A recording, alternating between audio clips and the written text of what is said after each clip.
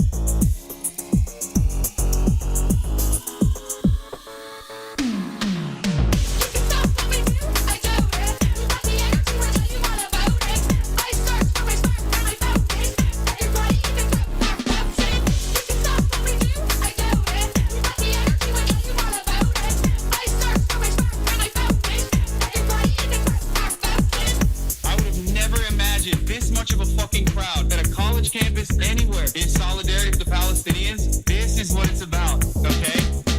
I did not stop advocating for the cause, and now I don't feel lonely. I don't feel as lonely anymore, and that's because of you guys. I hope that you can continue advocating for the right things.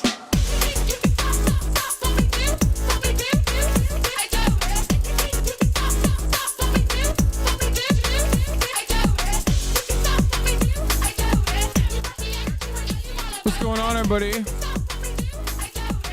I hope everyone's having a fantastic evening, afternoon, pre-noon, no matter where you are in the world. I'm Hassan Piker, and this is the Aussie broadcast coming to you live from gloomy but now sunny California, Los Angeles, folks. We're live and alive, and I hope all the boys, girls, and MBs are having a fantastic one because today's a beautiful day. Today's a wonderful day. Today is Saturday, folks. It is July 13th, 2024, Saturday, 11:34 a.m., and I'm a little late, and I apologize. I know that I've gotten you guys used to being on time, sometimes early, but today is a Saturday fun day. I'm heading to a Palestine Solidarity Kite Fest protest on the 19th. I think merch will arrive before then. I ordered it when it dropped. I have no idea, brother. It's Saturday. Do not apologize. Well, don't worry. I have nothing to apologize for, except for the fact that this is the part of the broadcast where I tell you a little bit about my personal news about what's going on in the world of Hasanabi Piker. And let me tell you, okay, a lot has happened in between the time period where I press the start streaming button and press the start streaming button, okay? You scare me when you're late, lol. Yeah, new Mr. Beast video dropped. We'll obviously watch it. All of my friends are in it. I was supposed to be on it. I have a little drama there for you guys as well. Actually, okay, buddy, Hassan, the subreddit is dead. Yes, we're gonna do it today. So hopefully Lil Bear can open them up.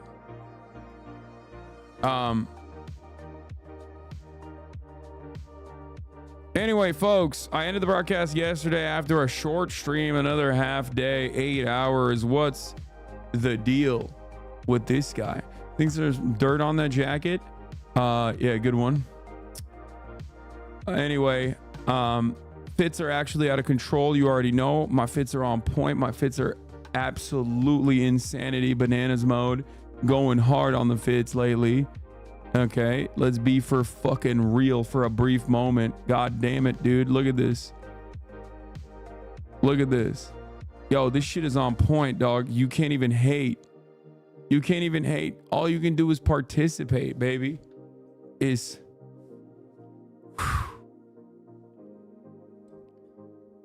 King, your fit is actually cute. I came here to tell you thank you. The shirt is sick. Is Acne Studios. Yeah, I got the zombies on. I got the Carhartt pants. Stunners. They're the only Sambas that I like. I used to have Sambas when I was growing up. It's beautiful. Thank you for the art. Anyway, yeah, end of the broadcast. You can fit into Acne stuff. Chat, I'm getting to a point where I'm unfortunately too skinny, okay? let me tell you, it's starting to get to a point where I'm too skinny, boys. A skinny legend, the skinny kid. Got them Ranger Sick Rick shorts on. Take me on a hike through a national park. Why don't you? No, these aren't Rick. Okay, dude, Ozempic ass fit. Hey. Thank you for the compliment.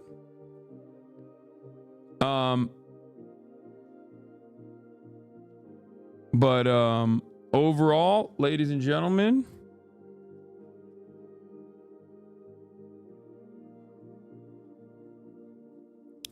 top 10 dating show clip. I don't know what this is, but we'll look at it. Okay. So, yeah, I've been watching Tower of God. I've been watching Tower of God. It's really good. Been watching My Hero Academia, which, by the way, going forward needs to be referred to as Peak Hero Academia. I'm done with the slander. Season 5 is insane, and then season 6 actually amps it up to a different degree. Okay, excuse me, My Hero Academia is so good. No more My Hero Academia slander will be fucking tolerated on this broadcast. That's all I'm saying. Okay, it's so goddamn good. Watch more anime, lol. It's very mid. Okay, shut up. All my friends are weebs. I hate it. Dude, just lean into it. Lean into it. There's an anime resurgence. Are you 13? Yes, I'm 13 years old. Azan, no, it become Neolib Academia. I mean, I don't expect any of the anime that I watch to have like reflect socialist values. We're not talking about like, you know,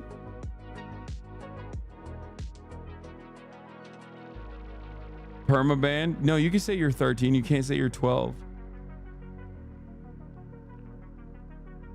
Anyway,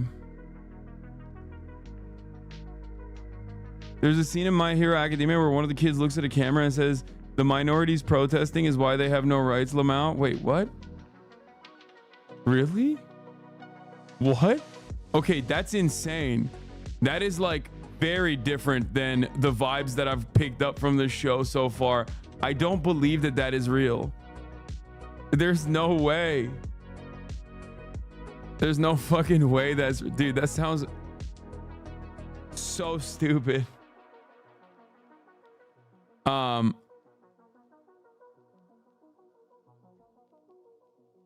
friend likes you. Oh, great. Okay. So, why do you buy fashion made by non-unionized labor? You're rich enough to afford it. Socialism is when not engaging respectfully. That looks like shit. Socialism is not engaging in and encouraging hyper-materialist consumerism made possible with slave labor. Yeah, no, I make all my clothes myself. You're right. I lied to you. I make all these clothes myself. Brother, it's Saturday. Okay. Also, I'm a capitalist, dude. What do you mean? I love capitalism. Why do you buy fashion made by non-unionized labor? Non-unionized labor, you're rich enough to afford it? Wait. He's like, why don't you hire your own tailor? Why don't you hire your own tailor that just sews all of the fucking clothes made to sew? There, no answer, still no answer. I'm telling you, because I'm a capitalist. I love capitalism. Just laugh it off. Brother, you think this is a serious, cogent point? Oh my God, this dude is so... You're so early. We haven't even blasted off yet, and this dude is already fucking... It's okay, buddy. We get it. You get what? I'm saying I'm a capitalist. I love capitalism. You get what? What are you getting? What you see is what you get, bitch.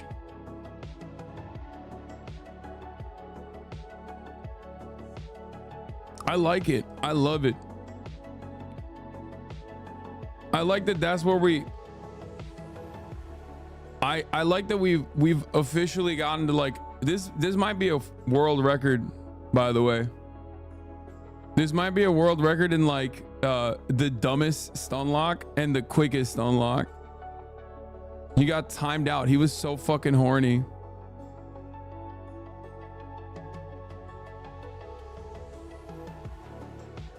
Joe Biden is objectively the second greatest president ever. You are being so openly ableist. It's disgusting. Okay, we're gonna untime him out because he's got great takes. Okay, I don't know why it won't untime him out. Oh, he is untimed out. Objectively.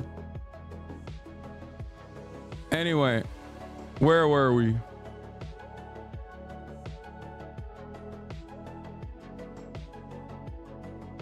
Chatter's wearing a Gildan shirt typing this. Yeah, but he already said he's not rich enough. Do you understand?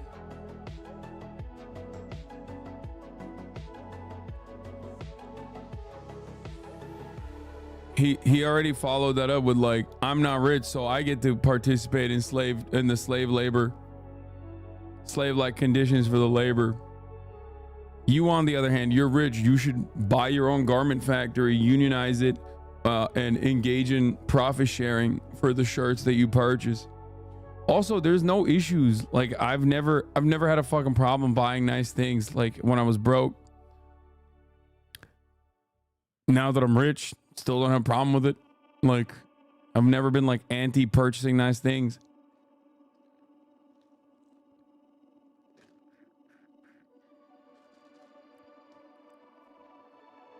Okay, buddy's up to date. Hell yeah, let's go. What's wrong with this point? Are you afraid of starting a textile company? Yes, I am. What is this? Please, someone send this to Hassan the home when he's live. I need to see the light leaving his eyes. Hillary Clinton voice. How about you walk to a polling place and vote on that thing?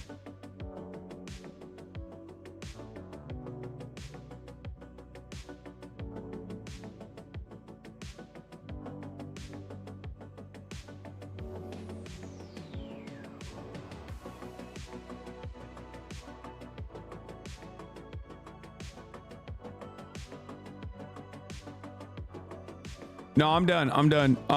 We're throwing today. We're throwing today in the trash. We're throwing today in the trash. We're restarting the whole day. We're throwing the whole day out. Folks, many people are saying that today is done. Well, I guess like the one positive of this all is that ultimately we've already reached the bottom. We've already reached the bottom. Right? So we can only go up from here. You know what I mean? It can't get worse. Nothing. What do you do in your time that when you're not live? Is a great question. This is for the parasocialists. What do? I watch TikToks. I watch anime. I hang out with the boys. I hang out with my brother. And last but not least, I fucking crank 90s on my Steam Deck playing Elden Ring. I've been playing the main game.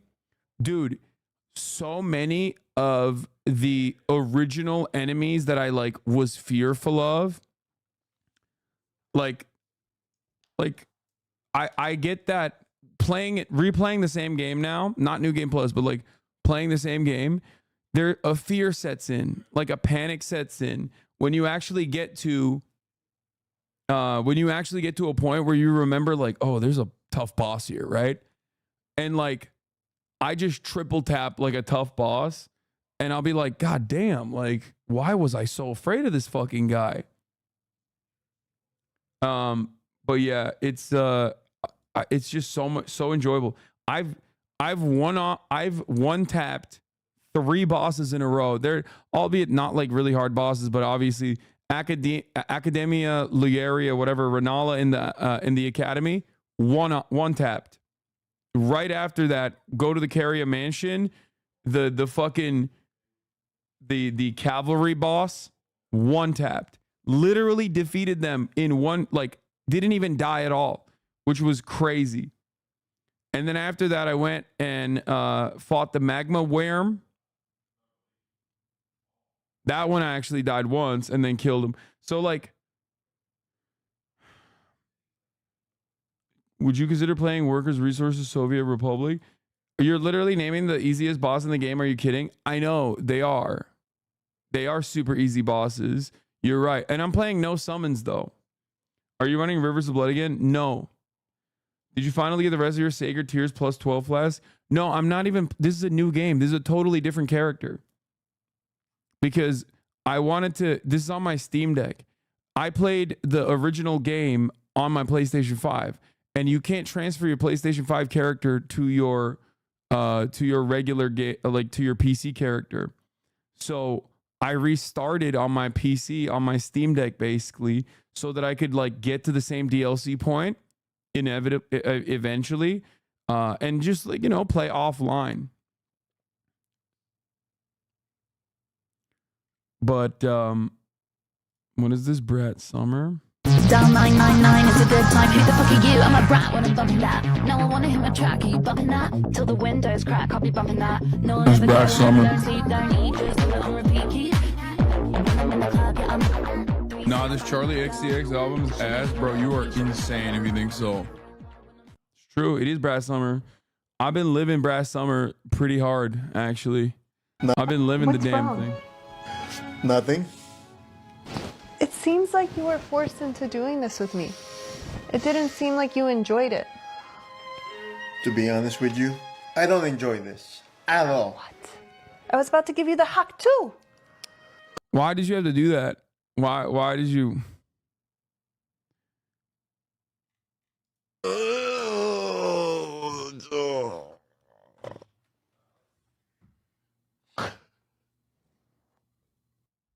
So bad. Bro, what are you doing? Yo, come show off.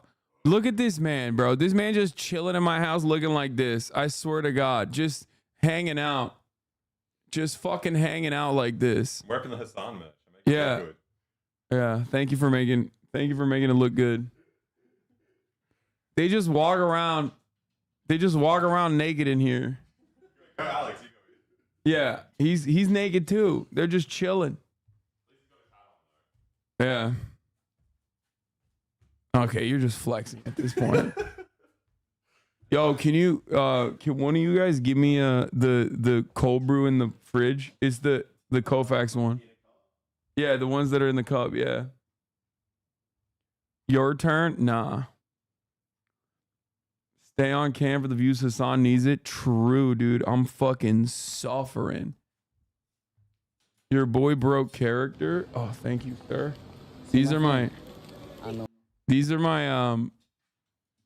naked slave boys.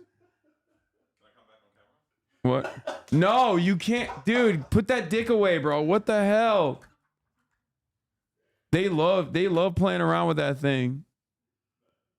The Aussies live with you like summer camp, right? Yeah. I've been training them. I've been working them out. I'm trying to make sure that like is Alex naturally lean? Yes, dude. He is a fucking phenom. Okay. It is a scientific experiment how fucking lean this dude is. Do you see Ray destroy Jason the Ween? Dude, I'm so jealous. I want to fucking play basketball with these guys so bad. And like, I'm just on the outside seeing TikTok clips. I want to play with them. I will literally fucking anytime, any place, name the time and place. I'll drop it. I will go over there and I'll cook them. Okay? You're washed.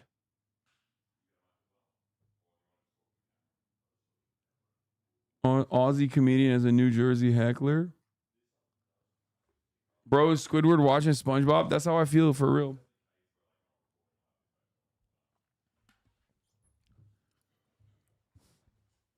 You stream when they ball? When are they balling? I'll fucking...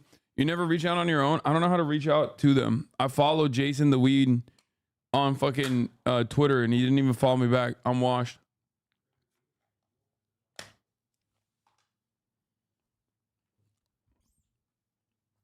Now you know how we feel seeing you from TikTok? Yeah, he don't like you? Yeah, he don't. I heard he's like a secret conservative. Take a hint, dumbass. I think you guys are just being... I think you're projecting a little bit. Did you watch the Mr. Beast video? Not yet. We will. What is this? Oh, our boy dropped character. I got the playlist. Macy's, thank you. 一瞬僕の動画撮ってくれないですか？お母さんに送る動画なんですけど、はい。お母さんに。はい。いいですか？いいですよ全然。いいですか？はい。じゃあこれでこのままで撮るんですけど。これ今撮られてる？はい、このまま。映ってますか？ This man held frame in front of the Yakuza. You're telling me the one time he's up against a stacked up lady and he just cooks, he just can't do it?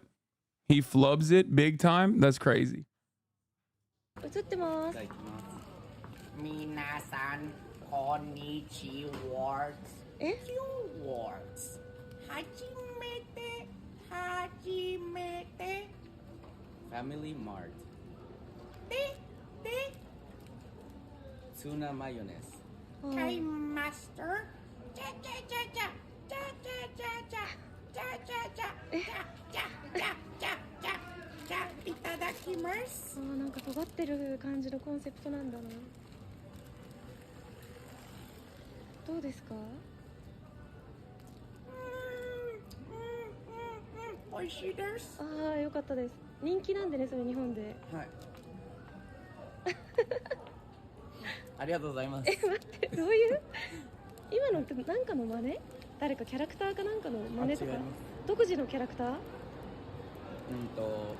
そうです。そうなの？はい。領域展開。Illuminati humiliation ritual? I don't know how that works in this situation. Okay, did he break character? I don't understand. Dude, I don't know. I don't know why I watched this. A lot of uncultured chatters complaining right now. Yeah, this one wasn't the best video. He peaked on the Yakuza shit. There are glaring signs that our societal morality is collapsing. Jane said the basketball stream is Sunday. Yeah, at what time though? And I don't even know if I can because I have a fucking podcast that I need to cook up. Do you see the double lift clip of him holding frame? Damn it, they banned Young Fat Piece Timo. Yes, baby? I do want to go with you, baby, but... You know, like I gotta work. I got the hardest job in the world right now. Streaming League all day. It's like a super tough, grueling job. He's right. Baby. Okay, where you going? What the hell? What is going on right now? What the hell is this? Okay, that is actually kind of crazy. Giga Chad. I know his girlfriend, dude. I know both Doublelift and Lena personally. I'm saying I don't know what's going on. Like, I don't know why she's dressed like that. Like I don't know which one's okay. Honestly, I don't know which one is like more mentally draining and like more toxic and worse. And I mean it. Like being a political commentator on this platform or being a League streamer on this platform, like it's probably the same number of slurs per capita that you get hit with. Like I legitimately think that like the mental illness that you instill upon yourself, that you directly wire hard line into your brain while playing League might be worse, honestly. You got more haters though. Yeah, that's true.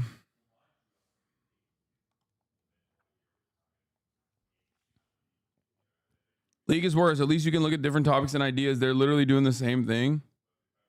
Politics is satanic. League is nothing in comparison. I don't know. I think League is worse. It might legitimately be worse. MAGA versus League. You said toxic immediately. I said nah, it's League. Pick one, black political streamer or black League player. I think they're getting the exact same slurs and with the exact same frequency in both.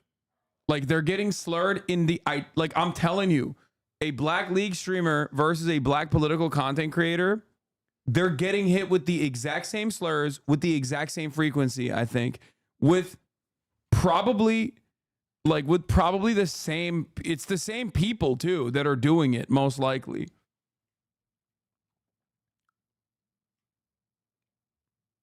Yeah, from the exact same community as well. Your haters want to end you though. Oh wait, they want to on League as well. Yeah.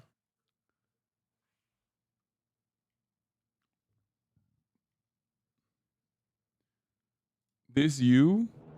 Aussie baby, give him a lemon? The newest sensation coming out of Springfield, New Jersey is the baby content creator, Aussie Baby. Oh, I hate it when mommy takes a binky, am I right? It's fucking not nap time, it's pooping in my diaper time. Fuck. Fuck out of here, ho. Fellas, am I right? When you're goo-goo gagaing and your mommy comes over and she's like, it's nap time, and I'm like, no, it's not, bitch. What's up, chat? I'm doing a binky unboxing. This is the Suckmaster 5000. That's right. It's gold-plated. This binky is gold-plated. Because everybody knows I'm the youngest flexer. I want to make sure that everybody knows. This is incredible. Oh my God. When I do bits like this and then I fucking forget that they like exist. He's a rude dude with a tude. Catch him streaming live from the crib every day at kick.com/HassieBB. Oh my God, this is incredible. Wait, that wasn't all AI? No, every part of that is me. Like No, this is I was making fun of content creators, like right-wing content creators devolving and like very specifically tailoring their content towards like younger and younger boys. And I was saying like the next wave is just going to be like an Andrew Tate style content creator, but like specifically for babies. Yeah. And they brought it to life. This person brought it to life. Oh my God, what an incredible.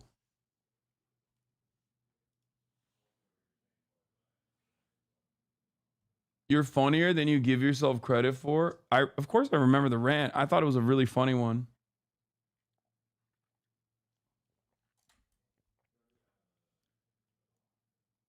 He's the one that made this one. I want to grab pussy. Oh, this one is amazing. Yeah, this one was one of my favorites. Hell yeah, brother. Thank you, Mom. Oh my God. Why didn't you make the beast cut? Palestine. Like, I don't know. They didn't tell me. But like, I do remember like being asked to participate in something like that. Was Speed not in it? Yeah, brother, it's iShow Speed. He has 20 million subscribers. It's a little different when you're a political commentator versus iShow Speed. Yeah. Like, people, when Speed can say the exact same things that I say across the board, it doesn't even fucking matter. It's just like, Yo, chat. yeah, when you're large enough as a content creator, they don't give a shit. What's crazy is you don't pay these people. Why? What? At the top of the hour, they get a 3-minute ad break that they can avoid if they say, hey, I made this. Also, that's a 2-parter. So you're going to take a day off. Sorry.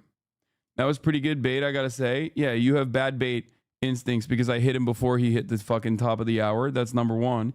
And number two, I wasn't like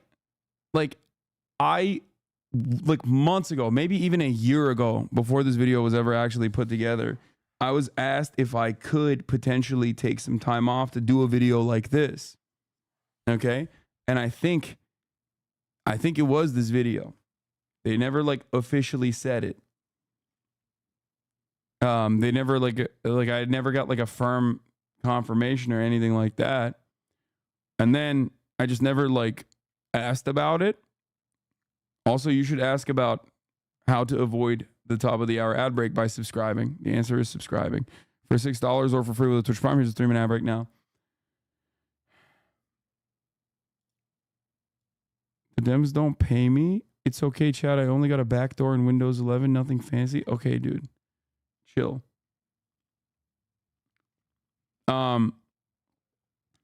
But like, I mean, maybe there was some different reasons. I'm just suspecting that like, I'm suspecting that, you know, maybe I became too polarizing of a figure.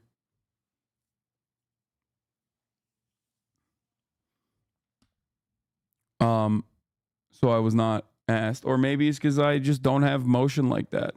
It's probably a bit of both.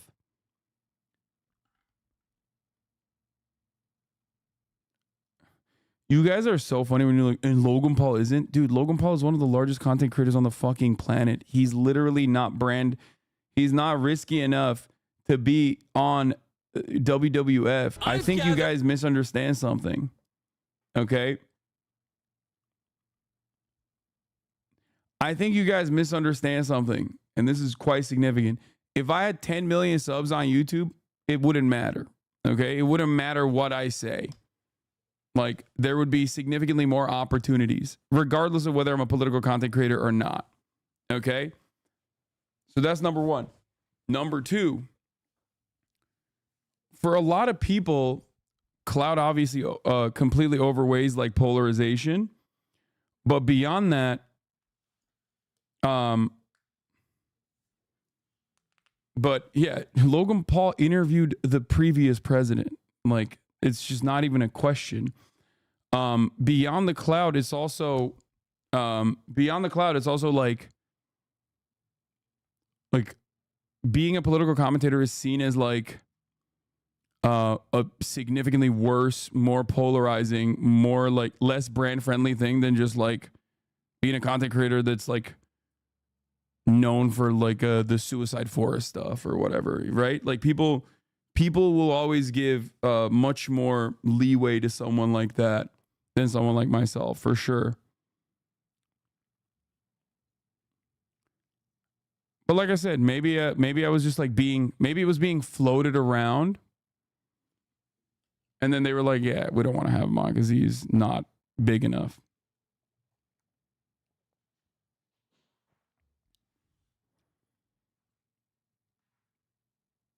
Political commentators are not seen as content creators in the mainstream. Yeah.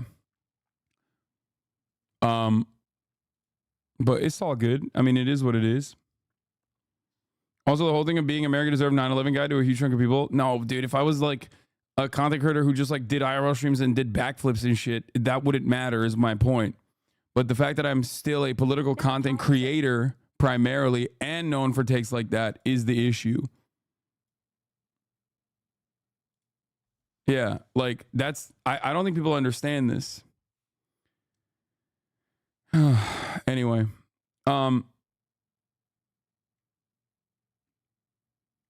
you do non-political content to a larger degree than any other political commentator I know. Yeah, I know. I try to live in like that.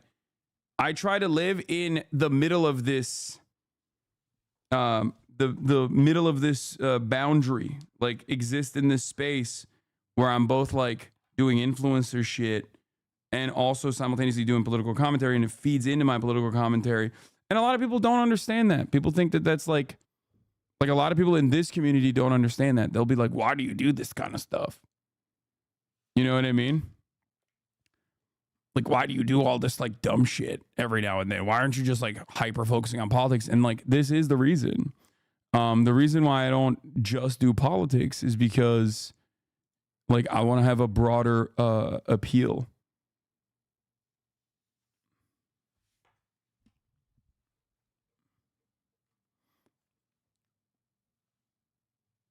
Anyway.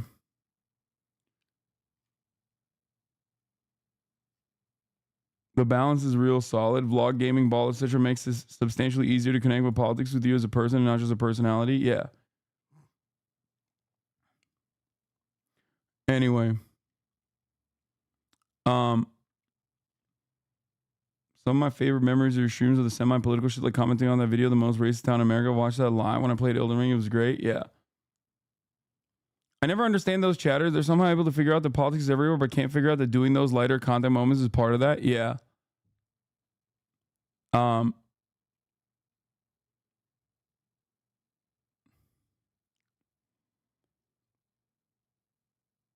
Also, most importantly, is a video about YouTubers. Hassan's actual YouTube content is mostly strictly about politics and news. Well, you know, there's a lot of like streamer first YouTubers on there. So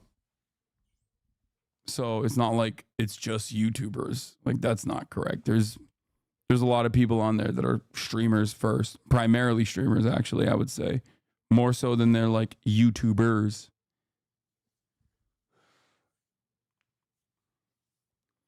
Anyway, I got here with the normies. 2019 to 2021 peak Hassan. What the fuck?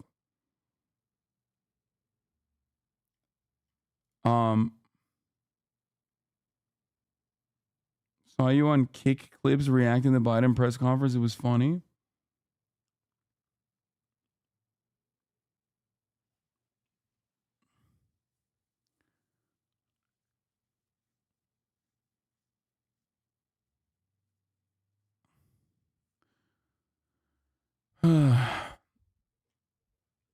Anyway, we'll get to that in a second. Like, we'll get to the Mr. Beast video in a little bit. Let's do a little bit of politics first, and then we'll get to the fun stuff. President Biden holding a rally in Michigan yesterday. This is now officially the month of Biden telling everybody that he is alive. I said light news. I said we're going to do a little bit of Brandon watch before we move on. And President Biden hitting the campaign trail, telling voters he is in the race to win it. ABC's Mary Alice Parks joins us now. Mary Alice, it's been a big week. What's the latest with this? Yeah, Rhiannon, good morning. The president overnight was more energetic in Michigan. He enjoyed a warm reception. How about you blast off first? I did. I already did. Saturday Fun Day, light news, Brandon watch, reacts galore, watching a new Mr. Beast video that I wasn't invited to, drama, and Elden Lord later. Get in now.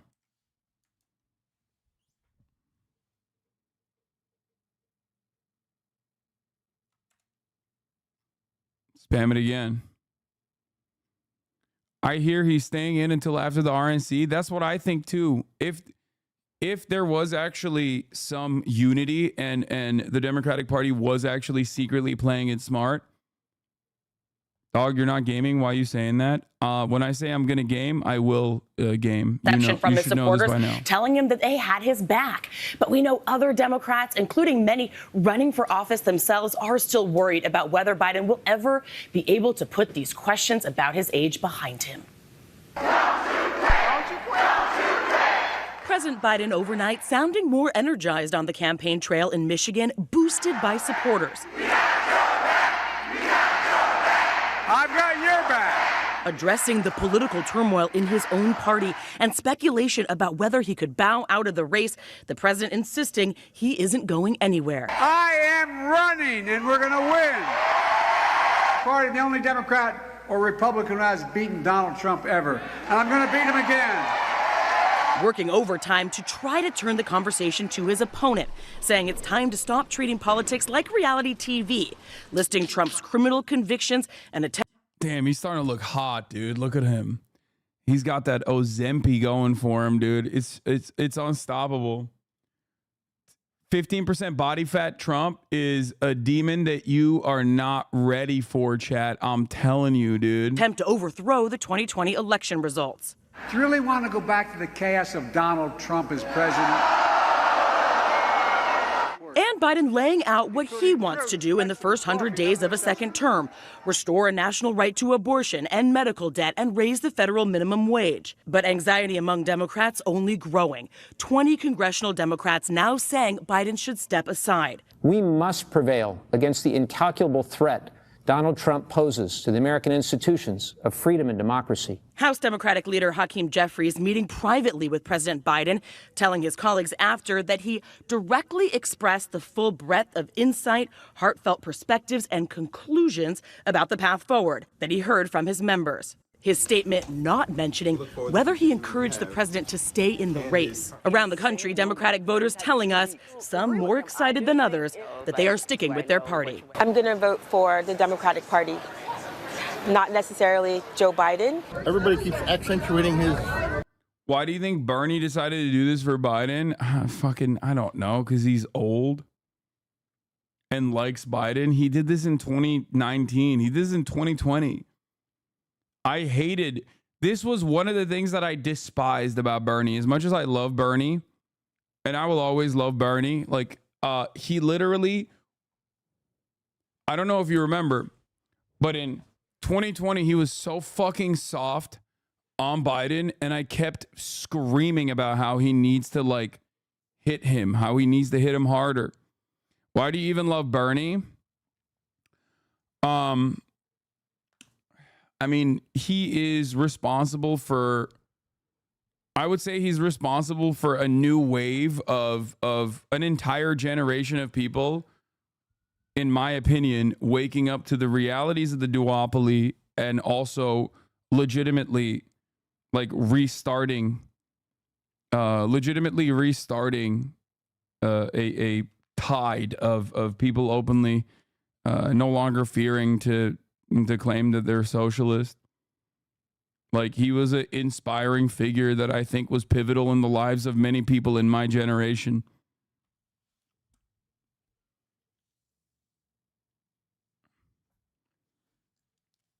And that's like, that is unchangeable, I think. That's just his legacy no matter what. I love Bernie too, but I think Occupy Wall Street was a bigger deal for that. It absolutely was not a bigger deal for that. You're crazy, I think. I think that you're just showing your age in the chat. Like, Occupy Wall Street is kind of clowned on at the time. No, Bernie Sanders, not even on his own, by the way. Bernie Sanders running against Hillary Clinton was a massive deal because that juxtaposition in and of itself was the radicalizing factor for so many people.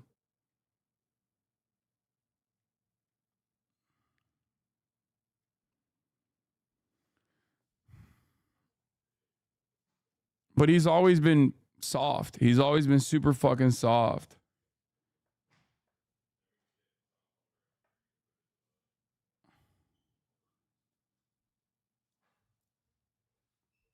Every time I join your live, I have no clue what you're talking about, Law. We're talking about Bernard Sanders, the movement.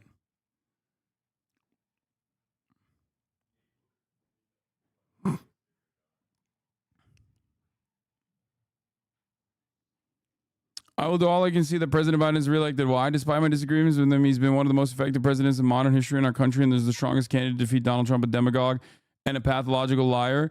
No, I don't think he's the strongest candidate to defeat Donald Trump. That's what I disagree with him on. Like, you don't have to go this far, especially at a time when he's literally a genocide dare too. Yes. Yes. Okay. Here are the boys. They're going to SneakerCon in Anaheim for a video. Right. And I made them put on fuckboy fits. You got to pull your sleeves down all the way. It's just too hot. I've never looked like this in my life. Hold on here. I'll turn on the mic. No, not that one. The third one is the no noise gate one. Oh, Just, yeah. like, bring it closer. What do we think? Does anyone actually like this? I meant to have this like a little bit tucked in. Or like very tucked in. No, not tucked in. Just wear it like that. Everyone's saying no. No, people are saying yes. No, they're supposed to look like fuckboys, Chad. They're That's the supposed to look point. like hypebees. We're trying to blend in. Yes. Dude, you look perfect. You look perfect. This is it. This is the movement. This is the method. We are so hype right now. Anything you would change? What are they saying? Virtually everything they're wearing, I got for free, by the way, so don't fucking yell at me. Okay? I think that's the most embarrassing article of clothing on the planet that I have in my closet that I will never wear. Well, the Marc Jacobs one is really embarrassing too.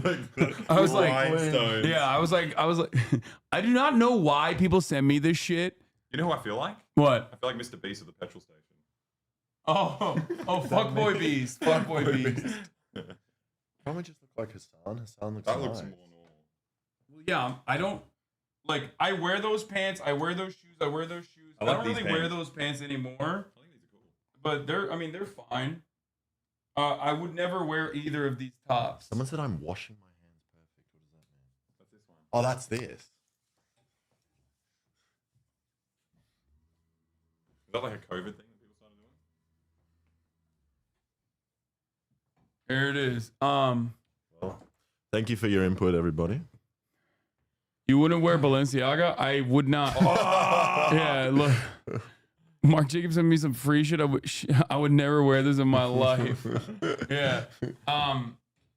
No, I would never wear a shirt that just says fucking Paris, France, Balenciaga on it. Like, it's insane. I didn't say I would never wear Balenciaga. I just said I would never wear a shirt that just straight up says Balenciaga on it. Completely different man. But the way it fits on you, you look like the what's that? King of Wishful Thinking, like a '90s cool guy. Yeah, nice. I'm happy with this. No, the fit's great. He's got. Well, thank you. He's Hassan. got one of my favorite shoes on. I did buy the shoes. The shoes were not free. The ambush Air Force Ones.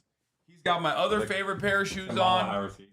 The Cactus Jack Travis Scott not Yeezy. The Travis Scott Cactus Jack Nikes. Those are actually, both of those shoes are hard, and you will absolutely get. This outfit is going to cause everyone to literally like think that you are actually blending in, because those are actual fuckboy hypebeast shoes, and they're nice. Isn't Marc Jacobs Zionist LMFAO? I don't fucking know. I don't think they give a shit when they send me clothes. Dolce & Gabbana sends me shit all the time too. And Alexis is Zionist, so Yeah, it's perfect. Yeah. I'm Israel High. Yeah. So yeah, they are. They're doing a video, a new video. What is that? Why do I have that much room under my arm? That's like, it's supposed to be oversized. That's the whole point. Nice. Anyway. I'm not gonna lie, it's actually very comfortable. It's like I'm wearing pajamas, but outside. Yeah. Okay. Well, thank you for the input, everybody. And Hassan, thank you for the clothes. Think the same of us. Yeah, you guys got to take a mirror I'll pic take a now.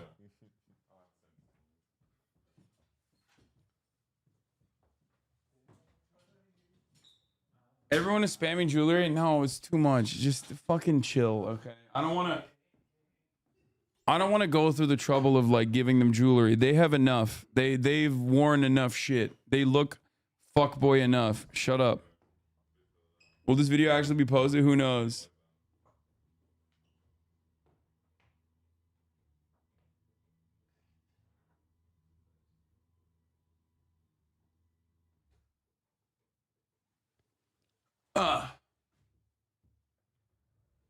Stingy motherfucker. Oh yeah, me, famously stingy. What's next? Are you gonna say I don't fucking work? I'm lazy? Is that the next thing? There's two things that I am definitely objectively not, and you can't even fucking lie about it. And that's stingy, or that I don't work hard. No rings. That takes the fuckboy energy down. I agree. I was gonna call you fat. Okay, that's another thing that you can't call me any longer. But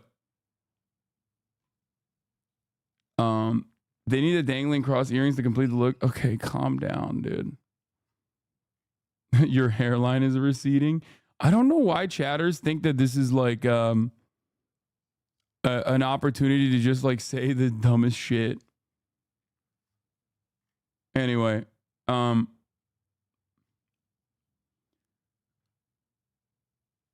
big ups to Bernie and AOC Brooklyn. And Brooklyn, time to change the U.S. politics. I don't know what that means. Anyway. The weird thing about Bernie is I understand why AOC is supporting Biden, but I don't understand the political calculus with Bernie doing it. I think it's honest. I think it's genuine. He just really likes Biden.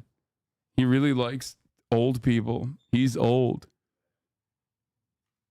I think that's probably what it is. I don't fucking know. I don't even care to theorize on it. Nothing's changed for me. I support Biden. His record is great. His braless wives.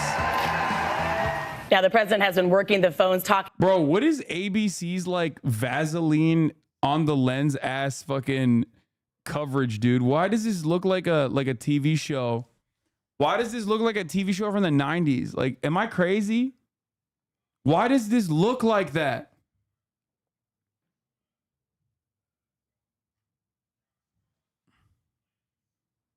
Cameraman has Funyuns on his lap. Yeah, it's just like over sharpened. Yeah. Talking to Democratic lawmakers. One of those calls was with members of the Hispanic caucus.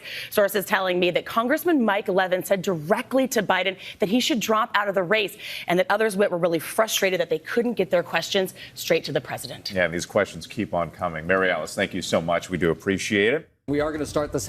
Dude, what? They went back to back with this awful ass camera. It's getting worse. Am I crazy? Or is this genuinely getting worse? It's like so sharp. It's overexposed. It's got like this weird pinkish hue to it. Half hour here with a closer look at President Biden under pressure from those who say that he should abandon his run for president. Joining us here are ABC White House correspondent Mary Alice Parks, okay, they and fixed that NPR one. White House correspondent and ABC News contributor Asma Khalid. Welcome to you both. Good morning. Okay, so Mary Alice, let's start with you because you cover the White House. Okay, the wide is so busted. The wide is so busted. Bro's a video pervert now. I mean, look, I don't personally care all that much. I do, however, I mean, I am a fucking content creator. This is what I do to a certain degree professionally. It is kind of funny that like a multi-million-dollar production such as this one would just be so bad. I don't know. That's it. Every day, the president doesn't seem to be making any big changes. No, there's no big change in strategy. In fact, his team has insisted that they are staying the course. They say that they still think he can win if they get him out there more, if they work closely with organizers. But I can tell you that is an answer that has been wholly unsatisfying to a lot of these members who are running themselves in tight races. And they say that voters just already think the damage has been done, that they think he is too old. It's also been interesting to me to listen to even staff at the president's campaign who are worried that that top brass is in denial about how bad the political situation really is. You know, one source who works with the party described it to me. He said he thought it was a campaign that is paralyzed. He said that these members of Congress are not dumb. If they're waiting for numbers, they're waiting for data. And if the Biden campaign had good data about how they were still going to pull this off, they would show it. And so far, they have not showed it to those members of Congress. And that is why you've seen more and more defections. So, Asma, let's get your impressions of this news conference that Biden did the other night. Did it do enough or anything really to ease those concerns? Yeah, I don't think it fundamentally changed the status quo. If you look at President Biden and his team, they feel re-energized. He got a sort of boost of optimism. You saw him give that fiery speech in Michigan yesterday.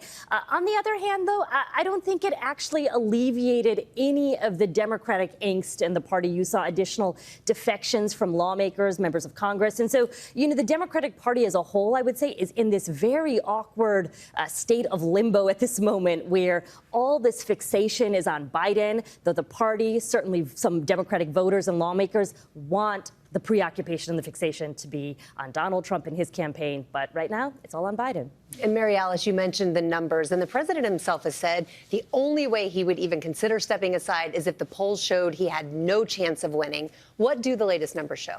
Yeah, the Biden campaign is pointing to polls like ours that show that since the debate, the numbers in that head-to-head matchup between Biden and Trump have not really moved, still within the margin of error, a virtual tie.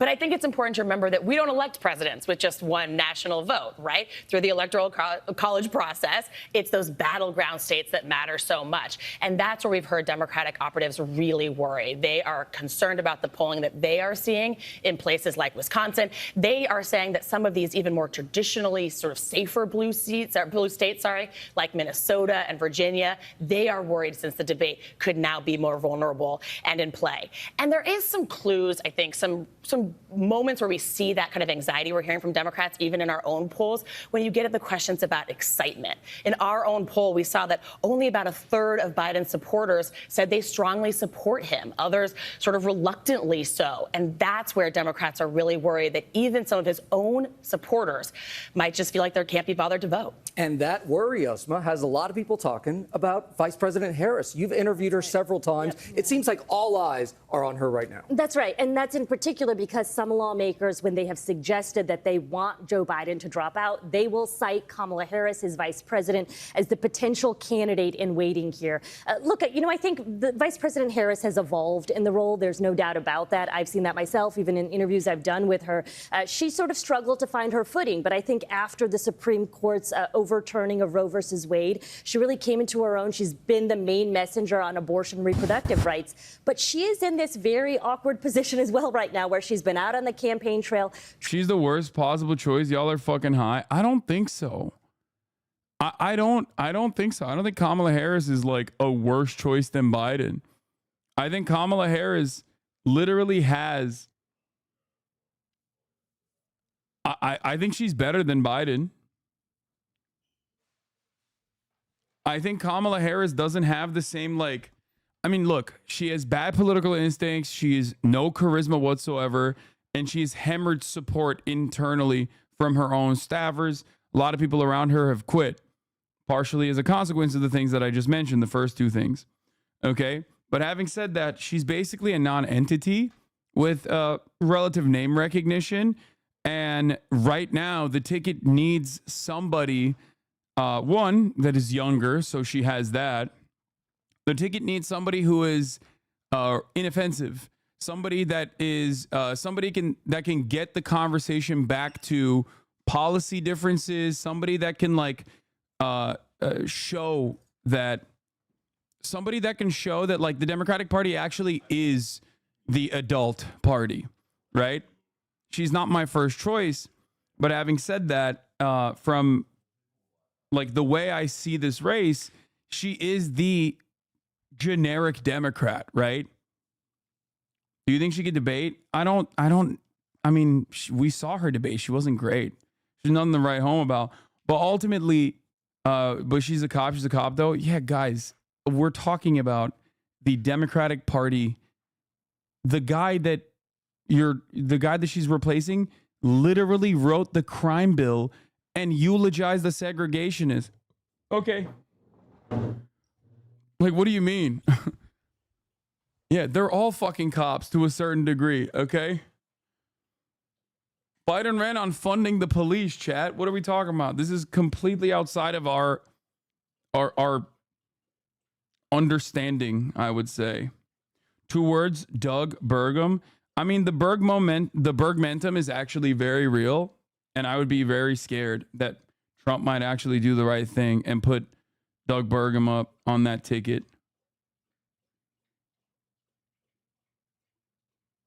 That's all I'm saying. Trying to refocus the campaign on Donald Trump while also being one of the few people. Edgar Mentum pointed out that Trump's biggest weaknesses are being old and nuts, and Biden is seen as worse than Trump. Kamala has none of that.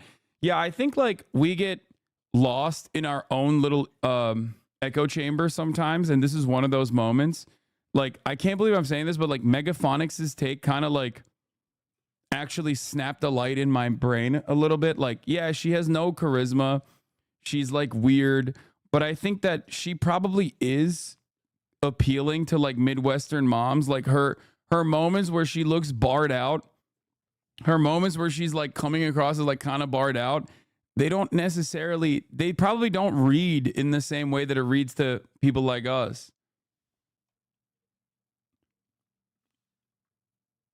You know what I mean? Midwestern moms are not going to look at Kamala Harris in the same way that we do. They're going to see themselves in her. That's number one. And number two, she immediately destroys the age argument, right? Her weaknesses in an otherwise misogynistic white supremacist country is misogynoir, obviously, right? But beyond that, it's just she does not have the same issues, and basically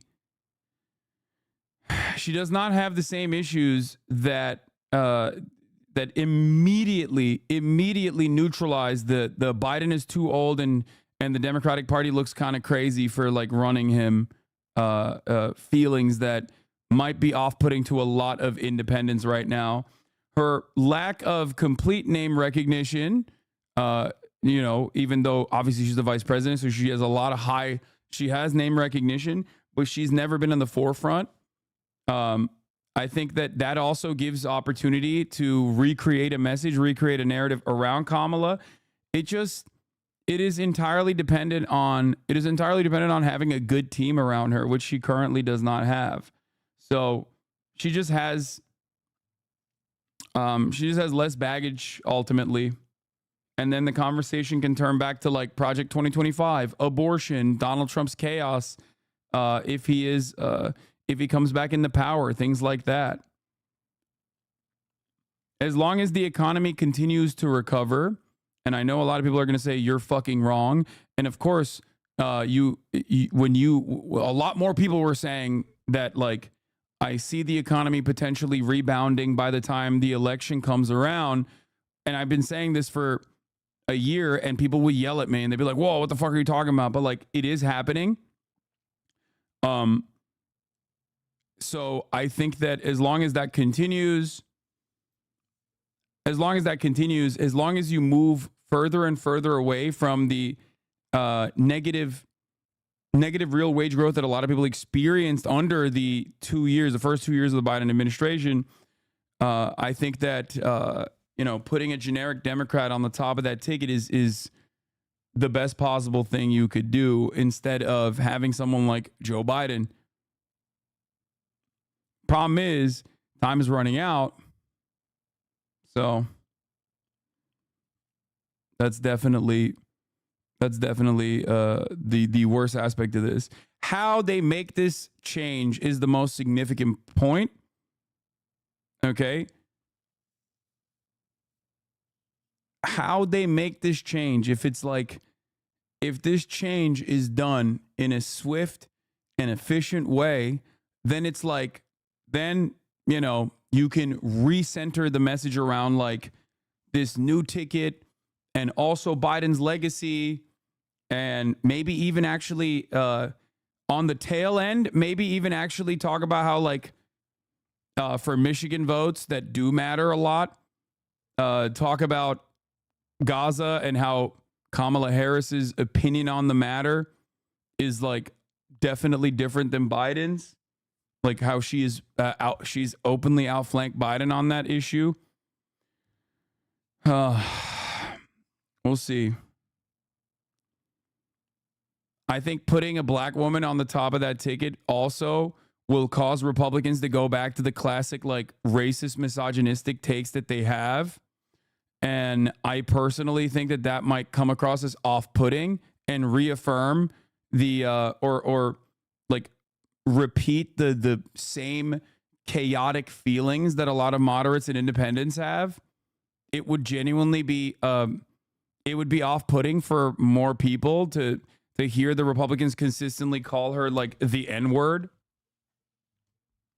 So I think that ultimately Kamala Harris is not as bad as you would think she is, especially because she is relatively inoffensive.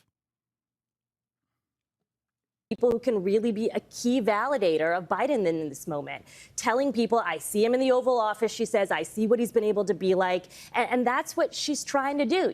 At the same time, the Trump campaign Republicans have wasted no time in trying to focus on her. You heard Donald Trump just this week talking about her, giving her a nickname, calling her Laughing Kamala, mispronouncing her name. And I can anticipate you're going to probably see more of that.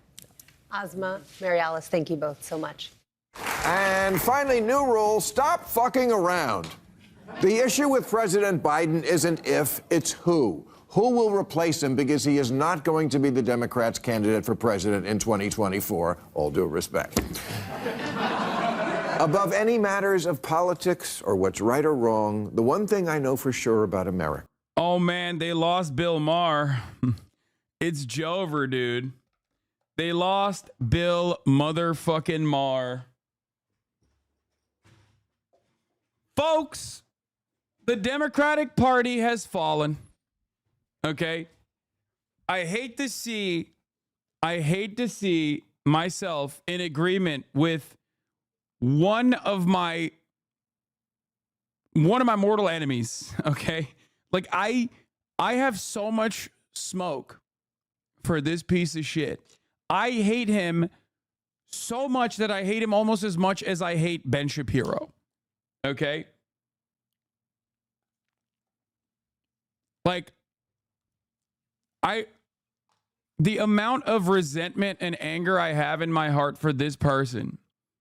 Why? He is the most smug, arrogant, like he is basically functionally a boomer who's a little bit younger than a boomer with a television show and a media presence. He's so smarmy, so pompous, so arrogant, demonstrates exactly the things that I despise about the entitlement that like liberal elites feel in their hearts. Like he is just as stupid as the average Republican in so many ways. Okay? Oh, he is a boomer. Okay, there you go. You hate his demeanor more than his politics, LaMaFao? No, I hate his politics too. He is a conservative liberal. I definitely hate his politics. Okay? He's a conservative liberal. He's very racist. He's unimaginably Islamophobic. He's also incredibly hypocritical about the way that he analyzes religion. He's always like, I just hate religion. But also, Israel has a right to defend itself and also be a religious theocracy. Muslims, though, those are the barbarian sand monkeys. But of course, Israel, I'm Israel. Hi. Like, that's him. Okay? I despise him. I despise him. Everything he represents is just like, I hate. Okay? Anyway, yeah, he is such a smarmy piece of shit. Okay. What was I going to say? Oh, his demeanor I despise. His attitude I despise. His ideology I despise. He is just the most annoying, most like, yeah, he's like a Reddit atheist, but but beefed up. So, having said all of this, seems like he also sees the writing on the wall. Is this his humor? He has no fucking humor. What are you talking about? He's the least funny comedian on the planet. It's run by mean girls. Mean girls in the press and in politics and in life. And when they smell blood in the water, the lust to finish off a vulnerable person will never be denied. Biden is toast. The walls will keep crumbling, and my pick in the office pool for when he gives it up is August 9th, the 50th anniversary of when Nixon did, for, of course, very different reasons. Yes, replacing a president as his party's candidate this late will seem like a big deal for about 3 days. And then we'll all be over it. It'll be like when a coworker gets her tits done. I mean, that's actually not only a good joke, but also absolutely correct. I hate that. Oh my God, Ben Shapiro's on the panel. Oh my God. Oh my God. This is literally like the Avengers of all the smug elitist pieces of shit. Oh my God, jump scare. What is happening? I hate this. I hate that I agree with him on this, and he's right. And that's not even a bad joke. Yeah. At first, it's, oh my God, and a week later, they're just her tits. America is going to do this. We're going to get new tits.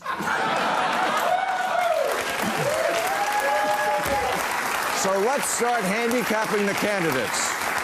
I just want to be your guide here and tell you what the choices are. Kamala Harris, vice president, will get all of Biden's campaign money. And on the Democrats' best issue, abortion, she's a walking reminder to women that Republicans are coming for the abortion pill.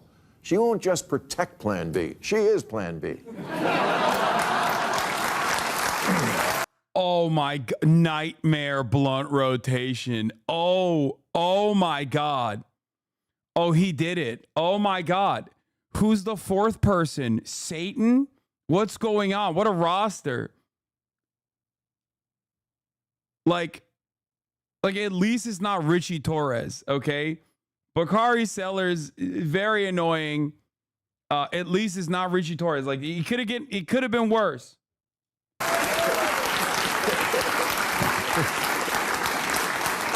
And as a former prosecutor, Kamala was putting criminals in jail back before liberals decided that was a bad thing.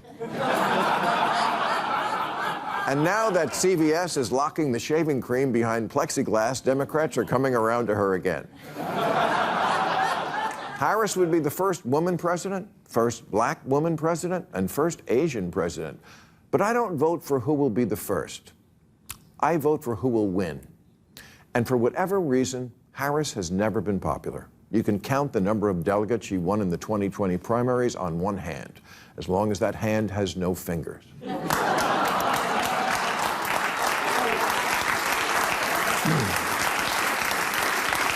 Legitimately, it's not even a joke. Like, I think that's a benefit. I'm not even kidding. Like, she is, in so many ways, a generic ass Democrat. And I think right now, a younger generic ass Democrat is what will truly change the outcome of this election. You have the capacity to captivate a shit ton of voting blocks with one quick switch. The people that are Biden dead enders are going to vote for whoever the fuck is the president, especially if that person is the vice president, right?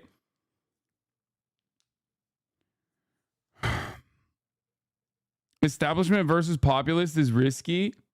I don't think so, because I don't think Donald Trump is as populist as you think he is. He was literally the president. And people remember how shitty it was. Americans have amnesia, for sure, but Donald Trump will remind them very quickly. Donald Trump will remind them very quickly, because Donald Trump's populism turned into chaos for a lot of people, for a lot of voters. That's why they voted him out. Now, because we have a lot of amnesia collectively when it comes to, thinking about things that happened 4 years in the past, it matters who the top of the ticket is, because Donald Trump will remind people of the past 4 years. Or not the past 4 years, the past 8 years, okay? Do you understand what I'm saying? That is the reason why originally the Democrats made the idiotic choice, the campaign made the idiotic choice that it made, which was to turn around and have Joe Biden present his case in front of the entire entire public that was watching the debate. They did the debate early. The goal was Biden is dynamic. He's alive. He can prove that he's alive. And then ultimately, the opposition will look crazy and light their own campaign on fire. Problem is, Biden is not alive. And he couldn't prove it.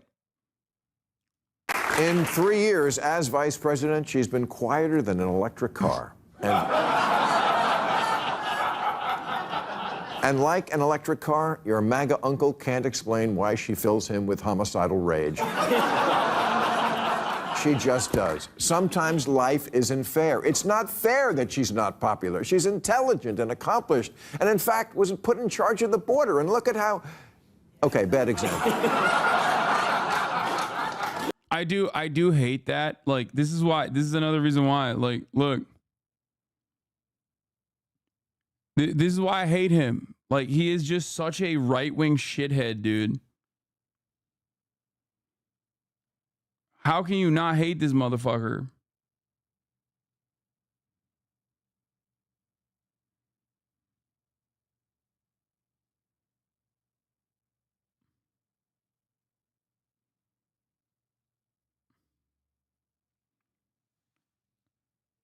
Oh man, the border is out of control. Oh, yeah, bitch. Oh, crime is out of control. Border's out of control. Both are just right-wing panics. Okay? Right-wing hysteria. Right-wing hysteria that this dumb fuck is leaning into, not realizing that if he was a real one, if he was genuinely interested in the continuation of the Democratic Party's legacy or the continuation of the Democratic Party's like electoral chances, electoral victory, then he wouldn't be fucking leaning into this right-wing nonsense. But because he's such an old dumbass and a reactionary himself, he can't comprehend. He cannot comprehend that these are all right-wing panics that have dominated the discourse. And he's leaning into it and making it fucking worse. Debating my conservative family is impossible on the border because they just make shit up and there's no way to counter it because they just won't believe you. Yeah. It's the same with crime. It's the same with crime. There is nothing you can do. It feels so helpless. Okay? He's just telling the truth. See, there's still people in here. Ask them for evidence. You can't. It doesn't matter. Their evidence is made up hysteria. It's made up and it's panic and it's hysteria. That's it. Oh, they're coming over the border to do crimes. That is an insane assertion. That is an insane thing to say. Not only is crime lower, okay, it's trending lower as it has been, except for that fucking brief blip post-COVID. And also on top of that, he's just stating facts. No, it's not about the border. It's about how incompetent and invisible she is. It's not, lol, you are clueless. What? He's just stating facts. What's the fact? What's the fact about immigration? Immigrants are coming over the border seeking refugees are coming over the border seeking asylum. It is legal for them to do so. Okay? Not only is it legal, of course, I consider it to be immoral to deny them entry into the country. But what do you think is happening there? Okay? What do you think is going on? Do you think they're coming over the border with ill intent to come in here and do crimes? Do you think they're invading the country? Or do you think these are people just like you, just like your family, just like your friends, who have hopes, dreams, and just simply want to survive? And they're coming and exercising their legal right to seek asylum with the hopes that they can inevitably get processed and start becoming active, productive members of American society, the American workforce. Just like our families, except not breaking the law. That's a great take, but it's pure copium. Why do we have laws then? Laws change. If you knew anything about the history of immigration, you would know that those laws have changed specifically so that there is a group of people that we can consistently use as basically slave labor. Also, these guys are not actually violating the law. This is very important for you to understand. They are not breaking the law. Okay? They are not breaking the law anyway. These are asylum seekers. It is legal for them to come to the United States of America, step foot inside of the border, and legally seek asylum. So it's not even a matter of the law, even though laws can change. Okay? And sometimes bad laws do change after people fight to change them. Chattel slavery was legal. Killing Jews and sending them to concentration camps in Nazi Germany was legal. Ironic, because the Bracero program is exactly what the Nazis tailored the camps off of as well. They drew a lot of inspiration from the methods that the American government used at the time when the American government was shipping in Mexicans into the United States of America to beef up agricultural production, to beef up agricultural output, only to put them in fucking camps and spray them.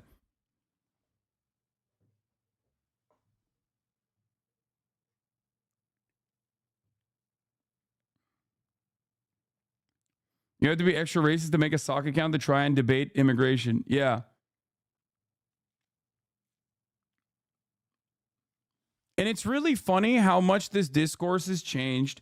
I don't really know. I don't normally do this, but I think it's good to hear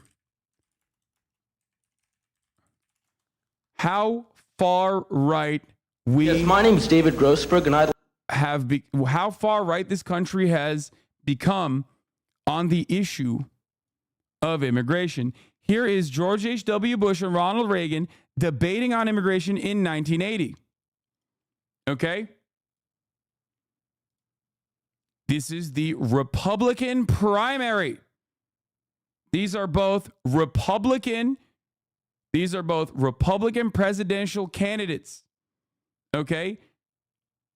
Let's take a look. Yes, my name is David Grossberg, and I'd like to know, do you think the children of illegal aliens should be allowed to attend Texas public schools free, or do you think that their parents should pay for their education? Who are you addressing that to? I think you're first in this. He was looking right at you. I said he was. Look, I'd like to see something done about the illegal alien problem that would be so sensitive and so understanding about labor needs and human needs that that problem wouldn't come up. But today, if those people are here, I would reluctantly say I think they would get whatever it is that they're, what the society is giving to their neighbors. But the problem has to be solved. The problem has to be solved because as we have kind of made illegal some kinds of labor that I'd like to see legal, we're doing two things. We're creating a whole society of really honorable, decent, family-loving people that are in violation of the law, and secondly, we're exacerbating relations with Mexico.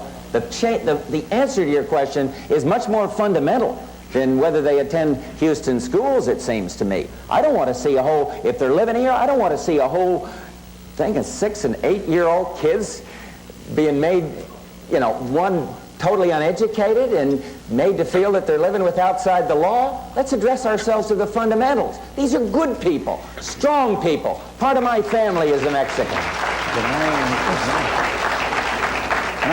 Like this is to the left of Joseph Robinette Biden's position in 2024. Okay?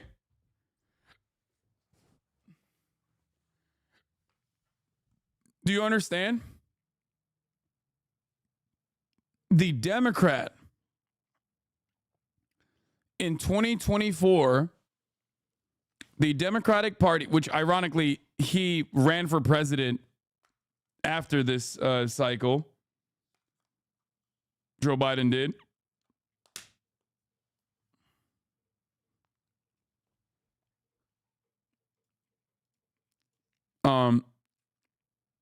True, the situation in 1980 is the exact same in 2024.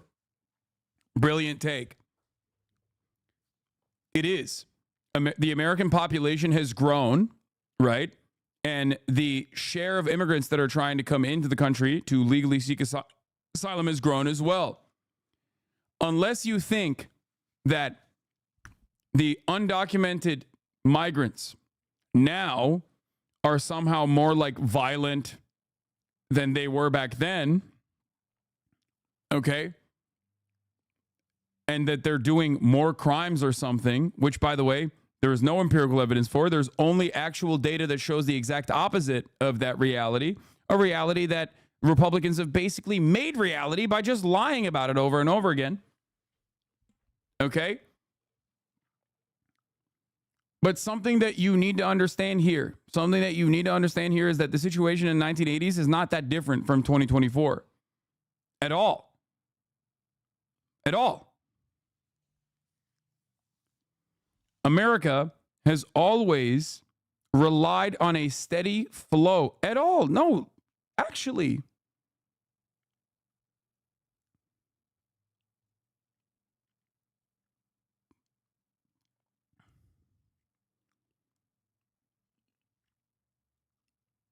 Let's continue. I add to that, I think the time has come that the United States and our neighbors, particularly our neighbor to the south, should have a better understanding and a better relationship than we've ever had. And I think that we haven't been sensitive enough to our size and our power. They have a problem of 40 to 50% unemployment. Now, this cannot continue without the possibility arising with regard to that other country that we talked about, of Cuba and what it is stirring up, of the possibility of trouble below the border, and we could have a very hostile and strange neighbor on our border.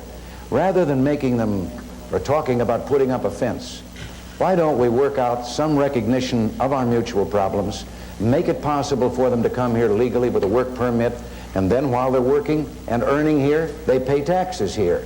And when they go... The irony of this is that this ultimately was an inherently exploitative way to take advantage of a steady flow of migrant workers that come into the country. And we've moved even further beyond this level of exploitation. We rely, like, they do this in Europe. They do this with Polish people in Europe. They did this with Turkish migrant workers in Germany. Like, many Western liberal countries already rely on a two-tier labor system, right? Where they actually process all of the people that are coming in, give them paperwork, and take advantage of the material conditions of their of their home countries, and take advantage of the currency exchange in an effort to drive down wages for the entire fucking population, and take advantage of a group of migrant workers that they can exploit more than the average American worker, the average documented worker of whatever the host nation is. Having said that, however, having said that, okay, the craziest part about it is that America was like, nah, fuck that. We should just keep them illegal. That way we can exploit them even more. Do you understand how fucking insane that is? Want to go back, they can go back, and they can cross and open the border both ways by understanding their problems. This is the only safety valve right now they have with that unemployment that probably keeps the lid from blowing off down there. And I think we could have a fine relationship, and it would solve the problem you mentioned also.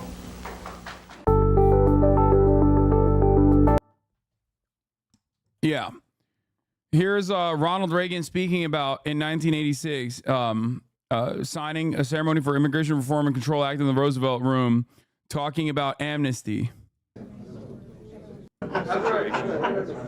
As you guys know, this is one of the biggest pieces of shit in American history. One of the worst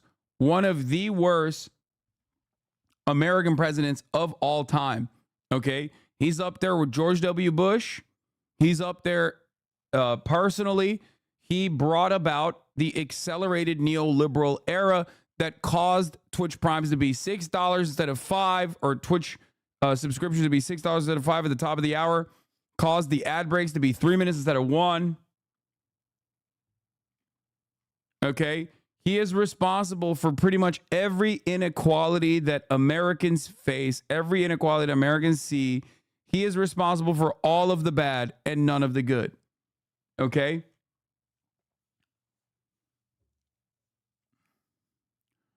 '80s, when worker productivity stopped being tied to wages and wage growth stopped. Cody just posted this video on Reagan. Everything bad is Ronald Reagan's fault. Oh, I love this. Okay, we can watch this. Damn. Anyway, at the top of the hour, there's a 3-minute ad break. I'm going to run that right now, and we're going to continue. But here, this is what he had to say about fucking amnesty. Tuesday's election, and I want to congratulate all of you in the House of Representatives who've just been reelected. This bill, the Immigration Reform and Control Act of 1986 that I'll sign in a few minutes, is the most comprehensive reform of our immigration laws since 1952. It's the product of one of the longest and most difficult legislative undertakings in the last 3 Congresses. Further, God, they're also old. Brother, there are a lot of similarities with this Ronald Reagan especially. There are a lot of similarities with this Ronald Reagan and our current sitting president. And by that I mean their brains. Ronald Reagan at this point, I believe, was in the beginning stages of Alzheimer's, if not. Yeah, Leisha Miller has shorts that say Reagan ruined everything. Yes. Ronald Reagan in the United States of America and Margaret Thatcher in the UK is responsible for, is perhaps most singularly responsible for the fall of Western civilization, okay? Not that I give a shit about that sort of thing, but yes, absolutely. When you think about like material conditions worsening, when you think about gross inequality, the wealth disparity, okay? These two brought about the absolute worst change in the Western world.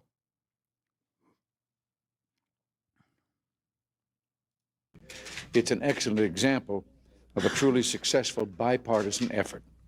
The administration and the allies of immigration reform on both sides of the Capitol and both sides of the aisle worked together to accomplish these critically important reforms to control illegal immigration. In 1981, this administration asked the Congress to pass a comprehensive legislative package, including employer sanctions, other measures to increase enforcement of the immigration laws, and legalization. The Act provides these three essential components. Distance has not discouraged illegal immigration to the United States from all around the globe. The problem of illegal immigration should not, therefore, be seen as a problem between the United States and its neighbors. Our objective is only to establish a reasonable, fair, orderly, and secure system of immigration into this country, and not to discriminate in any way against particular nations or people. I would like to recognize a few of the public servants whose unflagging efforts have made this legislation a reality. Senator Alan Simpson, Congressman Dan Lundgren, Chairman Peter Rodino, Congressman Ron Mazzoli have long pursued and now have attained this landmark legislation. Important roles were played by Senator Strom Thurmond, Senator Paul Simon. Strom Thurmond, another Brandon bestie. Also a rugged segregationist. That's right. Back then, they still had literal out and about segregationists. God, American politics is so busted. It's fucking crazy. It's actually wild to think about. Like, sure, this is 1986, okay? 5 years before I was born, America still had motherfucking segregationists in office running rampant, dude. Isn't that crazy? Straw my filibuster the 1958 Civil Rights Act for 25 hours straight, Thurman. Yeah, back then they actually made these motherfuckers stand too. That's the worst part. We don't even do that anymore. The threat of a filibuster alone is enough for no bill to fucking pass. I hate this shit.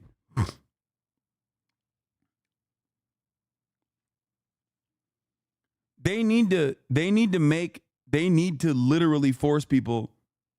They need to force people to stand up, stand on business. Congressman Ham Fish, Bill McCollum, Chuck Schumer, and many others in both houses of the Congress and in both parties. Additionally, I would like to note the excellent efforts of members of my administration who have worked so hard over the last 6 years to make this bill signing possible today. The long list of those in the executive branch is headed by Attorneys General Edwin Meese and William French Smith, who, with Immigration Commissioner Alan C. Nelson, have contributed greatly to our efforts to pass meaningful immigration reform. Future generations of Americans will be thankful for our efforts to humanely regain control of our borders and thereby preserve the value of one of the most sacred possessions of our people, American. Yeah, people forget that like Reagan and Nixon are Californian. California used to be red. Citizenship. So now I'll get on with the signing and make this into law. Hope nothing happens to me between here and the table.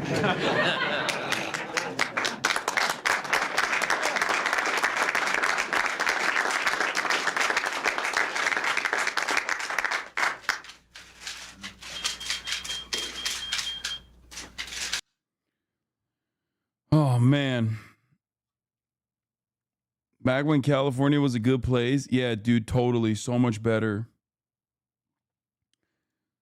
Trump supporters losing the sun. Medical emergencies left and right at the Trump rally here in Butler County, PA. They've offered no shaded areas in the audience, and small pallets of bottled water aren't sufficient. Several calls for medic amid the crowd. We're here for CBS Evening News. That's awesome.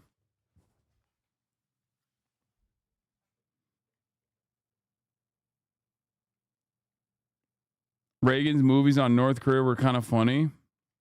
We're not doing that. Okay.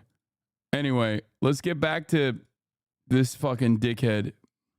I can't believe we just strayed away so far because we talked about immigration. I just wanted to show you guys like how different things used to be in terms of like looking at immigration as not like a roving gang of barbaric monsters that are invading the country.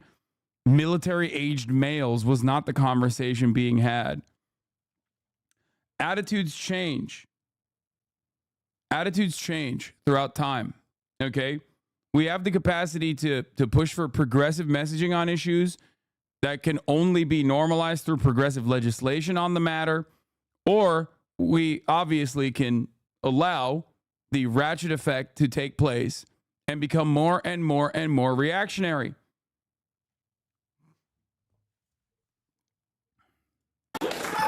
Gavin Newsom is the governor of California, home to 12% of all Americans and 50% of all Mexicans.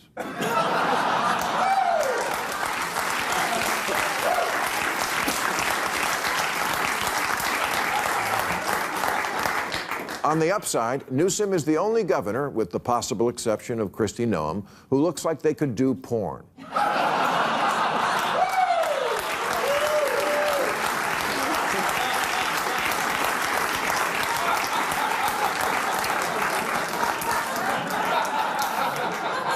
And at 6'3" and 215 pounds, he's actually the height and weight Trump claims to be.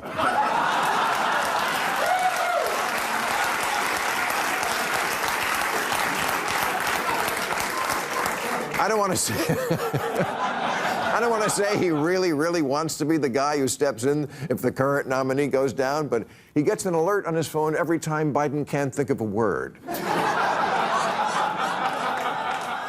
The downside is that governor of California is kind of like being conservator for Britney Spears.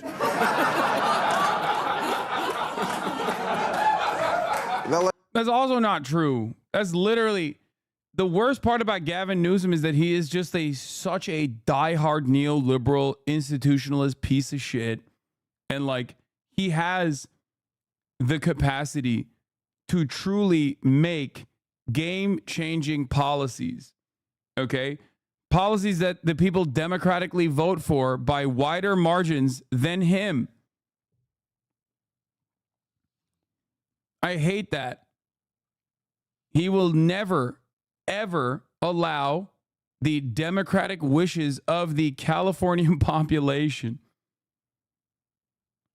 whether it be instituting some kind of socialized medicine, which he has vetoed on multiple occasions, or even tackling the homelessness issue by directly building new housing units and using the massive amounts of budget surplus that we have in the state of California that is, in some instances, specifically accrued to deal with the housing problem, with the housing crisis. We'll attack him on California's homeless problem, but there's a response to that. The homeless can live anywhere, but they choose California. Yeah.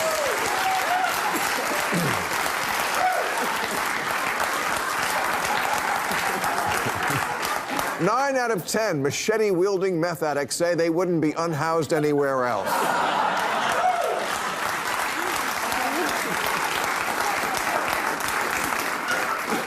Of course, the knock on Gavin has always been that he's slick. Yeah, you know what? I'm okay with that. I notice slick is something no one has been accusing Biden of lately. Do you want good at talking or don't you?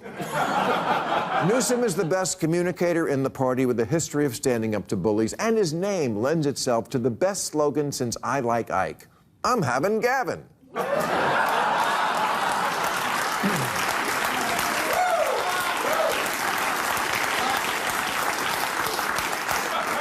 Gretchen Whitmer is a very attractive choice. High-profile female governor who owns dogs but doesn't shoot them.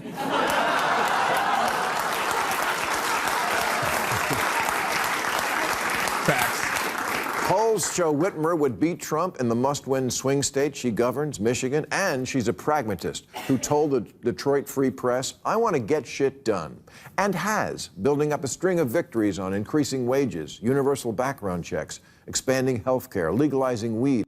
By the way, this is the reason why I say, like, this is the... He's basically describing why I talk about Mama Gretch, Big Gretch, and why she would actually be pretty solid in comparison to all of the other alternatives. And protecting abortion rights and gay rights. No wonder rednecks try. This is so funny that, like, it is also so funny that on that panel that I was on with Piers Morgan, the lady that is supposed to be like, the lady that likes Ron DeSantis was trying to explain how she's actually a communist and bad for this reason. Most people from Michigan do not like her. You are objectively incorrect. What are you talking about? That is just objectively untrue. No, she polls very well in Michigan. You're wrong.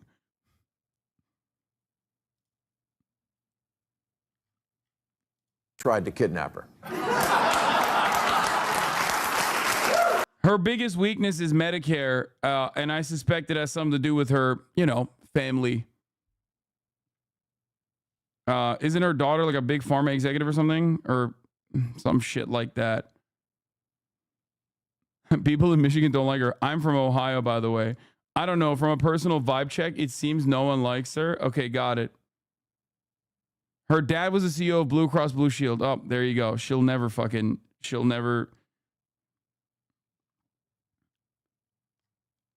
Not her daughter. She's the daughter of a big pharma executive. Well, not a big pharma executive, but a insurance executive.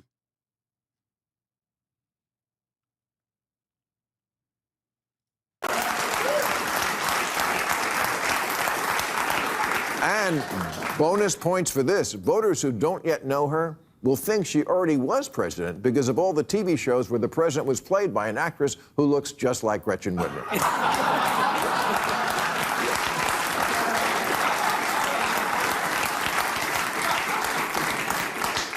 Pete Buttigieg, wow, impressive. Impressive. Fought in Afghanistan, came in third among Democrats for the nomination in 2020. Is a Rhodes Scholar, former mayor, and now he's the Secretary of Transportation, and he's only 10 years old. Boo.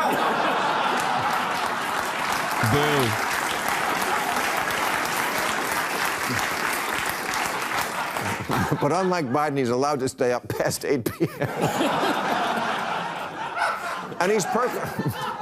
And he's perfect for the moment because as our transportation secretary, Pussy Angel says, I will lead the homophobic attacks against Pete. Has experience cleaning up train wrecks. And he has the balls to go on Fox News, although it's no secret that he brings something that makes Fox conservatives very uncomfortable. Facts. Oh, God. Oh, you said it, sweetie. For our liberals, Pete checks the gay best friend box, and he speaks 8 languages, which is 8 more than Trump.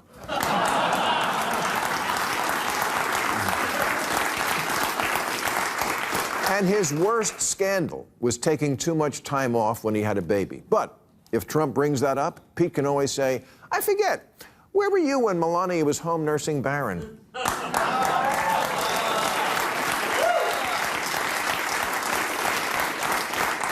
Okay, finally, there's this. 37% of our presidents were governors first. The Democratic Party has all these very capable, popular, progressive, but not stupid woke governors. Wes Moore, Andy Beshear, Josh Shapiro, Jared Polis, J.B. Pritzker, Tom Claymore. Ew. You can't put fucking J.B. Pritzker with Jared Polis. Jared Polis would literally, oh my God, he is somehow more of an annoying neoliberal than Pete Buttigieg. He is literally like, he is so gross, dude. He is like, Andy Bashar is fine. That's okay. But like, Polis himself is straight up like, that would be the one election where 3 people vote for the Democratic Party. Okay? He is so unimaginably awful. The vibes are unmatched. Do you not like him because he's Greek shaking my head? He is literally an active Redditor. This is true. He is like, he behaves like the moderator of r/neoliberal, the subreddit. Like openly. And he plays League. Oh my God, I can't hate him even more than I do already. Okay, I made up Tom Claymore. But that's because it's important to understand no one knows who these people are, and that's good.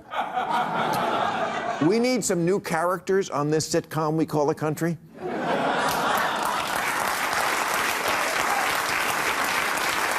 Yeah. Americans like new. And these guys, all you need to know is they're moderates, they're under 100 years old, and they have a D next to their name. Sure, it would be fun and probably a winner if Michelle Obama ran, but she's off living her best life. We're not going to get a superstar. We're not going to get a superstar in this draft. We're at the airport, and at this point, we just need to be sure we get the last rental car. You hate Rogan or Bill more? Oh, dude, Bill, what do you mean? At least like Joe Rogan is a dummy and will openly recognize that he's a dummy. He calls himself an ape.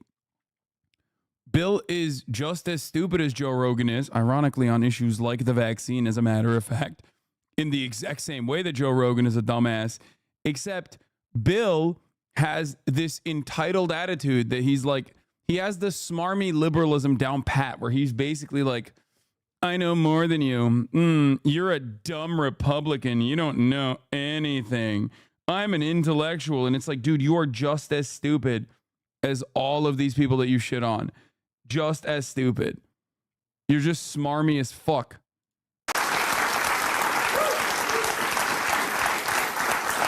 Something reasonably safe, relatively clean, and not Trump. If there isn't a dead Girl Scout in the trunk, we're good to go.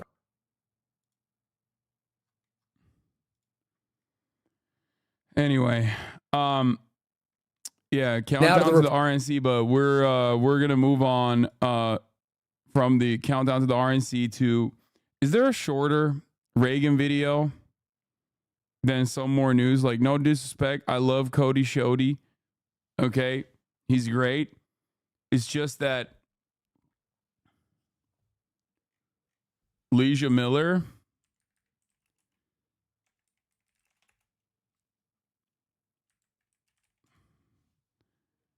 how Reagan ruined everything. And make America great again. Make America Didn't I watch this? Make America great again.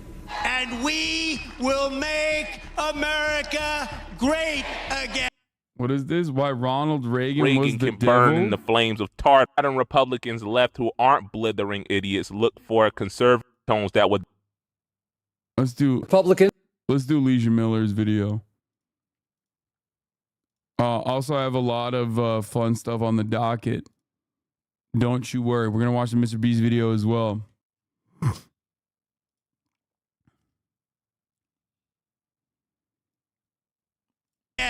Ronald Reagan for president. Let's make America great again. Ronald Reagan is considered by some to be the greatest president in the history of the United States. She has a newer one.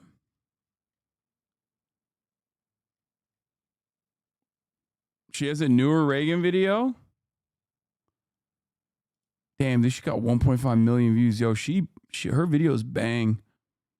She does a great job.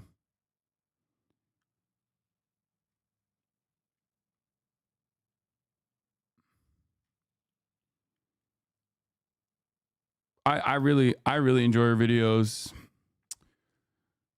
Leisha Miller, my goat.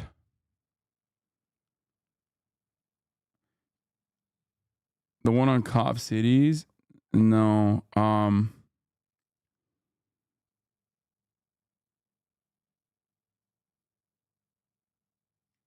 If Reagan has 0 haters, I am dead. Wait, why do you hate Cody Shoddy again? Wait, what? I just said I love Cody Shoddy. I just don't want to watch an entire hour.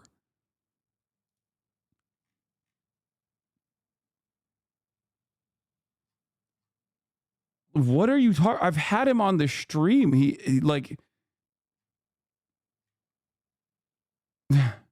people are so funny, dude. I've always understood that to mean that people loved his version of supply-side economics, also known as trickle-down economics. Tax the rich less, and the benefits would trickle down to all of society. That's just basic economics. Well, turns out, no it's not, and also Reagan's trickle-down theory is just the tip of the iceberg when it comes to the many theories and agendas that Reagan pushed during his administration. Ronald Reagan was elected president in 1980. The 8 years that followed ushered in not only the largest redistribution of wealth in a generation, but also the termination of welfare benefits for thousands of Americans, a dramatic rollback of unions and labor organizing, and an infiltration of Christian fundamentalism into American government, the consequences of which we are still very much feeling to this day. Ronald Reagan walked so that Donald Trump could run, and he altered the American way of life for everyone but the top 1%. 40 years after first being elected president, the myth of Ronald Reagan still lives on in the minds of people who are too deluded to see that the American dream Reagan stood for is the same American dream he irreversibly decimated during his time as president. Someone asked, was Reagan like Thatcher for the US? Yes, Reagan and Thatcher are identical in policy, and absolutely 100%, like their impact is nearly identical. This is how Reagan ruined everything. I gotta pee real quick.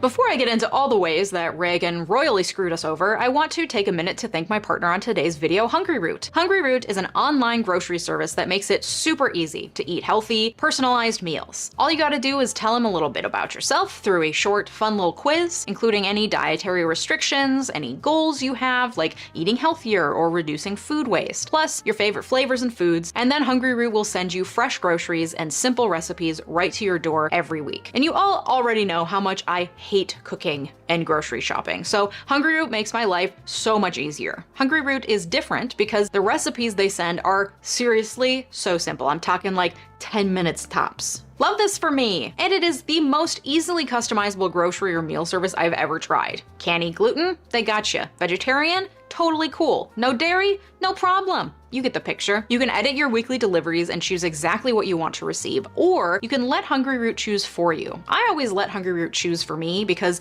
listen, I run my own business, I'm making choices all day long. It is such a relief to just be able to say, hey, Hungry Root, here's what I like, here's what I don't like. Please just send me food. And once you get your ethical reacts, baby, that was a tactical piss. I knew that the ad break was gonna happen.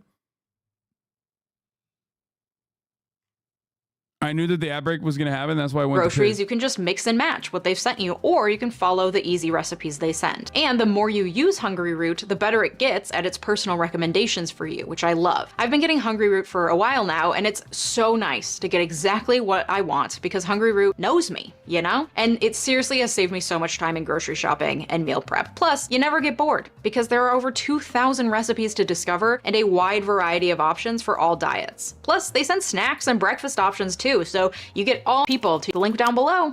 Thanks, Hungry Root. To say that our current levels of economic inequality and political instability are the result of a single man is hyperbolic at best, and frankly gives Reagan more credit than he deserves. Our system was fucked enough to produce and support a man like Reagan as president. He didn't just appear out of thin air. But it is hard to pinpoint another president that has had such enduring and wide-ranging negative impacts on the American way of life. I'm gonna unpack Reagan's impact by focusing on who and what he hurt, namely the middle class, minorities, and democracy. Starting with the middle class, let's talk about what Reagan is most known for: Reaganomics, a theory of supply-side economics that says that by removing regulations on businesses and lowering their taxes, they would be able to be more productive, have more freedom to be agile in the market, and that growth would then translate to more jobs and higher wages for workers. The wealth would start at the top and it would trickle down to everyone. When Reagan took office, the US was going through what was called stagflation, where both inflation and unemployment rates were high. The country was in the worst recession since the Great Depression at the time. Because of this, people were primed for major economic change, and Reagan ushered in that change. After the Great Depression, the New Deal came with huge amounts of government spending on everything from mortgage financing for whites only, more on that in my last video on housing segregation, to job creation, to building infrastructure, and these government programs were popular because they did grow the economy and create jobs and build a large, thriving middle class in America. Minimum wages stayed consistent with productivity. The more productive the average worker was, the I think saying Reagan ruined everything is lazy liberal analysis. Sure, he kicked off neoliberalism in the U.S., but this was an inevitability with the erosion of the wider global socialist movements around the world. Western capital no longer needed to placate to the working class to stave off socialism domestically. Yes, you're right. You're absolutely right. But I'm still going to do the reductive propaganda here because I'm a propagandist. She also did mention that, like, obviously there's no singular force, there's no singular evil, there's no singular man responsible. You're doing the thing. You're doing the thing that chatters do to me all the time, which is like reframe what I just said back to me, but contentious, as though I didn't just say exactly the point that you're making. She didn't go that far in, but still, I agree with you. more the minimum wage increased. That connection was broken, however, as the US tax code began moving away from the New Deal. Reagan wasn't the sole president responsible for creating tax cuts for the wealthiest Americans, but he sure did it with the most gusto and to the largest degree. Before Reagan's presidency, income tax on the wealthiest Americans, that's the money that they had to pay to the government as a proportion of how much they made each year, was at 70%. So above a certain threshold, the wealthiest Americans had to pay, which, by the way, wasn't even the fucking highest. Highest was 90. Okay? Yeah. Remember that. 70% of their income to the government. By the end of Reagan's presidency, that number dropped to 28%. He also For those of you who do not understand, let me just describe to you. This does not mean that, like, oh, if you're the highest earner, then the government takes 90% of all of your fucking wealth, okay? That's not how this works. If you're in that tax bracket, every dollar post that tax bracket is taxed at 70%. That's just how it works. It's just, I know that a lot of people don't understand this and they go, what do you mean? So that means if I make like whichever, whatever the top marginal tax rate was at that point, or whatever like the margin was at that point, means that like you're making less than the person in the in a lower bracket than you. That's not how that works. That would be ridiculous. Okay?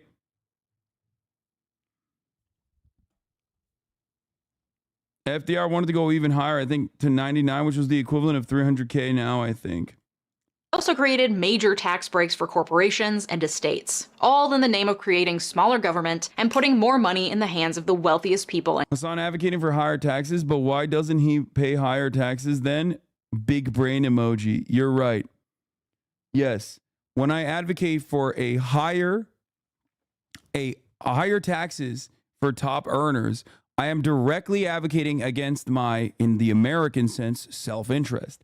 Why? Because it's short-term benefits that I'm casting aside in terms of having more money left in my pocket for much better returns overall in the long term. Okay?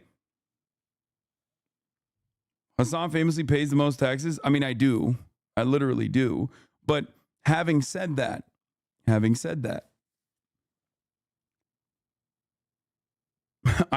ironically, I do pay more taxes than I'm supposed to, and then the IRS sends me a fucking check back almost every year. So, you know, you can't really do that in this country. It's another thing that people always like just say. Anyway, ultimately, I am paying like more than EU taxes, especially living in California. Okay? Because I don't have assets.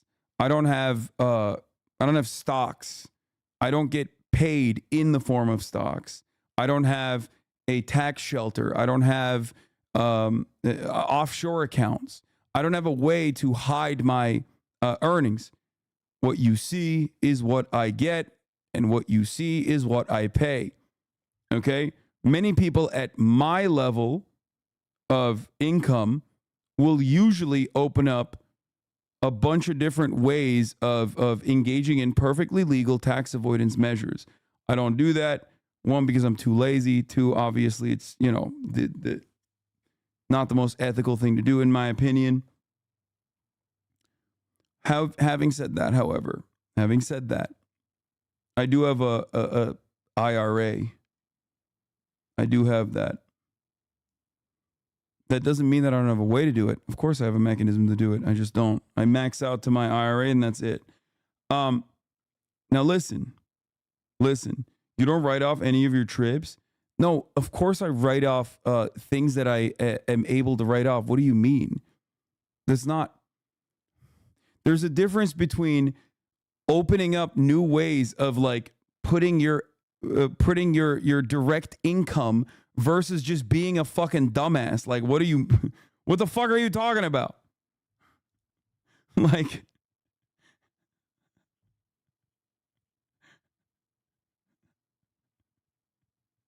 write-offs are not tax evasion, and it's also not free money. It just lowers your tax burden. People don't understand this.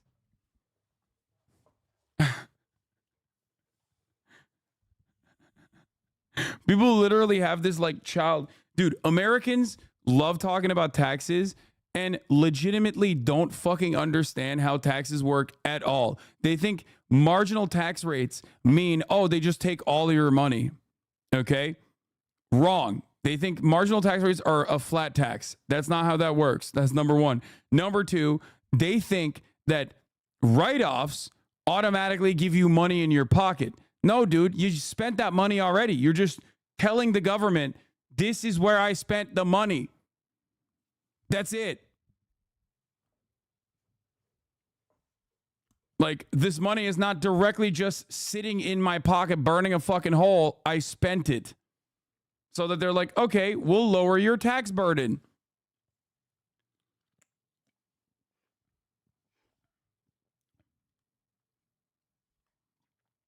The average American's taxes are much simpler than yours. They have no idea how it works. Not necessarily. Mine is absolutely. There's a difference between tax deduction and tax credits than credits that are non-refundable.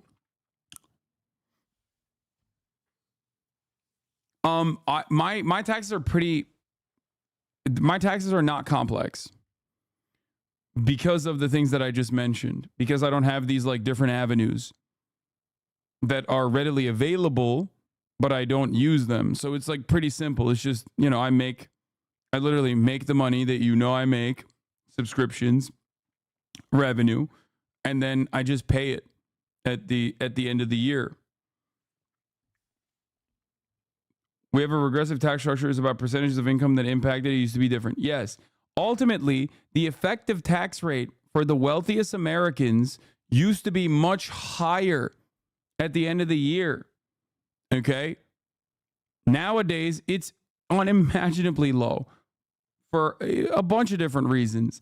It's not necessarily just about the top marginal tax rate being lowered so much. That definitely plays a pretty big role, though. But the other major contributor to this is also the way people get paid. Okay? The way people get paid in this country. The highest earners in this country do not get paid on flat income. Okay? They just don't specifically get paid on income. Most of the times, a lot of that money is just parked in the stock market. Depending on what level of 1%er you are, you also used to be able to quite literally just take money against the net worth that you have for basically free. And just spend debt rather than touch your assets.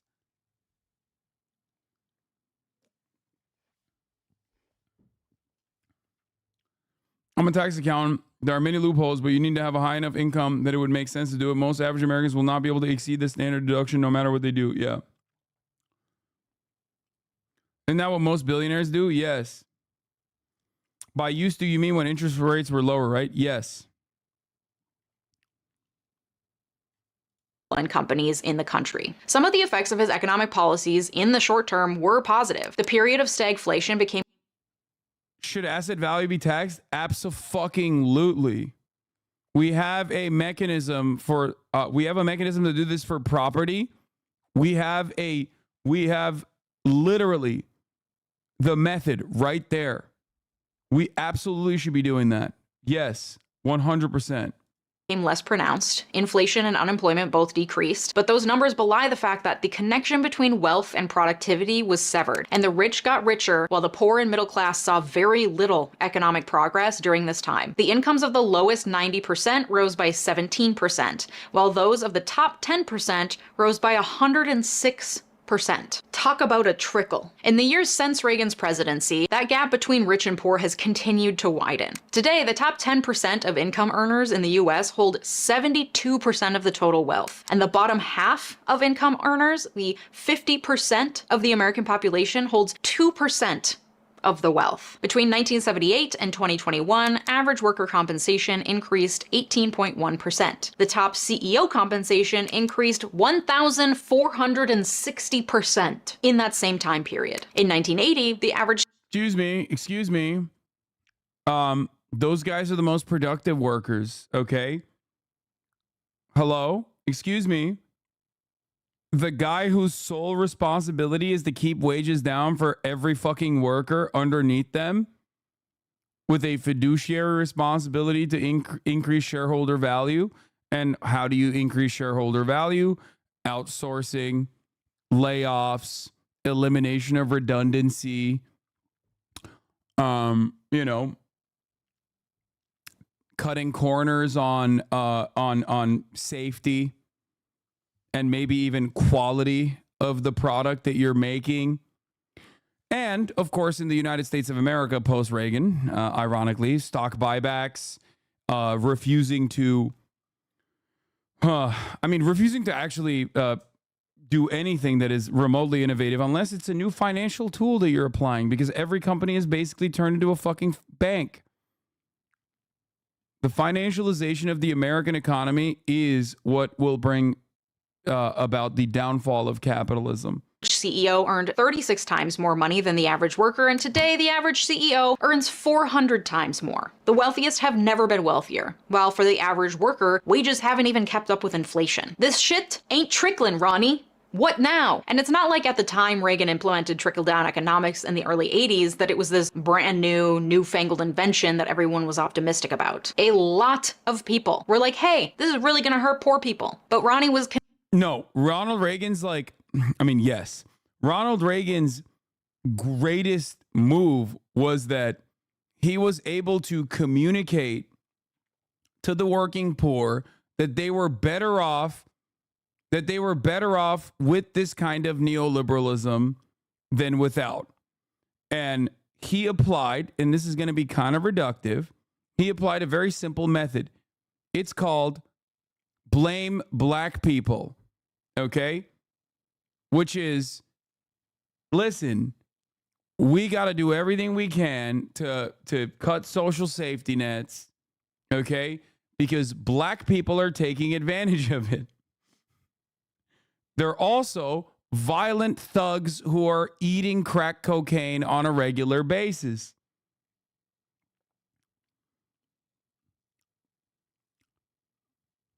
Americans love that shit.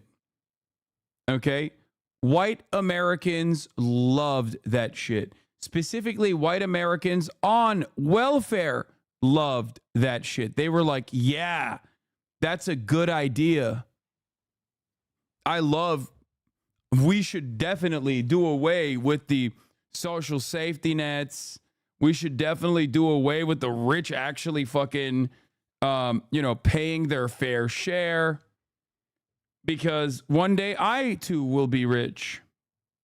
convinced by his neoliberal economic pals that keeping the wealthiest people happy will mean prosperity for all, because Ronald Reagan was convinced that the American dream was alive and well, and the common theme through all of his policy choices was that individuals are the creators of their own destiny, that anyone could pick themselves up by their bootstraps if they really wanted to, and that any struggling was simply a moral failure on the part of the individual, and not a failing on the part of the system that stood on their necks. And it was through Reagan that this idea that the government is your enemy and stands in the way of your freedom and prosperity really took hold in the Republican consciousness writ large, to the point that working and middle-class people voted to re-elect him, even though it was actively against their own best interest to do so. Sound familiar? This was clear in his Yeah, Americans are very stupid and have been for quite some time. trickle-down economic policy, but it was also clear in his stance on labor rights. The 20th century saw a peak in labor unions, especially in the 40s and 50s, when over 1/3 of all workers in the US were members of a union. Unions were strong and could mount strong challenges against employers, and they brought about important labor laws like the 8-hour workday, minimum wage, child labor laws, and civil rights laws in the 1960s. During this, it's pretty cool that we've basically destroyed all of that, by the way. Like, we're now living in a universe where, obviously 1099s is the method. Contracted work has done away with almost all of that in general.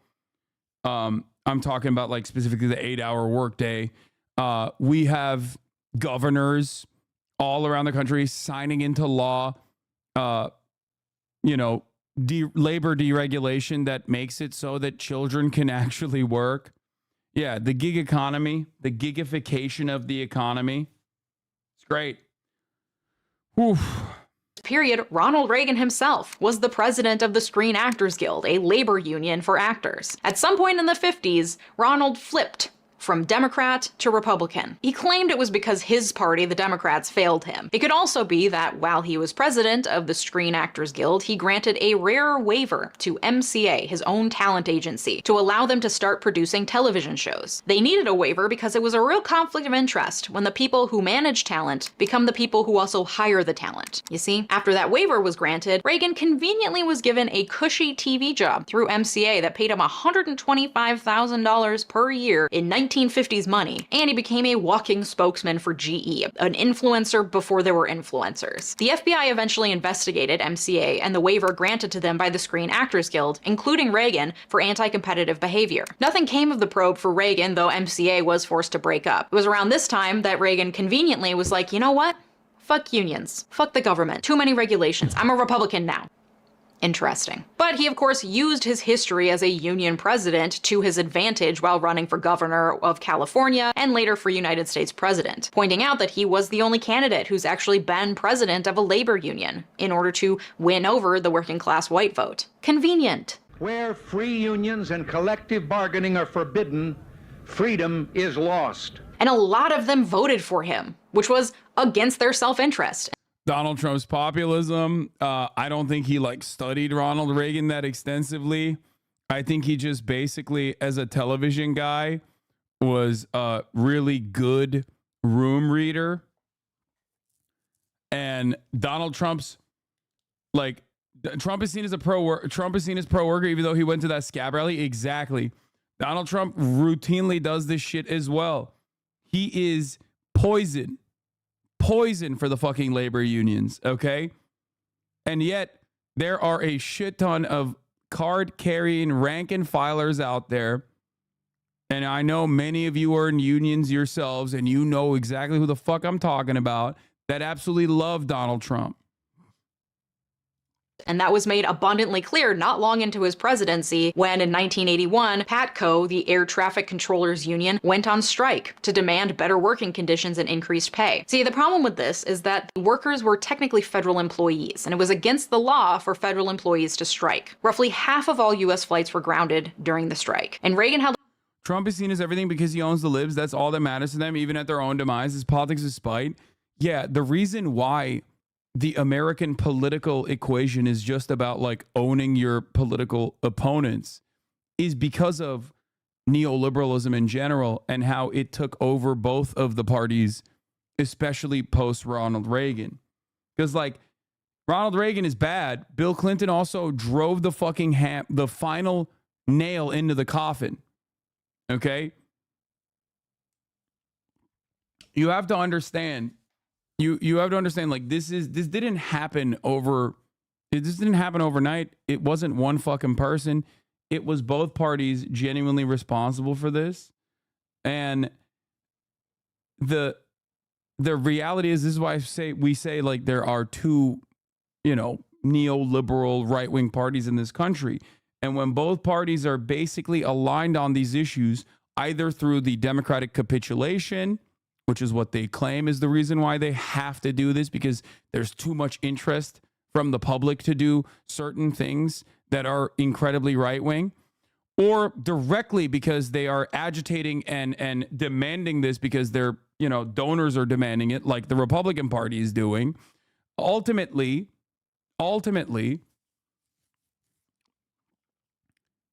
at the end of the day, there is no momentum for workers. There is no real material change that people feel they can vote for, that people will ever realize in their lives. Okay, Ramazan.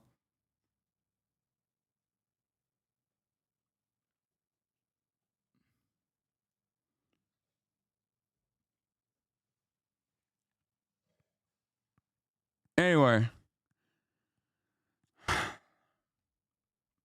Jimmy Carter has some blame in introducing neoliberalism in the Democratic Party. See airline deregulation, for example. No, absolutely. Truckers too, if I'm not mistaken. Held a press conference on the matter and made his stance very clear. And if they do not report for work within 48 hours, they have forfeited their jobs and will be terminated. And then, 2 days later, 12,000 federal air traffic controllers lost their jobs and were barred from ever working for the federal government again. It was a show of strength that debilitated the organized labor movement, and it hasn't recovered since. Where at its peak, union membership accounted for over a third of all workers in the United States, by the end of Reagan's presidency, that number was cut in half. Today, union membership accounts for roughly 10% of all workers, which is a historic low. The reason for this dramatic decrease in union members is twofold. One, Reagan's firing of the air traffic controllers sent a strong message to the private sector that union busting is fair game. And two, Reagan appointed his own cronies to head the National Labor Relations Board, the federal board that oversees unions. And they worked to loosen regulations on businesses and let them get away with like nearly whatever they wanted. And the suppression of the labor movement is shown in the numbers, not only in the dwindling number of union members, but also in the dramatic decrease in strikes, a common tool used by unions to counteract the power imbalance between workers and corporations. Prior to 1979, there were on average between 200 and 400 large-scale labor strikes on any given year. There were 187 in 1980. By 1989, there were 40.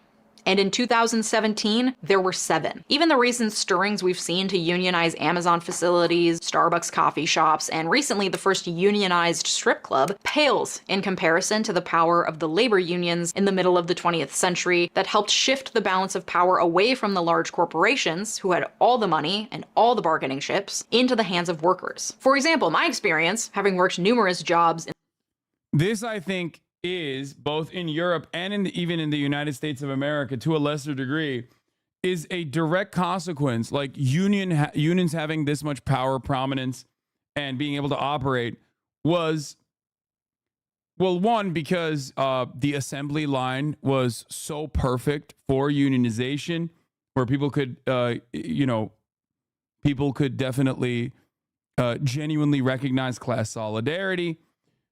In comparison to like the white collar stuff, but in comparison to the white collar work that is readily available, in comparison to even like retail, that's like gig economy work in general. But beyond that, it was the USSR.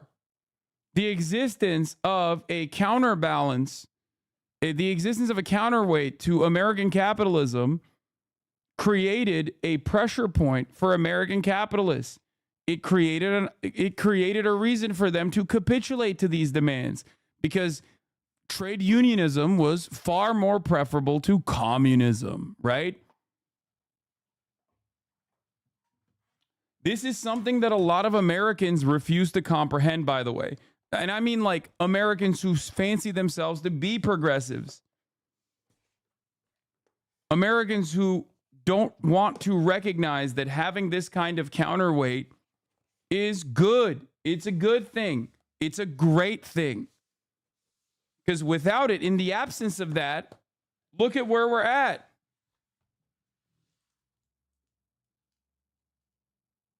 It's also one of the reasons why I don't like talk too much shit about people who are, you know, legitimately to the left of me. What's up? Down. Good girl.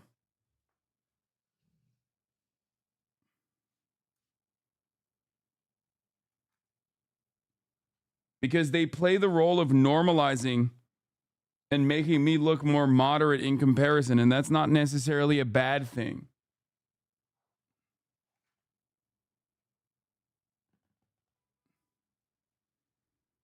Okay?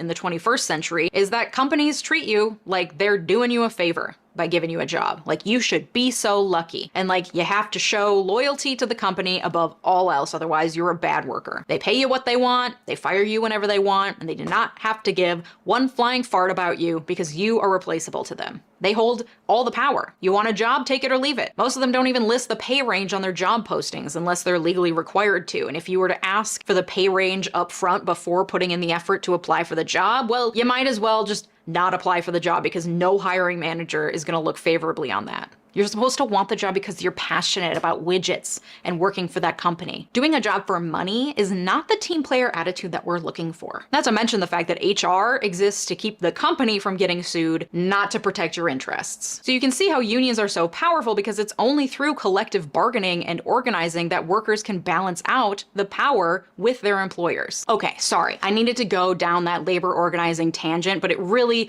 can't be overstated the devastating impact of the Reagan administration on workers' rights and workers' income. This combination, the huge tax cuts for the wealthy and the busting of unions, absolutely decimated the middle class and concentrated the power and money in the hands of big business and the top 10%. But it wasn't just the middle class he was coming after. Before taking office, Reagan ran for president in 1976 and lost the Republican nomination to incumbent Gerald Ford. During that first presidential run, Reagan was touting the failures of big government and discussing what he claimed was rampant abuse of the country's welfare system. And he kept coming back to this same story. In Chicago, they found a woman who holds the record. She used 80 names, 30 addresses, 15 telephone numbers to collect food stamps, Social Security, veterans benefits for 4 non-existent deceased veterans' husbands, as well as welfare. Her tax-free cash income alone has been running $150,000 a year. The welfare queen. Sound familiar? Not just specifically on the issue of welfare, okay?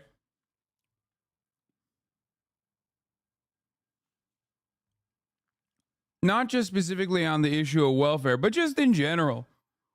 That is at the heart of getting one guide, is at the heart of Republican politics, okay? They love one guying the situation. It's so successful as a method. You know her, you love her, she's a scam artist, she's having babies just to make more money from the government, she's a liar, she's a cheat, she's sucking the system dry, she's black and she's everywhere. Boo. In reality, this story Reagan kept telling out of Chicago was about a woman named Linda Taylor. Her crimes were many, she was a scam artist, she was tried and convicted of welfare fraud, but the total they could prove she ever defrauded the government for was $8,000. Not $150,000 per year, nor was she an accurate example of welfare recipients, because most welfare recipients were and are white people, an uncomfortable truth that detractors don't want to face. Nor is there any shame in benefiting from that system. I've benefited from food stamps, unemployment, and veterans benefits numerous times throughout. My favorite thing is being a West Virginian on disability. Okay, and just being fucking the most right-wing guy you've ever seen, consistently talking about how black people are buying Hennessy with EBT and how we have to cut this. And it's like, dude, what are you saying right now? The entire reason why you are kept alive is because of the federal government. Okay? Like, also, I think people should be able to buy liquor with EBT. They can't, but they should be able to. But that's besides the point. I'm not even having this conversation. It's just that, like, you are personally benefiting from social safety nets, but because there is ostensibly some black person out there that's also benefiting from it, you're like, nah, fuck that. Fuck that. Cut that shit. Not recognizing that it'll cut it for you and has been cut for you as well. So stupid. Throughout my childhood and adult life. In fact, in many states, welfare benefits are actually underutilized due to how difficult it is to get signed up for them and to stay signed up for them. Also, most people who defraud the welfare system are men. But Linda Taylor became the welfare queen, a scapegoat for Republicans to use as they blamed black people for what white supremacy did to them while also decimating public safety net programs. And it's a trope that persists to this day, though usually only in veiled terms and dog whistles. And black women and welfare recipients weren't the only minorities hurt during the Reagan administration. Nancy and Ronnie were also big proponents of just say no and the beginning of the war on drugs. Drug users were another convenient scapegoat, and Reagan was responsible for slashing government programs that would have helped people get housed, get clean, or receive the mental health support they needed. And instead he was like, nah, just throw those guys in jail. And more people were also becoming unhoused because of the dramatic tax cuts for the wealthy and decrease in public safety net programs. And being unhoused or doing drugs were seen by Reagan and his supporters not as failures of a system meant to protect and lift up its people, but instead a moral failure of the individual. You're an addict because you decided to do drugs, and that's the only reason. You're unhoused because you're lazy and you won't just apply for a job. This has nothing to do with our policies or the changes we're creating in society. That's a separate issue. This is solely your responsibility and your fault for not lifting yourself up by your bootstraps. And you know who else didn't bootstrap themselves enough? The gays. Oh, you thought the gays weren't part of this? Think again. Ever heard of a little thing called AIDS? Yeah, well, it was fucking rampant in the 80s. It started in the 70s, but no one really knew what it was, and by 1981, at the start of Reagan's presidency, it was becoming an epidemic. Among the early researchers looking for both a cause and a cure was Dr. Anthony Fauci. The plan is to put into clinical trials individuals who have full-blown AIDS. Hundreds and then thousands and then tens of thousands of Americans were dying of it. And Reagan said nothing. The president of the United States said, he was like fucking awesome. He literally was like, great. Oh, the sinning homosexuals are just killing themselves? Fucking great. Literally.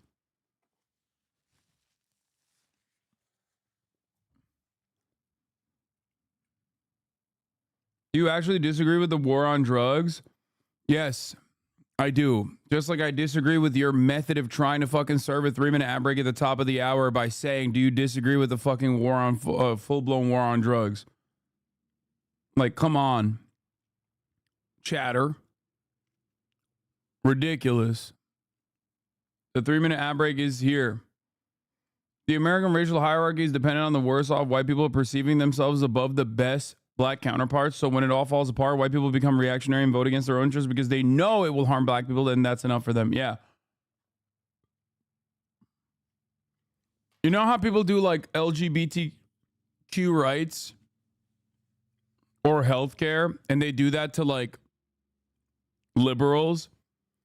The real question, ironically enough, is like social safety nets, but black people also get them. And white people have historically, time and time again, throughout fucking history, said, nah, if they're going to get it, I don't want it either. Or rather, don't think about it thoroughly and don't recognize that their social safety nets are going away as well because they advocated for black people to have less.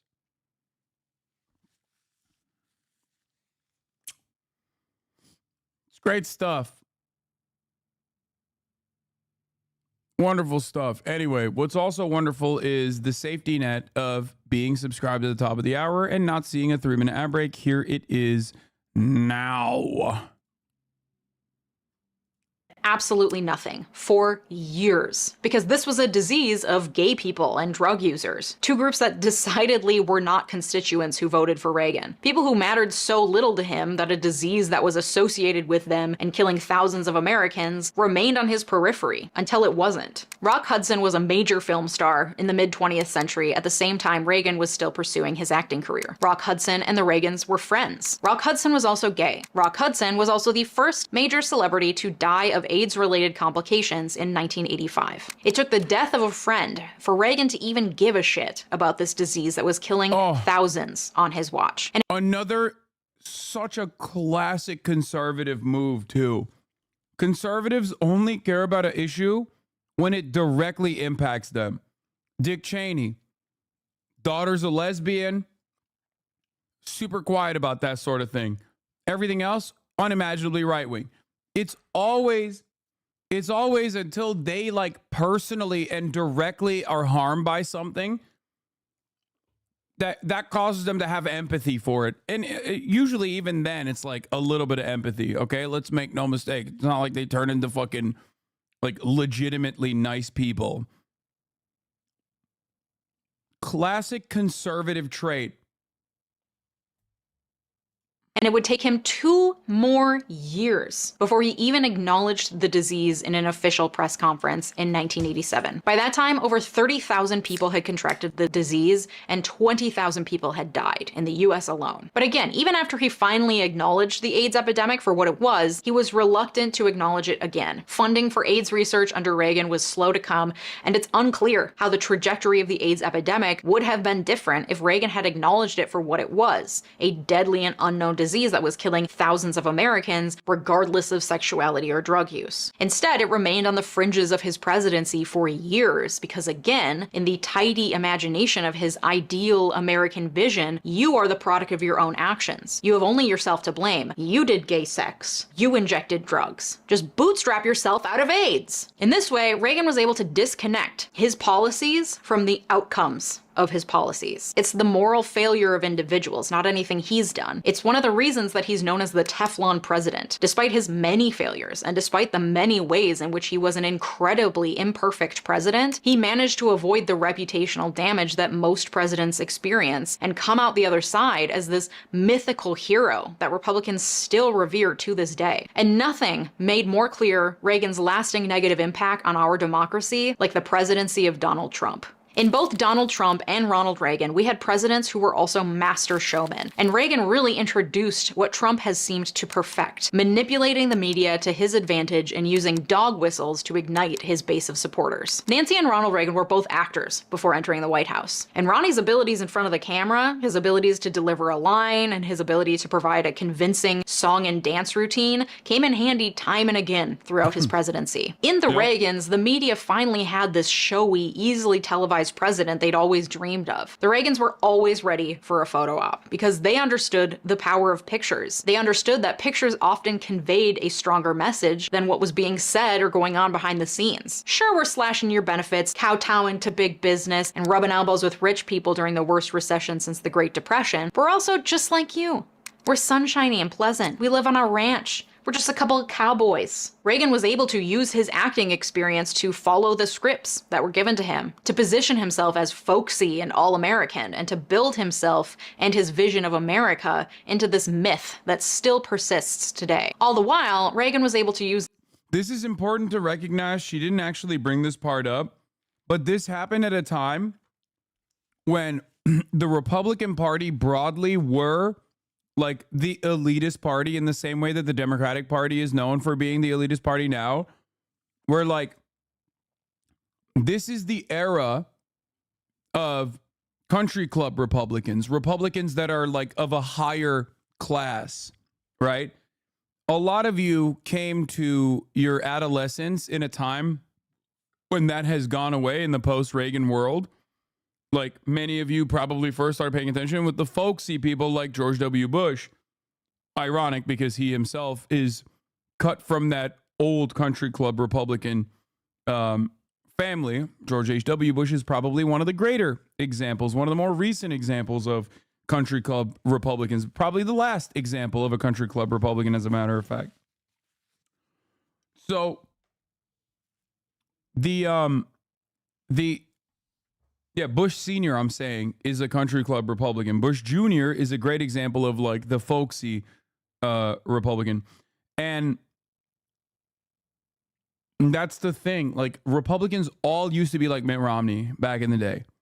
But even like down to the Stephen Kings in the Republican Party, they all were unimaginably elitist, like the William F. Buckleys of the world.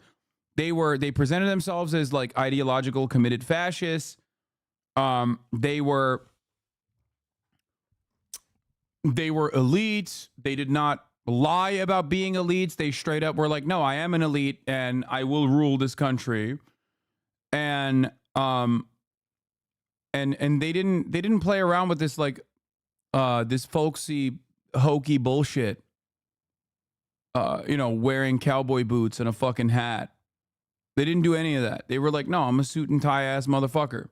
Not a salt of the earth. Know your fucking place. I'm an elite. Reagan, on the other hand, kind of flipped that narrative entirely on its head and was super folksy. And people loved that shit. They were like, oh my God. Because Americans are really stupid. They love marketing. They are probably the most susceptible to marketing ass country on the fucking planet. And that's precisely what Ronald Reagan did. He marketed himself as a real guy, just like you. A folksy hometown hero.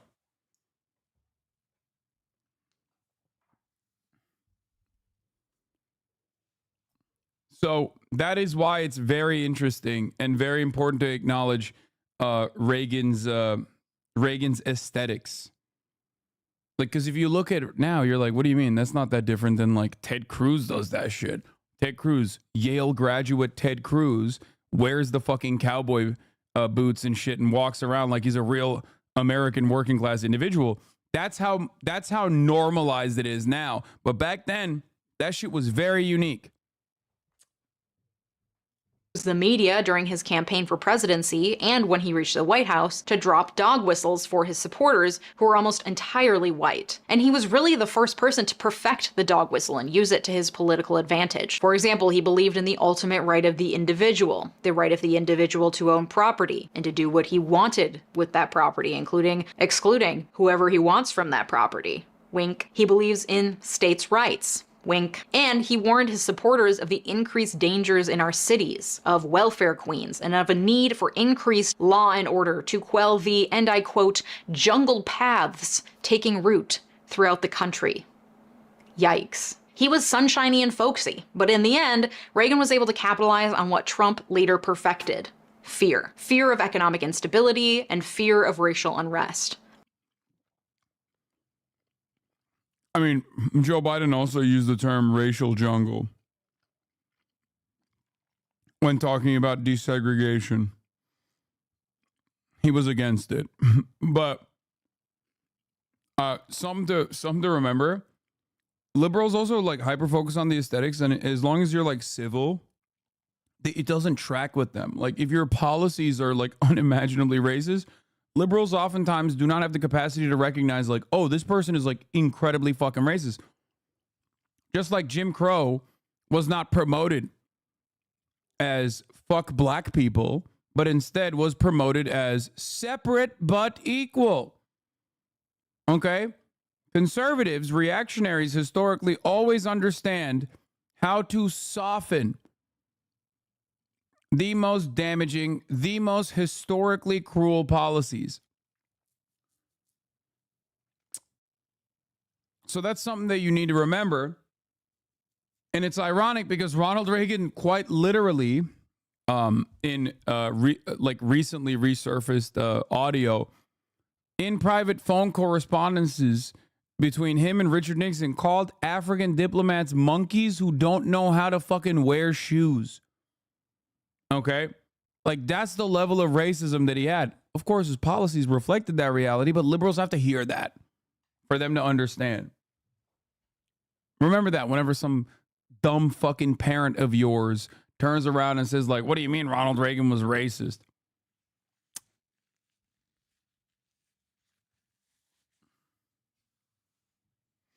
all the while fanning the flame of both issues and actively working against the best interest of the base that he is actively fear-mongering. And the final way that Reagan managed to undermine our democracy using a tactic that Trump later perfected was by aligning himself and the Republican Party with white evangelical Christians. The Christian right presented themselves as an opportunity for Reagan. They aligned on many of the same social issues like abortion and tax cuts, and especially the idea of the individual's responsibility for their own fate, that bootstrapping ideology that Reagan clung to. If you need welfare, it's because you're lazy and you should just get a job. If you don't want to go to hell, you're a sinner and it's up to you to get into heaven. Any moral failure and it's straight to the bowels of hell for you. Not only that, but it turns out the evangelicals have a lot of money. One group... Dude, by the way, this is also the Paul Weyrich moral majority era. Right, this is when white evangelicals, like post-civil rights movement, white evangelicals were like this voting bloc that was incredibly white supremacist. Oh my Lord. Unimaginably white supremacist. They were also very active. Paul Weyrich, who is, I think, Catholic himself, recognized that and was like, oh, we need to fucking captivate these guys. We need to bring these guys into the fucking fray. We need to put them under the banner of the Republican Party. We will never lose an election ever again. And that's precisely what happened. The radicalization of the like average Republican, like the Republican Party of the modern age that you know, comes from that background. Yeah, the classic goo government syndrome guy. Yes, Paul Weyrich, who famously said, we don't want more people to vote, dumbass. We want less people to vote. Some of you guys are stupid as fuck. Dude, they were so fucking racist. They were still wishy-washy on Jews up until the 2000s. I mean, yeah, that's completely gone now. I think now, like, everybody says America was built on Judeo-Christian values. But yeah, that was not a thing at all. Like, the Judeo part was added on later. People used to just simply say America's built on Christian values.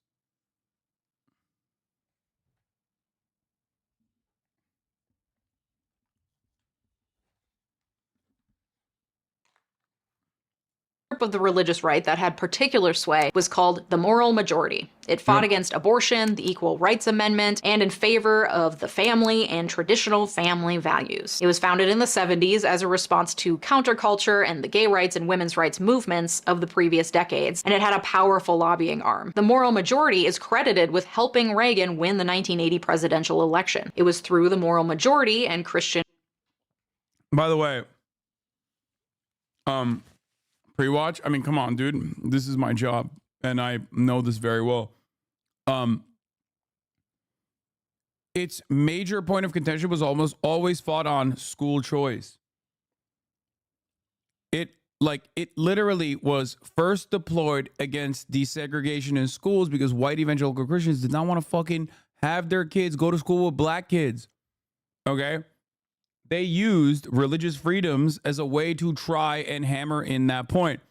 So much of American politics is still aesthetically played on the boundaries of black people and white people not being around one another. You have to remember that. It sounds reductive. It sounds like some rad lib shit, but it literally is, okay? So much of American politics is done on the boundaries of white supremacy. So much of it. Still to this day. Fundamentalists, that Reagan was able to find a strong and fervent base of supporters. So it was, of course, in his best interest to make religion take a center stage in his politics. At the 1984 Republican convention, Reagan addressed a group of Christians saying, "The truth is, politics and morality are inseparable. And as morality's foundation is religion, religion and politics are necessarily related." He concluded, "If we ever forget that we're one nation under God, then we will be a nation." This is why he didn't give a fuck about abortion. And then after this, he was like, I want to make it illegal. He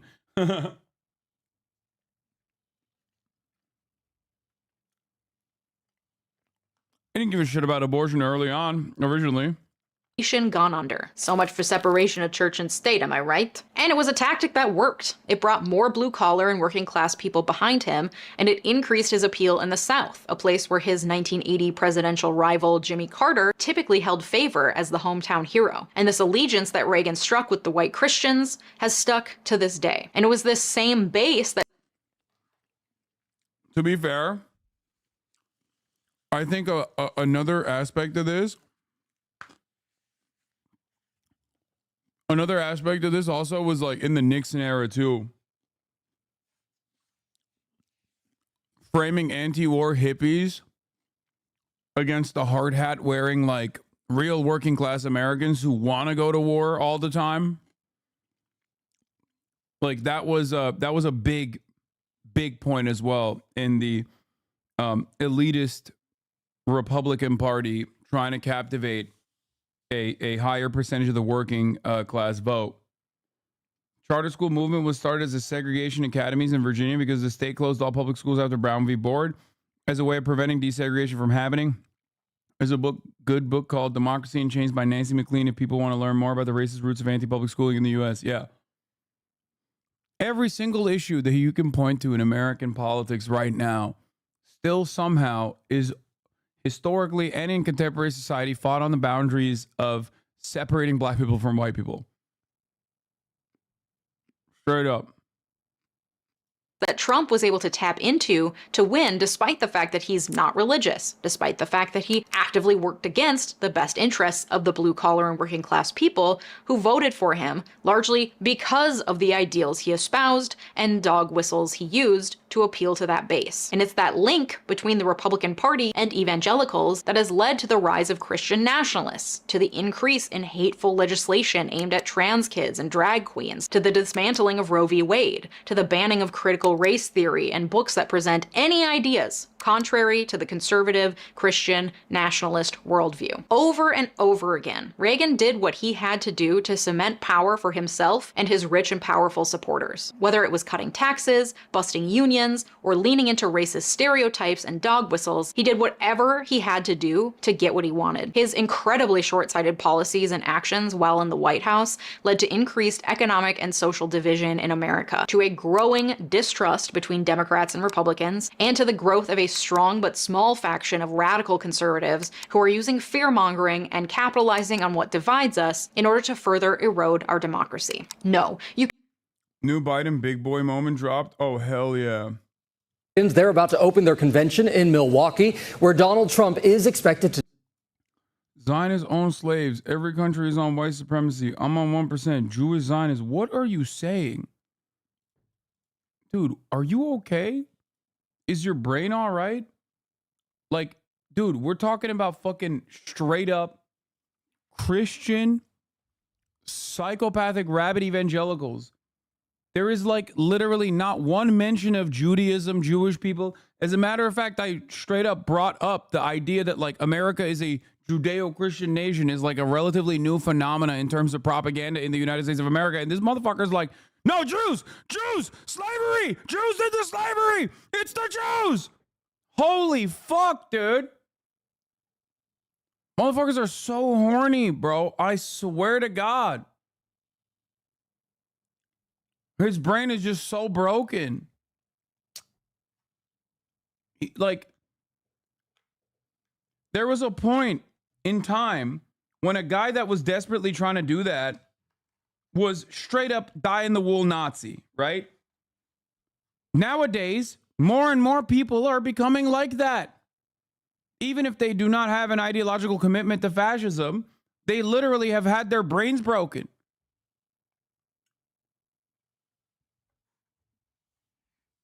I don't think people understand how fucking scary that shit is.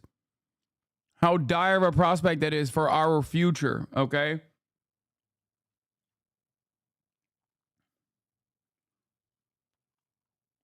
I'm telling you right now. I'm telling you, dude. Listen, the Jews in this community already know this, already know what the fuck I'm talking about. Everyone in this community knows already what the fuck I'm talking about. But like, I don't think people understand how much of a nightmare this presents in terms of like future political discourse when everyone is just looking at the actions of Israel and going, yeah, no, it's the Jews and this is for Judaism and I will never trust Jewish people ever again. And just hearing what so many people have said for so many years about how like Israel's actions are directly a consequence of Israel's Zionism, and its actions are directly a consequence of Judaism.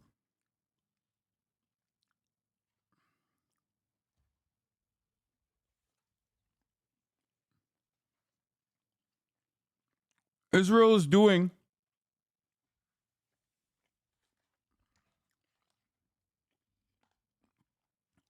is fucking straight up doing like the Islamophobic propaganda that the American media demonstrated in an effort to justify the war on terror, but Israel's voluntarily doing that anti-Semitic propaganda. I've never seen anything like it.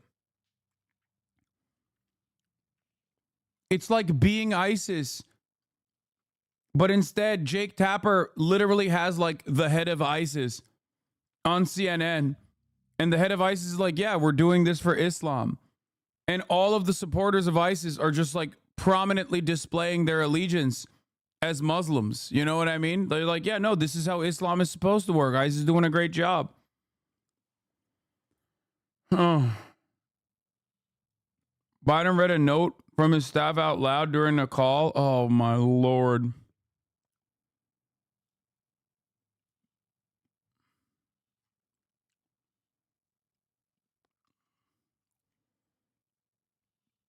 During Joe Biden's call with the Congressional Progressive Caucus, the president said his staff passed him a note to stay positive. You're sounding defensive. Biden read the note aloud to the participants of the call.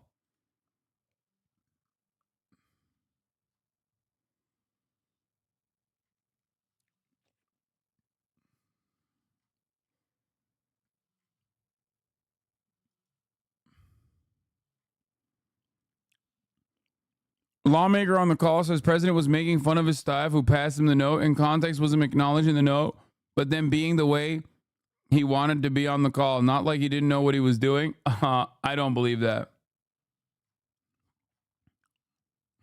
Sure. Yeah, no, definitely. Just like when he said President Putin to President Zelensky, he was just making a joke. You can't pin everything that's happening in America today onto one man, but I double dog dare you to find a person or a president who is more culpable for the current social, political, and economic instability than President Ronald Reagan. And I haven't even touched on his stance on communism. Stay tuned for next week when I answer the question, why are Americans so obsessed with communism? For now, check out my latest video all about why America is still segregated. Thanks so much for watching. Have a good day. Bye-bye. She's great. Anyway.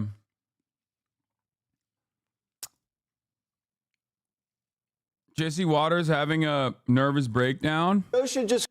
Jesse Waters has some interesting analysis on the crisis in the Democratic Party. The nominee used to be selected at convention. Go out tonight and say I'm tied in the latest ABC News poll. Yep. What are you guys talking about?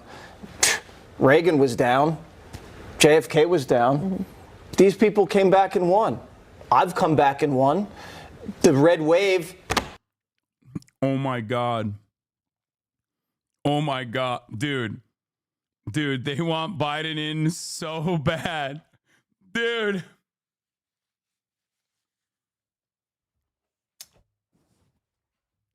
Bro, that's... Dude, it's like, come on. It'd be real silly if you just dropped out now. I mean, come on, Joe.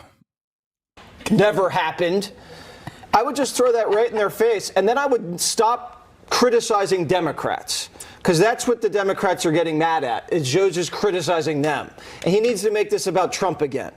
He said, I beat him once, I'm going to beat him again, and we're running to restore democracy, and you guys want to rip away millions of people who voted for me. Mm-hmm. You can't just change the rules in the middle of an election and just say, oh, you know what? Bro, what? Yeah! Yo, dude, that is hilarious. Come on, brother. Oh my God. This is incredible. It's so fun. Dude, this is okay. I've seen enough. I'm pulling a Dave Wasserman. I've seen enough. This is perhaps the greatest reason as to why Biden needs to go tomorrow. Okay. Yesterday, Toronto. Dude, Jesse Waters sounding like one of these weird K-hivers on Twitter right now, talking about how Biden needs to stay in the race. Damn near on the verge of tears.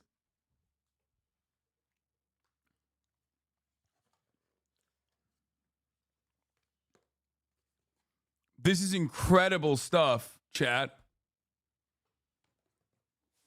He won the primary. It's against the rules. Don't change it. My candidate's probably going to lose. The polls are bad. Let's just rip them off the ticket.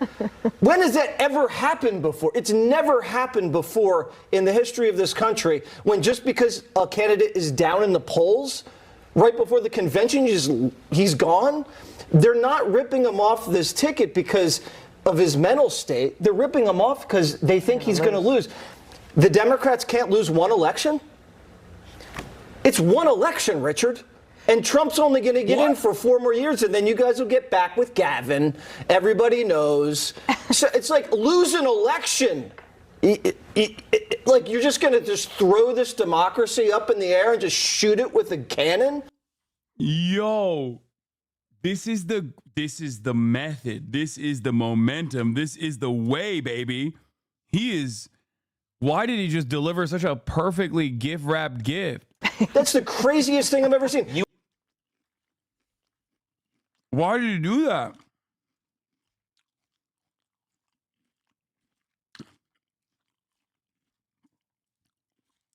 He didn't even try to attempt to hide it.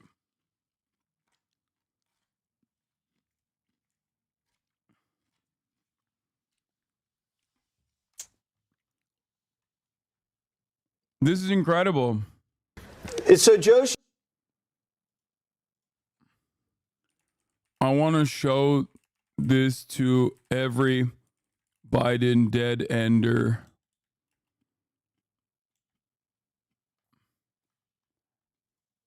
should just go out tonight and. He did that because he supports the black community who stands with Biden.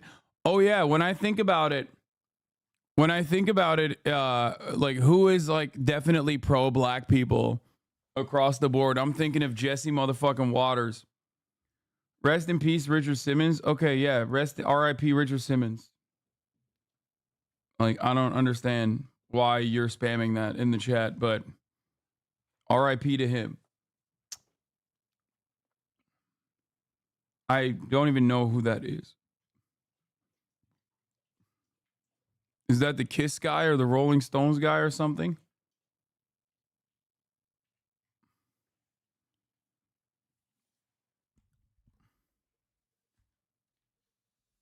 That's Gene Simmons. Are they related?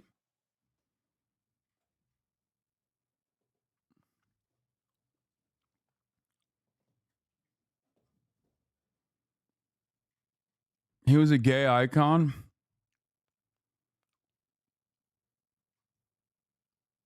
He's the fitness guy. Fitness legend Richard Simmons. He's been fighting tabloids over stories that claimed he's transitioned from male to female. But now court is ordering him to pay up big. ABC's Gio Benitez is here with the latest. Good morning, Gio. Hey, Michael, good morning. We're talking about more than $100,000. He sued them after the tabloids reported that he was transgender. Now Simmons may have to pay all of their legal bills. After decades of sweating with the oldies, fitness legend Richard Simmons has a new challenge, this time in court. A judge ruling Simmons must pay the National Enquirer and Radar Online $130,000 for legal fees after Simmons. What is this article?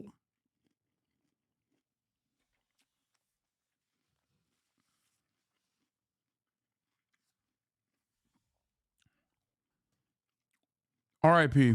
What that video is terrible. Holy shit. RNC speaker, let's just drop. Vivek, Ben Carson, JD Vance, Carrie Lake, Nancy Mace, MTG, Peter Navarro. That's interesting. Why is JD Vance the only one on that list that is actually on the VP list?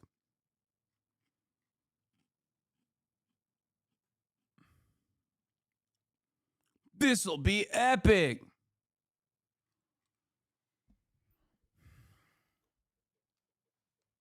JD Vance is not going to be VP. He has a beard. Who the hell is Laura Trump? Trump's daughter-in-law. Sean O'Brien, worst day to be a Boston frog. Yeah.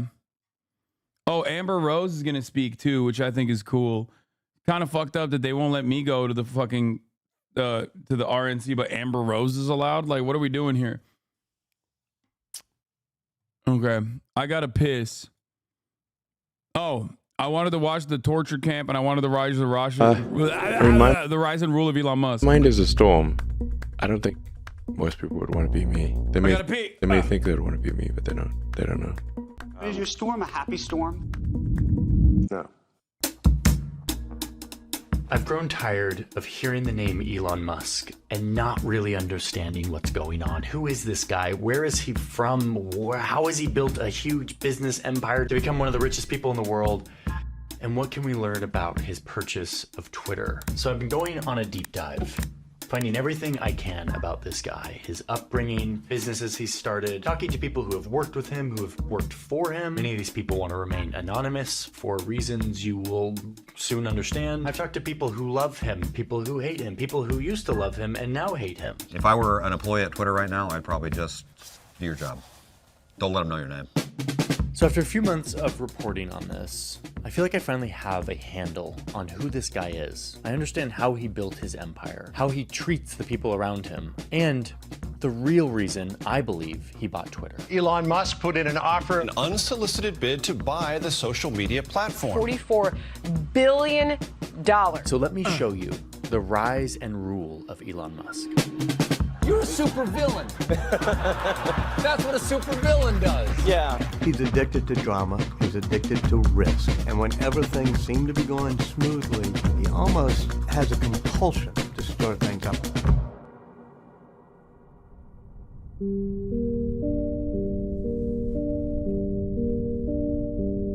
I think he's just a bad guy who has bad instincts in general, who just gets lucky a lot of times. Perhaps the luckiest thing for him is that he realized that somehow, somewhere along the way, he lucked into PayPal. And then after that, he was able to create a cult of personality around himself so he can just now lie and absolutely zero people will punish him. Like he can just lie all the time and no one will punish him as long as there is enough people that are financially tied to his success as the key man at Tesla. That's it. That's it. His track record is filled to the brim with a shit ton of failures. He is most notable for routinely lying to investors and never really getting punished for it. That's it. He's a venture capitalist that hit 3 times in America. Getting 1 hit makes you a genius. Yeah.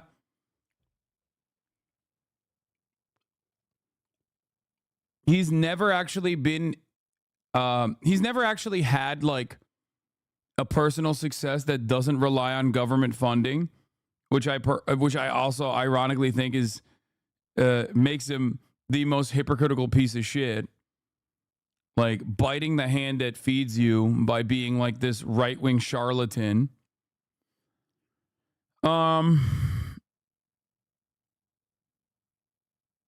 Yeah. That's it.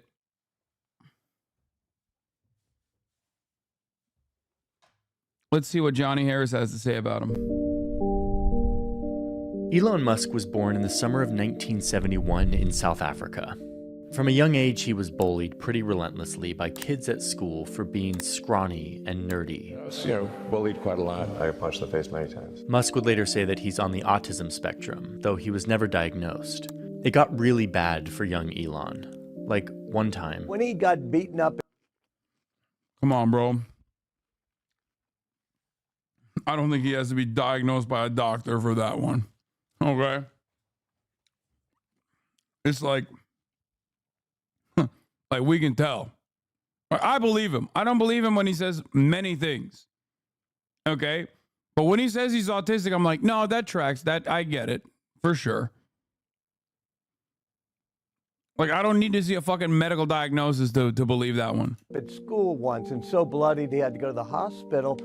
The scars were actually worse when he came home, and his father made him stand in front of him and berated him for more than an hour, calling him stupid, saying it was his fault. stories like this make me sick to my stomach, and you realize that the trauma and scars from this kind of abuse, BetterHelp ad, both physical and emotional, they don't go away. BetterHelp ad. Speaking of his dad, there's a lot of rumors. Oh, dude, that would have been so fire. That Elon came from a rich dad who owned emerald mines in South Africa, and that he was set up to be successful because of family wealth. This isn't factually accurate. Elon. Okay, I hate you, Johnny Harris. God damn you. God damn you. Why do you do this?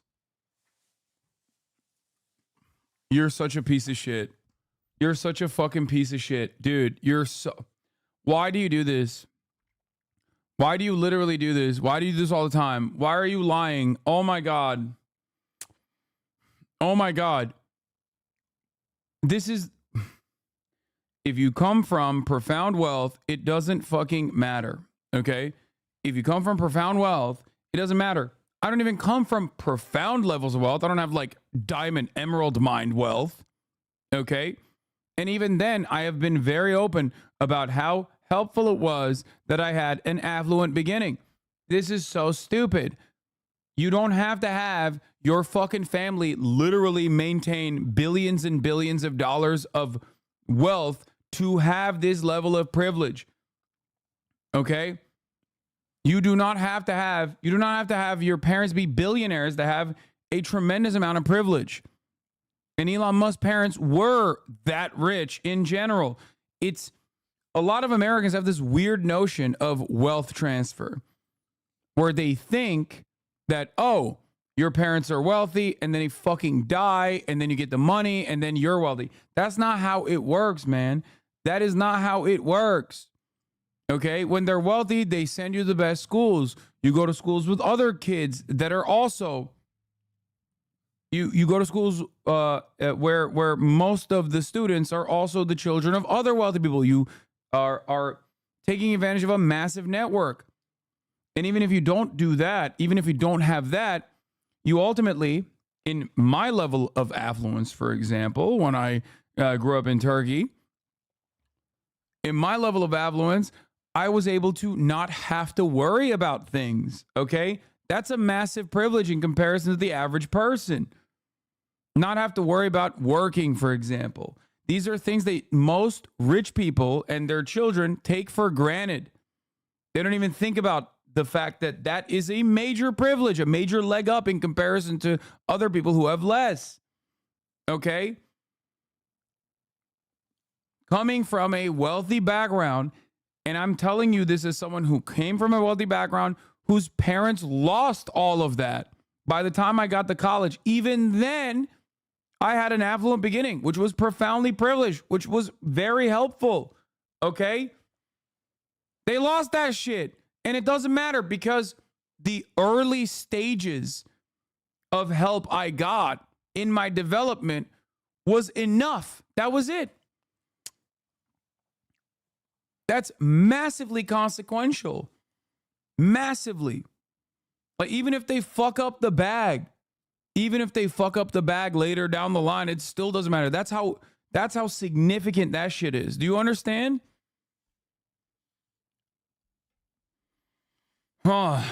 People are very annoying about this. Yeah, you go to good schools. You know what I mean?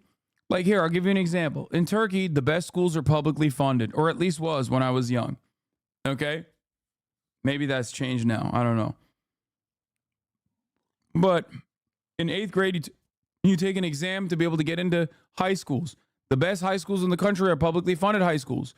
If you can't actually fucking do well in the exam, you're kind of cooked.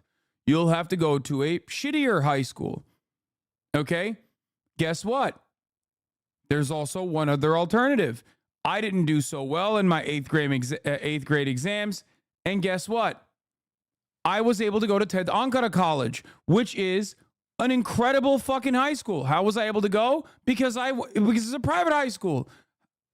My parents were rich. So I went to a really fucking good school in spite of the fact that I was not able to get into a really good school that was publicly funded. Do you see what I'm saying? That's a massive leg up. If my parents weren't wealthy at the time, if my father wasn't wealthy at the time, I would not have been able to get to that school. I would not have been able to get that kind of schooling. Okay? That's a massive leg up.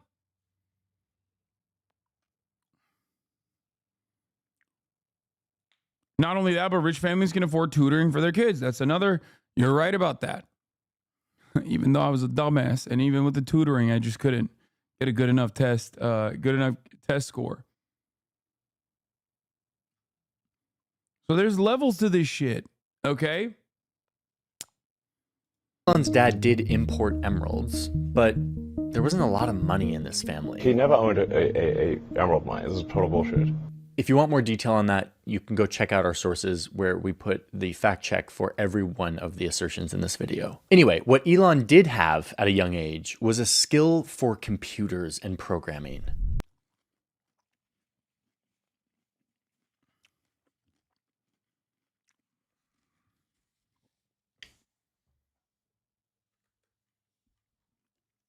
Wait.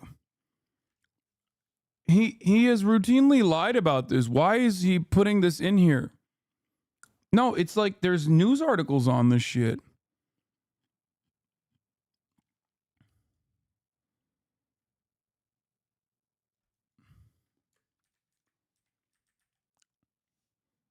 How much do you handle fear? Company death. Not succeeding in the company caused me a lot more stress than physical danger. But I've been in physical danger before. The funny thing is, I've not actually been that nervous. In South Africa, my father had a private plane. We'd fly in incredibly dangerous weather and barely make it back. This is going to sound slightly crazy, but my father also had a share in an emerald mine in Zambia. I was 15 and I really wanted to go with him, but didn't realize how dangerous it was. I couldn't find my passport, so I ended up grabbing my brother's, which turned out to be 6 months overdue. So we had this plane load of contraband and an overdue passport from another person. There were AK-47s all over the place, and I'm thinking, man, this could go really bad. Elon Musk's dad says his son's whole career was funded by his emerald mine. Elon knows it's true. All the kids know about it.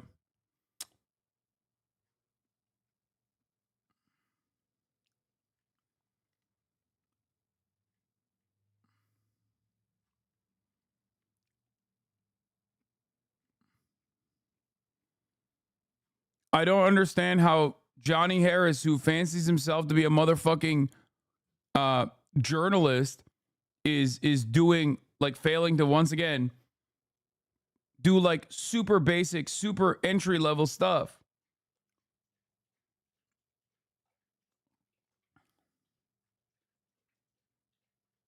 What the fuck? Check Johnny's sources. He said they were in the vid. No, man, he's going to fucking Ground News.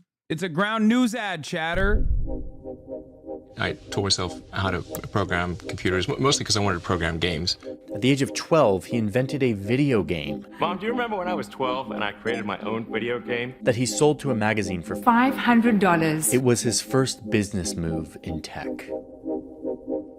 His first interest in space. Around 12 or 13, I had kind of an existential crisis, trying to figure out the meaning of life. From an early age, Musk found meaning in the idea of the potential of humanity, what humans can do as a collective, how we as a species have somehow been able to work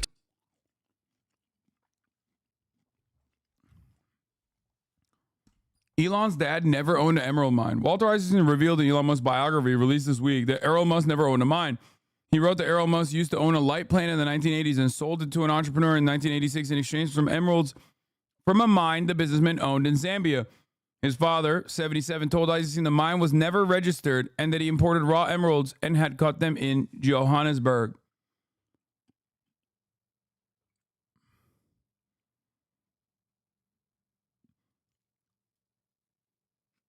Wait, this is his own source.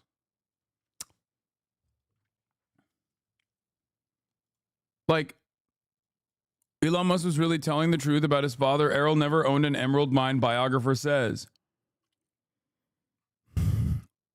Many people came to me with stolen parcels, Errol Musk told the writer. On trips overseas, I would sell emeralds to jewelers. It was a cloak and dagger thing because none of it was legal. Okay, so he was an off-the-book operator who owned shares of an emerald mine, as in he was an illegal owner of an emerald mine who smuggled emeralds illegally. What?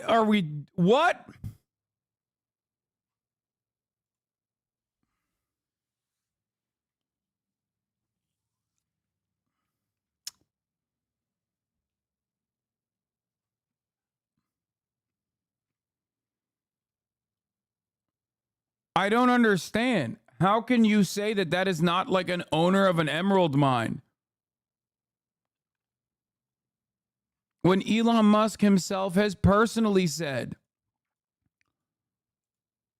in the article that I showed you from 2014 that his father owned an emerald mine and were, engaging in illicit behaviors in the article himself.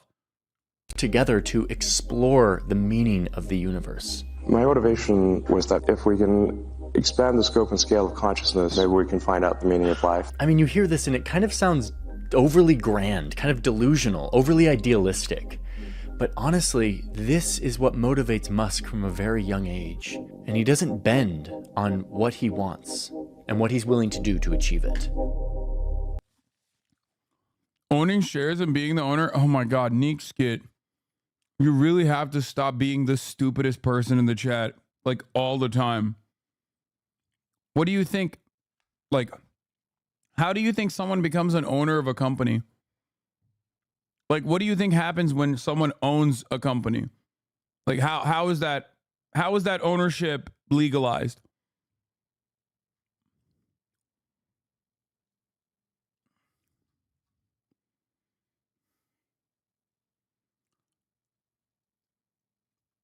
Yeah, but that's owning more than 51%. No, you're wrong. No, it's not. You can have an ownership stake over a company and not have that be 51% at all. What are you talking about?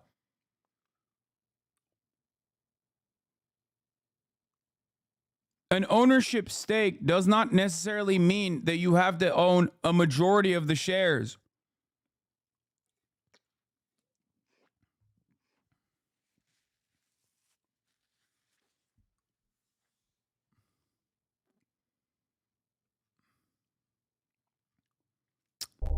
So he leaves South Africa when he's 18 and moves to Canada, and eventually ends up in Pennsylvania, where he goes to college and gets a degree in economics and physics. At the age of 24, he moves out to California to pursue a PhD at Stanford, but he never starts the program. Instead, he starts his first business.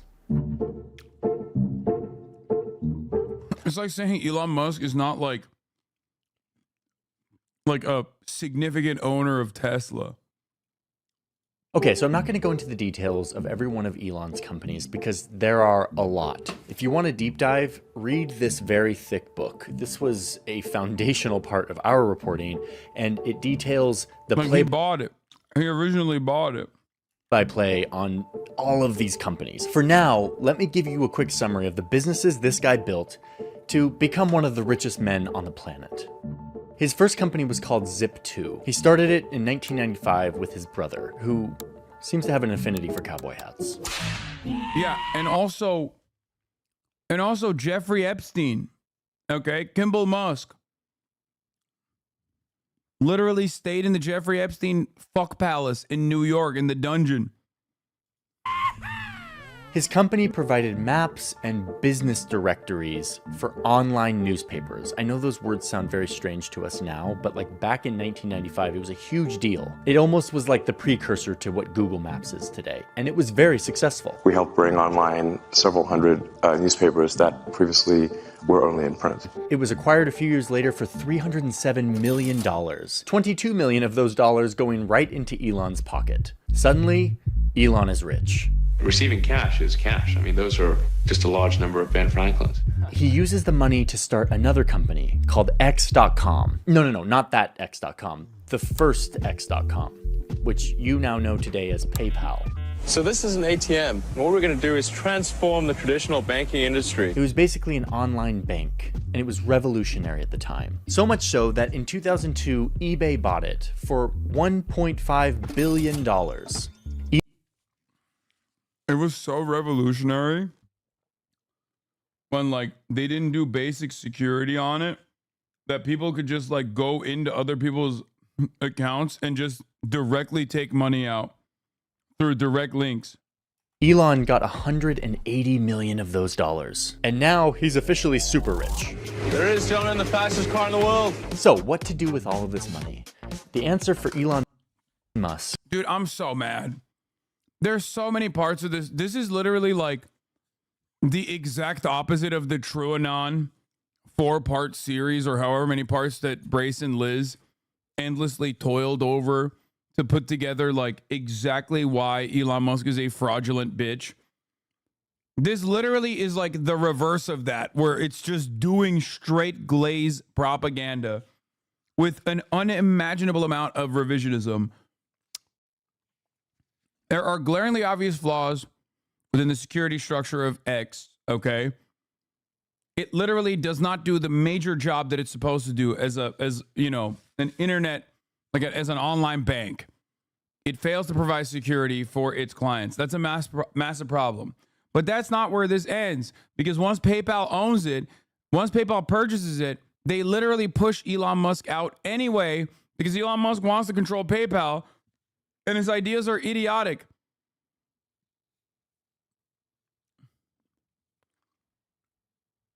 Oh, eBay. Sorry. Oh, well, it's not eBay. What? Wait, what? Did I misunderstand this? No, this becomes PayPal. And 80 million of those dollars, 5 times. So Traditional banking industry. It was basically an online bank, and it was revolutionary at the time. So much so that in 2002, eBay bought it. You're right. Okay. I misunderstood.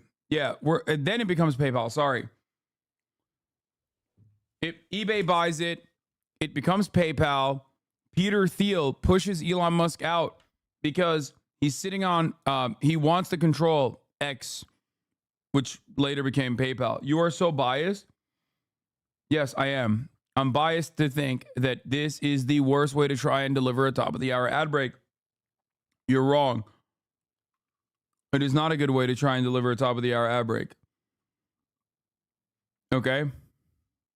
And that's a one-dayer. Unless you're actually an Elon dick rider, which is really funny. Here's a 3-minute ad break. Now, by the way, if you no longer want to see those ads, all you need to do is subscribe for $5 or for free. Here's a 3-minute ad break now. Hassan, dude, you sit and criticize a hardworking man while sitting, eating, and reacting to someone else's content. People that can't criticize, not glazing. It's admiration and respect, lol. Oh my God, there's actually, Hassan, this take is lame. Dude, you sit and criticize a hardworking man. Yeah, dude, hardworking man. Elon Musk has never fucking worked hard a day in his goddamn life. He's literally serially tweeting. And all he does is ruin fucking companies like Twitter that he bought and drove into the goddamn ground. Stop eating his dick. Stop behaving like a goddamn peasant. Okay? Holy shit. Have some self-fucking respect, dude. Hardworking. Brother, when you're rich, you don't have to work hard.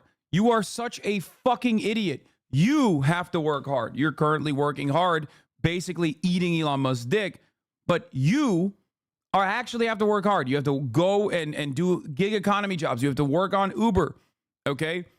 You have to go And I don't know, whatever your place of employment is, you have to go work at Jiffy Lube. You have to make ends meet. You are actually working hard. Elon is rich. He doesn't have to do that at all. When you're rich, you don't have to work. And the biggest fear that the wealthy have is to actually have to work hard, become a worker again. That's a fate worse than death.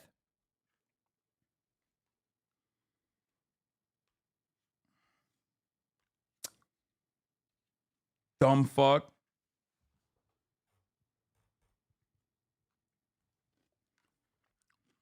That's the funniest part. The funniest part of the Elon Glaze Brigade is that these are people.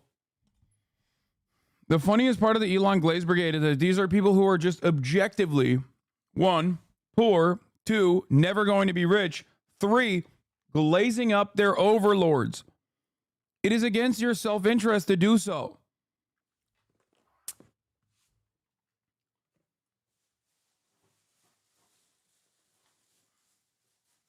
His entire job is just basically fucking tweeting shit that actually, under normal circumstances, should harm his fucking stock prices, and just lying.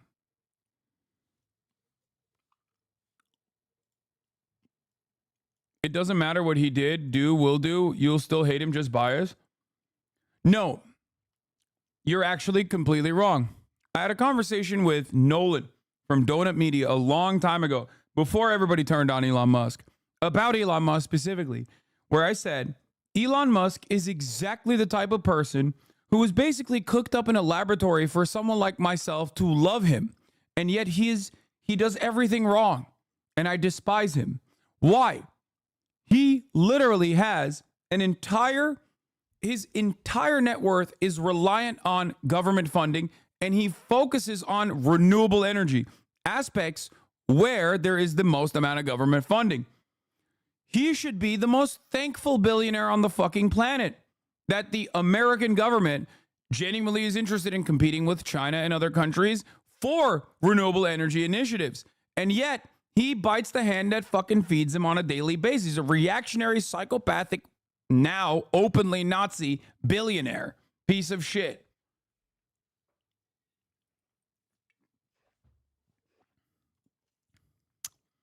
That shows bias. What would he have to do to admire and respect him? Why don't people complain of gaming companies' owners? Once again, this is whataboutism, but also very stupid whataboutism, because everyone complains about gaming companies' owners, you fucking idiot.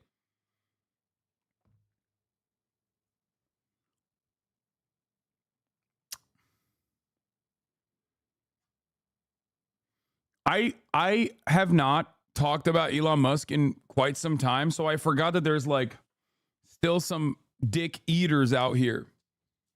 Okay? It's called the Socratic Meiotic dialogue in questions. It's called the Socratic method. Yes, of course you're a fucking Elon Glazer, dude. You are simply too stupid. Okay? That's it. Yes, thank you for doing the Socratic method by engaging in whataboutism. Whataboutism that fails on its face regardless, because this community routinely shits on owners of other fucking video game companies anyway. I'm a medical doctor. You?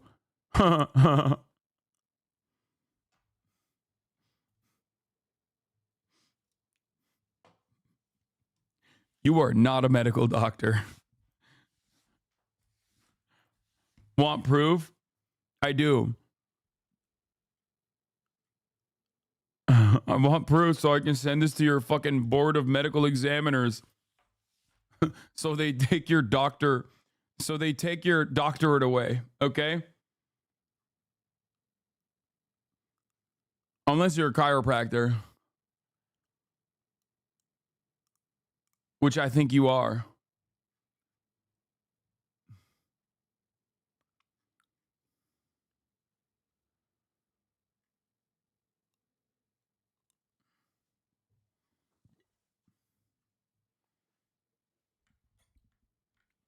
You are legitimately too stupid to be a real doctor. I think. Call them a DO. I doubt they're an MD. I mean, I would be shocked.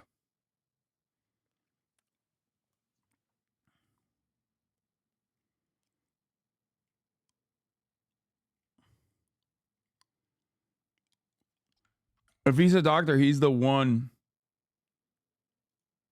He's in the trenches. Oh my God, you found his fucking Twitter account. Space enthusiasts here. Row rockets ready, rock and roll like a Jedi, but with less force and more thrust. Follow for liftoffs, not accuracy.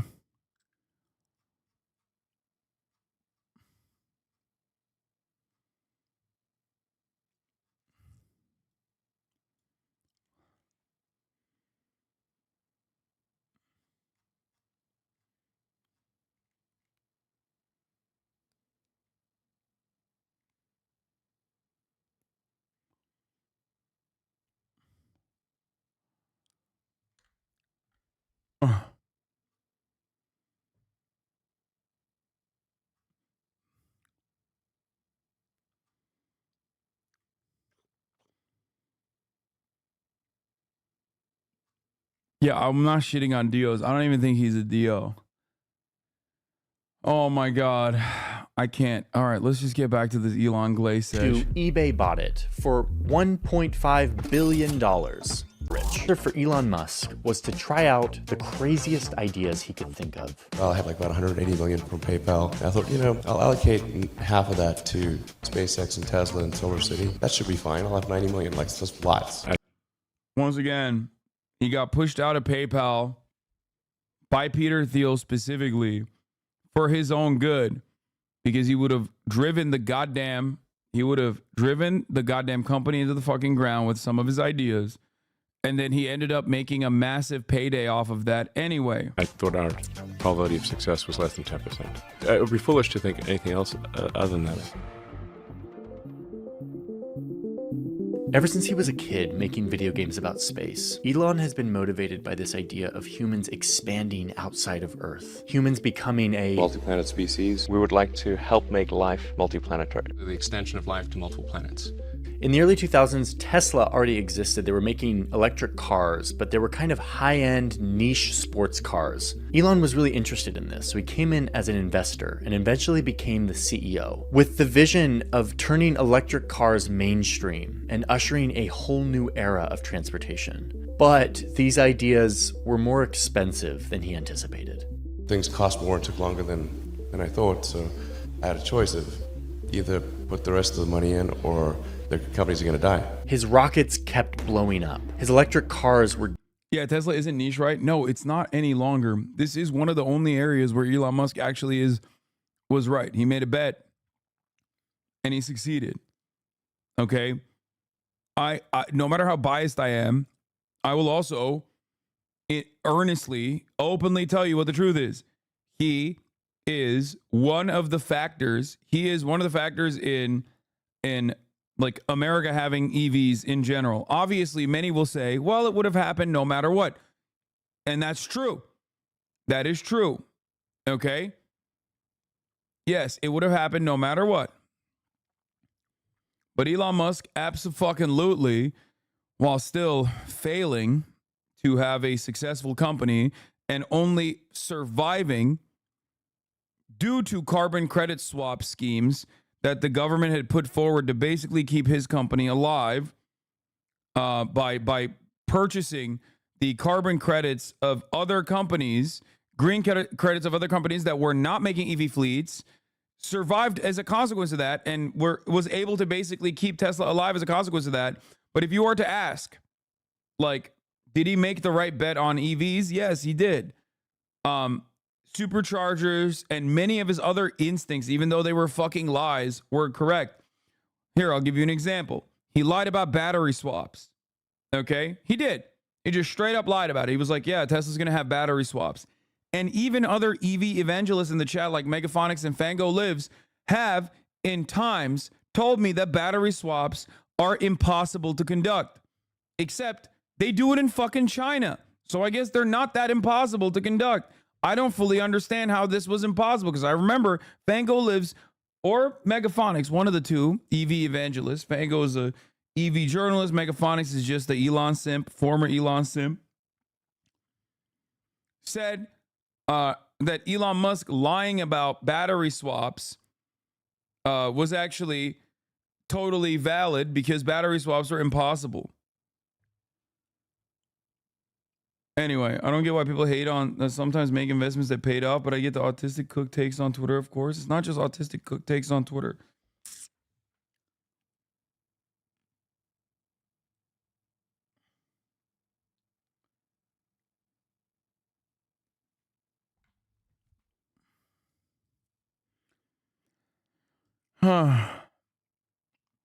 One of the major problems with electric vehicles is that it takes a long ass time to fucking charge the battery. Okay? Even with Elon Musk's superchargers, it still takes a long ass time. Or there's a long ass line to get to the long ass time.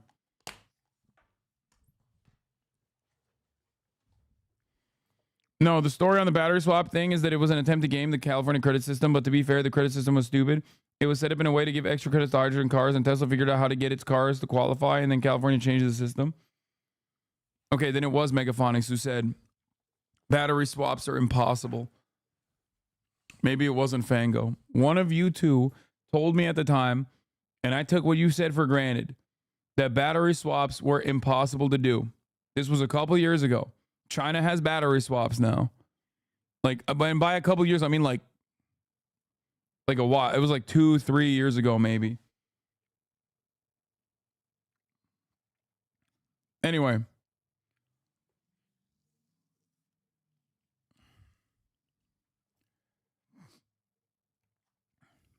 Regardless, doesn't matter. He lied about so much shit. He's just like a classic con man. Devilishly complicated to manufacture. But Elon developed this addiction to risk and intensity that kept him pushing forward despite these challenges. Tesla reinvented how cars were made, thanks to innovative technology in manufacturing, really clever engineering, and a waterfall of government subsidies. He was able to skyrocket Tesla into one of the most valuable companies in the world, overtaking every other car company by a long shot in just a few years. And this company was weird. It wasn't obeying all the rules. Like, there was almost no Dude, every step of the way, Big Daddy government literally helped him. Big Daddy government gave credits to people who were first-time EV purchasers. Big Daddy state government, Big Daddy federal government. Big Daddy federal government created a scheme for carbon energy credits that literally kept the company avoid bankruptcy. Okay? Elon Musk was getting signups and having to use the deposit that people gave him for cars that he had never had any, he was never going to reveal. Elon Musk was underwater. The company was underwater. It also was never viewed as a car company anyway. Tesla has always been a technology company taking advantage of the different mechanisms of analysis. That's precisely the reason why Tesla can get 90% of its cars recalled and it doesn't take that big of a fucking hit in its stock performance, because it's a technology company. Okay? Tesla does not have the same number of cars. Like, it doesn't have anywhere near the number of cars that other car manufacturers have. Okay? And yet it's still significantly more expensive a company than like Volkswagen. It's ridiculous.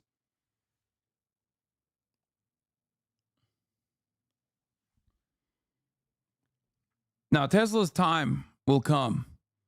You can never fucking maintain that tech company status at a time when electric vehicles are flooding the goddamn market and much better car manufacturers are making. What? No, Peter Thiel is actually awesome. He's the founder of Palantir Technologies, one of the coolest software companies, and loves Lord of the Rings. Palantir keeps us safe. Dude, this Mormon is like, every day that passes by, I'm more convinced that this is one of the old school Mormons that's in the CIA. He said Palantir keeps us safe. Neek's skit might be the longest running bit in this chat. or truly a uniquely crazy person. Bro, he said, you know, the guy who loves Lord of the Rings and named his company after like the evil surveillance mechanism in Lord of the Rings, whose company happens to do literally evil surveillance?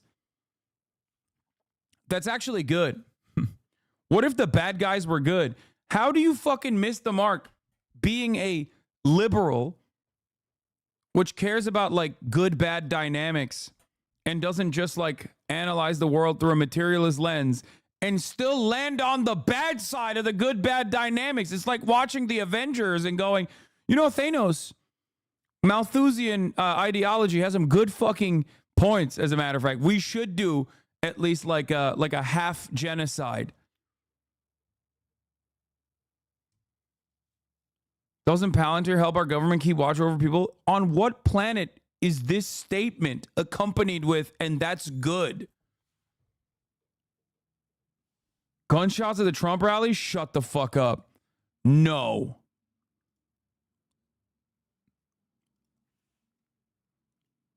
Where?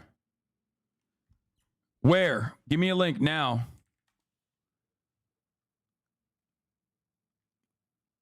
Holy fuck.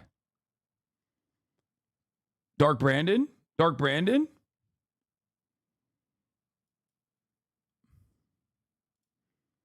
Wait, did they cut the audio? Is he shot? Well, there you go, guys. Unbelievable information right now as we see President Trump being taken away from the podium there in Butler, Pennsylvania. We did hear some shots there. We don't know what it was that happened. You're looking at the same thing we're looking at right now. I was literally without the suit jacket, just watching the coverage. We heard the loud noises, and we are live right now on Right Side Broadcasting Network. I told you, motherfuckers, this has the capacity to be the craziest race of all time. Is very concerning at this point. Not sure, again, what happened there. We do know that people got towards the ground. We don't know any details. We're watching this live with you throughout this country and some around the world. The leader of the free world is right there. He's not the president, dumbass. He's not the leader of the free world, a former leader of the free world. MAGA. MAGA means make. That's all we wanted. A place with. Thank you. Instead, I'm here with the White House. Because not easy, because we have millions and millions that should. You know, we had the strongest border ever. I don't know if they can do it. Do you guys have?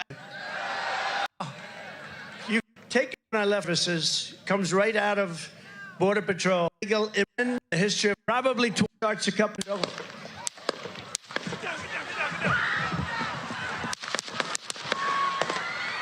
Yo! What the fuck?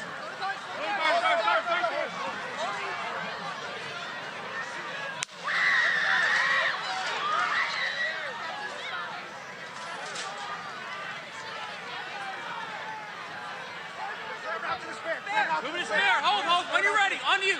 Ready. Move. Up. Move. Go. They cut the audio. Oh my God. They cut the audio. How are they not running? Brother, they are motherfucking hogs, okay? This is crazy.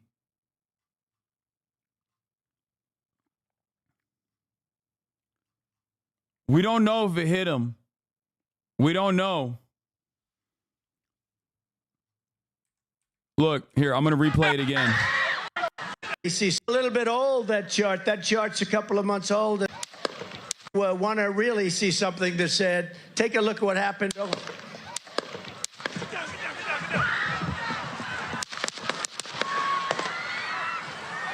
First shot rings out. He grabs his fucking neck. You have the full screen version of the shot.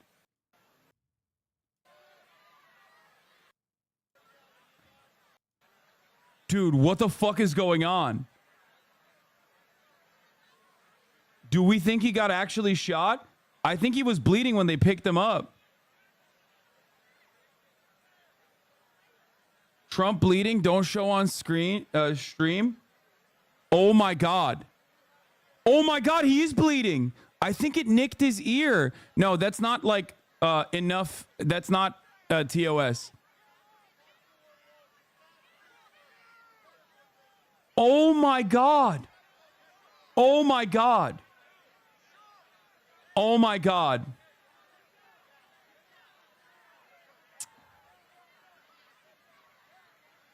Dude. Dude.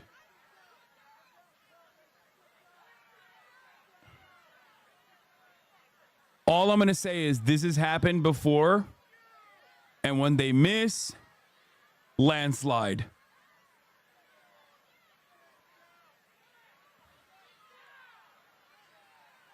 Oh my God. Oh my God. You said this was the boring election cycle? No. I said this is the most boring election cycle, but it has the capacity to become almost overnight the most interesting election cycle. And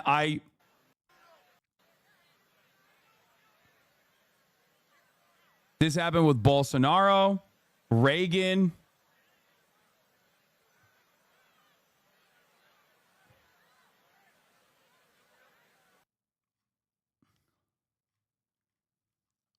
Oh, they shut it off? Oh, staged? No, I don't think it's. I mean, I think it's a little wild. Here's the full screen shooting. If you want to really see something that's said, take a look at what happened.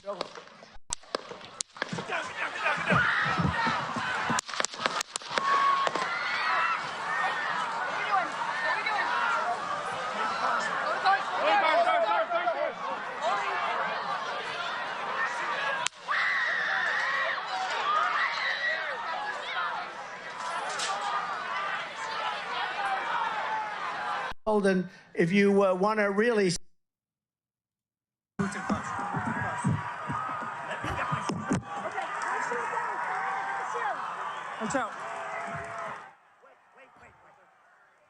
I mean, he gets up, he puts his fist up. This isn't live, right? This is like they escorted him out already. We watched him get escorted out. But I think. Dude, hogs are crazy. They just shot the former president. Okay, you just saw there that hogs are so insane, bro. They shot the former president and they're doing a USA chant. Yo! Just what is going on? Screen here what the fuck? But we have not had a confirmation on what that noise was, so we are going to continue to refer to it as popping noise. Bro, I said light news. I didn't realize. Bro! God damn, America is a fucking spiritually See something broken. that said, take a look at what happened. Where is it? Oh, is the shooting. He's bleeding. He's fine. Here's a hog video. A Biden supporter just pulled out a gun and shot Donald Trump. First of all, we don't know anything about what happened, but this guy immediately goes, a Biden supporter pulled out a gun and shot Trump.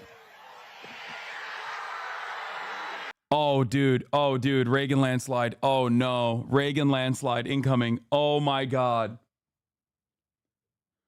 Oh, my God.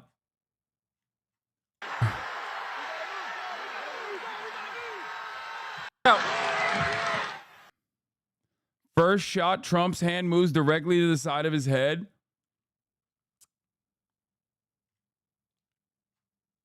Oh my God. Who else if not a Biden supporter? Dude, it could be a Biden supporter, but to say that it definitely is a Biden supporter is insane, okay?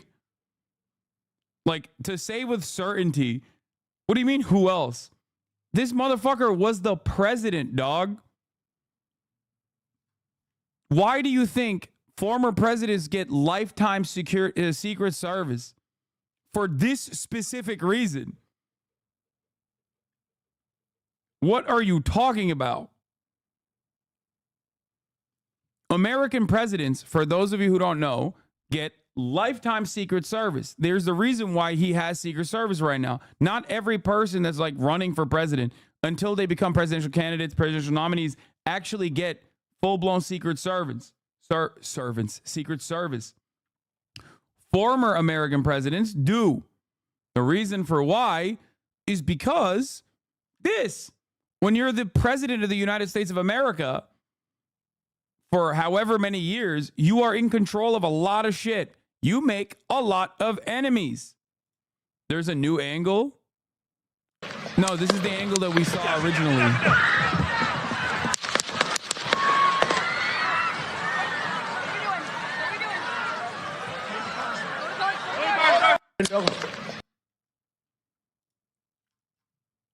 Like gunshots ring out. My There are weeks where nothing happens, but decades where there are decades where nothing happens, and then there are weeks where decades happen. Most people ducking down.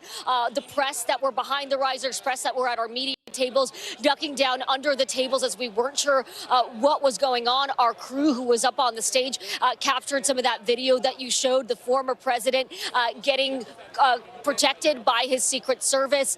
They covered him. He looked to have some blood on his face. It looked like his ear was bloody. A lot of chaos and confusion. No one was sure where the gunshots sounded like gunshots were coming from.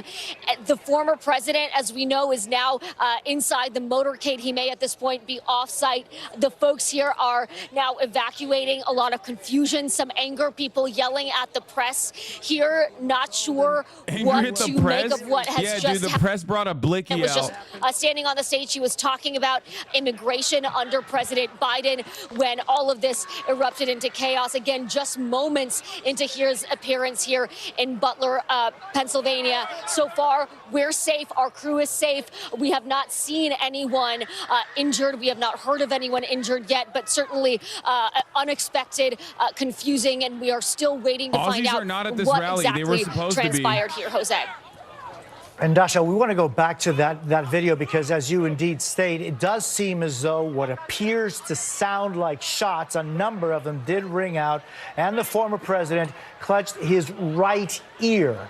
We saw him that after that he was taken towards that motorcade, and here, or just moments afterwards, you can see from what seems to be his ear, blood in his ear, and there's some blood on his cheeks, but he is conscious. He is with his fist raised in the air as there seems to be blood coming from his right ear. He was conscious the entire time, still is conscious in every single one of the frames of the video that we have here on NBC News as he is being taken into that SUV.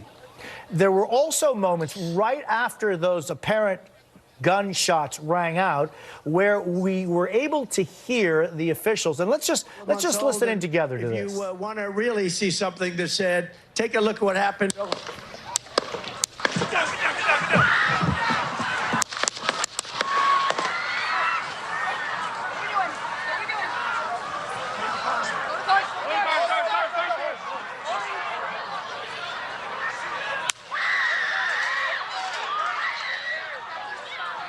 I counted about 8 to 11 what seems to be gunshots, and you will be able to hear now as they're getting ready to transport the former president. And we see now some heavily armed special SWAT team members. But listen to what they say here.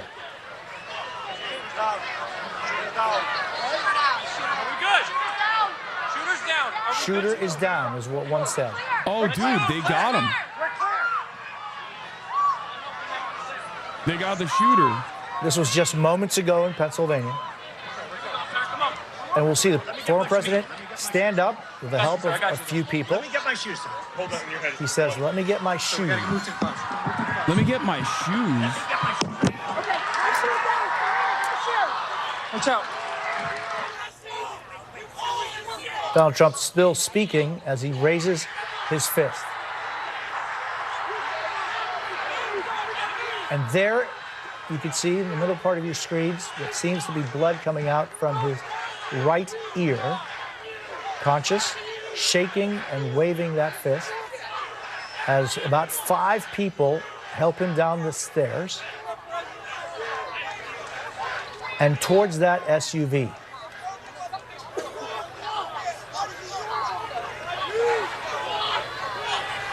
And I could hear about 8 to 10 or 11 what seems to be gunshots. Dasha.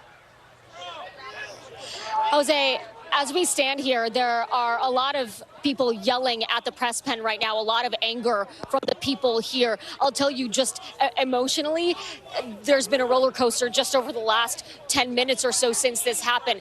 It went from confusion, people not sure if what they were hearing was fireworks, but as those sounds continued, as you said, 8 to 11 or so consecutively, people realized this might be dangerous, this might be gunshots. People started to get down, to hide, to feel that fear, that adrenaline that, frankly, I felt as we were trying to make sense of the situation and make sure that our team here and our colleagues here. You think they'll go for gun control after this? Saw the former president in that video get up and raise his fist. We did hear cheers erupt from the crowd, people chanting USA, USA, and the former president was okay, never mind. They were chanting USA, USA. They're probably not, right? As this place is empty, littered with water bottles, just looks like a scene of escape right now. Very chaotic exit for everyone. The few people that are remaining are very angry with the media. We are feeling a lot of rage from people right now as everyone is trying to process this. What Bitch, what do you mean? Of course, it is not uncommon for the former president at his rallies to point Don't out politicize to call them fake the news and to former target president the getting frustration shot of with a his gun. supporters towards the press, and that is a little bit of what we are experiencing right now as people are trying to make sense of what happened. What It's was time for supposed to thoughts be, and was prayers. just before these sounds Sir? rang out, just before this incident, a pretty jovial, It's a good joke. It's a good joke. mood. It's a good joke. Music That person was is definitely playing. The former joking. president had just started his speech, and then everything changed, Jose. I want to bring Dude, in it's Tom crazy. The Winter, Aussies were special. supposed to travel to Pennsylvania to go to this rally. What we can discern from these images Instead, that we they're at have fucking from just moments Sneaker Con in ago is that Anaheim. The former president was speaking, and then as what appear to be gunshots start ringing out, more than one, Tom, is when he seems to touch his right ear, and almost quickly right after that starts dropping, and then that's when the security joined him. But Tom, it looks as though from this image that there is blood just from his right ear, which may have also grazed his cheek. Jose, I want to stress to everybody that it is preliminary. The information that I am sharing with our audience right now is very early in this investigation. Everything I say is subject to change as law enforcement gathers more information as an investigation continues. I can say... I hate how much plot armor this motherfucker has, bro. I'm sorry. Officials have been briefed initially on the events at the ground. It's over. Reporting It's so along with over. my colleague Jonathan Dinks. I'm pulling a Dave Wasserman. I've seen enough. The president is not expected I hate this shit, dude. I hate this is shit. expected to survive this incident. I think that's the most important thing for people to know. The former president of the United States, Donald J. Trump, current presumptive nominee in the Republican Party, is expected to survive this incident. That's the initial indication that we have from the ground. There is an initial indication that either a fragment of a piece of ammunition or ammunition may have struck the president. It's possible it could have been a bullet ricochet. We just don't know. It's very early in this investigation. We do not have any sort of sense of a suspect. We do not have any sort of a sense of it's just one person. Here's the or AP two people. photo, We yeah. don't know. We don't know the type of weapon that's used. We don't know the motivation, though it appears to be clear to be going after former President Trump. But again, the headline at this time, the initial indications is that Donald Trump is expected to survive this incident. We've got a lot more calls to make. I don't think it was a pellet gun, but I can't tell. But it doesn't sound like a pellet gun, but who knows? Could change entirely in the next 5 minutes, the next 5 hours. We don't know. But that's the initial indication that we have, all subject to change. Tom Winter, of course, stay on this, and thank you for being with us tonight on this rapidly developing news story. Former President Donald Trump appears to have been shot, or hit by some either ammunition or fragments in a rally that he was holding in Pennsylvania just moments ago. I want to turn to the moderator of Meet the Press, Kristen Welker, who is with us as well tonight. Kristen, these images that we're showing show the president to be conscious, the former president to be conscious the entire time, shaking and waving his fist in the air, but there does seem to be blood emerging from his right ear, and possibly maybe some injury to the cheek. Jose, that's right. The images are horrifying. The former president, his face bloodied, he's pumping his fists. That is the sound of 1 million Republicans nutting collectively, the okay? Secret Service. The That political is the world sound just of thousands of D.C. staffers and Republican wonks collectively nutting. That is going to be absolutely put on a fucking T-shirt so far permanently. Kelly O'Donnell has reached out to the Secret Service. The Secret Service saying they are still gathering information on this incident. So, of course, we will bring that to our viewers as soon as we get that.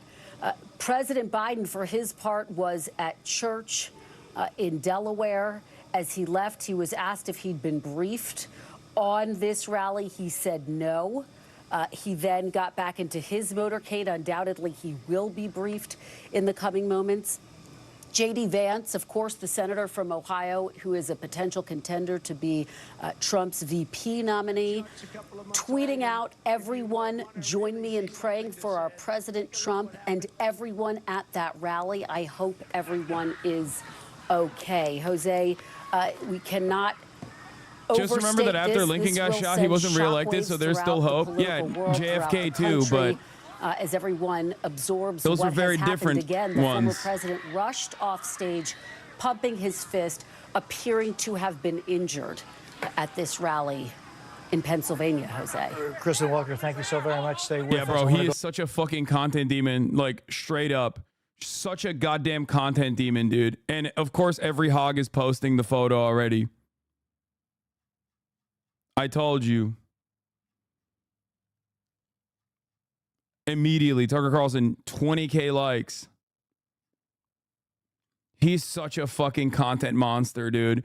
He got shot, got up, ear bleeding, face bleeding, throws up a fist. It's so Jover. Oh my fucking God.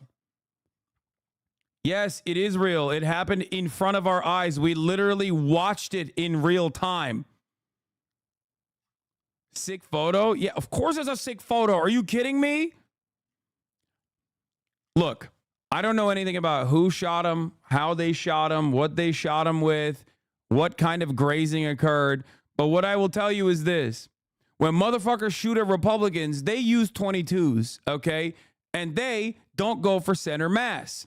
And history shows that when you do that, I don't know if they used 22s here, but historically speaking, when that sort of thing happens, well, you know, it's a Bolsonaro style situation where they become super fucking popular.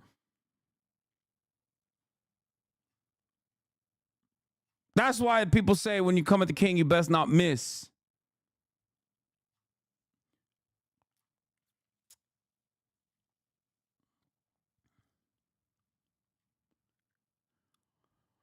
Oh my Lord. It was the anti-Castro communists again. Man, I keep thinking about what you say. Anything can happen for election day. COVID was very sudden. Is history rhyming? This is why I always tell you that, yes, polling is good to understand what's going on for now. But that doesn't mean you will know what happens come election time. Just like COVID. Okay? If it wasn't for COVID, the likelihood of Trump's reelection was almost a complete fucking lock. Not only did COVID happen, Trump got COVID like literally 2 weeks, 3 weeks before the election.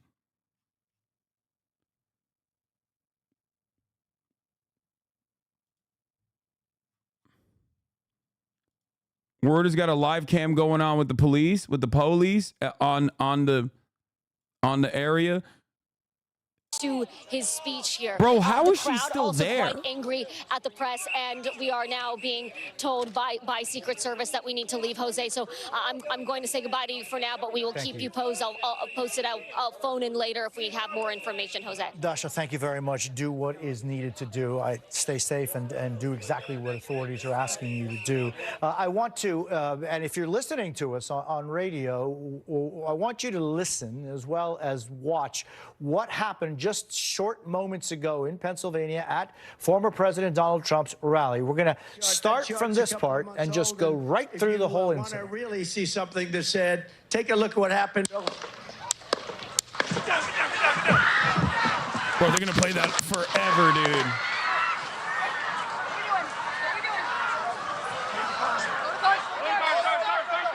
Fucking Teflon, dude.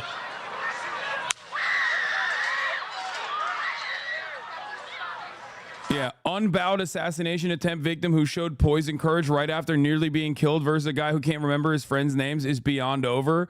No, it has never been more Jover than it is at this very moment. That's the reason why so many of you are looking at this and going, it must be scripted. Because it's so perfect the way that all of this unfolded that it literally feels scripted. And the reason why you feel that way is because it is so fucking Jover.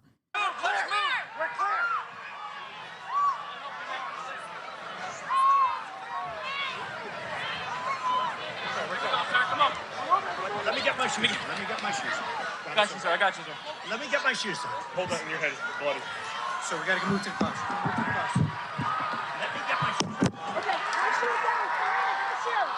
Watch out. Wait.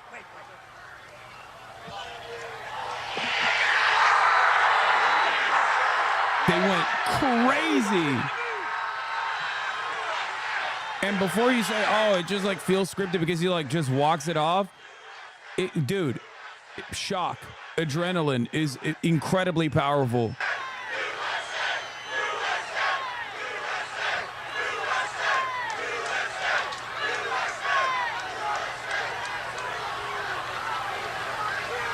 This time around, as we play back what happened just a short while ago in Donald Trump's Pennsylvania rally, Republicans are also going to get like expert level victimhood status too, which is also additionally annoying. Like they're going to be like, how dare you? Oh, this guy's flipping off the camera. Again, shots fuck fired you, media, fuck you, initially, you did and then there this. was some responsive shots. We also heard members of security say the shooter is down. Peter Alexander is with us, our chief White House correspondent. Peter, what do we know as of right now? And I understand that President Biden has been informed of what happened. Wow, dude. Jose, that's right. We have been in touch with senior officials at the White House who tell NBC News that President Biden, who is spending this weekend at his property in Rehoboth Beach, Delaware, has been informed, has been briefed by aides about the situation currently taking place or that has just taken place at that rally for former President Trump in Pennsylvania. I spoke to another official there who conceded that they are trying to get as much information as they can right now. Clearly, he's still throwing up there are a fists lot while of they're events putting that him are in the moving fucking very car, quickly bro. at this Stop throwing time. up The the president, fist. only Stop moments it. before this took place, Stop in fisting.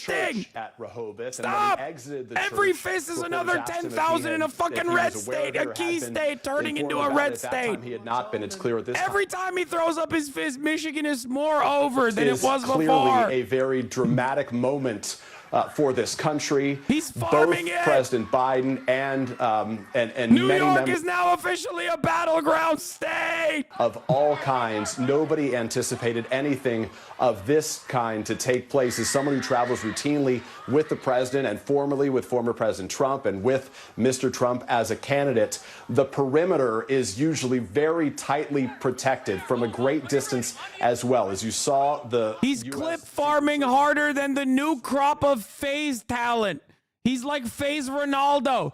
He's clip farming harder than Jinxie. He keeps throwing up his fucking fist. Been at many of these Trump rallies, and It's here's a new over. picture from one of our colleagues there on the ground, the photojournalists who are in the front row showing the blood on over. former presidents face and clearly on his ear as well. There he is pumping his fist as he was effectively chanting "fight" to those members, his supporters who were there. The perimeter is usually quite wide here, and having traveled with President Biden recently when he was overseas in Europe, I was struck by how wide that perimeter was, with snipers in many areas keeping a very close eye, and I suspect many of our colleagues in law enforcement would communicate that for a former president and now the presumptive nominee on the Republican side, there would have been a very wide perimeter. So now that we are told by law enforcement that it's believed that Donald Trump will certainly survive this incident, immediately the questions turn to how this happened, who's responsible for it, and what needs to be done to help better secure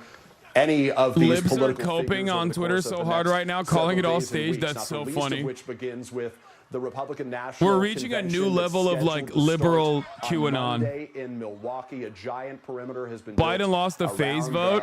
The Milwaukee arena, where they're going to be hosting that event. He just In maxed out Washington, his a aura. huge He definitely perimeter was winning the built for election NATO now. summit Oh that my President Biden God. was participating in with world leaders as well. But as I'm speaking to you, I'm checking my phone and texting with colleagues, with staff at the White House for any additional It's starting. Jose, You as we gather motherfucker, that, you we had will, of Trump course, share it shot. Peter Alexander, thank you so very much. Of course, continue monitoring this for us. I want to bring in retired ATF Special Agent Jim Kavanaugh. He is with us tonight.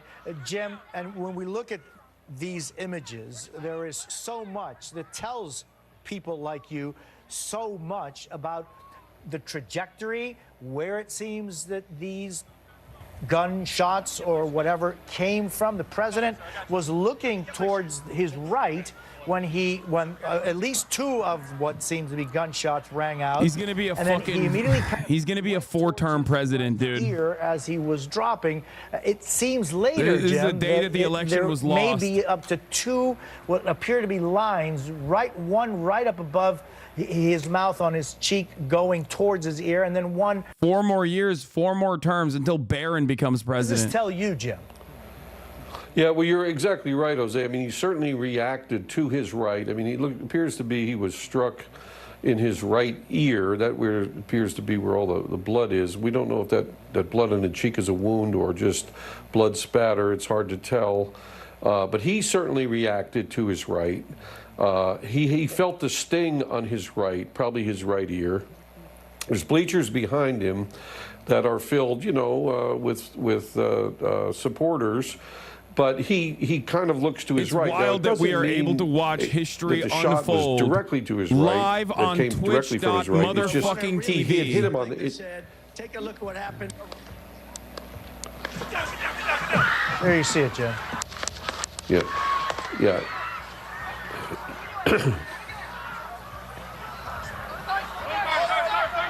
This is like, I mean, we watched Jim, January stand by. 6th I want to go to unfold. Kristen Welker, who has some very late-breaking news.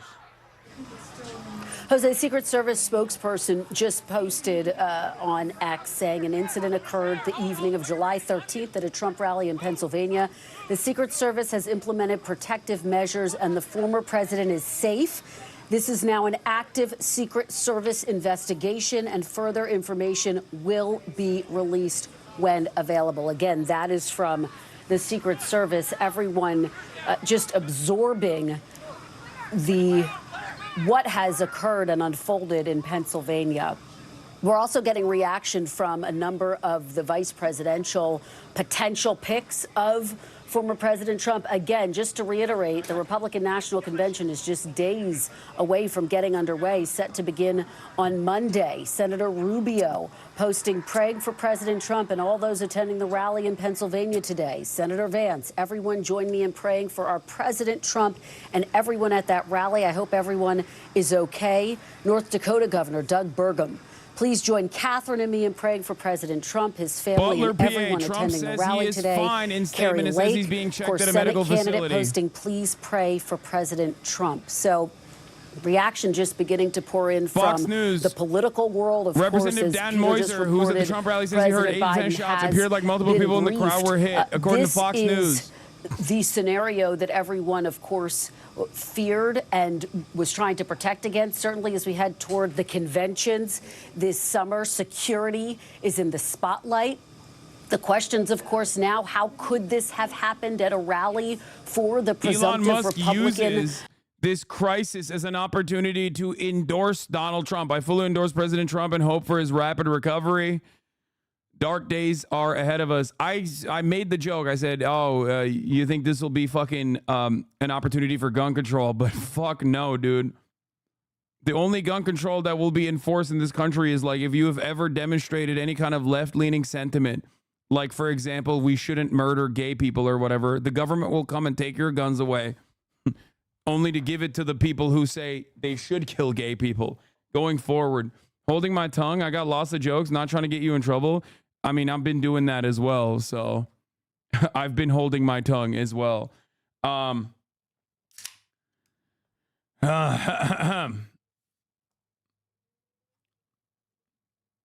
You're not getting the RNC pass? Bitch, what do you mean? Is the RNC even fucking happening? I don't even know. I don't even know what you're talking about. What is the RNC? I didn't get the Secret Service clearance anyway, but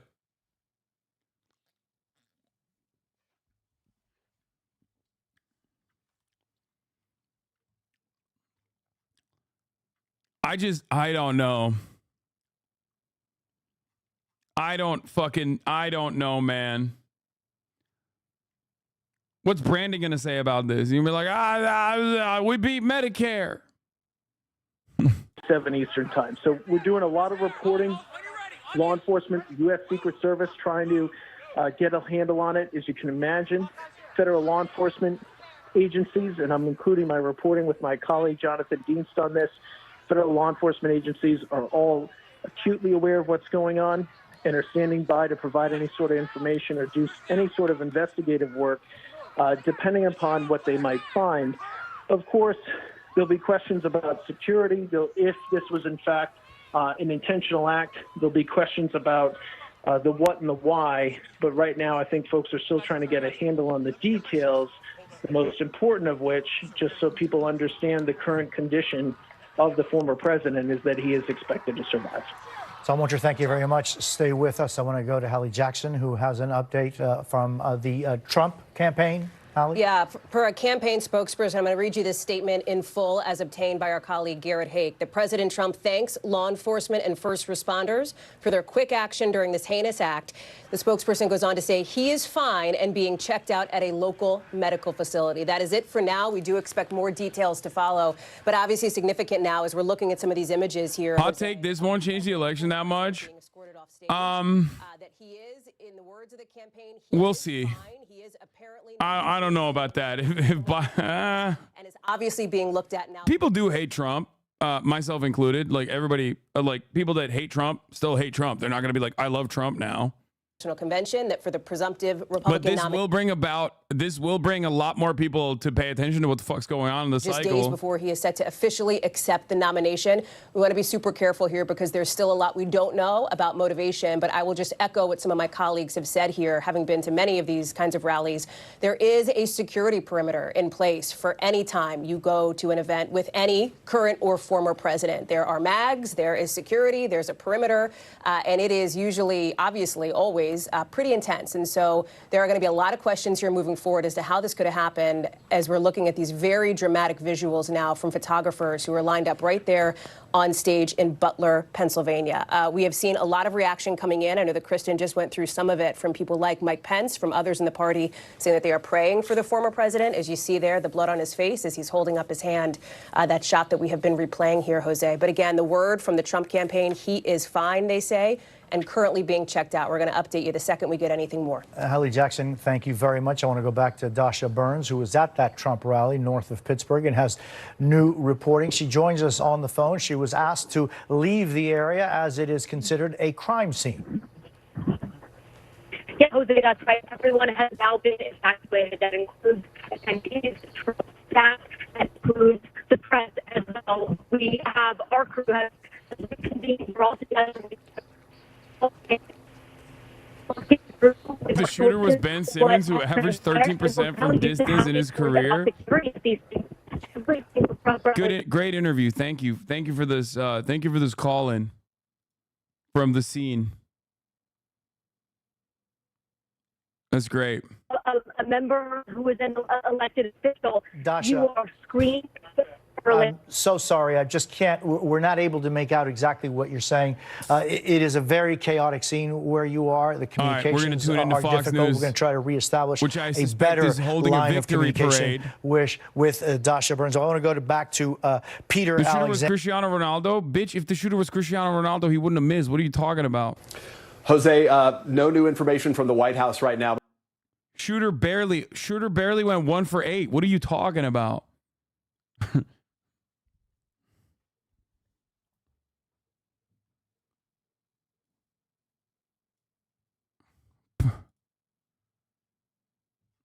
Bro's the reason they make scripts. I can't even fucking log into.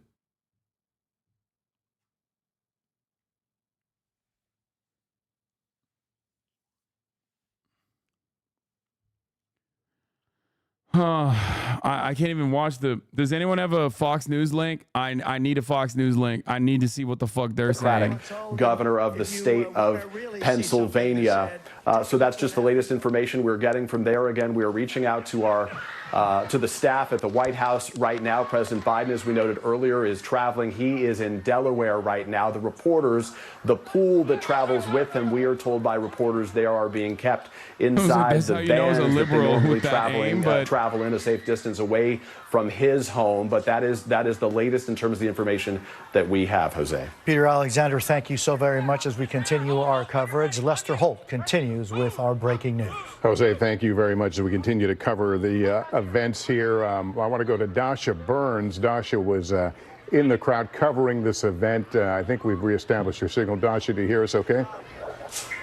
Yeah, Lester, I'm on a better line, I think. Can you hear me okay? Yeah, you sound great. Lester, I will tell you that what transpired is the former president was just It's the first coming from Secret Service and now from the Trump campaign itself that it sounds like he is doing well, and whatever the intentions were of whatever happened there. I and our team were up on the press risers as he first started speaking. We were just making our way off of those risers. We were heading to the ground level where all of the attendees were on the grass in the field at this venue when we heard what initially I thought might have been fireworks. The Trump rallies often involve pyrotechnics. Sometimes there is smoke for effect. So initially there was confusion, shock, surprise for myself. How being there easy is personally, it to shoot but a also as I president, bro? looked I wouldn't around, be saying that right now. Intentions were of whatever happened there at the rally. It sounds like he's going to be just fine, and probably, I would guess, you knowing him, I knowing him, as many folks know him, probably more fired up than ever to get back out there on the campaign trail. Bro, this motherfucker Yeah, and I think that is just made the indication of that he wanted to Teflon. get up and raise his fist after that moment, I think was an image he wanted to portray. I think there's a lot to know where things are coming from.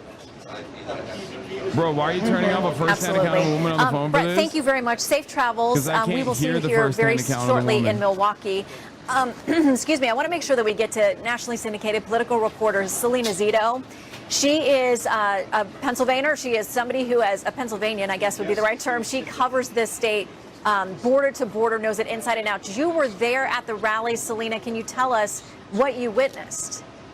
Yeah, so I was here at the rally, been here since 12 o'clock this afternoon. I had actually met with the president for a couple minutes before he went out on the stage. He was in great spirits. Hogs are gonna go crazy today, after dude. The rally. I was in the buffer, so the buffer zone is the area where it's like this narrow area that's right along. By the way, anytime a president gets shot or like a 9/11 style situation happens, check in on your most like susceptible to conspiratorial thinking friends, because in the upcoming days, they are going to have life-changing thoughts. Okay? I'm telling you right now, a lot of people that you took for granted as like normal family members are going to no longer be normal family members.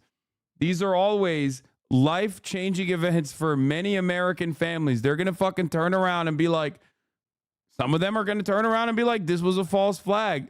Look at him, like the fact that he got up immediately, shit like that.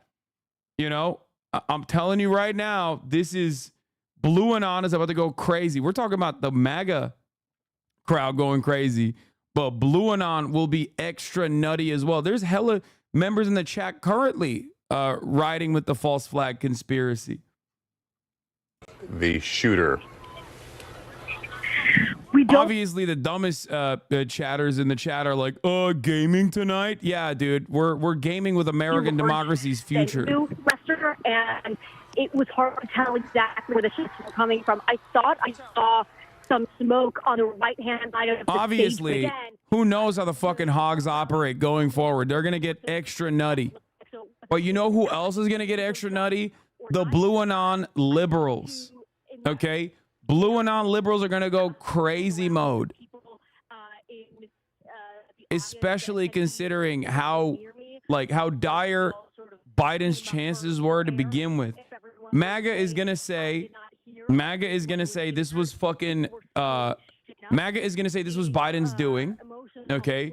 In which we'll have a funny little moment to talk about how, is it constitutionally legal for Biden to potentially attempt an assassination of a former president and a political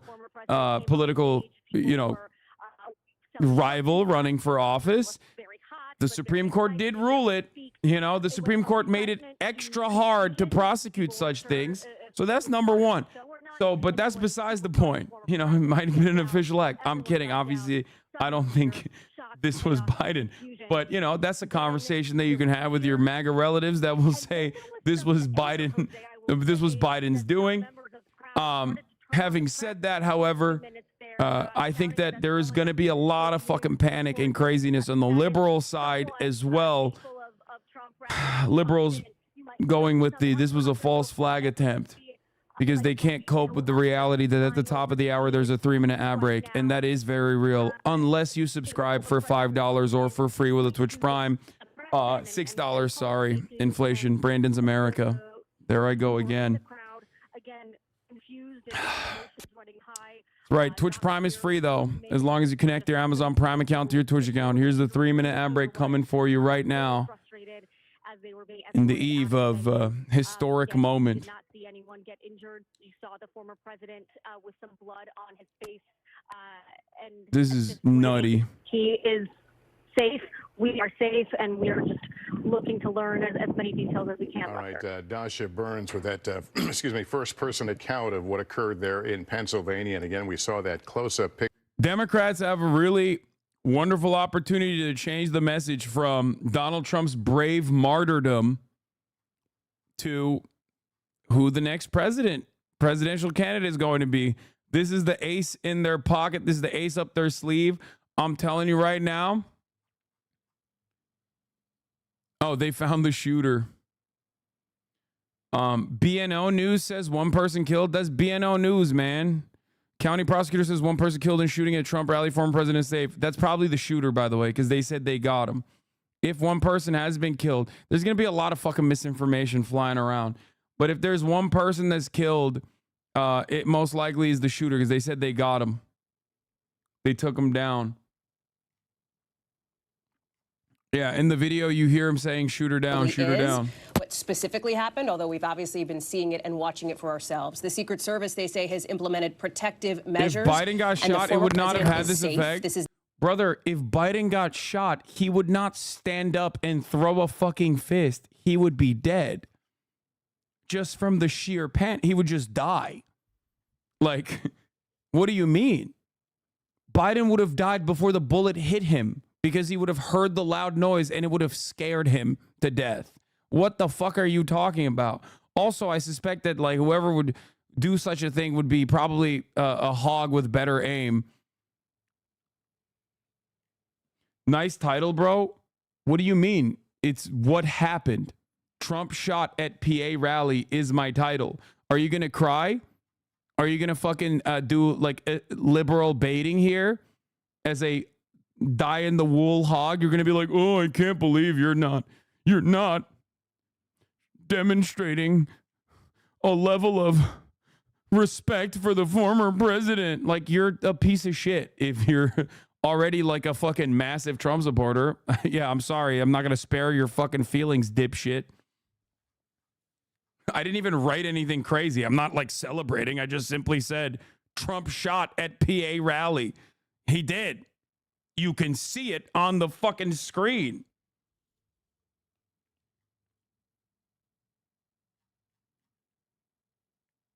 New York, we are following the events in Pennsylvania where former President Trump, appearing at a rally, suffered what appears to be a wound to his ear after pops were heard. Multiple pops, according to witnesses, believed to be potentially gunshots.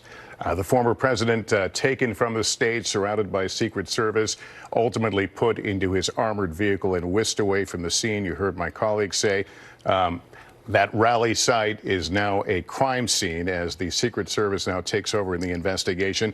There's certainly many details we've not been able to confirm or fill out at this point. We don't know the status of the shooter and or shooters. We don't know if other people were shot in this attack, but there you see the shot. I think that people will see a lot of the former president looking defiantly and triumphantly, even as he's led away with that bloodied face. We want to show you there is video of the incident. We're going to take a moment here and watch. Here it is. That chart's a couple of months old, and if you want to really see something that's sad, take a look at what happened.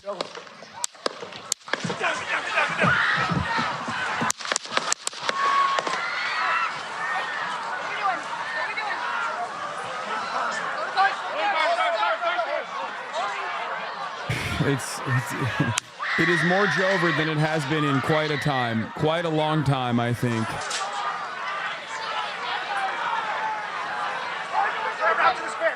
to spare. Hold. When you're ready. On you. Ready. Move. Up. Move. Go. Up. Hawkeye's here. Hawkeye's here. Move to the spare. Spare, get ready. Spare, get ready. We ready?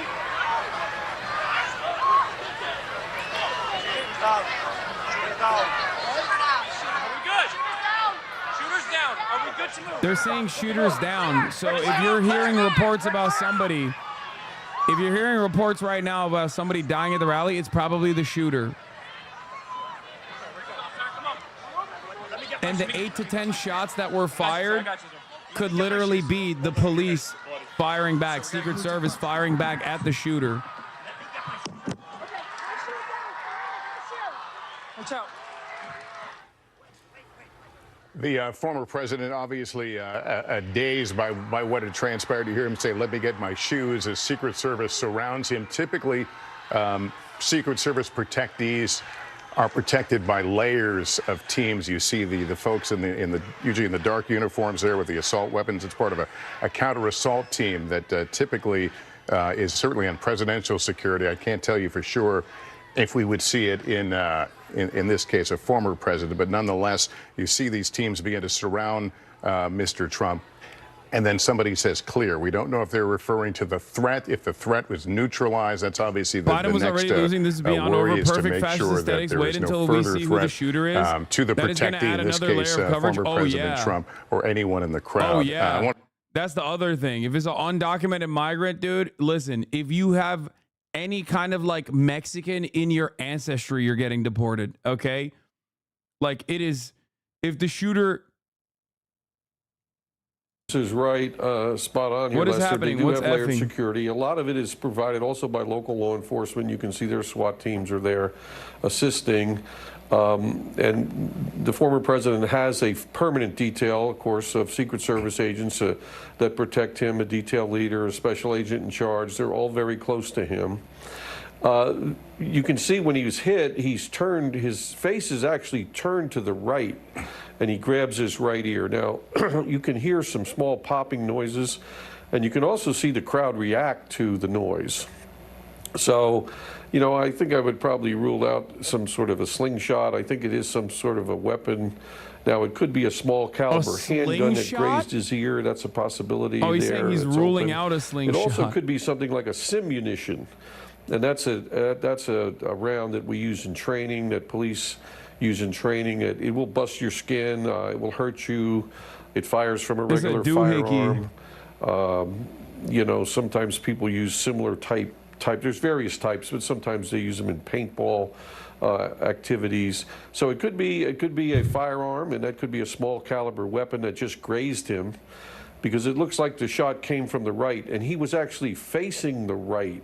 He had his head turned toward the right, so it doesn't appear the shot came from the bleachers above, which is a small group of supporters there, and it might have came more from his right, and there's multiple shots. So, you know, clearly, I mean, we'd look at this and say someone trying to shoot the former president in the head, misses mostly if he fired, you know, a few rounds, because you can hear some popping, but might have grazed him with one. Now, what kind of projectile it was, if it was, like I say, if it was an actual firearm, I'd be thinking it's a small caliber weapon.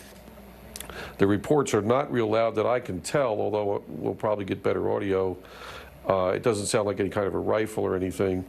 And he's dazed by it, Lester, and you made that observation a minute ago. He is dazed by it. So when he's hit by the projectile, he sees his head's facing right. I think you should know. He's looking to the right, and there's the pops. You can hear two pops, and he grabs his ear. So it's a small caliber handgun if it's an actual firearm, or it could be a simunition that still breaks the skin, still causes an injury there. And Jim, you and I have both been to events on this scale, and certainly I've been to presidential events on this scale, and you look around at the security challenge there. Everybody, of course, carries a smartphone right now, and, you know, they have to make a quick judgment. Is that a phone or is that a weapon? Right. A lot of movement, a lot of dynamic action going on at these sorts of events. I can't imagine it getting much more challenging from a security standpoint. Yes, you're exactly right. You know, I served on many of these Secret Service details as an ATF agent over all my 33 years, and we were always called in on those details, especially the campaign years, to work close to the candidates, to, you know, some of the agents traveled extensively with them to supplement Secret Service. So other agents, and back then we were ATF was in Treasury with Secret Service, so we were always called upon to help them. But watch what happens once the former president The person who attacked Trump was detained. I doubt that that's the person. They completely get around him. So wait, another really? shot is hard to get. Oh, they're bleeding. That's what they're trying to do. When they yell clear, I would think they're yelling clear to the armored vehicle. They can go to the armored vehicle. That's what they want to do. And I would think that's the clear notice they're giving each other. Clear path to the armored vehicle. Because that's what he wanted to do, is get him in and get him away.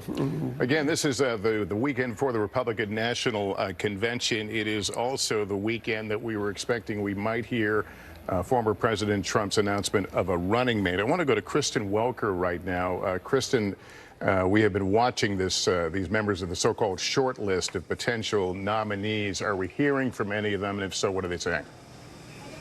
Lester, we're hearing from all of them, BBC? and I should preface this by saying this is one of those rare, I don't know if this is real or not. I don't know. That brings people together across the political aisle. So let me read you some of what we are hearing from the potential Staged, and how do you miss our trending in the United States? BB gun is trending in the United States. Senator Marco Rubio putting out on X, praying for President Trump. I don't know if this is from this campaign. You don't know. Pennsylvania today. Senator Vance posting, everyone join me in praying for our President Trump and everyone at the rally. I hope everyone is okay.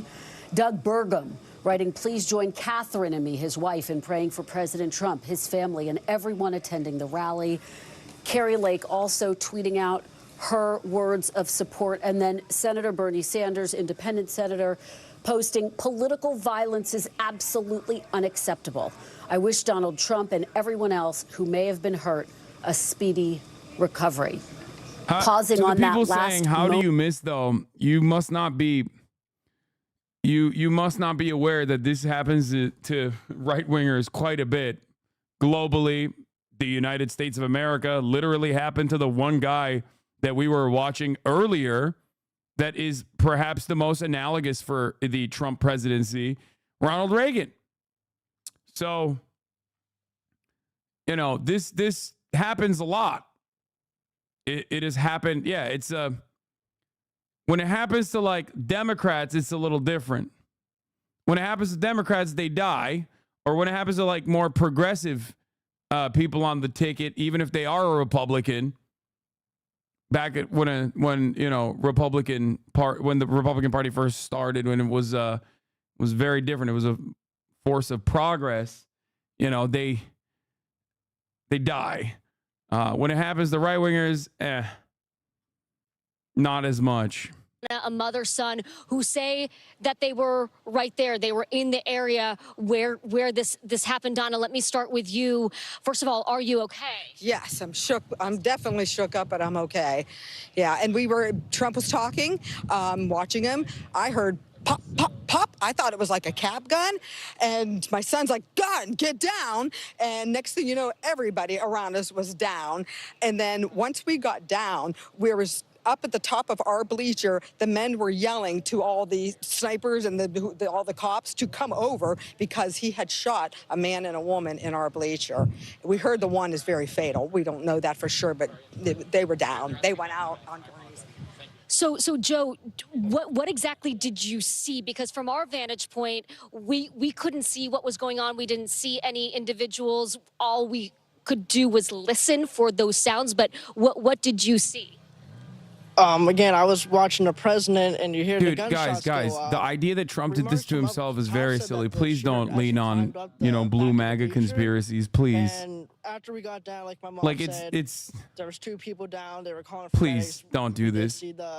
His opponent, as of an hour ago, his opponent was already a carcass.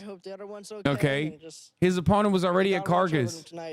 And Don, you said 2 people. Were these 2 people fellow attendees of the rally? And what kind of did you see them get shot directly, or did you just see the aftermath? No, you just heard the noise. You heard the pop, pop, pop, seen the aftermath, and neither of them looked good. They were both down. Nobody was talking. Nobody was moving. What was going through your mind as you were witnessing all of this? Are they still here? And am I going to get shot? That's what's going through my mind. He's holding my hand, and we were going to get up and try to get out of here. And some gentleman there said, no, you stay down. So we stayed down, and then we finally heard everybody evacuate, and he grabbed my hand, and we got out of there. And Joe, what was your state of mind coming into this rally today? What were you expecting, and what are you feeling now as we all experienced a day that none of us thought would come? Well, I was excited. I mean, this is our second rally, and the first. Bro, Biden is in fucking Rehoboth right now. How is he gonna do a fucking State of the Union style addressal? How is he gonna do how is he gonna do a press conference? He has to. Okay? And he's in his fucking beach home in a goddamn vat right now. Do you understand? He's taking a fucking nap currently. And it's after 4 p.m. It's 7 p.m. over there. Listen, he needed to take this weekend off. He did 1 rally. So cooked. So fucking cooked. Alleged video of the shooter. Don't show on stream. No, we already saw that video. It's just, we don't know anything yet. I told you.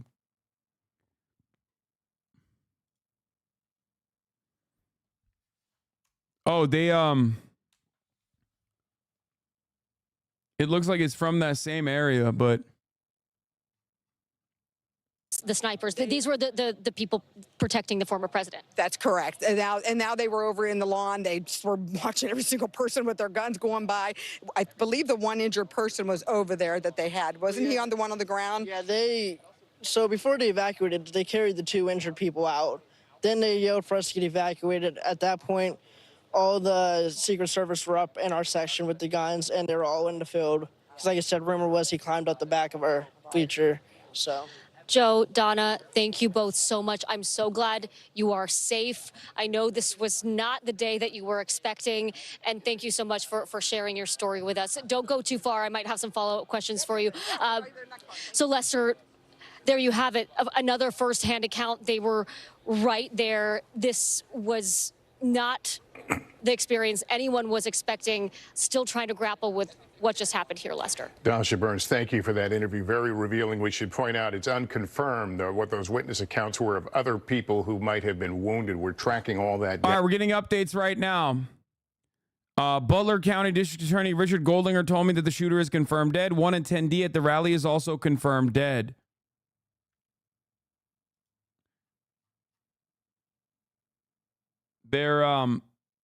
This is also from WTAE, Pittsburgh TV, Pittsburgh Local News. Confirmed, Butler County District Attorney tells me one person is believed to be dead. Donald Trump is okay. He tells me no information about the shooter right now. Update, District Attorney says he believes the person who died was someone in the crowd. Now, we know that they also said that they shot the shooter, so I suspect that there might be more than one person that died. It might be two people, one attendee and the shooter himself. There's a lot of conflicting information right now. But we don't know This yet. We don't know investigation yet. Once again, this isn't an official confirmation.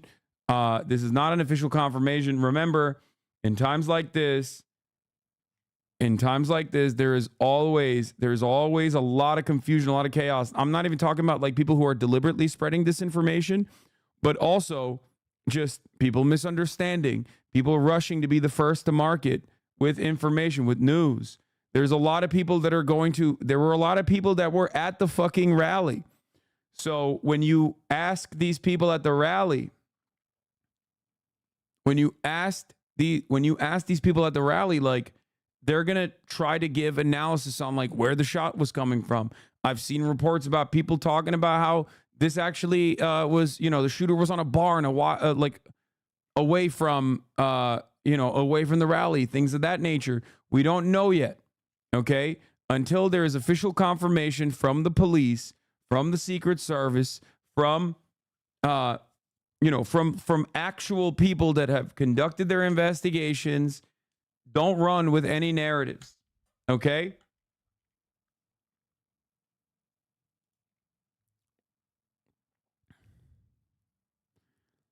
Per White House pool, Biden is currently being briefed by a Secret Service director and DHS Secretary Mayorkas of the incident in the PA Trump rally. So as we are speaking, Brandon is being informed about the situation. We've reported on it. The FBI he will director, most likely go in an live at interview some with you point to directly, speak. Said that he was concerned about this type of thing, Lester. And so I think everybody's been concerned about the potential issues, the potential things that could come up during the course When I said the election has the potential to become very interesting, did you expect it to get this insane? No, I did not. I thought that there could be a potential for obviously either candidate dying, but I didn't think that it would be like this. I thought it was natural causes. So no. Secret Service agent joining me on the telephone right now. Can you give us a sense from what you have seen, give us your professional eye of what appears to transpire here? Yes, so what we're seeing is him attending a rally, speaking at the rally, and then we hear the shots. That it almost sounds like these soft popping sounds. So we hear these multiple shots.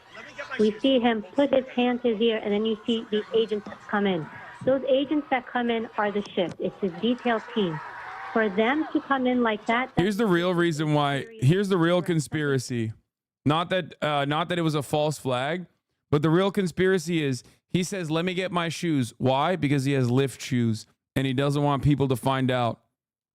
That's the real conspiracy, okay? He's got those elevator shoes that shorter people wear to get a fucking height boost. Immediately comes on top of the That's president. why he's like, "Let me get my shoes." Like, I don't want people to know. I don't want people to know. I don't want people to know. I'm 5'11". Come in after. Their job is to move out, and we see them facing out toward the crowd, and they are to look for the threat. Clearly, we see the agents that get around him. They shield him, and then they move in this unison to shield him body-wise so that nothing strikes him. They move him slowly down the stairs and make their way to the armored vehicles. That's what we're looking at. Now, Lester, if we're looking at how did this happen, again, this is all alleged, nothing's been confirmed. But if we're looking at what's going on here, what went... All I'm going to say is, like, the only chance this is remotely salvageable for the Democrats, and it probably isn't no matter what, but the only chance that it is remotely salvageable for the Democrats from this point on is if it actually was a fucking BB gun. I don't know why it's effing for some people. It's not effing for me. It's fine on my end, and I think it's fine for a lot of people. Twitch, don't fucking fail me now. God damn it, Twitch. Twitch, what are you doing to me, Twitch? Jesus fucking Christ. Of course there are goddamn server issues. What the fuck? Okay, listen to me. Listen to me. Listen. The only way that this is even remotely salvageable with Democrats is like it's a BB gun, and the people that are fucking it's a BB gun, and they still swap out Biden to change the narrative to their candidate. That's part of what happens in a campaign. But I don't think it is. I don't think it is a BB gun, but I'm just saying. To create, a fortress of security at the same time, allowing people to do what people should be doing at rallies like this. So let's go to your first point where there's people there. When you do these events, and I've done these events, it's called a site advance. When you secure an event like this, you're the site agent. So you have two goals, two missions. I am to protect the President of the United States, right?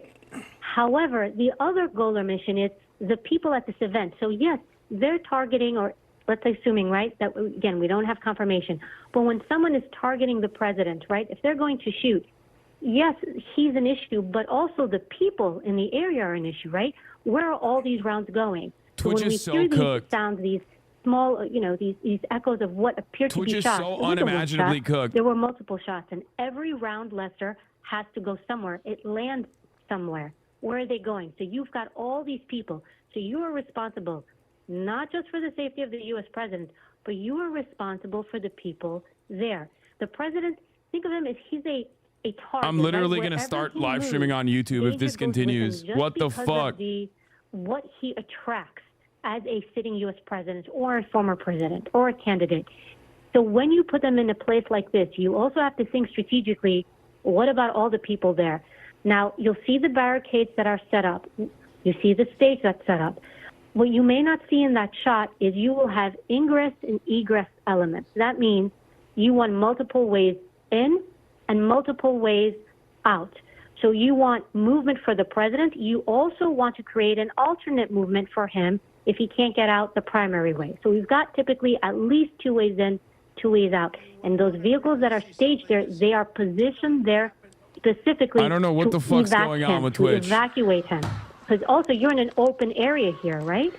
Right. So you don't have I'm that going to scream at concealment my to cover. account You have- manager. Hold on. Whenever you do an open area like this, massive line of sight issues, meaning you can get the threat from so many different ways, so many different areas. And just one thing to touch on too, typically after an event like this, it's typically the FBI who comes in to do the investigation of what happened, right? So it's the Secret Service element is the element that does a protection, and the FBI typically is who's going to come in to investigate what and how did this happen. Abby, let me ask you this. In terms of what kind of intelligence law enforcement has or is given before an event. We're in Twitch prime literally time cooking me. I don't know what the fuck to do here. It's like it's not even, dude, look at this. It's fucked up on my end too. And for those of you who can watch, you can watch perfectly fine. But for some weird reason, like some people are experiencing server side issues on Twitch's end. So here he's going to his location, right? He's going to a town, I don't know how to a I can city, set up wherever a he's simulcast going. right at You this work moment. From the beginning, you have many meetings with the local police department. The president, former president's coming in. He's going to do a rally, and we share intel. The U.S. Secret Service shares their intel. This is what we're hearing from our side. The local police department, Fix the fucking typically because servers, they know what's going on in their community, they're also going to have their ears to the ground. They're going to have intelligence and information. And then we have these meetings. The Secret Service will have these meetings before an event where everybody comes together and everybody shares. If anything, it's out of Twitch's control. Could be a dozen factors. No, on my end, I have no drop frames. What elements do we need to put in place? So if you're hearing there's a lot of protesters, you're hearing talk that people are going to show up and cause problems, that is all communicated so that you can figure out what you need. And also, you can figure out what assets to put into the crowd to blend in. You're seeing the Secret Service suits, you're seeing the tactical team, you'll see uniforms for police department, but they also have an element there that is the unseen.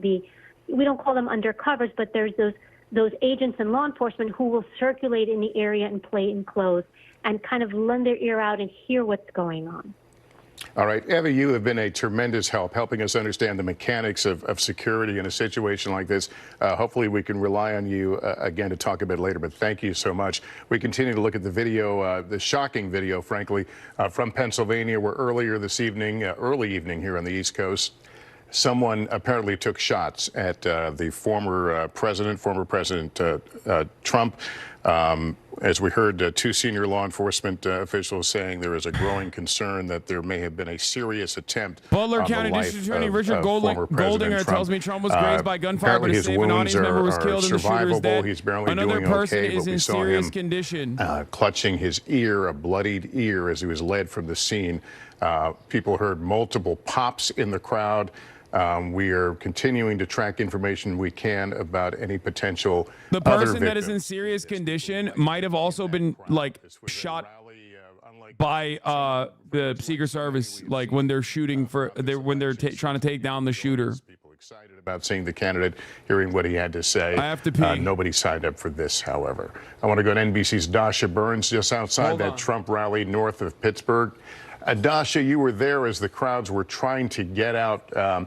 As you watch the video, of course, your eyes are focused on former President Trump and his reaction, but you're also seeing people in the crowd who seem unaware, don't quite realize what's happening. I suppose that's not unusual. As you were able to exit the grounds, were people beginning to fill in some of the blanks of what they saw and heard? Yeah, Lester, absolutely. There was a lot of confusion initially. You don't expect something like this to happen going in. There's so much security protocol when you come to a Trump rally. And as we were first hearing those sounds, so many people that I've talked to, myself included, our team here, thought it might have been fireworks. We weren't sure what was going on. Now, as everyone has taken a bit of a breath and is trying to absorb what happened, we now understand that that's not necessarily the case. We are coming to you live right now from the parking lot for this venue.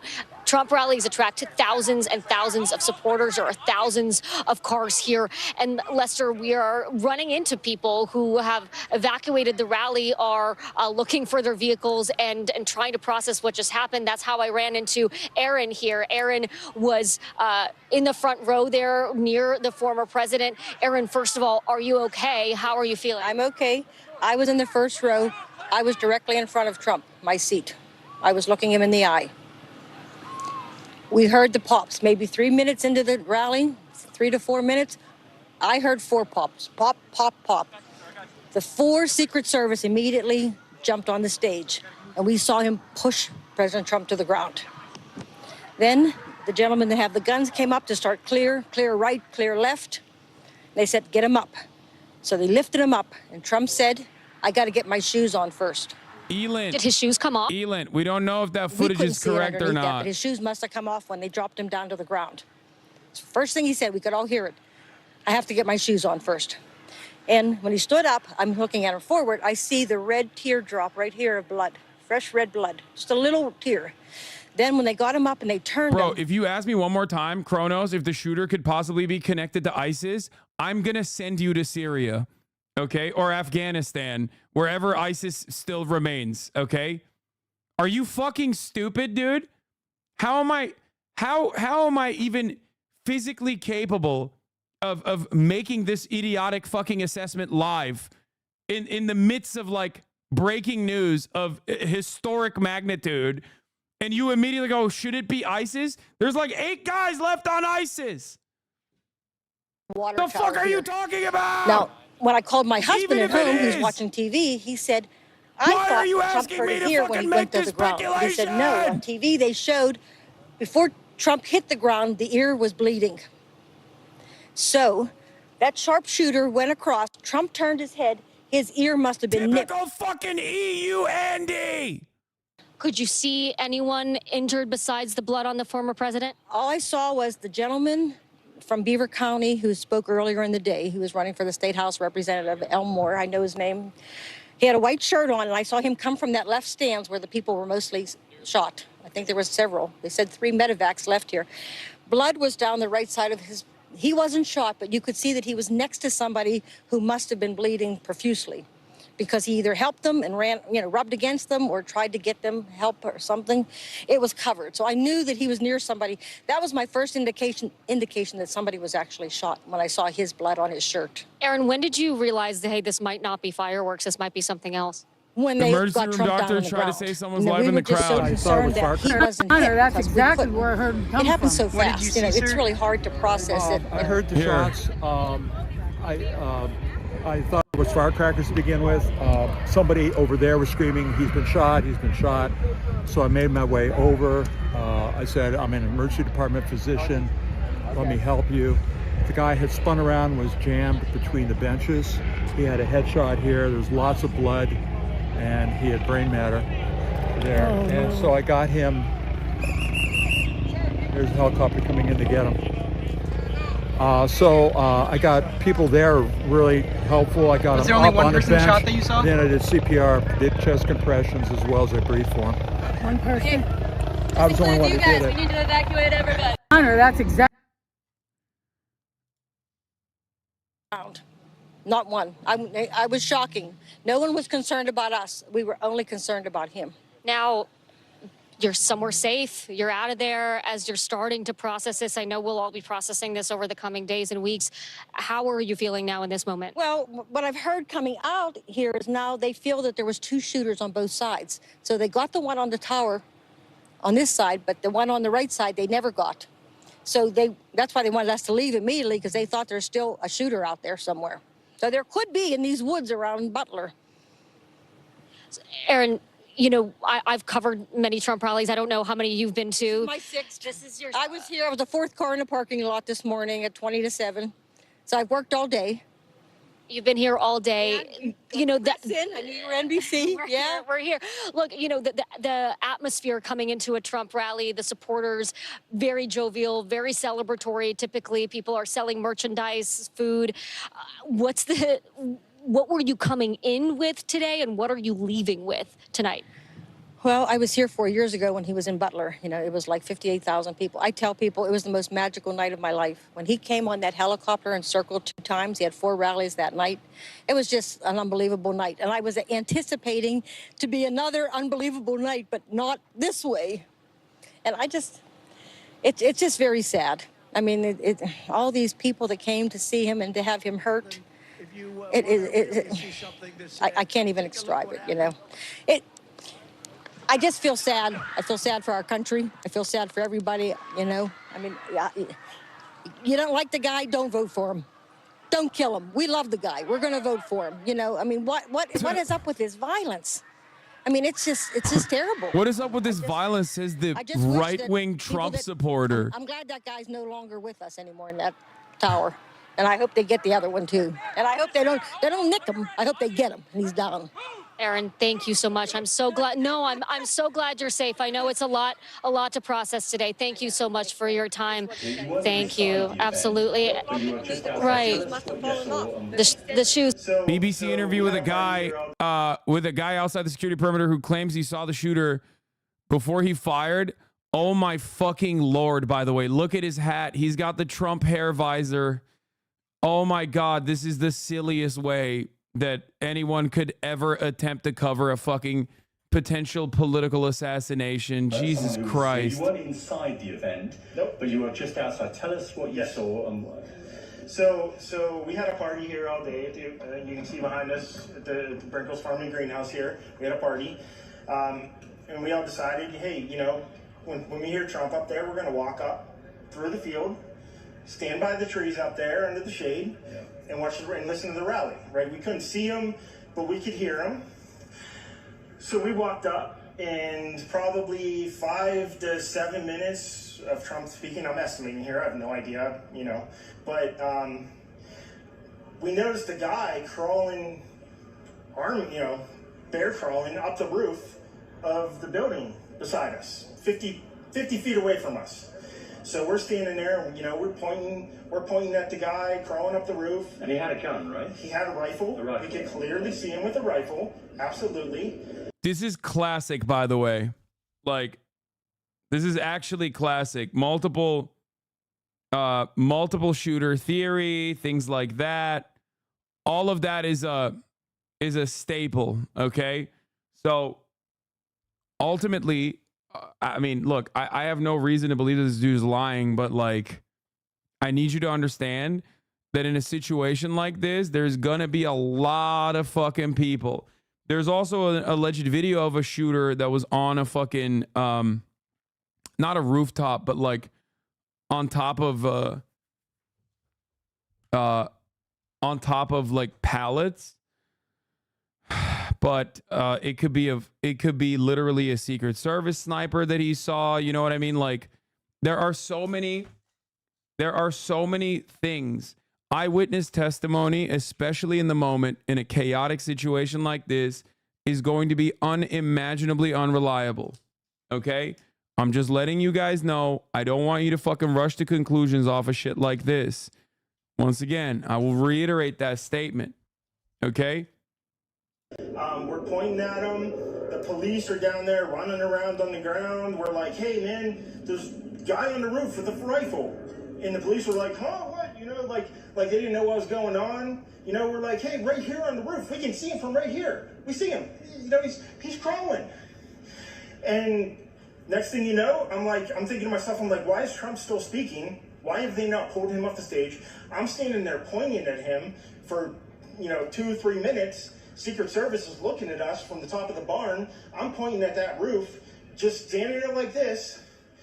And next thing you know, 5 shots ring out. So you're certain that the shots came from that guy on the roof? 100%. 100%. And he was up there for a couple of minutes. He was up there. You saw him up there for a couple of minutes. Absolutely. At least 3 to 4 minutes. And you were telling the police and the Secret Service? We were telling the police. We were pointing at them for the Secret Service, who were looking at us from the top of the barn. They were looking at us the whole time when we were standing by that tree. Could they see binoculars? Could they see him? Probably not, because the roof, the way the slope went, he was behind where they could see. But why is there not Secret Service on all of these roofs here? I mean, this is not a big place. Did you see, obviously everyone, when the shooting started, everyone was very panicked. Did you see what happened to him at all? Oh yeah, they blew his head off. Okay, sorry. Secret Service blew his head off. Okay, just be careful because we don't quite know who's watching, but you're pretty sure they shot the guy? Absolutely, 100%. Okay. Yep. You saw that happen? Yep. Okay. Yep. And did you see them go up to him afterwards, or? They crawled up on the roof. They had their guns pointed at him, make sure he was dead. He was dead, and that was it. It was over. It's incredibly shocking. The guy was on the roof right there. You can see the white roof right there. Did you get a look at him? Could you? No, other than he was in. I have seen the possible video of a person on a roof apparently dead. Okay. I know. I saw.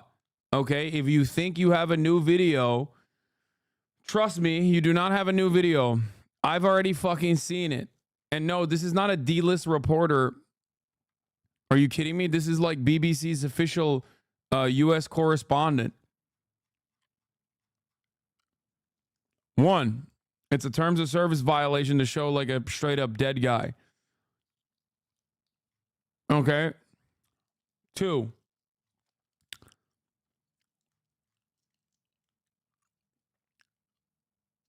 what? Trump wasn't hit by a bullet? Who is this person?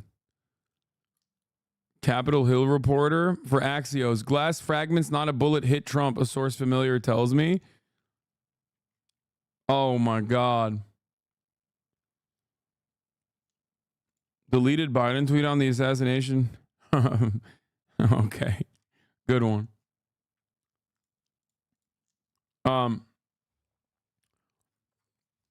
Glass fragment, not a bullet, hit Trump, a source familiar tells me. This is from an Axios reporter, so it's definitely more reliable than eyewitness testimony. Muted colors, tan type clothing. We saw the rifle. Doohickey? No, it could be glass from the teleprompter.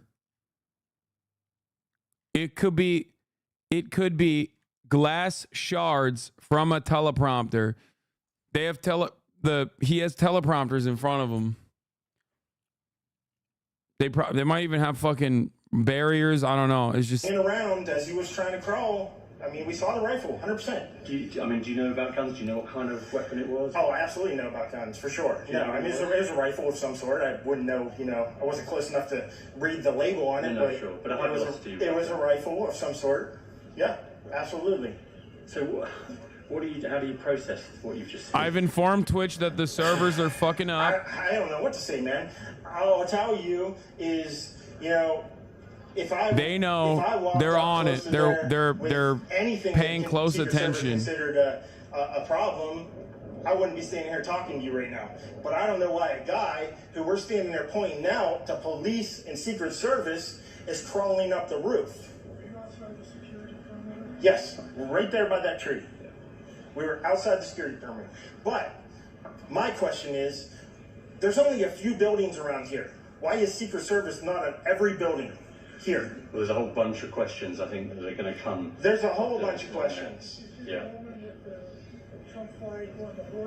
Yes, she was right in front of me. She kept going back and forth. Is it EU chatters that are effing? Tell us about her. I mean, nice horse, nice lady running with a flag. Seemed very, patriotic. But what's the significance? Instant Cope, hate on the blue collar guy, buy the teleprompter bullshit. Instant Cope, brother, this is a fucking Axios reporter and not some random fucking guy. An Axios reporter asking for details is a little bit, has more veracity than random guy. I'm not saying he's wrong. Why are you making this about fucking blue collar people? What the fuck's wrong with you? Well, we're keeping our minds open too. And Tom, you and your team certainly have a huge depth of experience and eyewitness testimony, especially in a chaotic situation like this, is notoriously unreliable. All I'm saying is, remember that when you are listening to people talk about what they saw.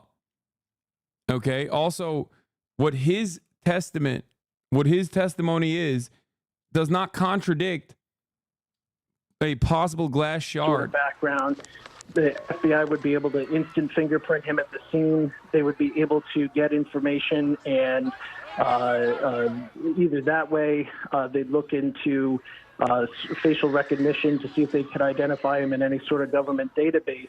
From there, you might know where the individual lives, any relatives. They will comb through every inch and ounce of his social media.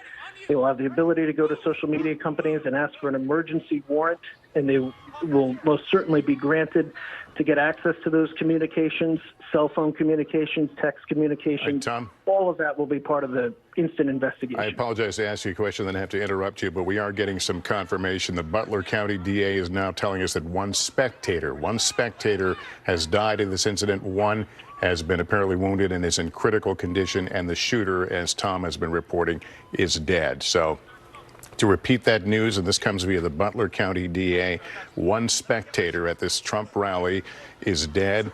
Another is in critical condition, and the shooter, what we believe right now at this hour, the lone shooter is also dead. And whether as you're our on colleague, mobile or desktop. Tom Winter was reporting, they will work very quickly and work backwards, and will likely know a lot about this individual in a short amount of time. You see former President Trump trying to acknowledge the crowd while being obviously stunned and being led to the safety of an armored vehicle, but it appears that he is okay, suffering what we've all been able to see, some sort of a graze-type wound to his ear. We hear him, asking for his shoes. He is led away. He continues to turn toward the crowd to offer a sense of assurance that he is okay. He is now clear of that scene as people continue to leave, all of them telling stories of hearing these pops.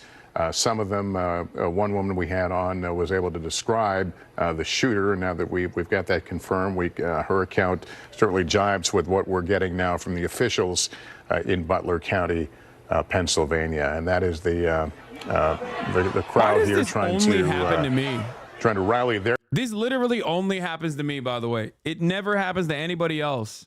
Just me. I don't know why. I'm the only motherfucker who gets like these kinds of sounded like issues. Shots, pops. Whenever this happened on January 6th, gunshots it literally, fired in his anytime there's some direction shit happening. as he was looking to the right and a little unclear, he grabs his ear, and then you can see this, this team of Secret Service agents can quickly swarm him. Yeah, Kai will have like 600,000 people watching him out of with danger, no interruption. The risk nullified, and then he is escorted to his vehicle and to safety. eBay That had area you're looking at right now 3.8 million is a people crime watching scene. him with We've seen no subsequent interruptions. pictures where you see the police crime tape, and they will treat it as any other crime scene and try to get the details of this. We don't know what this means in terms of the exact injury that former President Trump received, what treatment he may be receiving, what this will do to his ability to campaign. We certainly, of course, expect to see him in this coming week as the Republican National Convention is about to begin on Monday in Milwaukee. So RNC officials certainly trying to figure that out. But right now, the greatest concern is from that angle is the health of the former president. And of course, thoughts also turning now to the one spectator who was killed in this, another spectator who was in critical condition from a wound sustained during all this. NBC's Dasha Burns is just outside that Trump rally north of Pittsburgh. She has been giving us plenty of updates here. Dasha, as you've heard, we've now been able to confirm that at least one spectator has been killed in this, and the shooter himself is dead. Lester, just for those who are joining us in this moment, just a reminder that our team, we were in the press pen when this happened. The Twitch team is aware of the problem, and they're working on the fucking issue. The former president started to speak just a few minutes into his speech. This transpired. We ran for cover as we were trying to figure out what exactly had happened, initially thinking it was fireworks, then realizing it could be something more serious. And now, of course, we know deadly. I am in the parking lot right now, just outside of this venue. This is where press and general attendees have had their cars parked. This is where we evacuated to when we were told to leave the site. That is now a crime scene, and I've been running into witnesses here as people have been trying to find their cars, trying to make their way out. And that is where I ran into a man named Joseph, and I want to introduce him to you now. And as we just learned, Joseph, you weren't listening to the program here, but Lester Holt, NBC News, just reporting that one of the attendees has deceased, has died from injuries as a result of the shooting. Joseph, you told me off camera that you may have witnessed this, and I'm so sorry to be talking to you in this tragic moment, but can you describe what it is that you saw? I was attending the rally. I was in the set of bleachers, the very far left of the podium where President Trump was speaking. I was there with friends. I heard several gunshots. The man beside me suffered a gunshot wound to the head, was instantly killed, fell to the bottom of the bleachers. Another woman looked like she got hit in the forearm or hand. And then at that point in time, it was rather chaotic at that point because half the people were looking because they thought it was fireworks. I knew it was gunshots right away. My friend, he hit the deck. I was kind of looking around just trying to see where the shots were coming from. It seemed to me like the shots were coming from behind the bleachers. It seemed to me the man got hit in the head from behind. He was killed instantly as far as I could tell. And at that point, a state police and a SWAT team, started evacuating the bleachers, and then I helped carry the man out of the bleachers to a tent that was behind the bleachers. You helped carry the man yourself. What was his condition when you were carrying him? He's deceased. He died. How close were you to him? A couple yards. It wasn't very far. Did you know the man? No, it's a complete stranger. They put a towel over his head and then carried him off. And you said there was another woman nearby who was also injured. Where was she in relation to him? I believe she was in the bleachers, like either above me or just to the side of him. But it seemed like she was kind of up my flank, and then she flinched, and it looked like she had taken a gunshot wound to the forearm and hand. Joseph, from where I was standing, we heard multiple gunshots, 8 to 11 shots. We've been hearing it replayed on the video here.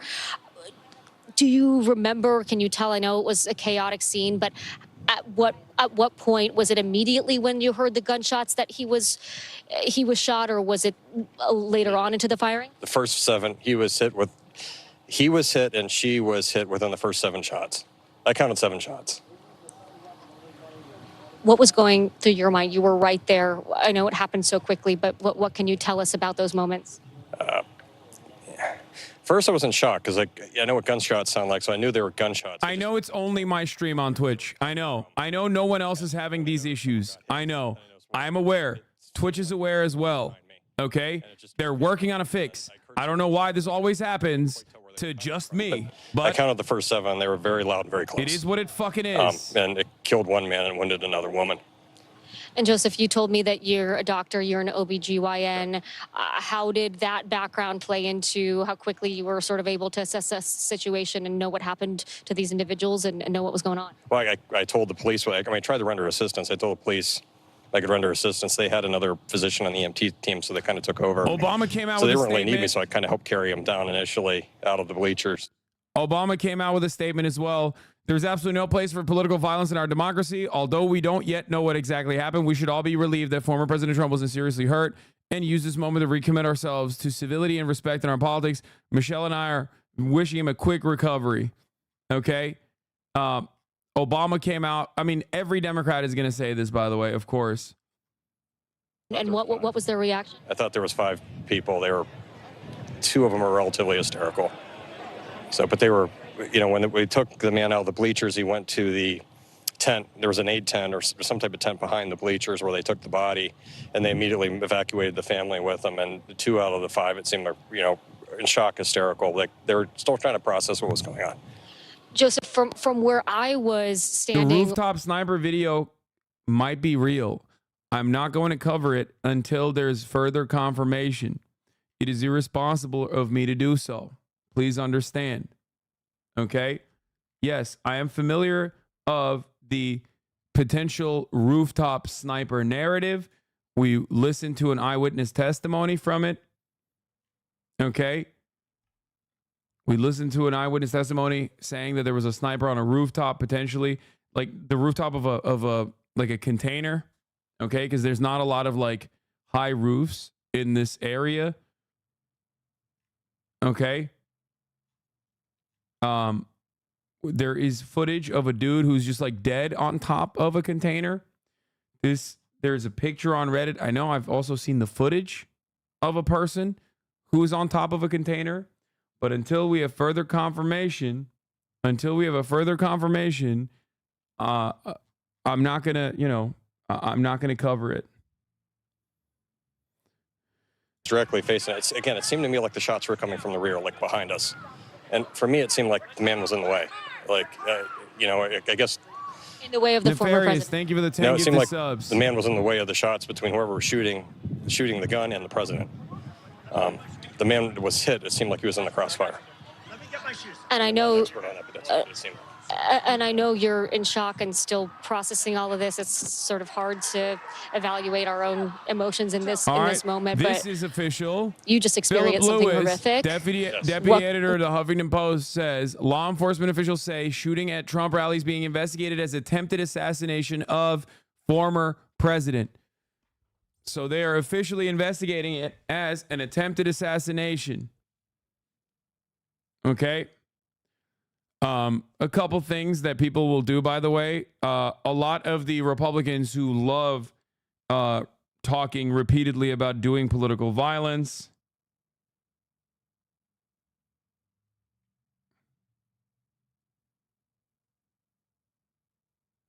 Okay, I have 2 options. I either wait, I fix the issue on the server I'm transcoding to, or I stop the stream and restart. And I'm not going to stop the stream and restart. I'm hoping that in 10 to 20 minutes, the Fs will go away. Okay? Hopefully in 10 and not 20. There will be no more issues. Many of you can still watch the stream anyway, but Twitch is aware of the problem and they're working to fix it. There were some cheers, and then people sort of remained, those that weren't in sort of the immediate zone where you were, people were still sort of cheering. What else would they have investigated this as? It could be any number of different things. Obviously, you have to rule out all the possibilities before you come out with a statement like that.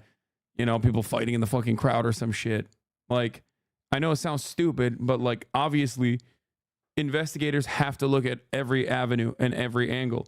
Just like when people were talking about, just like when people earlier were talking about like, oh, this is a Democrat probably or something like that. Like you ultimately don't know. Former presidents have a shit ton of enemies. You know what I mean?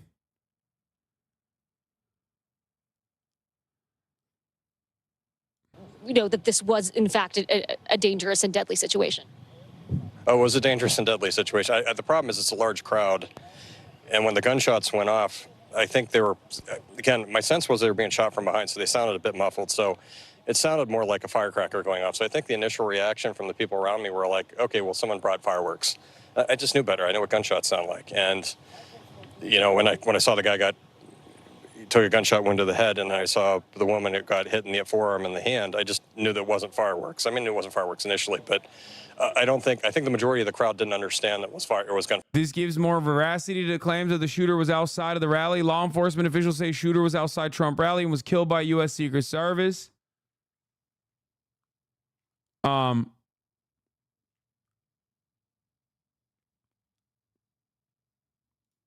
is releasing a statement. Immediate release. I've been briefed on the shooting at Donald Trump's rally in Pennsylvania. I'm grateful to hear that he's safe and doing well. I'm praying for him and his family and for all those who were at the rally as we await further information. Jill and I are grateful to the Secret Service for getting him to safety. There's no place for this kind of violence in America. We must unite as one nation to condemn it. I'm shocked that he's not going to come out with like a full-blown statement, possibly live.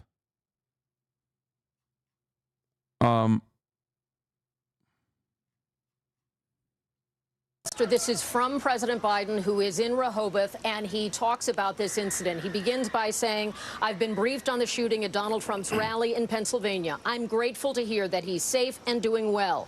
I'm praying for him and his family and for all those who are at the rally as we await further information.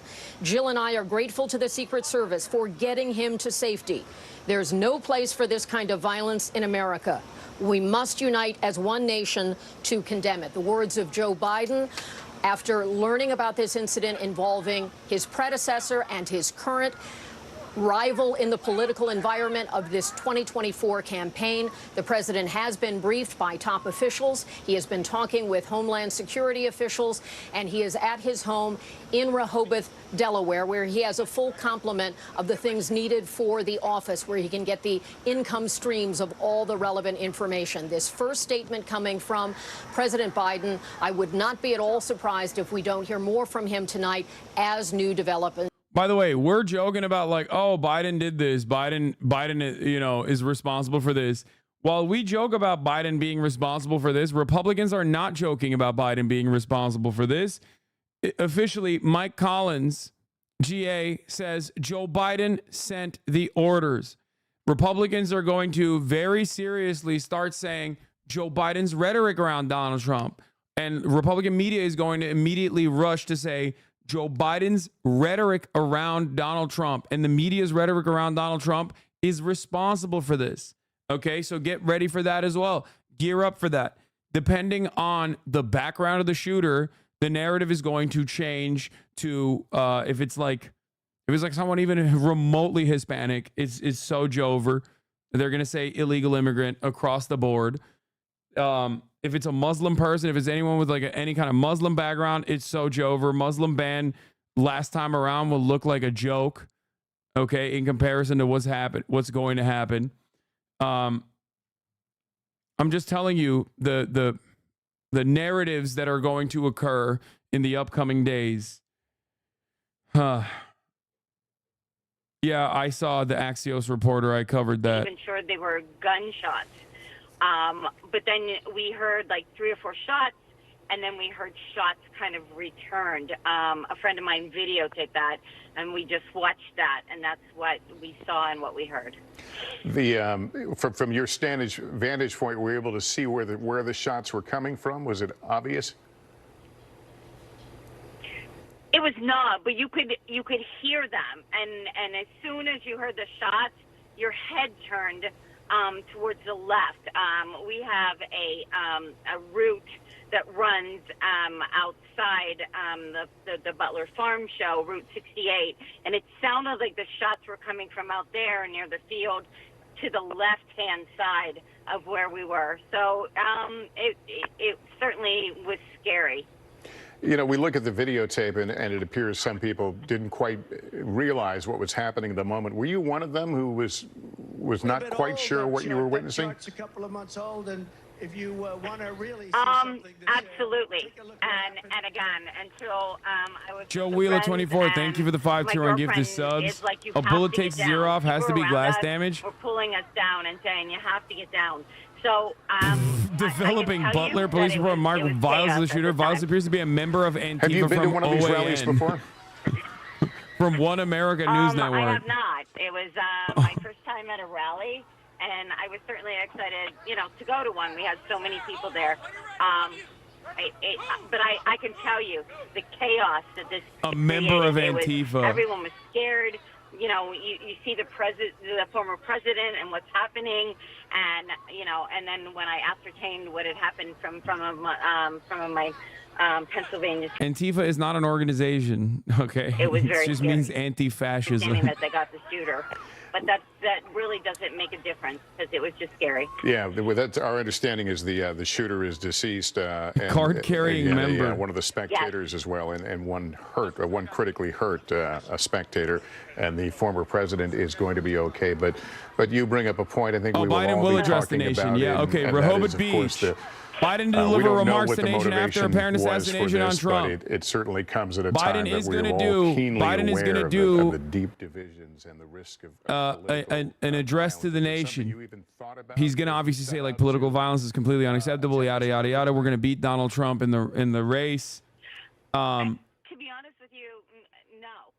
Is it safe to show the video of this? Pretty sure the person in the bowl hat behind Trump is shot dead. Check Twitter. What? In the country, but in no way.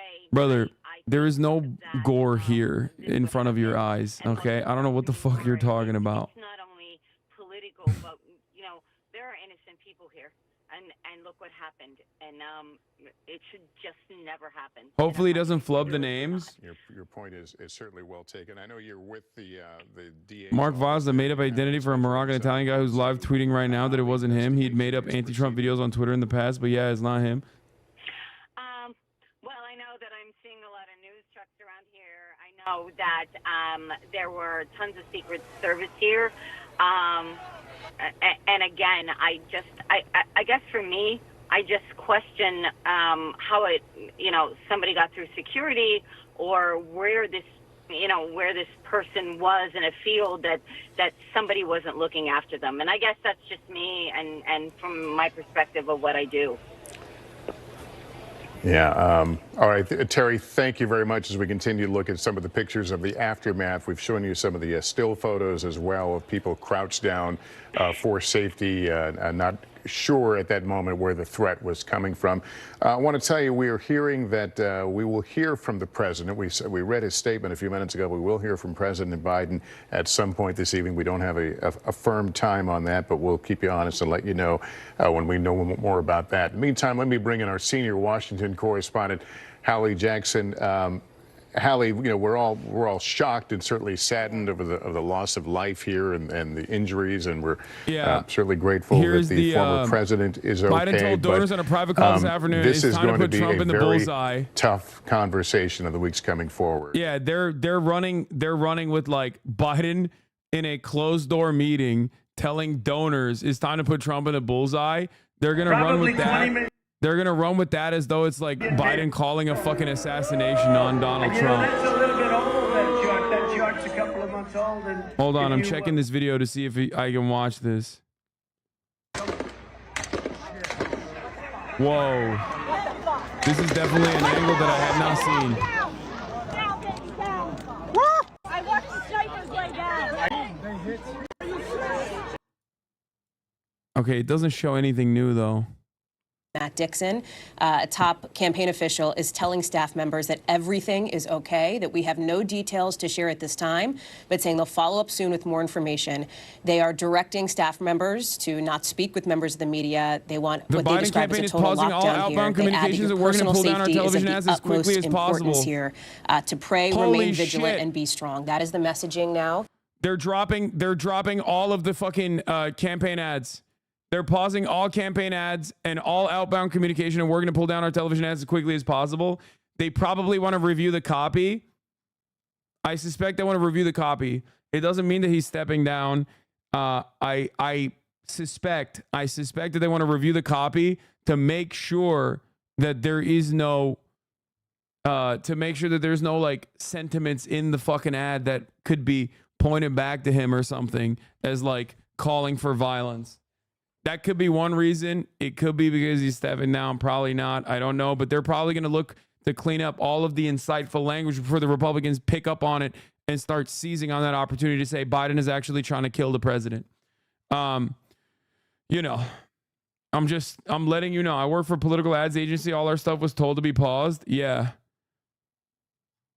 They're going to say right now, in this very moment, now that this happened, people are going to be looking to use this as an opportunity to blame their political opponents. They're going to turn around and say like, oh, remember that Hassan guy? He serves 3-minute ad breaks at the top of the hour. And that's really fucked up. If you no longer want to see those ads, all you need to do is subscribe. Even though it's like a simple fix, you know what I mean? For $6 or for free with a Twitch Prime by connecting your Amazon Prime account to your Twitch account. You get 1 free Prime subscription a month. It's really fucked up. Thanks, Supreme Court, for legal assassination. True. Thank a Supreme Court justice today if you have the opportunity. Anyway, you can also get gifted a sub. If you're lucky, here's a 3-minute ad break now. Really, bro? Profiting off of death? First of all, I'm a fucking news commentator. What are you talking about? Also, Trump didn't die, dumbass. I just spoke to Donald Trump Jr. tells ABC News he's spoken to his father, who remains at the hospital. Don Jr. said his father is in good spirits as he remains under observation, adding that his father is never going to stop. Meanwhile, chatter's acting like they killed him. They're like, wow, I can't believe they killed Donald Trump. I know bystanders died, assholes. I know, but that person is not talking about that. It's also a really bad look if the coverage of your political opponent's assassination attempt gets interrupted by your ad. Yeah, that's probably another reason. Yeah.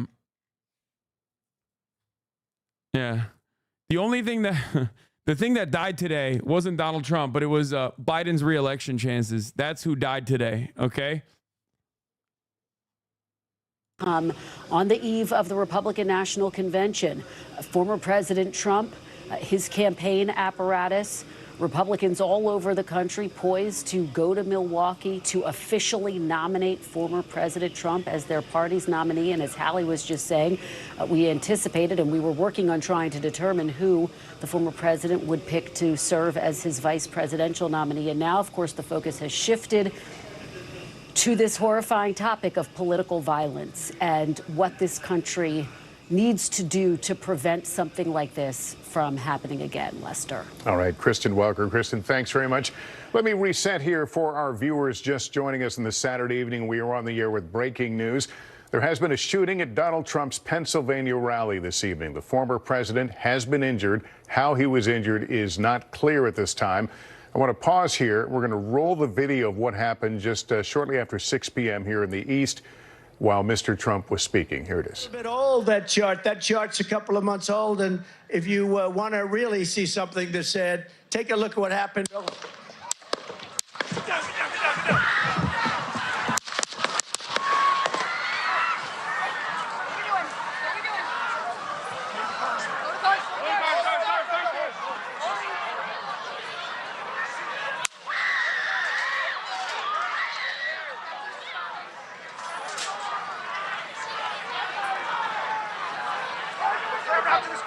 Move to the spare. Hold. When you're ready. On you.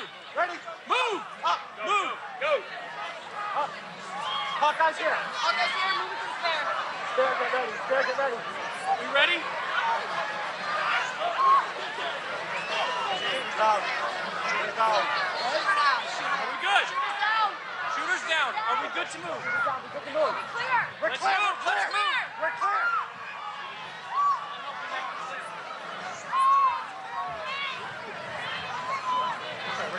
Come on. Let me get my shoes. Let me get my shoes. I got you, sir. I got you, sir. Let me get my shoes, sir. Hold that in your head, it's bloody. So we gotta move to the bus. Move to the bus. Let me get my shoes. Okay, my shoes down. Watch out. I want to bring in now Evie Pouris, a former Secret Service agent. We thank you for joining us again. We hear at one point, I didn't hear this in the earlier recordings, we hear at one point one of the tactical clothed individuals say the shooter is down. As you watch that unfold, I take it they were not prepared to move him until they knew where the threat was. Yes, you can hear that clear line of communication, and the communication is very clear and succinct. Can we move? Are we clear? You hear shooters down, and you hear, are we clear to move? Clear to move. So you're hearing them speak to one another. And radio communication is one of the most important things. It's wild that he was Actually, looking for his when it fucking comes shoes, to comms, dude. you always want to say less. You can hear them using very simple words, 3, 4 words. They just want to keep those airwaves clear so that the most important vital communication Trump rally shooters can identifies pass. 32-year-old So California they're resident making Hank sure Pecker. they hunker down. You see them surround him. He goes down to the ground. They all surround him. Again, when you're an agent, you're supposed to be a human shield. And in that moment, that is what they become. They become human shield. Your job in that moment is to protect your protectee, whoever that protectee is. So they all encompass him. And the other thing you do, you are designed to actually make yourself as big as possible to make sure that any potential rounds or shots that come, you don't want them to miss you and hit your protectee. So as they're hunkered down, they're locking him down. And if you look at the shot, actually, there's a shot where you can see the front of the stage, and around it, you'll see that design, that almost like a smaller, like a design barrier. It's got the flag around it. That typically, and I can't say whether it is or is not in this case, but in some scenarios, when you work as a side agent, you will pick a barricade that's actually something strong and sturdy. It could be concrete or steel. Usually it's some type of steel, and that is used for that when something does happen, unfortunately, like we're seeing here, they can actually get down to the ground so that they have some type of cover. Evie, thanks. Really important information we're learning from you. I want to let folks know we believe moments away from hearing President Biden. He is going to stand at that podium, and we believe this is in Delaware. Somebody can confirm for me. But he will address the nation about these events tonight in Florida. The shooting that apparently wounded former President Trump, who is said to be okay. It killed a spectator, wounded another who's in critical condition. The shooter, who has not been identified, we know nothing about that person's background or what might have motivated him. That shooter is said to be deceased as well. This story has been rolling out, and here is the president. Thoroughly briefed by all the agencies in the federal government. Damn, that was quick. Based on what we know now. I have tried to get a hold of Donald. He's with his doctors. Apparently he's doing well. I plan on talking to him shortly, I hope, when I get back to the telephone. Look, there's no place in America for this kind of violence. It's sick. It's sick. It's one of the reasons why we have to unite this country. We cannot allow for this to be happening. We cannot be like this. We cannot condone this. And I want to thank the Secret Service and all the agencies, including the state agencies, that have been engaged in making sure that the people who, and we have more detail to come relative to other people maybe injured in the audience. I don't have all that detail. We'll make that available to you.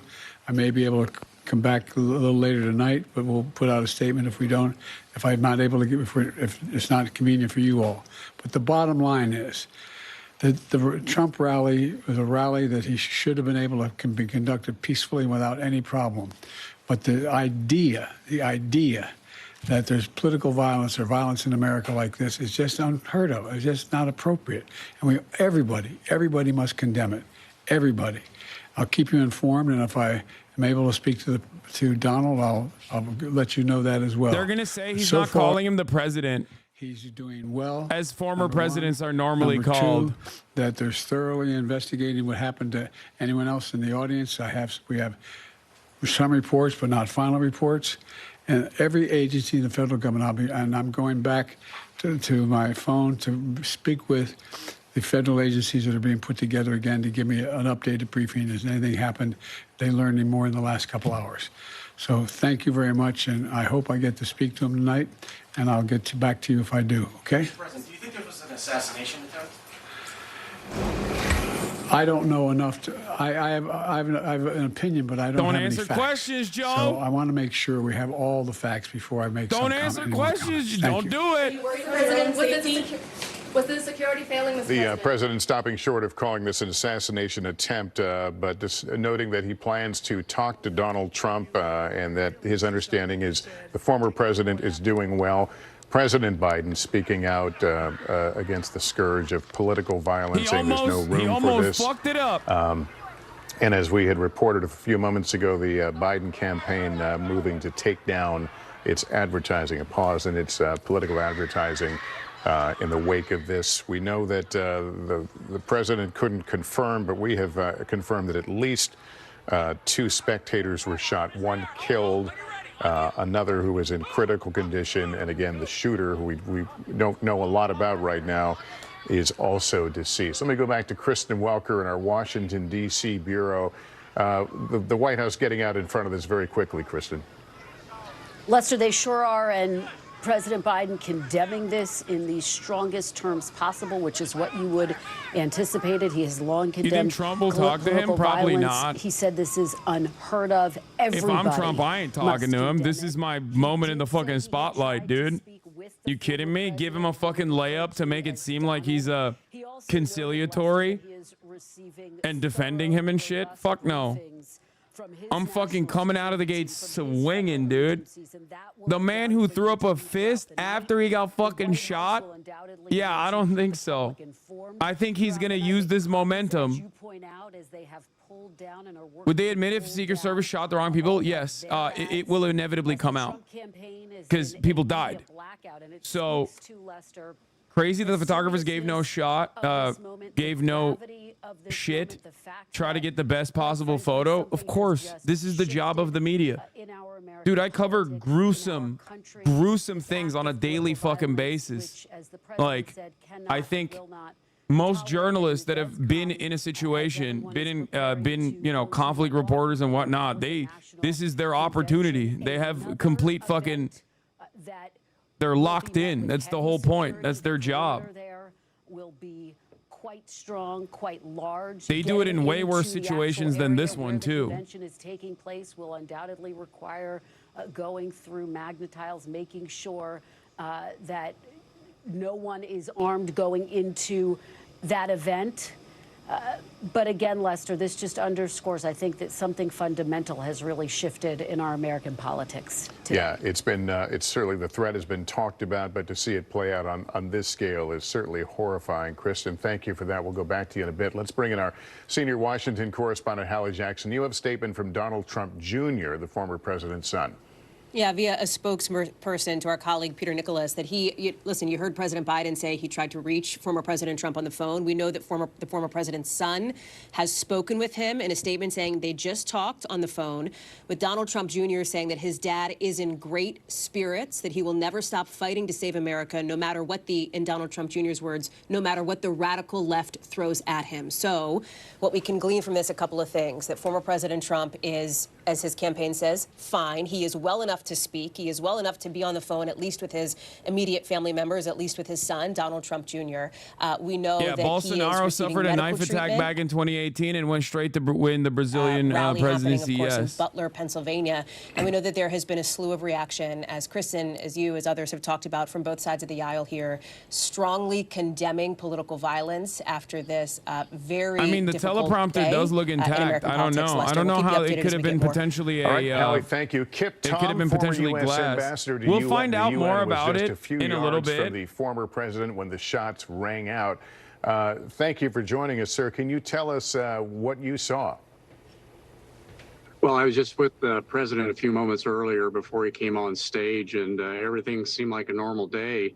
But when he walked down that red carpet and walked up to the podium, and after he spoke for about 10 minutes, I was sitting in the front row at the end of the runway. But surviving an attempted political assassination, surviving an attempted assassination is usually pretty fucking good for your chances of election. And obviously, there was a person. I about can't really think of 15 foot anyone that's behind me like that was survived the political assassination and like not ended up winning. Like a legitimate stayed one. pretty calm for the most part. And but you know, it sounded like there was 6, 7 shots to start with, and then it seemed like there was a little pause, and then we heard a different caliber gun fired, which I assume is probably the Secret Service. But then I thought I heard another couple of rounds come off, but it felt like it was behind me. But it could have been the echo. Did you hear did President Trump say anything? No, he was just giving the typical rally speech that he typically does everywhere, you know, and trying to encourage voters to get out and vote and talking about his plan for America. But as the shots rang out, did he cry out? Did someone tell him to get down, or was that instinctive? Yeah, we heard that. We heard everybody say, get down, but I think he was already going down. That's when everybody thought at first maybe he had been hit more severely than he was. I mean, it's already severe. And let's face it, it hit his ear. It could have been a little bit closer. Keemstar tweeted about you. Dude, are you fucking stupid? The former president got shot. If you're literally looking at drama alert right now to see like what they will turn this narrative into and how they'll somehow make this about me, you have to be the most delusional person on the planet. Like, what are you Keemstar? He's a fucking idiot, dude. What do you mean? Like, yeah, dude, I know. I can't believe that like right-wing charlatans and idiots will be like, oh, somehow the former president got shot. Let's make this about motherfucking Hassan. You have to be literally the dumbest person on the planet. You have to be such a fucking gross loser to do such a thing. To be like, oh, let's cancel Hassan now. Like, suck my dick, dude. Like, get the fuck out of here. Obsessive loser. Those and thinking about those and then moving forward to where we're at today. And we still have a problem with this. So it's shocking. You gotta have real brain most rot people, in this situation.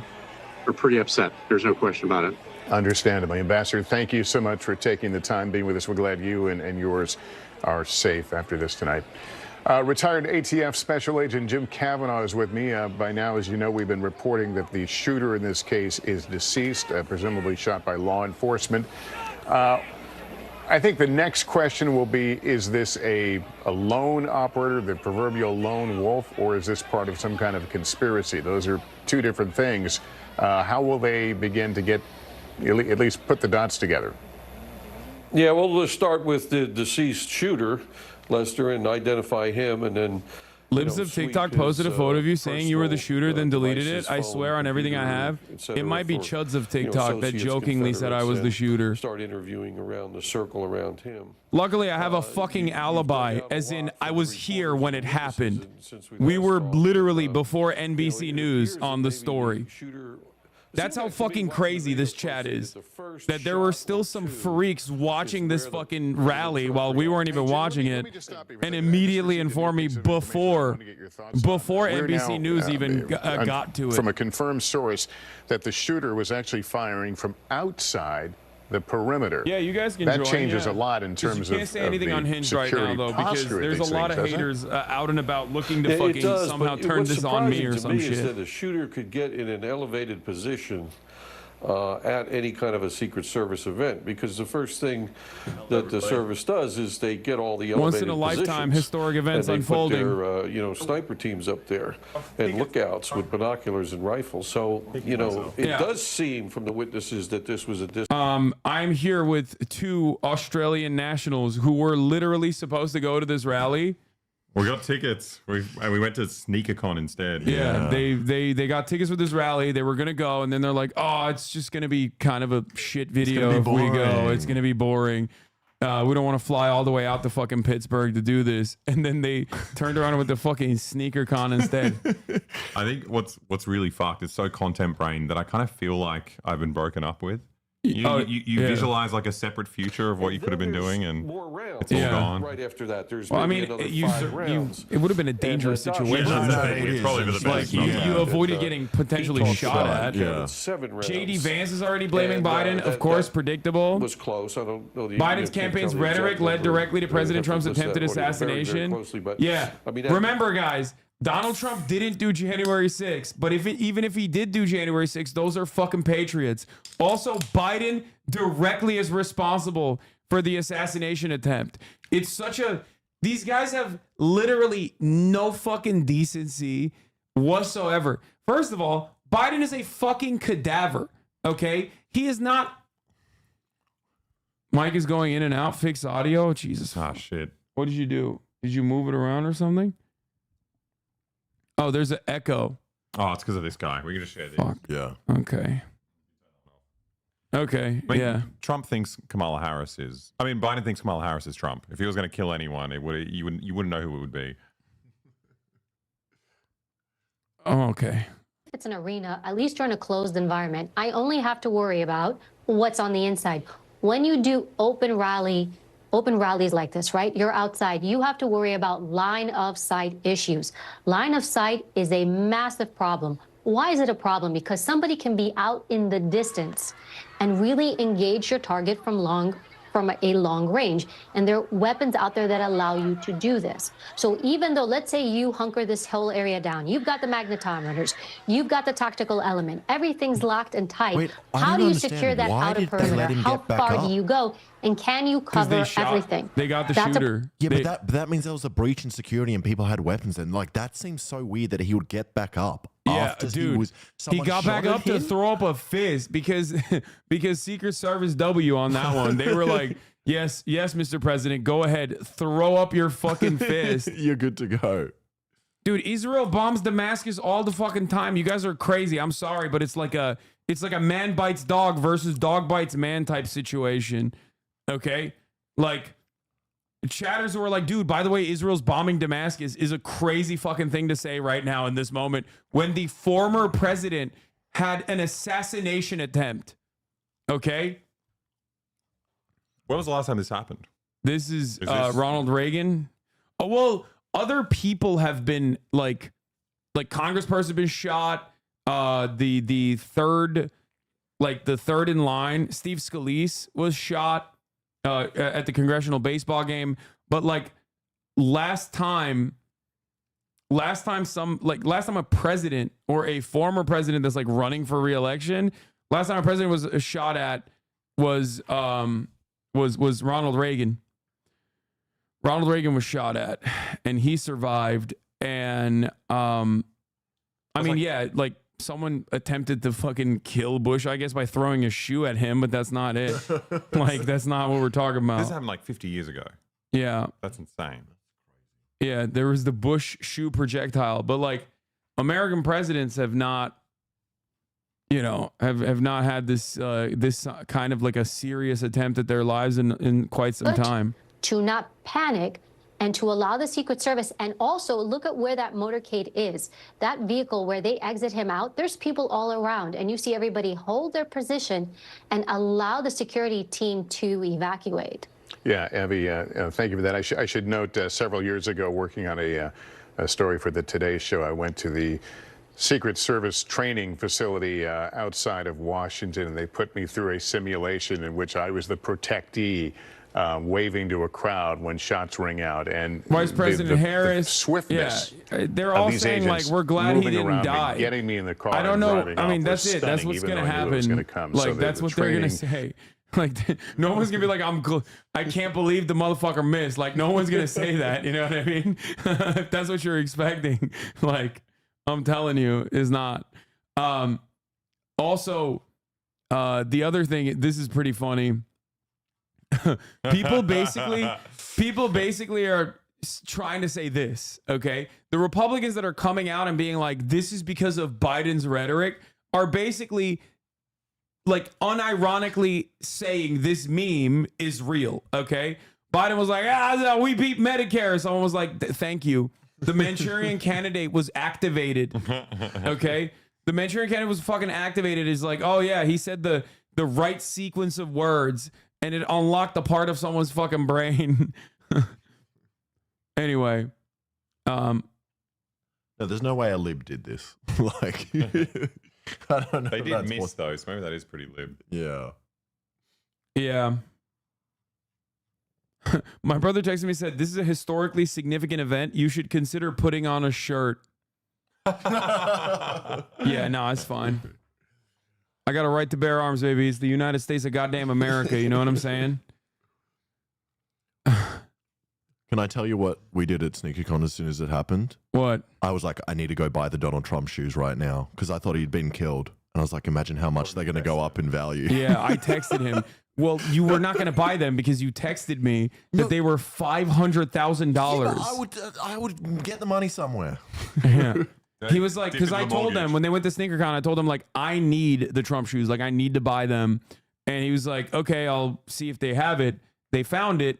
$500,000 what they're selling it President Trump was up there, you know, and then within 5 minutes, we're hearing pop, pop, pop, pop, pop. And then everybody's on the ground. Everybody's on the floor. And it was just like, what?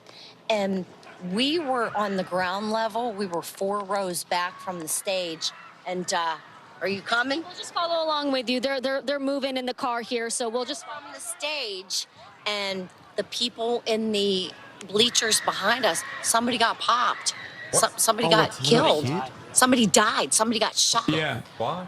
Like, you guys are this close to where we don't know. We don't know Those the exact bullets, details, but like I think pray a to God for bystander these and people's perhaps the families. Oh my shooter God. got shot, and another is in critical but the, condition. I mean, it is very good. How is this happening in our country today?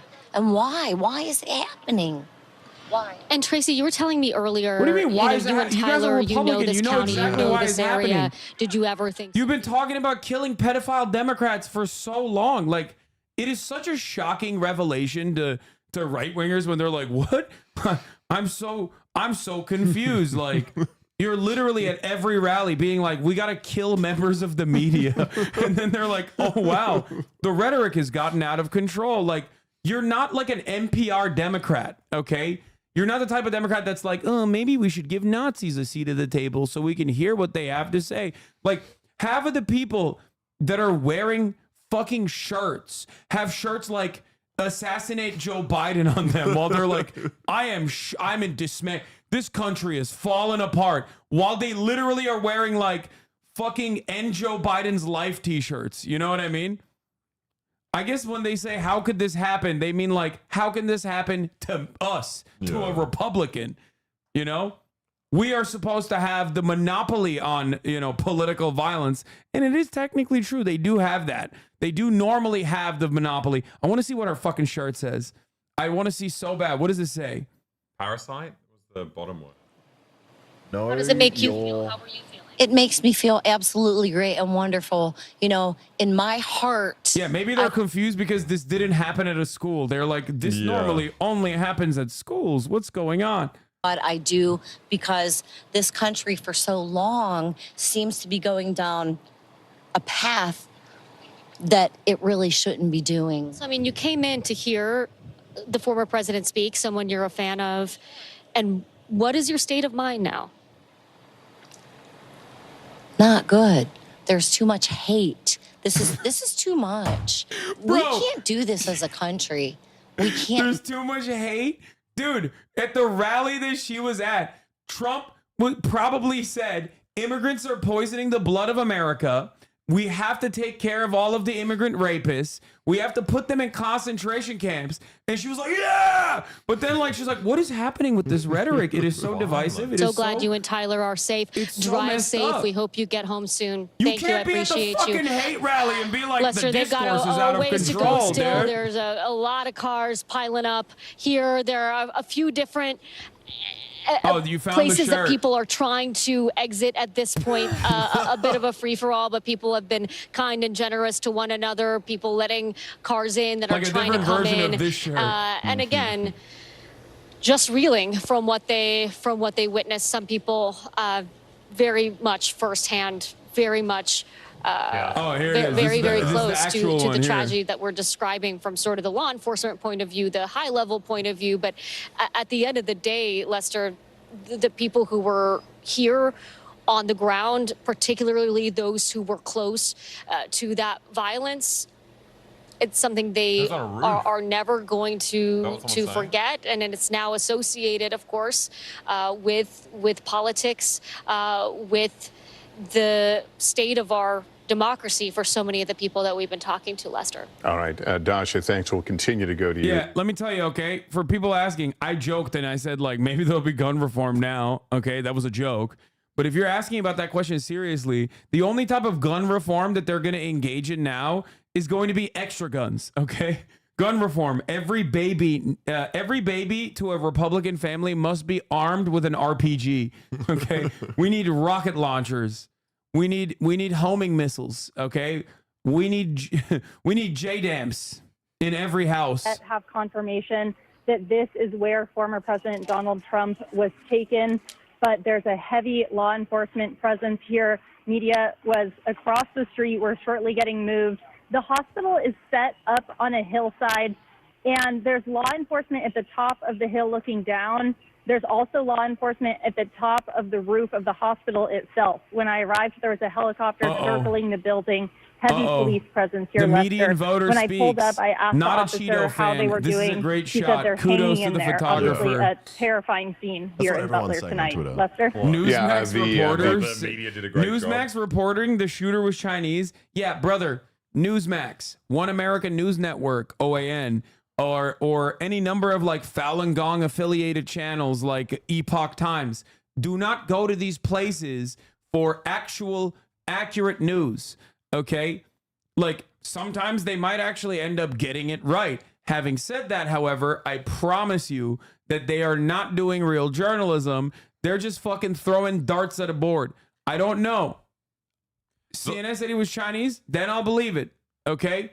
If the reporting, and by the way, it's still too early. Like there's always going to be inaccuracies in the way that people are covering it. If CNN says it, or if the New York Times reports on it, or if a police official, if like there is an official response from law enforcement, from an actual position of authority, then it's fine. Then it's like, you know, there's a little bit more veracity to the claims. Okay. It's just ridiculous thing that like China Okay. wants Biden We more should than know that Trump, President that there's Biden like says there's he a will be good trying to candidate that they call back. Former President Trump at some point here in the not too distant future, and there the signal of triumph China wouldn't have missed. from former President Trump as he was put into that armored car and taken to, we believe, quite possibly the hospital we were just showing you a moment ago.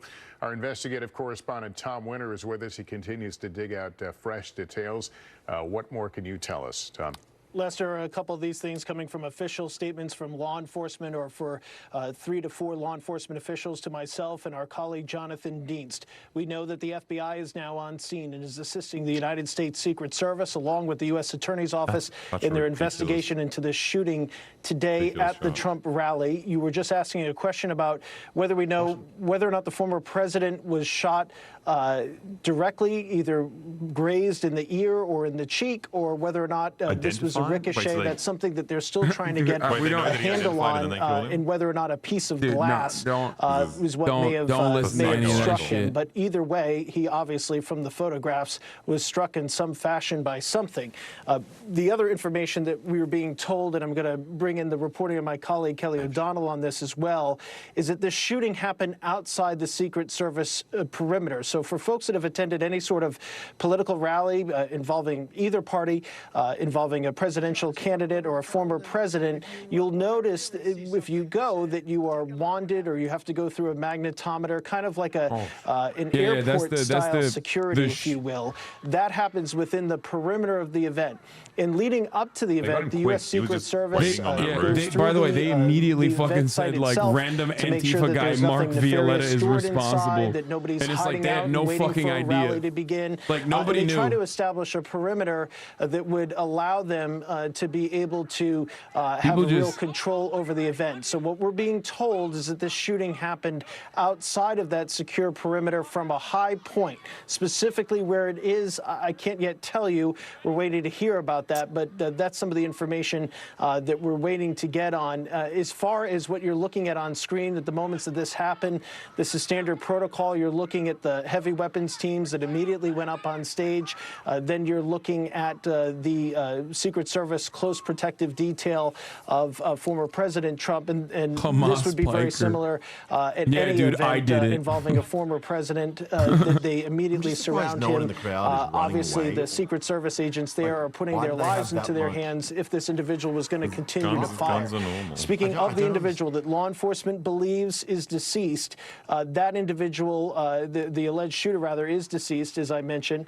That individual may have been shot by law enforcement. That appears to be coming into clarity at this time. We're still waiting on the specific details of that, whether or not that was a counter sniper team or somebody who is close to him. I suspect we'll get more details on that closely. As far as who did this and what their motivations are, there's some background information coming into view, Lester, but as you can imagine, there are a lot of names on social media at this hour. There are a lot of names that have been mentioned to us, and we're really trying to get a lot more clarity on that before we suggest a possible name of a lot of the shots were individual fired. who did I this. suspect But at that this point, there they appears probably to be no packed them up ongoing threat. fairly And there's no quickly. indication You know that what they're I'm looking saying? for anybody else, but this is now a full-blown federal criminal investigation, as you can imagine, and they will certainly try to determine whether this individual had any help. Not that we've received any indication.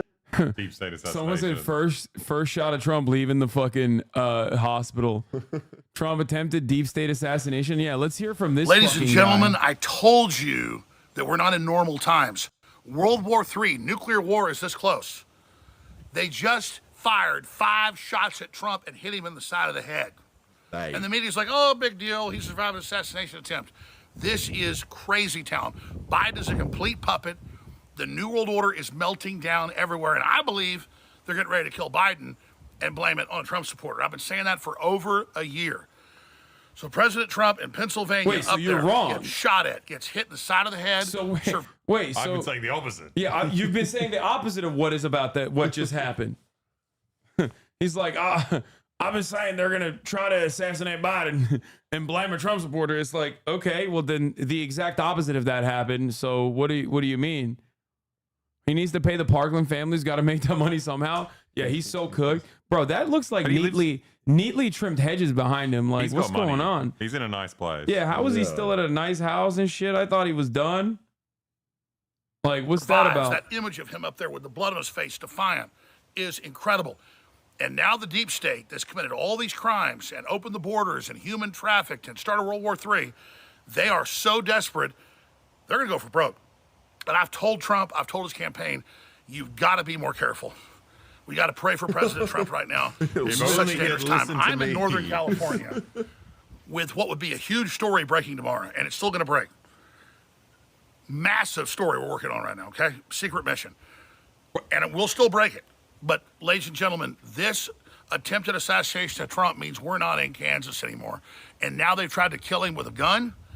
They're going to try to poison him. So Trump, inside circle, listen to me. And I know you've listened before. You've had the Secret Service call me. I've briefed him on stuff.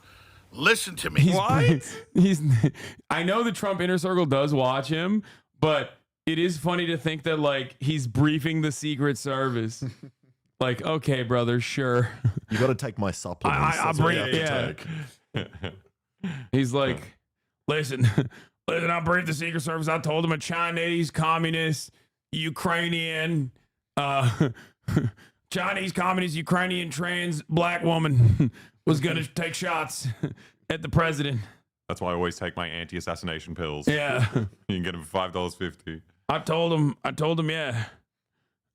The only way to save you is colloidal silver. Steps, but it is the kind of gesture and important connection that actually does send a message right now that this is not about the politics of the moment and that there are bigger issues here with the current president and several former presidents talking about no room for political violence. We're hearing that from many elected officials on Capitol Hill as well. What the And right fuck? now we're in a period of a few different streams of information. Twice. What is the investigation producing? What is...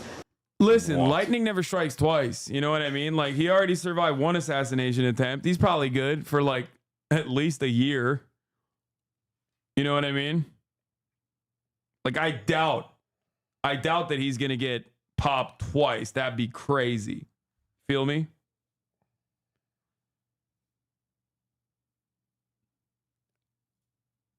Of a loved one in a campaign, it might be a car accident. We've seen all those iterations before, and there's typically a quieting period where both campaigns turn down the volume, everyone catches their breath before the rigor of a campaign resumes again. So this is a critical evening to gather facts, to get a sense of the scope of this, for direct communication between President Biden as a person and former President Donald Trump as a person, and not so much as candidates or in their office and former office. That's part of what's playing out here.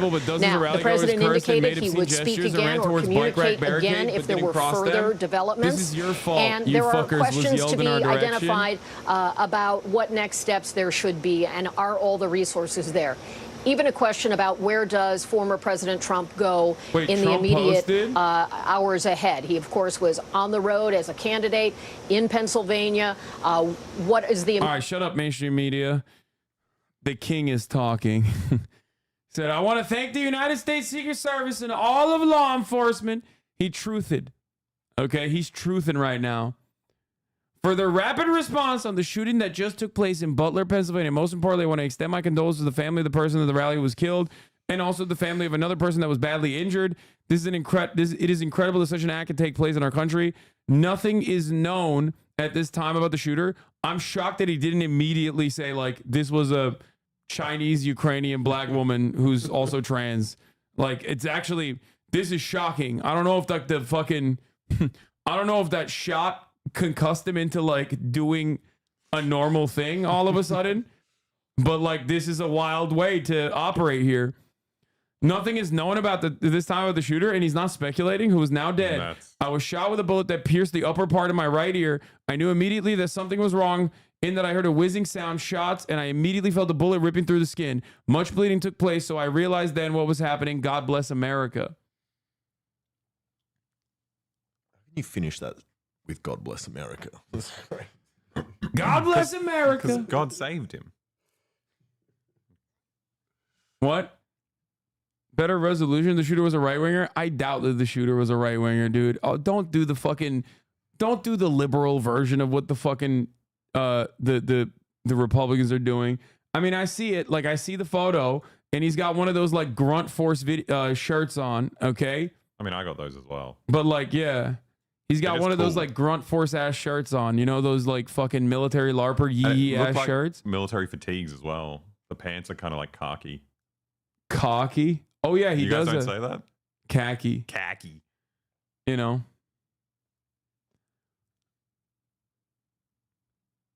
The Lord wants him to be president. Anyway. How far away was he? What? 120 meters, apparently. Yeah, he was far. He was like, he was not a part of the the rally. Like he was on top of a container, which is crazy. That's a major L for the Secret Service, for the record. Like, actually. Just someone being up you there got the some whole homie time. with a fucking rifle on top of a goddamn container taking pot shots of the president. Like, it was 100 meters away. That's not that far. That's No. crazy okay, that it was that close. all I'm saying is this. That fucking guy on the Tyler Oliveira video was right when he said someone's going to try to assassinate the president. Yeah. He said 6 miles away, though. He said 6 miles That's away. A little bit closer. 150 meters, 400 feet. 150, though. It's like just more than a swimming pool. That's 3 times the length of a swimming pool. Yeah. Oh, shit. Well, there you go. Law enforcement snipers were already facing the direction of the shooter seconds prior to the shooting. I'm amazed they did not see the shooter crawling into position for his shot. That's a mere 400. Yeah, by the way, this is literally the reason why it's like so funny in a very serious, very obvious way. This is hilarious to be like, I can't believe the violent rhetoric. I can't believe the divisiveness. It's like, meanwhile, this was on the fucking poster behind them. Like, he was making arguments about how like undocumented migrants are coming in and invading the fucking country and doing like, you know, doing violence and madness. A little bit old, that chart. That chart's a couple of months old, and if you want to really see something that's said, take a look at what happened. Oh my God. Yeah, this one's loud. Okay, I think the first couple of shots are like from, yeah, look at this guy. Oh, wow. Like there, he's right there. He's like literally right fucking there. Senior reporter covering investigations at Capitol Hill for ABC says the shooter at the Trump rally fired as many as 8 rounds from an AR-style rifle while perched on a rooftop adjacent to the venue. Law enforcement sources told ABC News. Shooter was 200 to 300 yards away at the time of the gunfire, the sources said. Closer. Couldn't be. Yeah, that fucking dude with the funny ass Trump visor was most likely correct in his original eyewitness testimony. No, that's not the shooter, guys. No, that's Secret Service. What do you think that? Do you think that that's the shooter? No, man. I'm saying like he's right there, as in like the Secret Service is right there. Why didn't the cameraman stop it? That is crazy. That's Wait, he's aiming too. Are they always aiming? And look what happened to him. No, they are always aiming. I thought he like perched up though. I was wrong. I feel like he just like leans into it. Of course they're always aiming. I meant like I thought he moved like right before the shot. And look, see his head moves. Took over. And look what happened to our country. Probably 20 million people. And you know, that's a little bit old, that chart. That chart's a couple of months old. And if you want to really see something that's said, take a look at what happened. Yeah, Why are these guys not moving? Like some people get down. What is people that used to guns that they don't? No, I think they think it's like Probably fireworks 20 maybe. million people.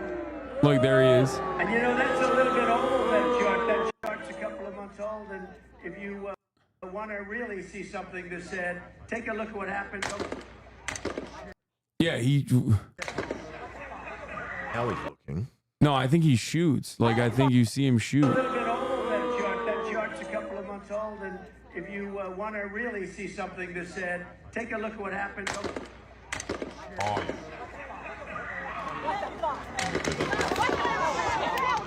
always scanning for threats. This is where the shooter was, it looks like.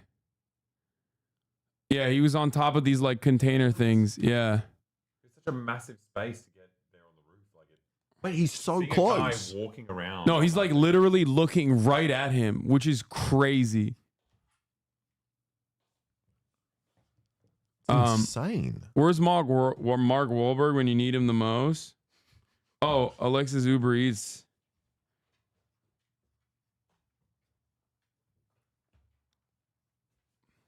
How the fuck do they not have agents on the roof? Yeah, I don't really know. Anyway, update from Secret Service is that 1 has been killed and 2 is critically injured. Here's the latest information from our investigation. We're grateful to the Secret Service team and our law enforcement partners. During President Trump's rally in Butler, Pennsylvania, on the evening of the 13th of July at approximately 6:15 p.m., a suspected shooter fired multiple shots towards the stage from an elevated position outside the rally venue. U.S. Secret Service personnel neutralized the shooter, who is now deceased. Photo of the bullet whizzing past them. Wait, what? No. No, I don't believe that. Is this real? No fucking. No, Who is that's this not real. guy? No. No, I don't think. Is that? There's no way that's real. Would that even? Why would the frame rate would have to be way too high. They're not. Yeah, shooting no, at I don't that. think so. The direction is like not correct either. so I doubt it. It's just a chemtrail in the background. Yeah. U.S. Secret Service personnel neutralized the shooter who is now deceased. U.S. Secret Service quickly responded with a protective measure, and the former president is safe and being evaluated. One spectator was killed. 2 spectators were critically injured. The incident is currently under investigation, and the Secret Service has formally notified the Federal Bureau of Investigation. So they shot at a bunch of people, I think, potentially. You need a slow-mo guy like a 10K camera to pick that up? A Chinese chemtrail from Ukraine? Could be. What is this? Geolocated proof of the location of the shooter? Yeah. Yeah, this video is the one that was like circulating around of the dead dude on top of the fucking on top of the barn. That's like right there. I'm not going to show it to you right now.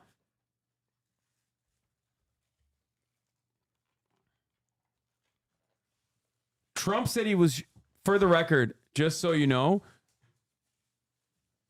Trump said he was hit by a bullet.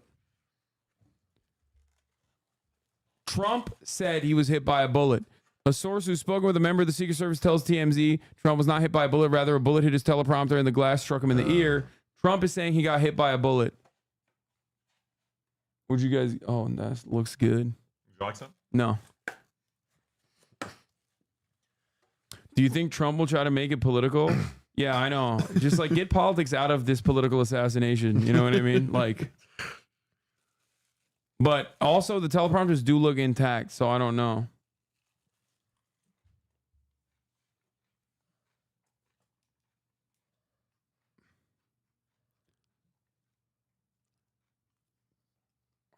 Why is it so fucking hot in here?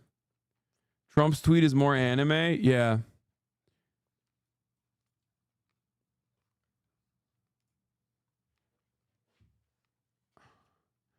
All right, let's see. Let's tune into fucking CNN to see what the hell they're talking about. Clinton News Network. Bet they're celebrating right now. You know what I'm saying, brother? Bet they're having a party over there. If you just look back in history, it doesn't take a lot to just kidding. To dig and find that people take cues from not just leaders but from people around them, and when violence happens, sometimes things are uncorked, and it is important for leaders across the board, as we are seeing today, to tamp things down. Yes. And I think that's an important point. I mean, Scott, I can feel your anger from here. I've felt that same anger too from some of the rhetoric I've heard from the former president. So what I would hope in this moment, to what you said, and we are seeing it across the board, let's all say, stop it. Yeah. Let's all just stop it. You can stop it, and I can stop it. Come on, guys. That's a place to start. This is a very, very dangerous moment Yes, in it American is. history right now that we're watching. Yes. A very dangerous moment. Anderson, back to you. I want to go to CNN's Evan Perez, who has more details from the Secret Service. Evan, what have you learned? Well, Anderson, this is the... Bold. Brave take from CNN. I'm glad somebody had to say it. Somebody had to say it, and I'm glad it was them that had the bravery and the courage to say it. The spokesman for the chief of communications for the Secret Service, he says that during former President Trump's campaign rally in Butler, Pennsylvania, on July 13th at approximately 6:15 p.m., a suspected shooter fired multiple shots toward the stage from an elevated position outside of the rally venue. U.S. Secret Service personnel neutralized the shooter, who is now deceased. The Secret Service quickly responded with protective measures, and former President Trump is safe. One spectator was killed. And NYPD on Fox saying his Palestine campus protest is responsible for the shooting. No, they're not. Why wouldn't they kill Biden then? Like, what the fuck? Like, that makes no sense. Like, why would they shoot at Trump then? The Fox News is so stupid. Like, that's such a stupid fucking... That is such a stupid fucking argument, dude. Like, what? Like, actually saying that? A shot from outside of the venue and managed to get to the former president. So now the question is, You know, how did this happen? Was the Secret Service aware of this position that obviously posed a risk to the attendees, to the former president? Were they aware? All of those things are now part of this investigation. And of course, the nature of the injuries to those people who are injured inside, including the person who is additionally dead. But the Secret Service did shoot and killed the shooter who was outside of the venue.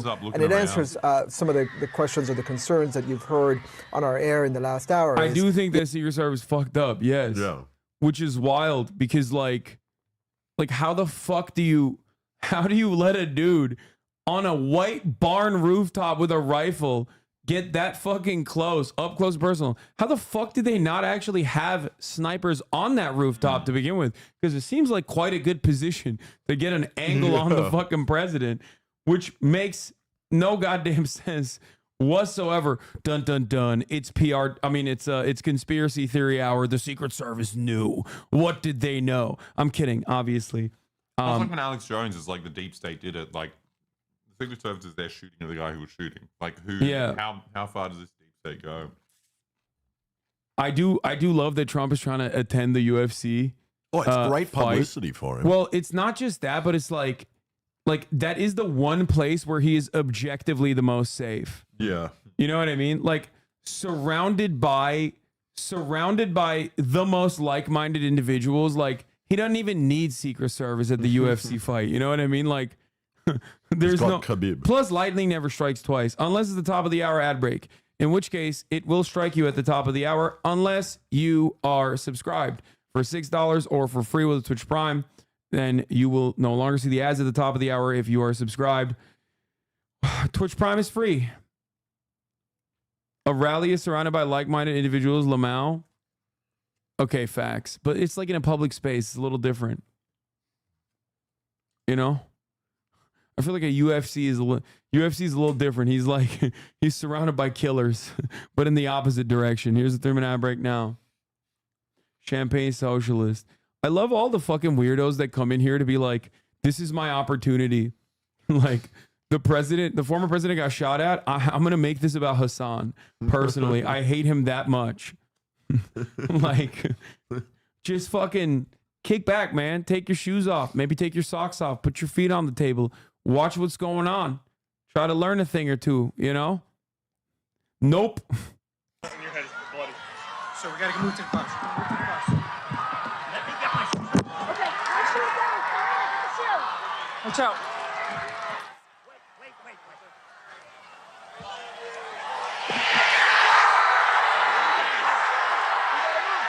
That is so. Imagine everyone cheering while someone is laying dead in the crowd, though. Someone else is just being killed. They didn't see that. They have no idea, dude. I mean, come on, bro. He's literally fucking slamming his fist up. I said every time he put his fist up, that's another 10,000 votes in a fucking swing district. Okay, like, and he swung that shit so goddamn hard. Okay, oh my lord, dude. Oh my fucking lord. Wait, the photo is actually real? It seems like it's from a New York Times photojournalist. What? No way. The bullet photo? No. How the fuck? Agent was watching you? Nice. We're changing the minds of a generation out here. Pretty sure you read his lips. He said, fight, fight, fight. Do you think this makes Trump's more likely to support gun control laws? Fuck no. I think it's only going to go in the opposite direction. Yeah. He's like, we need to make sure... We need to make sure that, thank God for guns, thank God for law enforcement, every American needs a gun, more guns. Chief Medical Correspondent Dr. Sanjay Gupta is a trauma neurosurgeon. He joins us now. Sanjay, obviously, I mean, if the bullet pierced the upper part of his ear, that is extraordinarily close to a shot that could have killed him. Yeah, no doubt. And even though it appears that it was mostly the ear and the soft tissue around the ear, you know, when you're in the hospital after something like this, you have to sort of evaluate the possibility that they may have still caused a skull fracture or something else, you know, a significant blow to that part of the head. Looks like he's doing fine. And I think you can tell they're so sad. okay, They're we like, haven't heard oh anything man. more from. Unfortunately, maybe there's a skull fracture. Anderson, a couple things. First of all, who knows? After you hear the bangs, and the former president raises his hand to his ear, he then seems to go down on his own. That was one important thing. He's covered up by the agents there who are protecting him, but also probably doing a little bit of what is called a secondary evaluation, making sure, or trying to determine, at least at that point, if there are any other injuries. We see what we see, but it doesn't mean that something else couldn't have happened as well in a situation like that. President stands up, he's raising his right hand. He seems to be walking on his own, again, surrounded by the Secret Service agents, but walking on his own. Those are all very important. The fist pumping is insane. Yeah. I feel like if you're Secret Service, do you let him do that? No, I mean, but he's obviously so content brained that he was like, perfect opportunity to show everyone I'm strong. Mm. Yeah. Which is crazy that he do that. Oh, thank you. I mean, this makes Trump look amazing. Amazing. Like, yeah. No, it looks so. He got his so movie sick. star. He looks so fucking cool. It sucks. I hate it. Just under 3 hours. That if there had been any other secondary injuries or unrecognized injuries from the scene, they would have likely found those by now. X-rays, perhaps a CT scan, really examining the president all over to make sure, again, there wasn't another injury from, whether it was bullet or secondary projectiles, whatever it may have been, that probably would have all happened by now, Anderson. Again, we don't know the extent of how much, wear in the ear, things like that. Is it possible that would that just heal on its own? Would it require some sort of follow-up, cosmetic surgery? It may, I was looking at some of those images. Trump going to be sexy after this? Yeah, I want to know too, though. That's a good question. Images, you can get a sense of the trajectory of the projectile. Stitches that would be necessary. What did it do to his inner ear? Would it cause problems, longer term with hearing, things like that, balance difficulties? We don't know. I think that the biggest thing at this point is trying to figure out, was there any other secondary, more dramatic or significant injury? Hopefully not, but that's, I think, the main thing. But my guess is there will probably be follow-up necessary, if for nothing else, just for the cosmetic injury to the ear. But again, this can be very serious. I mean, there could be a skull fracture underneath that injury. There could be damage to the ear itself, the inner ear. So they may have evaluated a lot of that already. You can do those sorts of evaluations pretty quickly, but it's got to be complete. You can't just go based on what you see here. You have to sort of... Okay, this is not enough momentum for me. I'm not gonna lie. They're being really boring. Let's look at the most boring. Let's look at Fox News. Let's look at actual content. We're just all down on the ground, and people down on the ground are crying. We don't know what to do. People are just screaming and crying, and then all of a sudden people start standing up, and we start walking out, and we looked on top of the AGR building, and there was Secret Service up there. They were standing around what we now know was the shooter. At that time, we really didn't know where it was coming from. And to set this up, Sean, so when we were inside there, we're in the back with the media, and then when you could see the former president wasn't too far up from us speaking, this was all happening to his right. So this AGR building that we're talking about is the American Glass Research Building. That's at like 68th and Whitestown here in Butler, so that's just outside of the ground. So it wasn't like this person entered, because we've been talking about safety and security and the Secret Service doing those pat-downs and checking bags. According to what we know right now from witnesses and the police is that this person was on a rooftop of this AGR building, which is outside of those grounds. So then you saw the people kind of surround that building. And going back to that man, though, and his family, were people crying and were people running out after they saw someone was shot? No one really started running. We just all kind of hit the ground, and people were yelling for paramedics and police to come. And there was probably 6 or 7 state troopers that just all of a sudden showed up out of nowhere, and they hauled him off the bleachers, and who was dead at that time. Okay. Well, thanks for talking to us. I'm glad that you're okay. I'm glad your family's okay. But I think most people are still in shock. I mean, just trying to piece this all together. But it is important to point out as we look at kind of the layout of where the former president was when he was grazed by that bullet on his ear, and then goes down, where this shooter was, according to investigators, was up on that roof of the AGR building outside of the farm grounds. Sean. Alexis, great reporting. Let's go back to President Trump's statement on Truth Social. It pierced his upper right ear, is what he said. So what we're really talking about here is we're talking about maybe 1 millimeter, 2 millimeters, and he was probably assassinated. That's how close this guy got from this rooftop. How far away was that rooftop where we believe the shooting took place? I'm not kidding when I say pretty close. Sean Hannity has to be so sad. The layout with his AGR building. Because he actually does love Trump. How close was this? Is that AGR building to where? Like Tucker Carlson and everyone else, like they don't give a fuck about Trump. They hate him. Sean actually, I think, has genuine love for him in his heart, like sexually. So the bullets would have been coming from, my back, just that way. Yeah. And as you said, we're talking about 1 millimeter. I mean, to graze the former president. Bro, this shit rocked their fucking hearts so hard. They're using the metric system. They're talking about millimeters, okay?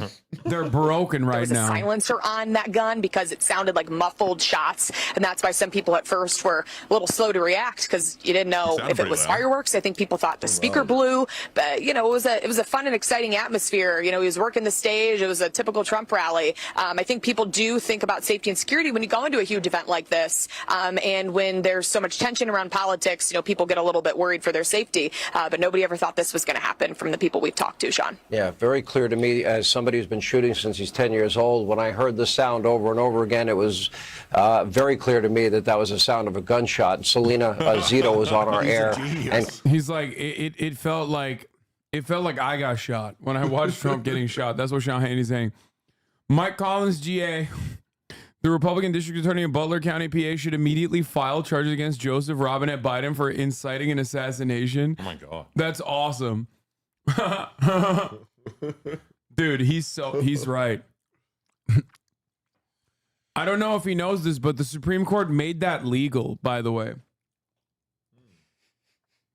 Like,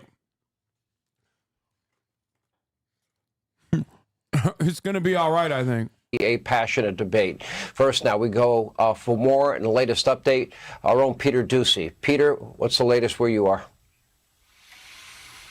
Sean, the latest is that President Biden says from Rehoboth Beach, where he is vacationing for the weekend, he does not know enough to judge whether or not this was an assassination attempt or not. He says he has an opinion about that, but he won't share it yet. The press pool that is traveling with him on this out-of-town trip has not been told that they can go home for the night. So it's possible we will hear from him again once more information is out there. It is possible that we will just get some more written information. The president says he is trying to get in touch with Donald Trump. I reached out to a White House official. It does not sound like that has happened yet. They're going to keep us posted. And President Biden, the big point that he was making while he was denouncing this action is he said Trump had a rally that should have been able to go off peacefully without any problem. He said the idea that there's political violence in America like this is just not appropriate. He's asking everybody to condemn it. A few minutes after this happened, I phoned a very high-ranking... I'm sorry, it's just so funny when like a Republican says, like any Republican talks about divisiveness or political violence. What would be happening? And this official... I hadn't heard about it yet. And so this isn't the kind of thing where, even though it is such a potentially destabilizing political action, it's not like everybody at the White House just gets a buzz on their phone that it happened. They find out about this stuff the same way that we do. And we go to a lot of events like this. Trump as president, Trump as a candidate, Biden as president, Biden as a candidate. And it's very notable that they're saying now the shooter came from outside the perimeter, because to get in, everybody has to empty their pockets. You can't. No. Fox News is cutting out. This location outside of the venue where the rally was happening. Again, that seems to match what Elena is watching right there behind her. So that's what we know at this hour. Anderson, the other thing that I think this raises, obviously, is the ongoing investigation. They're going to, they know exactly who this person is by now, and they're going to do the necessary work to figure out everything about that person's background, to find out any political beliefs, obviously anything that could explain the motivations, given the fact that we do not have a suspect alive now at this point, according to the Secret Service. So now that the work is going to be done the hard way, Anderson, which is to gather evidence from that person's background. So, Evan, just briefly, let me just clarify.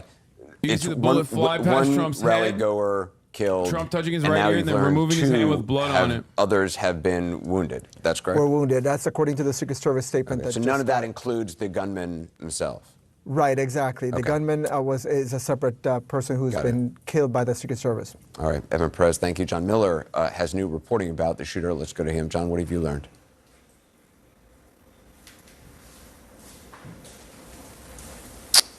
John Miller, can you hear me? I can hear you, Anderson. Okay, great. What we're learning now from law. You can hear me all right? Yes, now. Go ahead. What we're hearing from law enforcement sources now is that an individual was seen walking through the field by people who were outside the rally.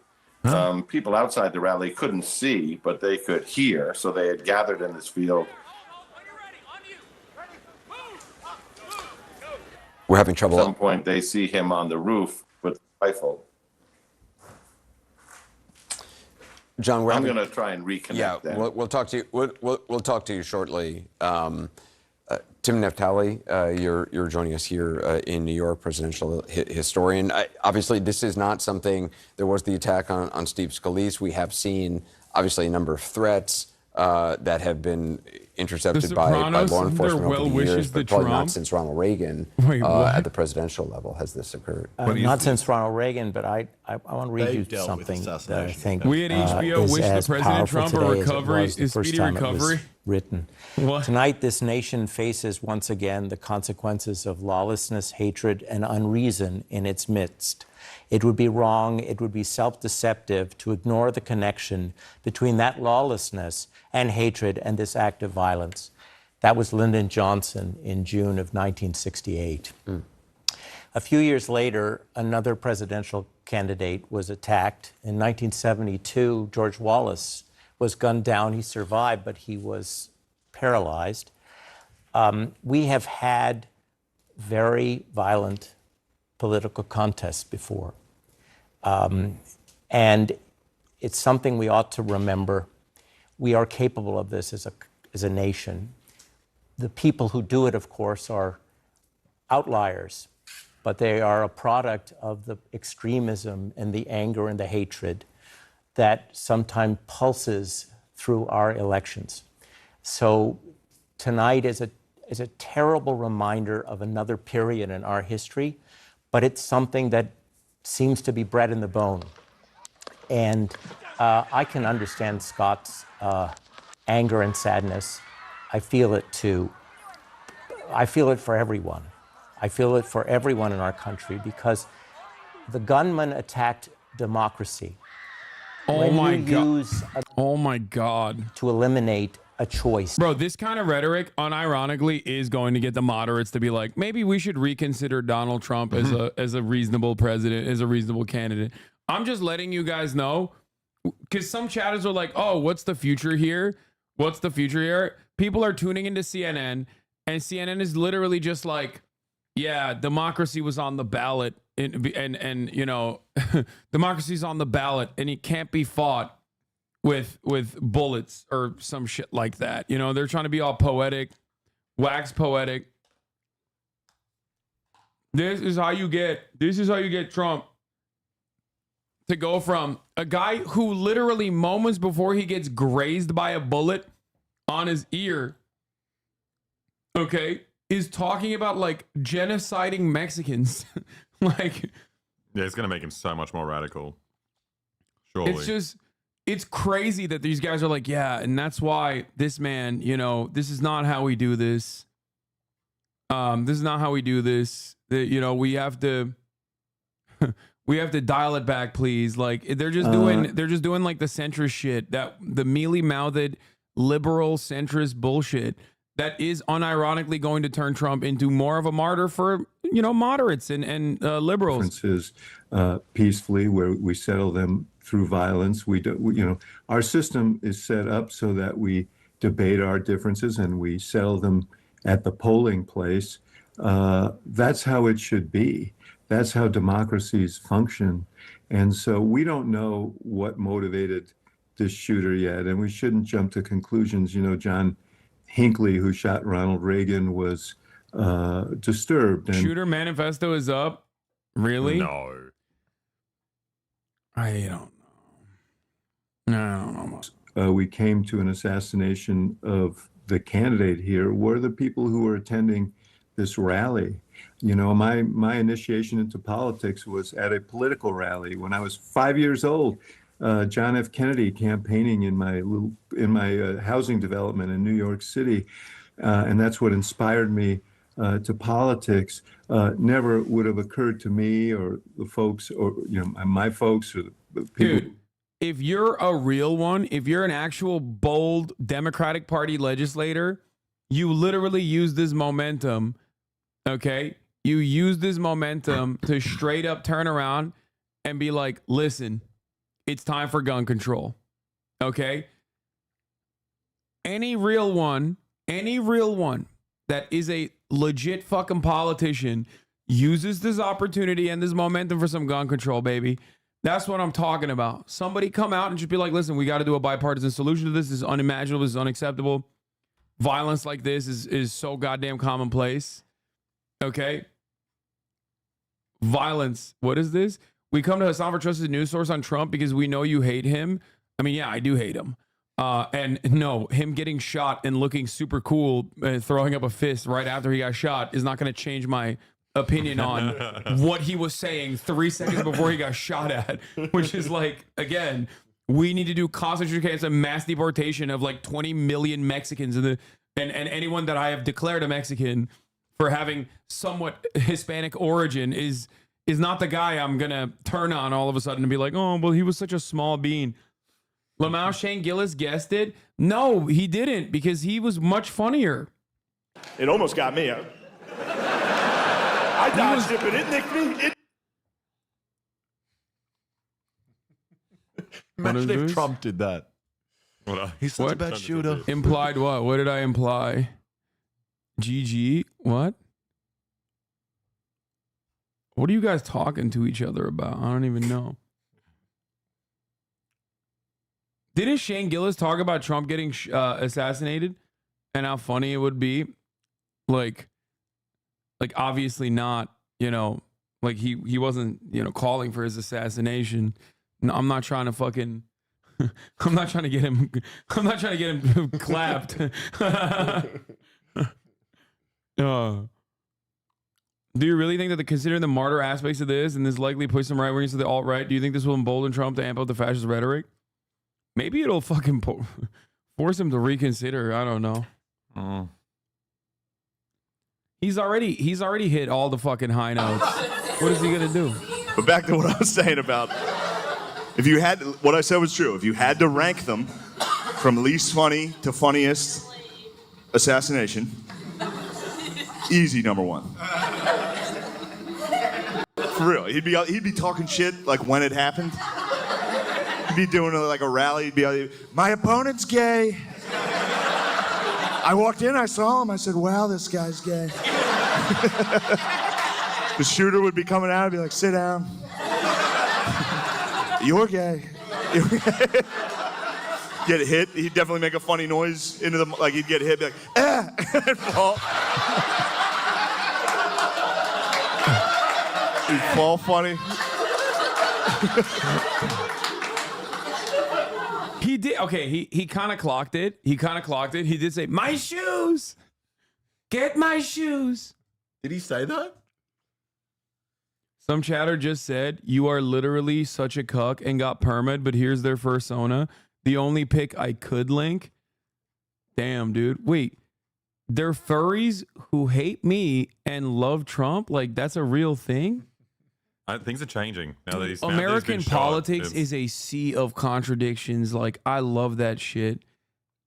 Man, God, I love America. God bless America. As this we shit won't happen in Australia. You know what are I mean? in Milwaukee and the week ahead. Do you see any potential changes? And I would expect we're probably going to see changes going forward as it relates to whether or not there are going to be outdoor events like this for President Trump. He loves to do his rallies. Yeah. Sean, is all great points, and a bit premature at the moment, but you're right about the rallies, and they'll be second guessed, and at some point the president will get back out there because, I mean, you just saw this tonight. I think two things immediately, then I'll come back to Milwaukee. I think these guys are not up to date. America and the world are watching through this 2-minute and 30-second video clip is extraordinary. And all the still photographers who, you know, Sean, from these rallies are there in the front row and they're looking up at the stage. So they're looking up at the president at the time. And to see this history captured, and I don't know what he said when he came up from the podium. But we heard on the microphone he said, "Let me get my shoes. Let me get my shoes." I think he said it 3 times. I think he's saying fight. That's just me reading his lips. Fight a couple times. Oh my God, dude, this is so. Dude, Fox News is so like we look at like North Korean propaganda or whatever, but like this is literally identical, dude. This is that they could stand. Dear leader said, "Fight." Gets shot in the middle of a perfect layup. In what he perceived as his possible final moments, he said, "Fight. Fight for me." No, he said, "Ow." That's what he said, bro. Perimeter. You can, Sean, you can probably see a direct line 200 or 300 yards away where you need to be on the lookout. Now, Dana and I were discussing this interview that's circulating out there that the BBC has. Now, we have not spoken with this man, but he attended the rally and he told the BBC that he saw someone on a rooftop. Oh, when he's slinging his fist, yeah, he is. He is saying that. But I thought he meant like when he was getting shot. When he was investigation. Let's see where that story goes. I think for Milwaukee, Sean, yeah. I can tell you already. Security. Yeah, no, he did. He did say that when he was wagging his fist in the air, looking chill as hell. How fucked?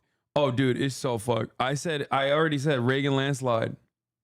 Reagan landslide. Figure out a way to balance all of this and keep it safe in Milwaukee for the next, well, what is it, Dana? 6 days? Yeah. Starting now.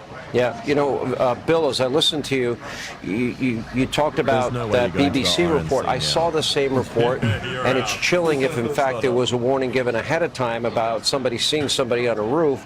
And then, of course, you got to wonder, I'm looking at all of these people behind the president. I'm sure all the people in the audience, all of them have.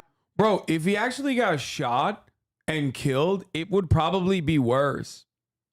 Because, like, I think QAnon MAGA guys, like the most ride or die MAGA guys, will be even crazier. At least now there's, like, still an outlet for them to lend their frustrations.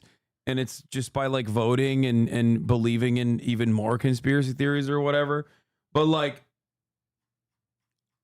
overall, like if he actually got shot and killed, holy shit, dude, they'd be crazy. Yeah, he wouldn't get elected. Yeah, you know who else would get elected? A more competent Republican. This is why I keep saying like Donald Trump needs to stay in the fucking race so he can lose. Okay? A more moderate Republican is going to fucking wipe out the Democratic Party. Trump is the best possible person that the Democrats could run against right now. The man that is singularly responsible in the eyes of the entire country, whether they support him or whether they hate him, for abortion being banned. Okay?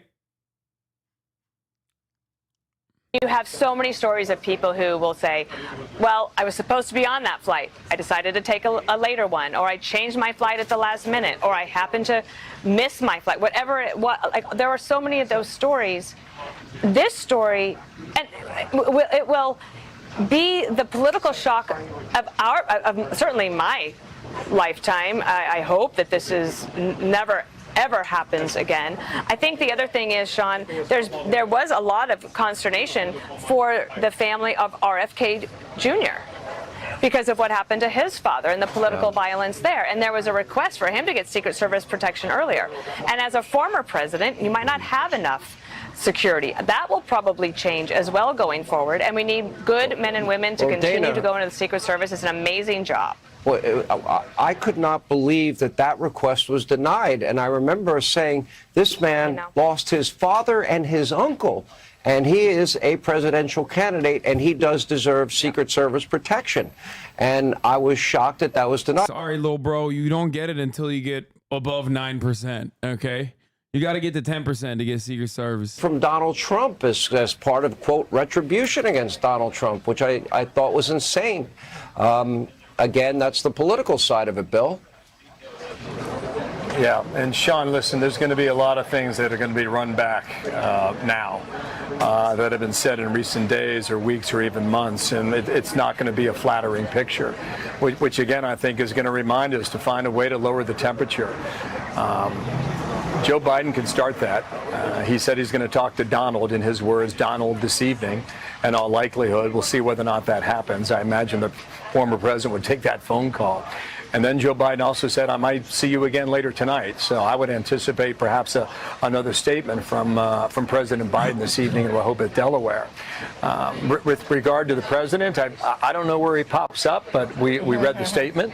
But he's going to, because we saw him, fists clenched. And you might even see him standing tonight. Up, yeah, correct, yeah. And we'll wait for that, for that moment. I think that will be very iconic, as Dana pointed out, and Dana, I'll throw it to you. I think that picture, and knowing him as well as I do, and knowing him for as many years, almost 30 years now that I've known him, I know for a fact that he wanted to project that strength. That is who he is. It's in his DNA, Dana. Yes, and the other thing I wanted to tell you is that maybe if they could just rerun, I know we've seen it a lot, but of the moment when the shots are fired. One of the things that's pretty incredible about his instincts as well, aside from wanting to reassure people that he was okay, I'm very curious of what the people who are mad at the Democratic politicians for making statements, wishing Trump's recovered, want them to say, yeah, what do you expect? They're like, do you want AOC to come out and be like, I'm really sad that the shooter missed? Like, they're not going to say that. Like, you're crazy. Anyway, Trump motorcade just left Butler Memorial Hospital en route to Pittsburgh. Bro, you could have been there, big dog. Kicking myself. Being a con was kind of cool, though. Is Pittsburgh where the UFC is? Is that actually where he's going? No, the UFC's in Denver.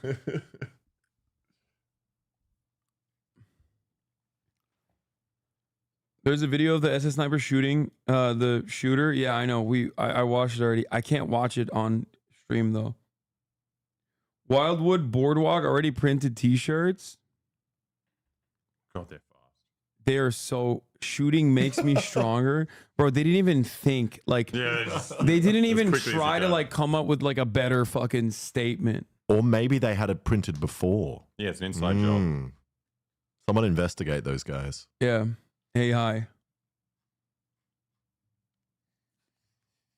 It's so ugly. I mean, I don't think these guys are going for And for the American patriots in the audience who helped innocent victims, political violence in all forms is un-American, unacceptable. And then he did add, as you rightly point out, Bill Hemmer, there are many questions and Americans demand answers. I have already contacted the Secret Service for a briefing, and I'm also calling on the Secret Service Director, Kimberly. There's no way. That's fake, right? Yeah, it's fake tweet. It could be real. No, Imagine it's how many fake. people It's fake. tweet It's everything fake. at every moment. It's fake. M. Hood said it's fake. It's Thank you both. We're going to check back in with you later on as our coverage continues. But first, joining us now, Dave McCormick. He was in the front row. He was at President Trump's rally tonight, sitting there when this shooting started. He's also the Republican Senate candidate going up against incumbent Senator Casey. Dave, wish, of course, we had you on under better circumstances. You had a front row seat, literally, to what happened. Tell us what. 50 Cent posted it. I'm trying to be what I'm destined to be, and niggas trying to take my life away. Dude, he's coming out There's so many cool songs he can use to come out on stage now. Like he could literally. There are so many songs about being shot and surviving. Like, it's a very American genre. Who shot you? He could come out with that. He's gonna sweep Biden. You're cooked. First of all, I'm cooked. There's nothing I could do. I'm not the Democratic Party.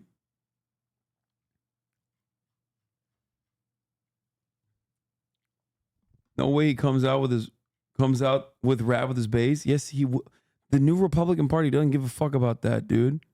What are you talking about? And then over my shoulder, I realized that someone else had been hit, and unfortunately, someone behind me had been in the stands and had been shot, and it looked like he was very seriously wounded. There were his people next to him were trying to treat him, but there was a lot of blood, and so you have the entire 15,000 people, many of them on their knees, down because we didn't know if the shooting was over. We didn't know if there was one shooter or two shooters, and the president, showed real strength and composure and reassurance as the Secret Service moved him out, and eventually the crowd dissipated. But we really didn't know what was. 15,000 people there. You're fucking delusional, dude. Did you get shot? Like, what the fuck's going on? So there's like maximum 1,000 people. Okay. Yeah, the town that he's in does not have 15,000 people in it. Yeah, there was 1.5 million people. It's the entire state that was there. So the one thing I'll say is, like, events like this and events like Brandon having this massive like fuck up on the debate stage cause more normies to start paying attention to politics. So I guess like the one way that this actually works in favor of the Democrats is that like people start paying attention to politics again. And then they start hearing Trump be like, we have to literally kill everyone who I suspect is Hispanic. And then when they hear that, they're like, oh my God, this guy's crazy. And then maybe they'll be panicked enough to vote against them again. That's it. And that's like maximalist copium. Okay. Like that's maximum amounts of copium. And even then they are not going to vote for Biden most likely. You don't care that people lost their lives? What do you want me to do? Like, do you want me to fucking cry for the next 7 hours? Like, what are you talking about? I'm reporting on the news, dude. I don't know if you know this because you're just checking in. I've been covering an act of fucking genocide for the past 9 months, every single fucking day. I didn't see your bitch ass cry one single tear back then. Okay, what are you talking about? I'm doing the news. This is the news, okay? What the fuck? And then if I cry, you'd be like, oh, fake tears. Fake tears from this fucking demon rat. He doesn't care.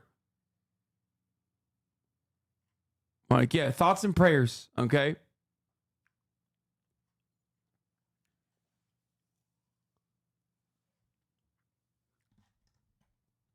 Does it embolden him or does it humble him?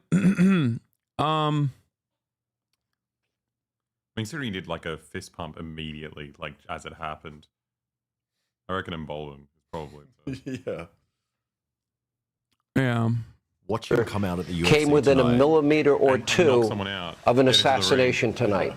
And it's got to be, it's shocking the core of a nation as well. That in an adjacent rooftop that this can happen. What's your overall view and your overall initial thoughts? You contradict yourself 10 times. Well, first of all, I'm glad that Wait, what? we had a little What? bit of time. I was very emotional earlier. I'm not sure I could have done television because I've known Trump for about 30 years. So I'm watching a personal He fight. didn't die. Like, he survived, bro. He's stronger than before. This is the greatest gift that could have happened to him, okay? What do you mean? Oh, I'm in tears even thinking about what could have happened. Like, he literally, not only was he shot, he was shot at, but he straight up survived it with like a little fucking grazing of the ear. And now he's going to move on to win a 50-state landslide And this motherfucker is like, oh man, this is so sad. I can't believe it. Dude, does More than Fox News any usually president do this? since Abraham Lincoln. Where everyone's trying to show off their Fucking like stupid ass take, almost got killed, not just shot. You think these lifeless, bloodless husks like Newt Gingrich are not thinking about the political calculation of how awesome this is for Donald Trump's prospects of re-election? Are you fucking stupid? Are Republicans this stupid? I mean it, seriously. Because, like, I don't personally think the Democrats have a heart, but it must feel like you legitimately think that a guy like Newt Gingrich, a political operative for longer than you have been alive, is genuinely saddened by the events. Are you fucking that dumb? Sorry, what were you saying? No, I think it's just funny. I guess I don't watch enough Fox News, but like all the presenters seem to be trying to prove their Trump credentials constantly. Every single person's like, well, I've known him 15 years. Like, I've known him for 102 years. Is this just when he's getting shot, or is this just what they do the whole time? No, this is what they do the whole time. And putting up his fist and saying fight to remind the crowd that he was going to go on, and as our champion, he wanted us to go on with him. I thought that'll go down in history, and that will help define who Donald J. Trump is. You know, I'm listening, and it just, I've known him 30 years like you have, Mr. Speaker, and I had a lot of the same emotions that you had at the time. And then when you point out very vividly and very... Obviously, people are going to be shocked and sad that their friend got shot at and hit. Come on. Could be more than politics to some people. Dude, these are lizards wearing human skin, and not even a good one at that. Look at him. It's like, it's literally drooping. Flimsy. And you're over here being like, nah, dude. No, that's his friend. He kisses him every night. He gives him little baby kisses before tucking him into bed. Like, these are monstrous, soulless goons. And not just because, I'm not saying that just because they're Republican. Plenty of them on the Democratic ticket too. Plenty of them on the Democratic side. The only person who I legitimately think is sad is Sean Hannity, because Sean Hannity does actually have a genuine, non-platonic, romantic interest in Donald Trump. Like, he actually wants Trump to blow his back out. Newt Gingrich, by the way, the guy that they're talking about as though he has a soul, literally left his wife because she was dying of cancer. Okay? And he's not the only one. I think John McCain did a similar thing as well. He knew Trump for 32 years. How long did he know his wife? Yeah, that's true. Fair. These are all just WoW players. Every single band. Go back to burdening your elderly parents and head back to Asmus chat, you cyst farms. Like, they got bored. They got bored, and they got bored just to turn around and be like, it's time. It's time to take my talents to the political marketplace of ideas and annoy Hassan. Like, no, McCain did it too. John Edwards as well, but McCain also did it, I'm pretty sure. Wait, all their wives had cancer? Yeah, a lot of people's older wives get cancer, I think.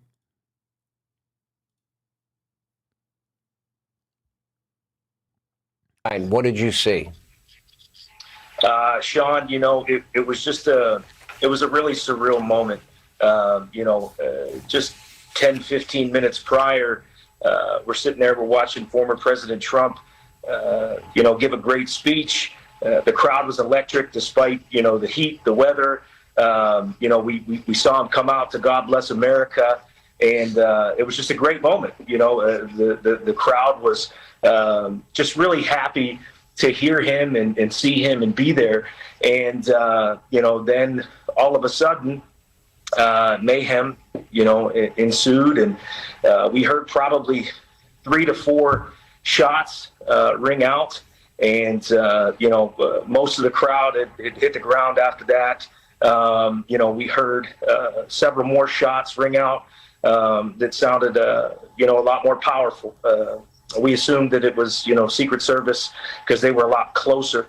And then, we looked up, and you could see in the stands that there were several bodies, unfortunately, that were on the ground. There was a good deal of blood, and it looked like law enforcement was carrying a body out. We weren't sure, who it might have been. But the next thing that I knew, Sean, was we looked up and we saw the president. He stood proud. Secret Service had helped him up, and he pumped his fist at the crowd. And, the crowd went nuts. We started chanting USA. And, there was a sense of relief, I think, that overcame us because we were just happy that, President Trump was okay. Yeah, it really is. And let me get the take of Thomas. Thomas, tell us what you saw and if it was any different. And I do appreciate both of you. I guess you were both in row 4, Thomas. Is that true? Drunk EU chatters. Yeah, that's correct. Before I get started, obviously my thoughts and prayers go out to the Trump family and the innocent bystanders who got hit today as well. It's very disturbing. We were only, 4 roads back from President Trump. The crowd was awesome. It was 90 degrees all day. We stood outside Elon Musk is a classic 6, 7, 8 hours waiting to see him. Dude, that's so funny. It's when he comes out, it's unmatched. There's no one. That's so awesome. Elon Musk says 2 people have attempted to kill him over the past 8 months. He's like, wait, people like me when this happens? Yeah, It he's happens all like, the time. he's like, oh, Trump. Someone tried to kill Trump. Only one person tried to kill Trump. 2 people tried to kill me. It's like, yeah, people try to kill me all the time too, bro. You don't see me fucking chirping about it. Like, who gives a shit? What do you mean? You survived, bitch. Like, he's like, damn, dude, that's crazy. Yeah, he just saw this and was like, how can I make this about me? Literally. Very normal things happening on X. Jews try to assassinate. Why would they do that? Like, in your world, in your mind, on what planet do you think Trump is like anti-Israel? Because I know when they say Jews, they're talking like, oh, Israel policy, right? But like, Trump is, this is so anti-Semitic, obviously, but it's also so unimaginably fucking stupid. Trump loves Israel. Trump is more popular in Israel than Joe Biden. What are you saying? Dude, modern Nazis are in a state of panic. They just refuse to recognize how much Trump glazes Israel. They're like, no, he's our guy, I promise. Secretly, yeah. That's funny. You have to admit the blood and the raised fist picture goes hard. No, that's the brother. I saw him get shot in real time. I saw him get up in real time. That was the first thing I said. I was like, it's so done. Yeah, it's over. winning. Pack it up. The election is done today. This is the day that the election ended. Okay.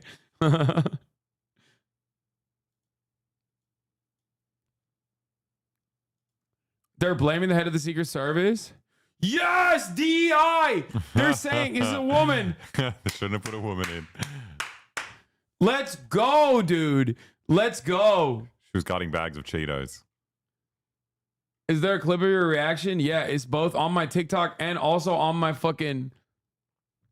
You're not hood. Stop trying to be hood, bud. What? Stop trying to be hood. What did I say that's... What? I think you said fam. Stop. I don't say fam. This is... I never say fam.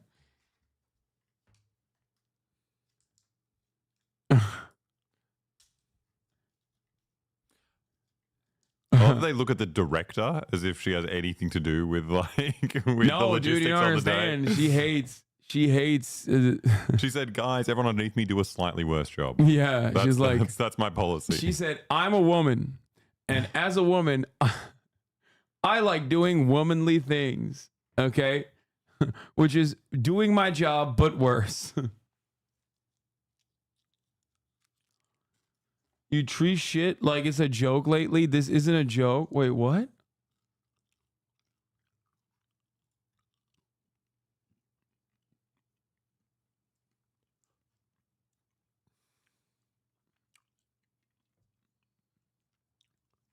This is the 27th director of the U.S. Secret Service.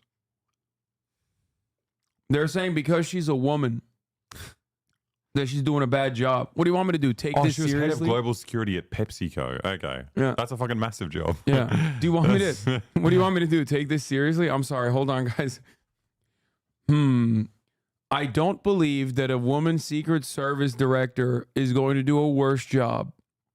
I do not believe that she was hired for the position specifically because she's a woman, as implied by the right wingers.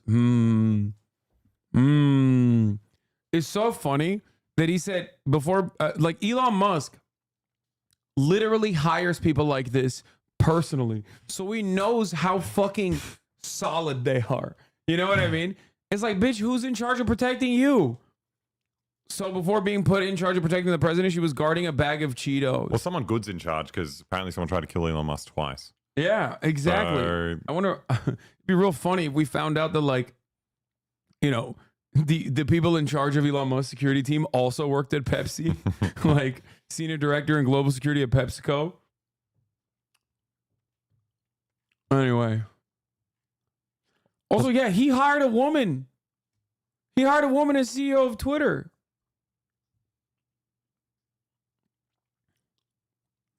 Anyway, was that good? Was that, did I take it seriously enough for this chatter? I hope. It was very somber. I'm proud of you. Yeah. I'm saddened by the events that unfolded today. I can tell you it is in his DNA. I promise you at some point I will have a conversation with him and he will talk about... Like, people are so stupid. What do you want me to do? Like, thoughts and prayers for Donald Trump or something? He's fucking awful. Like... And also he's fine. Yeah, and he survived. Like, what are we talking and he about? got the best photo op he'll ever get. And he's had some good ones. Yeah, this is the greatest day of his life. And chatters are like, why aren't you more sad about the president who wants to deport literally every undocumented migrant in the country? Why aren't you sad about it? Yeah. Show some respect, man. Where's the decorum? Like... And we know that a lot of leaders around the world have been weighing in on American politics and the cognitive state of President Biden, et cetera. But they're watching this, too. Elon never said anything about her being an incapable woman. He's saying she doesn't have the capacity to handle that responsibility. First of all, like, heading global security for PepsiCo is actually a fucking very serious job. Probably more serious of a job than fucking the Secret Service. That's number one. And number two, you know exactly why they're saying that. They're saying that because, oh, it's DEI. Okay, I know more than you. I'm sorry. Maybe you don't understand it. Maybe you can't read between the fucking lines. Or maybe you're being purposely obtuse right now because you think this is a matter of debate. Okay? To be fair, Elon Musk has never said any anti-DEI stuff and doesn't really focus on it every no, day. that's It's not a thing. That's not a thing that Elon Musk is routinely talking about, so you're right. Fun and, you know, The Apprentice and The Real Estate Magnate. And then when he won, the tone changed on a dime, right? I mean, it was a full-on attempt, essentially, to take him down, to find ways to knock him out of office that went on really for 4 years. He was constantly handling incoming, not in the way he saw it tonight, that's for sure. I use that as an expression prior to what we saw now. But no one, regardless of what people's opinions are of the former president, I think it's tough to find anyone who has handled more How does he look so good? The Secret Service guys look shocked President and goofy. Trump. And I think that you're so right. Yeah, it's kind of annoying. Look at the guy on the right. He It's looks kind of annoying. horrible. Yeah, they look distraught because they're gonna lose their jobs. Yeah, Trump that's is it. like, Trump looks cool and I'm gonna collected be because he's like, president. I'm gonna be the president again. He looks amazing. Dude, he is so goddamn content brain. Like, Yeah. it's so. What? No, this is a dumbass take. Is the fact that a roof close by was wide open is not the same that she's a woman. It's the fact that she failed to stop it. You are reading into She's something. the director. She's not there. She's not Yeah, like the running direct- logistics. For No, the the event. director personally was like, do not make sure that fucking rooftop is secure. Where's I, security? as a woman, I'm not saying this as a woman. I'm saying this as the director of the Secret Service. 200 yards is enough. Yeah. Okay. Everything else, forget about it. Like,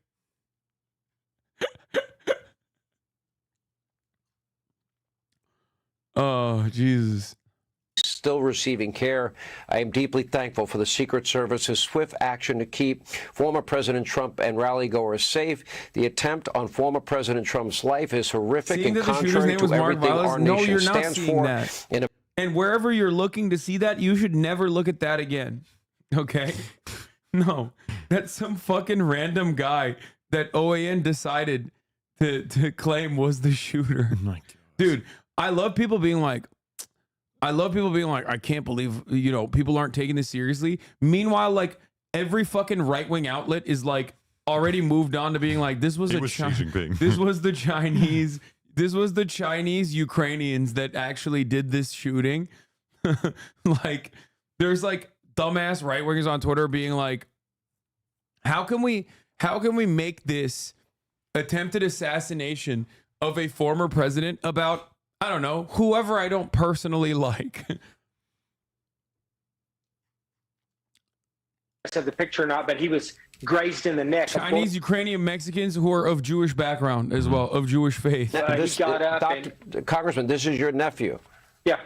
Yeah. This is my nephew. They were there. I'd set them up. They went to the rally. They were in the Friends and Family pen, which was just to the president's right, down a little bit lower on the left on the screen, but to the president's right in the line of fire.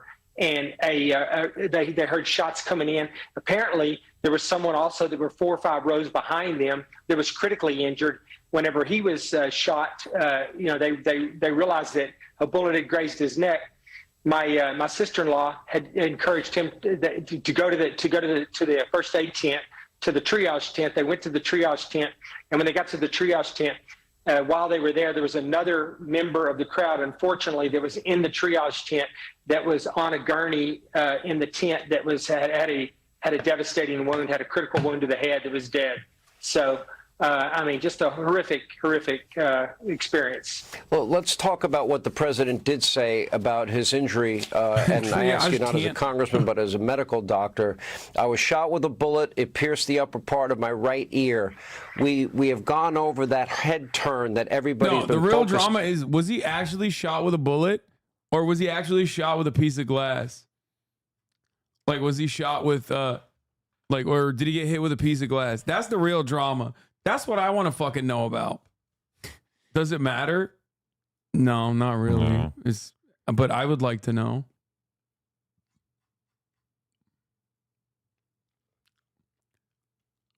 It is funny if Trump is lying about it and he didn't actually get shot with the bullet. He wouldn't instead know. He got grazed. No, they said this is after he went to the hospital. All right. Yeah. That's what I'm saying. Like, And I'm sure that in and of itself was not exactly a comfortable moment for anybody, but God bless those men for putting their lives on the line and covering him and protecting him the way they did. When you talk about, I mean, life is really... Are they calling him Mr. President? When you're president, the honorific stays, even after you are ratchet. I was wondering why you were calling him president. No. When you're the president, like, when you become the president once, like, they always say the president. Like, they'll still say the president. And if it had entered his head, it would have crossed through his brain and he would have been dead. This is the closest you get to dying. And I just want to tell you a couple things, Sean. No, they'll say former president, but they'll say President Trump. Like, when they're referring to a former president, they do it, but they're not supposed to. It's not a royal title. No, I'm pretty sure. I'm pretty sure it's still like something that most media applies. Yeah, your former highest rank, like your former highest position, is still reflected in your current title. And also, they do actually operate like it's fucking royals. So, that was a projection of strength that I think will symbolize this event as we see it through the prism of history. It's hard in the moment to see that. You know, we've had other moments in history.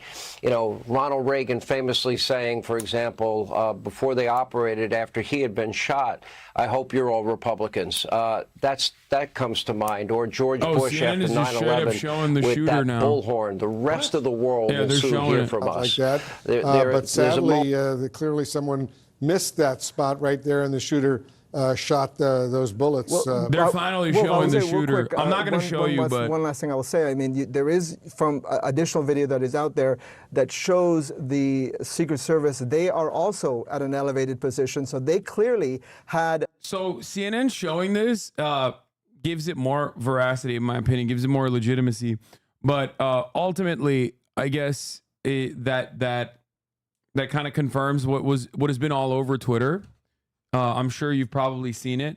I mean, there's no blood. I can show it to you for a second. It's just not like, I'm not in the habit of like showing dead bodies in general, but because it doesn't show them clearly. Anyway, the thing is, he was on top of the barn that was like 300. I think it was like what? Yeah, 400 feet away. It is legitimately shocking, but Robert Evans' analysis is that he looked close enough to be like law enforcement, wearing like neutral colors in general, but it still doesn't make sense. I feel like they'd know who they got. He's wearing tactical shit. Like, there's a pic of his face on Twitter, very graphic. I haven't seen that. I haven't seen the pic of his face, but he is wearing tactical shit, as I told you guys. He was wearing like military style khaki pants, as Alexa pointed out, and he also, if the pic is gore, don't link it. I can't look at gore on. I don't want to see gore anyway. Either, yeah. but like I also can't look at it on. I also can't look at it on Twitch. It's TOS. So anyway, he has like grunt force style. He has like a grunt force style t-shirt type of shirt that Alexa is also known to wear.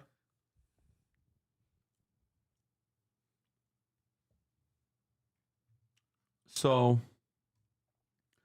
he looked like a military LARPer.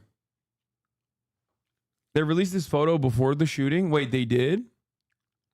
Wait, what photo? They found his, like, they leaked his identity. What? Yeah, he got pigmaned. Huh. Damn. It's catching on. They need to bring Pigman to save him, to fix him up. Please look at this. I don't understand. XXX Tentacion. It's a thing that people do side by side with, but they only did it to his ear because only his ear got grazed.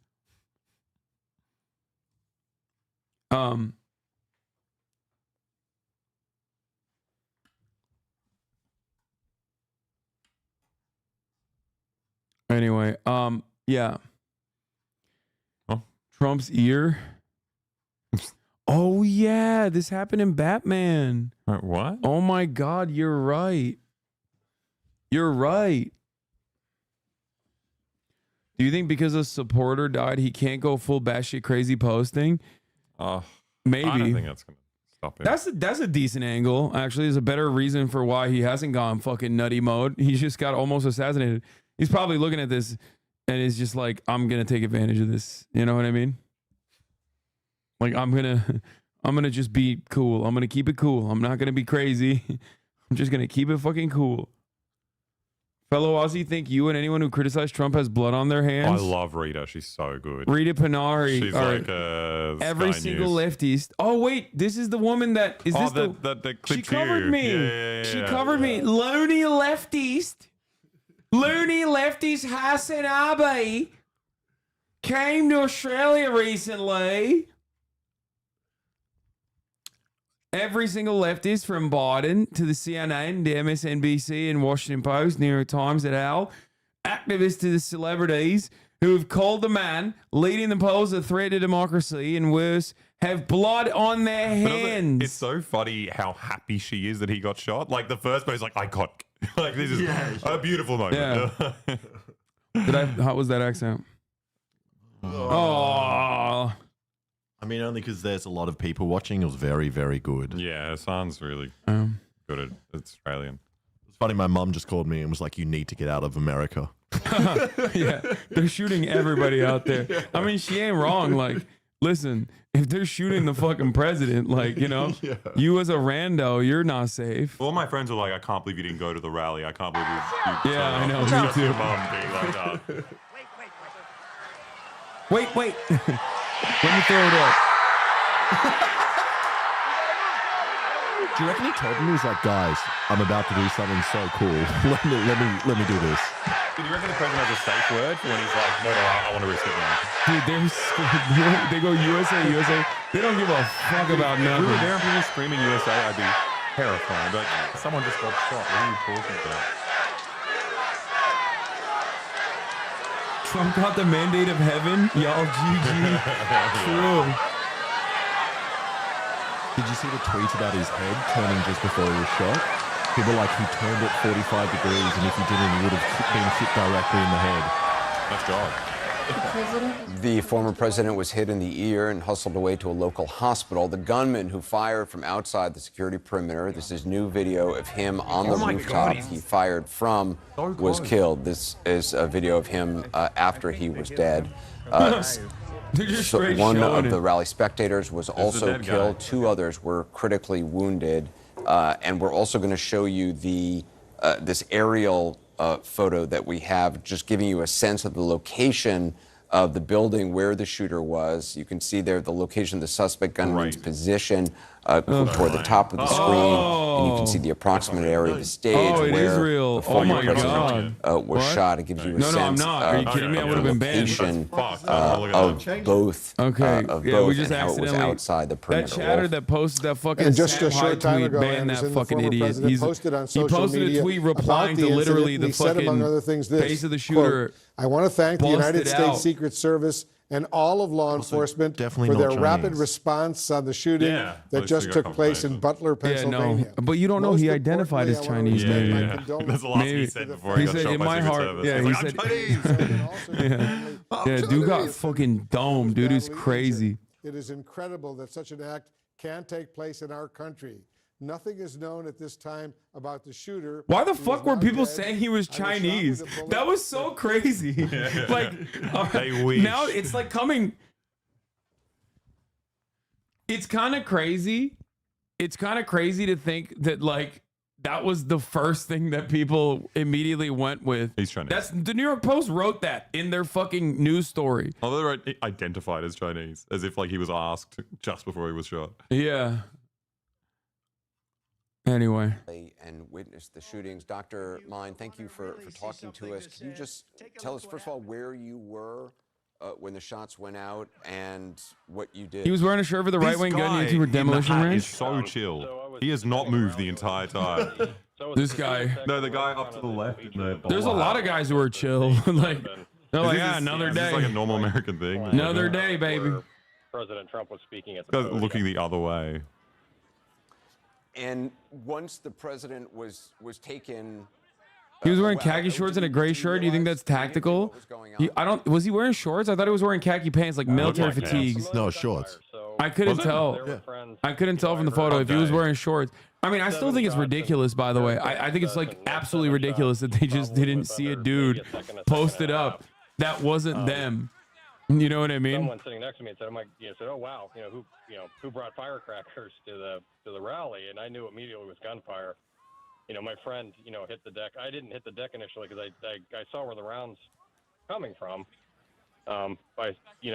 There was a man in the bleachers right adjacent to me that took a gunshot. He's dead ass wearing a Demolition Ranch shirt. No fucking way. No way.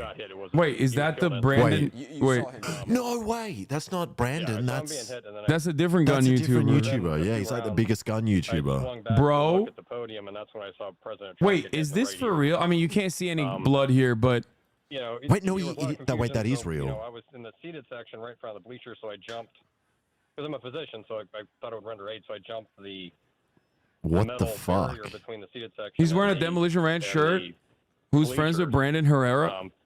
The man had been, hit in the man had been hit in the head, had been killed. I helped lift him up. Photo of the officer who got the shooter, hog of all hogs. Bleachers. This is going to be a top of the hour ad break debate. I'm not even going to click on it yet, but I know this is going to be a top of the hour ad break debate. 100%. Okay. But I wasn't exactly sure because they were rushing around. Yeah, good I was call. right. Fuck you, chatter. So Demo Ranch's merch sales are going to go crazy. No, they're going to get mad at him. They're going to somehow link it back to him. The bullet grazed the former president? What is Demolition? I'm not American. This is just like a gun YouTuber, but I don't know if it's the same shirt or not. Don't show on stream. Check first pick. But you know, the bullets as they were being fired. Oh my God! Wait. He was in the crossfire. He was in the way. So in that. Yeah, but we don't know if that's his merch that's on the screen there. No. I mean, we don't know if this is him. Is that him? Oh, fuck. Yeah, no, that is him. Dude, I see so much gore every day. It doesn't faze me that much. I'm not gonna lie to you. Why were they saying he's Chinese? I don't know. That's when I saw It was Demolition Ranch's merch service, pulled him to the ground and evacuated him out. But that he was wearing. I mean, initially, I mean, that might be fake. I mean, there are so many shirts of that color with the American flag on the side. It's not. I mean, But if that's him. That's him. Is it Who him? took this photo of him? I don't know. Yeah. Someone giving him back shots. Wait, we gotta stop Trump speaking. People responded pretty quickly. I'm not sure when it was. How do they have this shirt? How do they have this? Oh God. We've now seen the aerial picture of his location, the building where he was at, and the stage where the former president was speaking. Was that a building you were aware of? Was it Clear photo of the shooter. Not sure where the photo's from though. I don't know if that's him. Do people take off their glasses when they're shooting long range with a rifle? Yeah.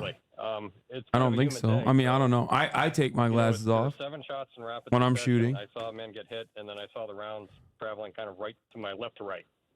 And so I assumed, I thought initially, I thought, I'm just leaving the venue now, so I haven't seen any of the video. I've talked to authorities. I'm just leaving. It just seemed to me like the rounds were coming out either behind or just above where the bleachers There's one were. place. Bro, he looks it was coming from straight behind, It was coming from behind the bleachers. I mean, even from the fucking don't look. The rounds were going from. But even from the photo of the gore photo, he just looks like such a fucking As you said, pasty you're a doctor. You're familiar with shots. guy. You've seen the results of violence before, but being there, witnessing that, I know you haven't had time maybe to even think too much about it, but how are you doing? Demolition Ranch. YouTube is killing gun channels, so I got something in the works this week. If you think in medical training, you're Fuck that. I'm gonna do something crazy. So when you see I'm about to do the something bad biggest happen, collab you in jump on history. action. It's guerrilla marketing. Merch drop. There's really no aid to give. We're joking. We're joking. We don't know if it's his shirt. We don't know if it's his shirt. Please don't kill us. They didn't really need aid. I helped take him out of the bleachers briefly, and then I went to go check on my friends, and that's when I noticed other people were hit, but they were already being evacuated. So it's just a lot to process. I really just haven't.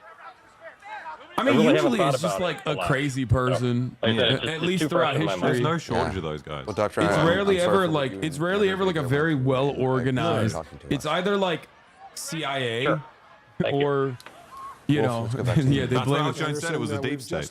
No, I'm saying like it's either like a very suspicious person, which with a lot of background in like the Navy intelligence, for example. He's a Cuban or he's a been scheduled to leave Rehoboth, anti-communist, pro-communist, pro-Castro. on Monday for events. That has now changed. We are learning only minutes ago that the president will now be returning to the White House tonight. Now, I have been talking to sources over the course of the evening who have told me that the mood at the White House is just utter shock. One senior administration official telling me, quote, it is just really horrible. When I asked about the security incident that unfolded at the former president's rally. Now, the president, of course, did address the nation in which he condemned political violence and told reporters that he has been trying to get in touch who doesn't post with anything the former political? president. Now, those remarks I'm also being told were talking about the decided by gun the shooter? president himself. Of Or are you course, talking about the when shooter? this What are you all talking about? unfolded, I think the he's talking president about the was merch. at church, again, in Delaware. And it was Yeah, only after he left that I don't know if this is actual fucking merch. on what had occurred. And it was in that moment, a source tells me, that the president said that he wanted to address the nation. And that is indeed what he did this evening. Now, of course, the Biden campaign is also changing their posturing After huddling tonight, they have decided to pause their outbound communications and pull down all TV ads. A memo also going out to staff telling them to refrain from commenting on social media. So a lot of movement both within the White House and within the Biden How campaign do people tonight, have, as they have the photo, potentially the photo of the shooter? How? How do you guys have the photo of the shooter before the rally? On the day, someone's just taking pictures from Yeah, of it and from it's like behind. it's a photo from behind too. On a rooftop. Like, how did you, like, were you there? Did you take a photo of the shooter before he shot at the president, the former president?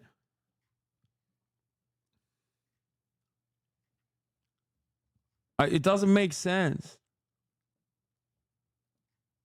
Guys, how many times do I have to suggest this? Staged? Yeah, I don't think it's staged, man. Like, well, if you've been listening to the rhetoric, if you've been watching what's happening, if you've seen, and Dana did a great job pointing this out earlier, that over the course of the last 10, 11, 12 years, there's actually been numerous incidents. It is still a moment where you can't no, I'm believe not that you're talking about the watching- Gore photo. The Gore photo with his face is not what I'm talking about. There's another photo of what people are claiming is like the shooter, but before he shoots. Someone wrote, how lucky do Boy and I did a thing feel for being here right now. I feel unlucky because we fucking had tickets to this rally. No. What are you talking about? People died there. Like, literally. We wouldn't have been let in there. We would have been like Still, I don't know. You would have been hundreds of meters away next to the shooter. Yeah. We would have taken that photo from behind him. Also, if he was a Demolition fan, Ranch fan, he hates us. Yeah. Yeah, he was like, I was here to kill Trump, but Boy was fuck here. you guys. Change I'm your gonna kill you guys target. instead. Like,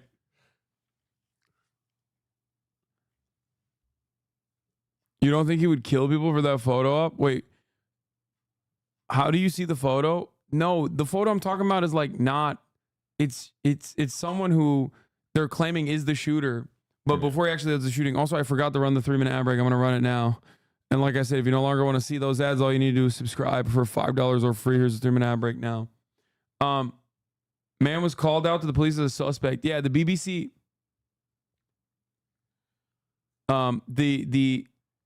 The photo of him from behind. I don't think this is him, man. No, it's a random photo. It's just a random photo. It's a guy in a shirt. Like, how is that him? I don't know. He also looks different to the guy on the roof. He looks like a different build. Also, like, the shirt had the American flag on the left, the one of the guy on the ground, because he was facing up, and the photo was from this angle. You're dead. The roof is here. Anyway, Yeah, it's coming from there. There's nothing on there. Okay. To sort through this. We just are learning, Wolf, that the FBI and the Pittsburgh FBI now is taking the lead on this investigation. So you have that aspect of it, but then the broader security concerns heading into the RNC next week and the DNC shortly after that. You had the statement from the Homeland Security Secretary saying that DHS is in touch with the campaigns and that security. Oh, this is another witness. What were you doing before the shooting happened, and then what did you see and hear? I was just hanging, standing there like everybody else, waiting for Trump. And as Trump started, I noticed 2 officers that were looking for something or somebody. I was looking around myself and seeing a guy on top of one of the buildings go in between one building to the next, and went and told the officer that he was up there.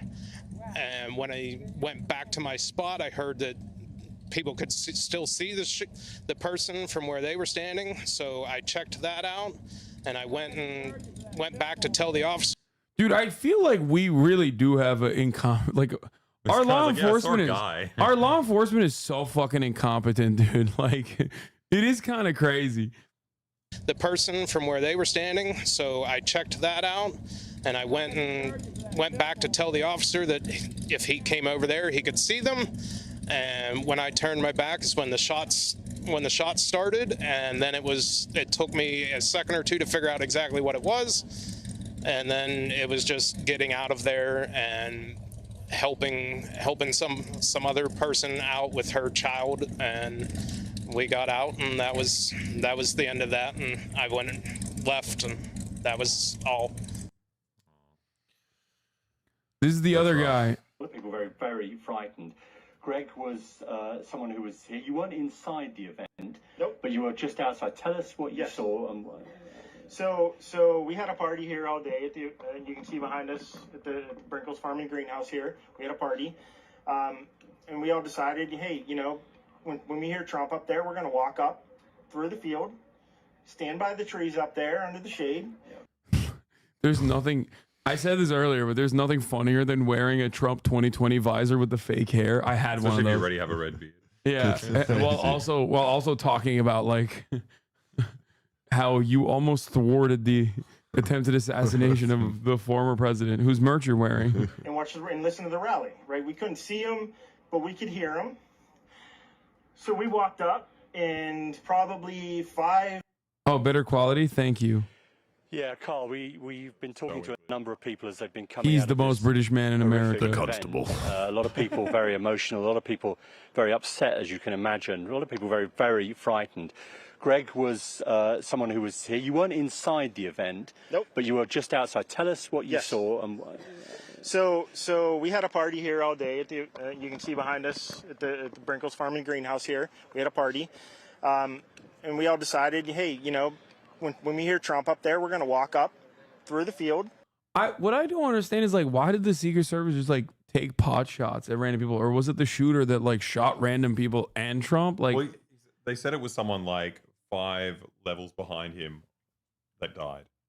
Yeah. They said 5 rows behind Trump. So I think, yeah, it was just shooting in that oh direction. no, but like I thought that they also shot like I thought they also shot at like another random person. They just shot everyone. No, that they looked shot like 2 the people that are in shooter. critical condition. One person was shot and killed. The shooter was shot and killed. And also on top of that, 2 people are in critical condition. But wasn't that from the shooter? You saying Secret Service shot other people as well? Like, how the fuck are there 2 people in critical condition? Well, a bunch of shots in like a crowded area. Yeah. You know what I mean? That's what I think is nuts. Because even Trump talked about it. Like, he said the missed shots had to go somewhere. I don't know. I mean, I think that but makes also, sense. you see in the bit where the Secret Service is kind of bundling around him, there's like people with handheld like DSLRs poking it up from the crowd. I'm like, I would not hold any object. yeah, up in the air. dude, Like, are you kidding me with a psycho. lens? Yeah, no shot. You a psychopath. Yeah. Stand by the trees up there under the shade, and watch and listen to the rally. Right, we couldn't see him, but we could hear him. So we walked up, and probably 5 to 7 minutes of Trump speaking. I'm estimating here. I have no idea, you know, but we noticed a guy crawling, bear crawling up the roof of the building beside us, 50 feet away from us. So we're standing there, you know, we're pointing at the guy crawling up the roof. And he had a gun, right? He had a rifle. A rifle. We could clearly see him with a rifle. Absolutely. We're pointing at him. The police are down there running around on the ground. We're like, hey, man, there's a guy on the roof with a rifle. And the police were like, huh, what? You know, like they didn't know. They're like, sorry, we're defunded. Like, that actually is crazy. Like, isn't this guy just lying? I don't know. Where's the good guy with the gun? We need a good guy with a gun. Bro, photo of the dead attendee graphic. Okay, thanks, man. Why? No, Like, don't even. I don't want to see that. Like, I actually don't want to see that. Okay.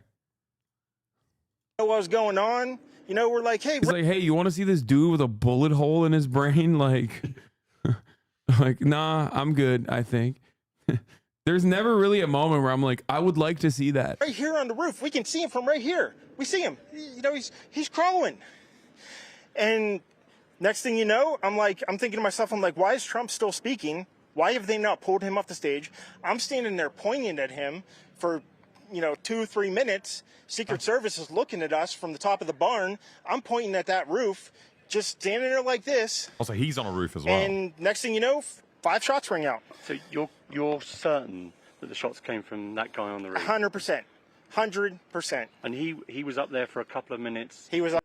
To be fair, he gave this interview before people knew that the shooter was on a roof. So, like, that kind of increases the likelihood. Yeah. At the time, we didn't know where the shots had come from.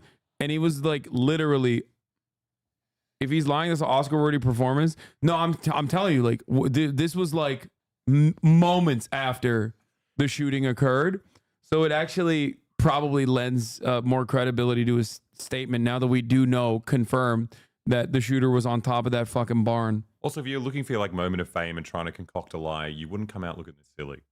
You know, Yeah, you wouldn't be wearing the Trump. You wouldn't be wearing you wouldn't be wearing the fucking hat. Or that's the perfect. That's fair. You always remember That's this it. guy. They want you to think that way. They're like, no motherfucker looking this goofy is gonna actually, you know, accurately assess the situation. He played a role in this. You saw him up there for a couple of minutes. Absolutely. At least 3 to 4 minutes. And you were telling... Yep.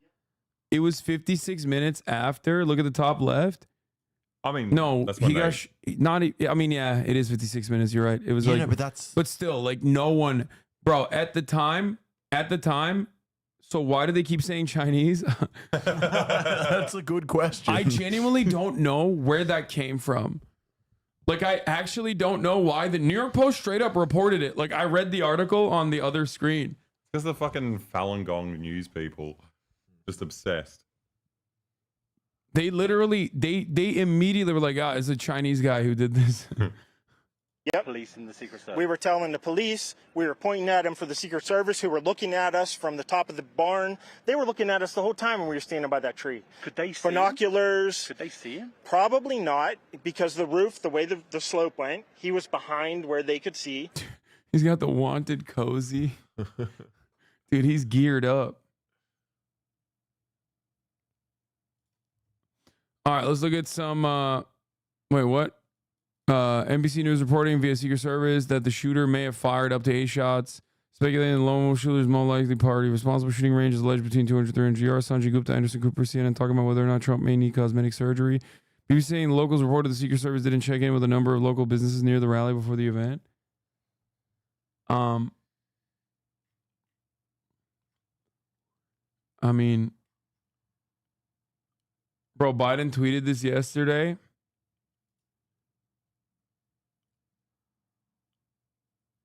Oh, it's an inside joke.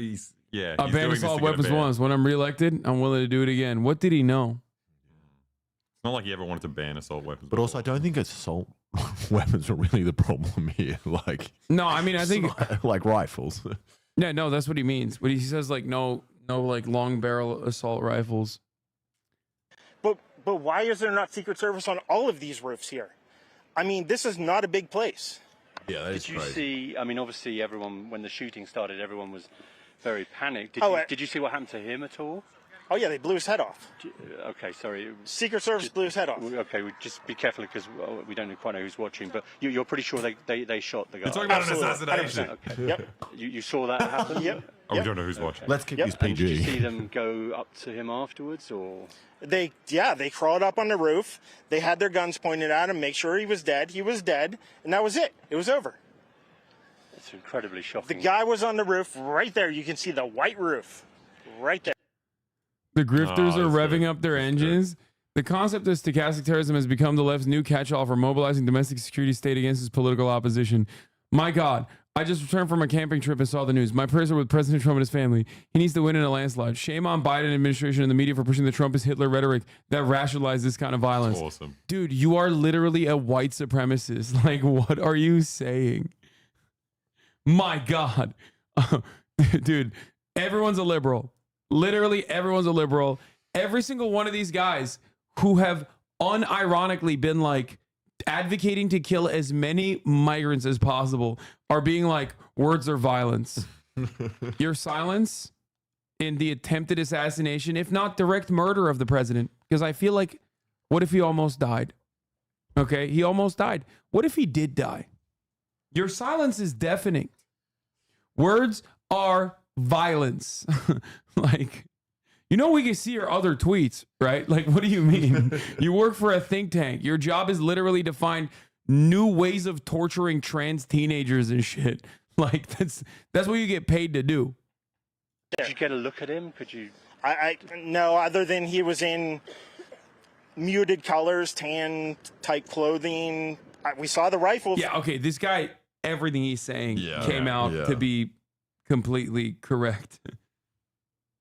flinging around as he was trying to crawl. I mean, we saw the rifle, 100%. Do you know about guns? Do you know what kind of weapon it was? Oh, I absolutely know about guns, for sure. Do you know No, what I it mean, it was a rifle of some sort. I wouldn't know, I wasn't close enough to read the label on it. No, but sure. But a high velocity It was a weapon. rifle of some sort. Yeah, absolutely. So how do you process what you've just seen? I don't know what to say, man. I'll tell you is, if I walked up close to there with anything that Secret Service considered a problem, I wouldn't be standing here talking to you right now. But I don't know why a guy who we're standing there pointing out to police and Secret Service is crawling up the roof. Were you outside the security perimeter? Yes, right there by that tree. We were outside the security perimeter. But my question is, there's only a few buildings around here. Why is Secret Service not on every building here? I mean, that's insane. That is correct, by the way. That is 100% correct. I legitimately don't understand how that happened. Yeah, the first video, this video doesn't make it clear if the Secret Service shot first or if the shooter first shot Trump, but it appears to make clear that the Secret Service spotted the shooter before he began shooting. So why didn't the Secret Service call Trump off the stage the second they spotted the shooter?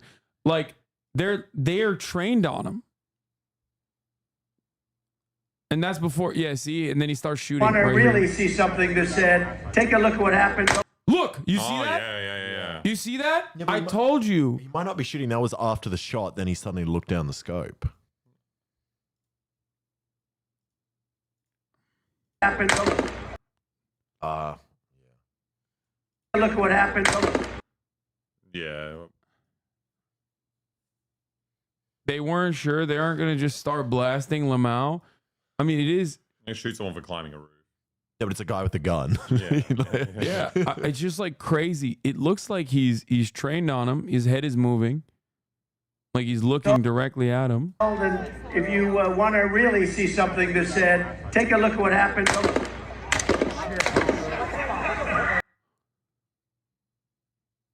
He picks up his rifles and adjusts further to his right after the shots.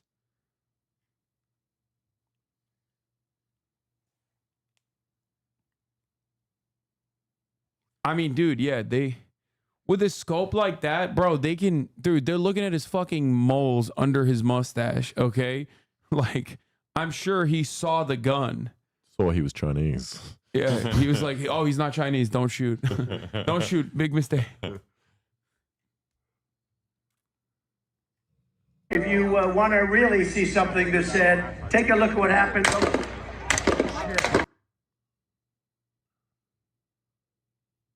Look at halfway on visor video. He said they were looking at the roof. Yeah.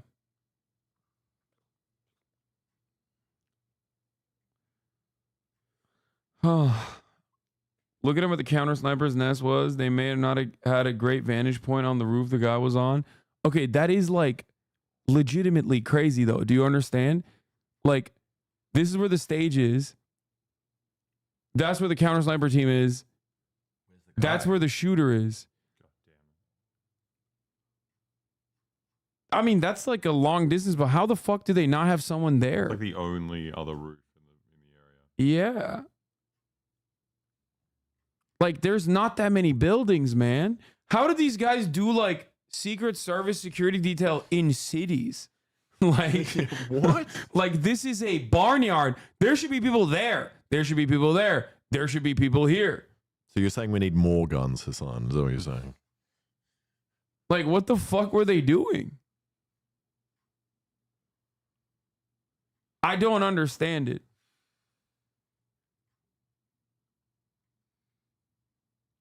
Small detail for ex-presidents? Eh.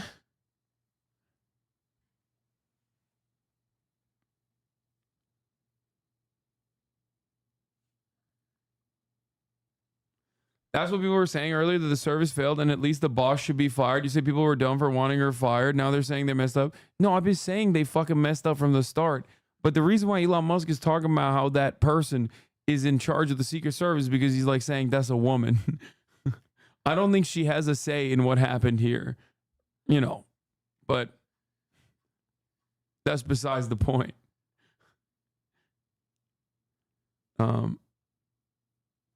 There were 2 Secret Service agents on the roof together. Yes, that's a sniper and a scout. Like, that's normal. They have two people. Like, they have a person on the binoculars and a person on the rifle. That's a spotter. Yeah, not a scout, sorry. But again, how the fuck did they just not, like, there's not that many fucking roofs. Nothing around. How do they? I actually don't understand how they, like, how do they clear, like, cities and shit?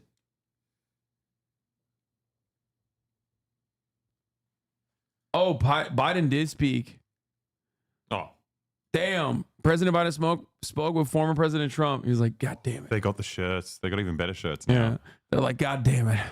Listen, I wasn't responsible for this. Next time I won't miss. Click. Dave Smith brings up a very good point. How the fuck can you say he's literally Hitler and democracy's on the line, but we wish him a speedy recovery and political violence is never acceptable? If you have been saying any of that insane shit, then at least have the integrity to admit that this is the logical conclusion of your lies. You know, hate to give it to Mr. Libertarian, but he ain't exactly wrong about this. Like, leaked audio says, Joe, I got shooters in the streets, never step in O Block again. That's what he said. Time to spin the block on my ops. All right? Get the chopper out. And I don't mean Air Force One.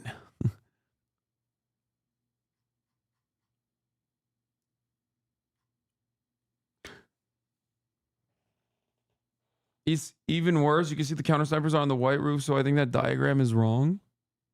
Yeah, they're on the they're on the left of him. They're on the closer one. Yeah. Yeah, Marine One. Sorry, not Air Force One.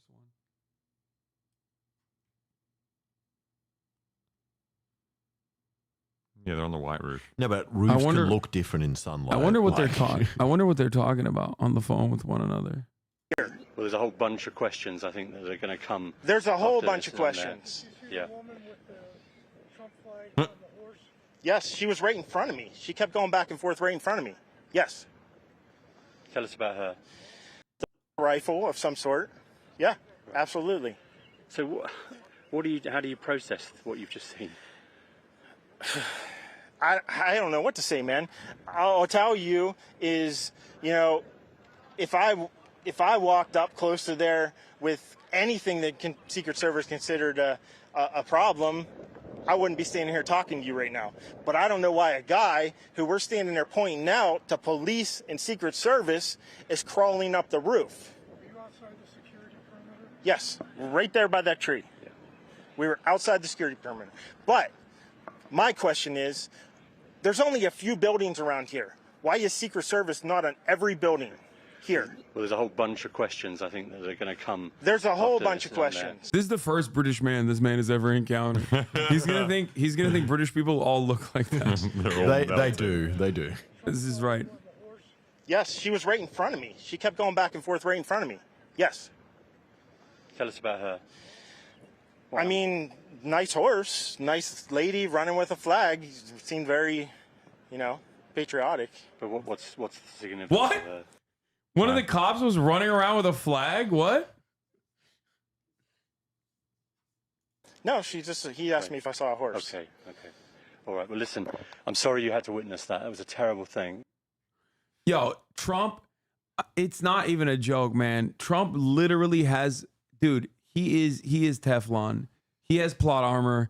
I'm sorry. With his it's own fucking eyes, ridiculous. as if to confirm, and then All right, I gotta again, pee. then quickly shoots. Andrew, I don't know if you can see this video from your location, but yeah, what do you make of it? Silly girl. You know, it's a remarkable capture. Well, the first thing that jumps out to me, Anderson, is they, at least that sniper and possibly his, I don't know if that's his spotter that's lying on the roof next to him. You typically deploy as a pair. One person on the gun, the other person on just optics and directing the person on the gun. They're all. You just let it get up on her. The video begins with them looking essentially in the right direction. It's almost as if you get the sense that maybe something on that rooftop had already caught their attention. And then when he raises his head off the gun, it almost seems to be in response to the first shot, like almost looking to confirm, like, did I just see what I think I saw, sort of thing. This is all. Yeah, I think he is on there, one on the very right. Yeah. He's not Yeah. on the way. And he's trained in the correct direction. Well, it's interesting because when the shots go off. there is, and again, this Someone is said just, Trump was wearing you know, 120 these may shirts. be completely random. One of the commenters was like, Trump is wearing 120 shirts. Hit his ear, but Pieces of information, but there, you know, What there if- was the eyewitness who we played the sound from. That sometimes just happens to ears. Like blood. I don't know. I'm just saying, like, we don't know. We don't know all the facts. Sorry, I'll get on the mic. We don't know, but if that is the case, then that might be why the counter sniper is already pointing in that location. John, Yeah. or go ahead, Andrew. Yeah, you would hope and expect that if they had received a witness report like that, it would have at least gone out over the radio channel. And it's Well, I think that's why they were pointing in that direction. Yeah, they saw someone on a got roof. well, they got the witness report, and then were like, "We'll face that way," and they just couldn't see him. Don't pause it, mute it. Yeah. It's not. It's live. I don't know how these things work. I'm just saying it would have gone different if we were there. Wouldn't have gone down like that. I just stepped on her fucking. I just stepped on her completely. And she still hasn't moved. Yeah, if the Aussies were there, they would have sucked him. They would have sucked the shooter to death. They would have bravely. Counter sniper video. They would running have done if what anything needs to stands be out to done. You know what I'm saying? They would have fucking sucked him On my knees. raw. I would have kissed that man so hard. Yeah, they would have stopped it. Or you've got his spotter. They are getting information in their earpieces. It is possible about, we're getting reports of an individual on a roof that's way on the other side. He may be looking for that in his scope when he looks up. When you hear those shots, it's entirely likely that that is the shooter's. Dude, I'm not gonna lie. Every time shit like this happens, I'm like, damn, maybe I am cooked by like my brain is broken by television a little bit, because I do think that like they should be competent enough to like handle this. Yeah. Yeah. Like, not even in the moment, because they were pretty quick to react. Oh, yeah. But like, my expectation is that there is no one ever anywhere near a former president or current president or someone who's like actively a presidential candidate. Like, it's genuinely shocking to me. I think that is something that people are going to probably start asking about as well. I think they got to deregulate and privatize Secret Service. I think it's the only way to keep them accountable. That's right. Yeah, why won't they do that? I think your assessment that he heard the shots, looked up, went back to his scope, and opened fire is highly likely. I want to play the video, which we've been playing pretty much once an hour or so, just for those who are just joining. It starts. This is around 6:15 p.m. in Butler, Pennsylvania. This is a short minutes into former President Trump speaking at this rally when the shots began. No, that's a little bit old, that chart. That chart's a couple of months old, and if you want to really see something that's said, take a look at what happened.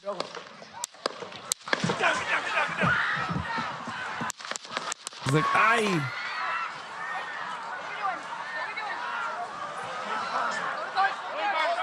Yeah, this guy running up with a camera, just like. Oh no, that's the guy who caught the crazy photo. It's probably worth it. Yeah, for sure. Yeah, I could die or I could make my career. I would not be rushing the stage like this. When you're ready, on you. Ready? Move! Up, move! Go! Up. Hawkeye's here. Yeah, that is crazy. It's Like just fucking they have, everyone's content they're gonna get clapped by the Secret Service. And he's dressed like the guy who killed Shinzo Abe. He's got the grey shirt and a little like bum bag. Are we good to move? We're clear. We're clear. Let's move. We're clear.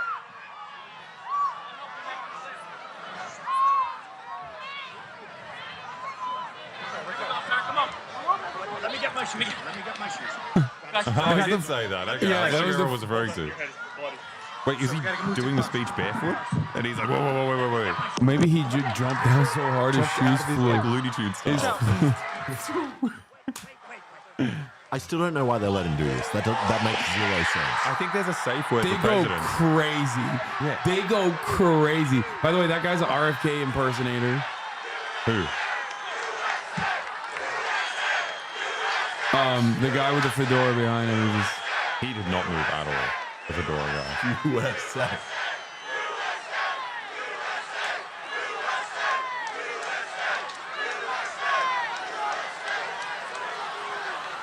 But also, this just happened. You have no idea if he's about to die. You know? Yeah, and you feel it.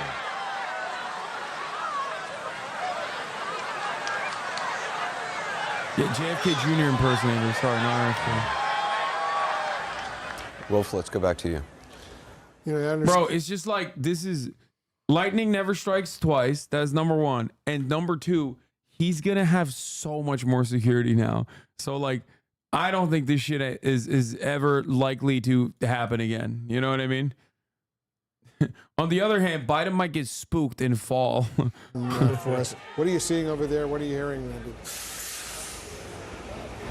Wolf, we've been out here now for a couple of hours. We came here because we were told that they had increased police presence here just out of an abundance of caution, and they sure have. There's about a steady stream of about 8 or 9 officers here behind me. They've been making the rounds around the building. We are right out front of Trump Tower on 5th Avenue in Midtown Manhattan. And of course, Trump comes here and there. Oh my He's come here when God. he's had to be on trial here in New York. Indibi said kötülere bir şey olmazmış abi. That's what my mom said verbatim.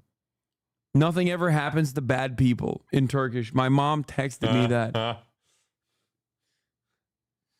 That literally is verbatim what my mom texted me, and of Turkish moms are on top. We They're understand right. from the spokesperson for New York City Mayor Eric Adams that he has been briefed on this situation. He has said that his prayers go out to the former president.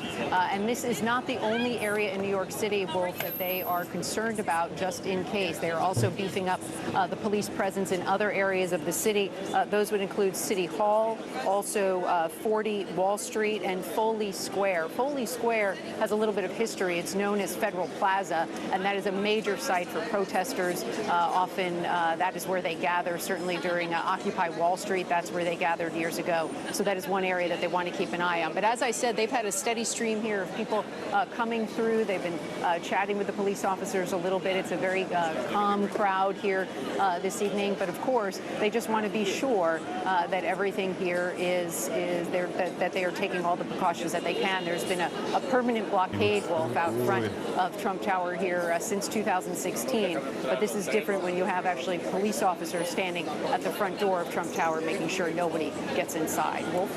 And as you know, Randy, and I know the Secret Service, the Department of Homeland Security, the FBI, local law enforcement, the U.S. military, every time something like this happens, out of an abundance of caution, they intensify security all over the place.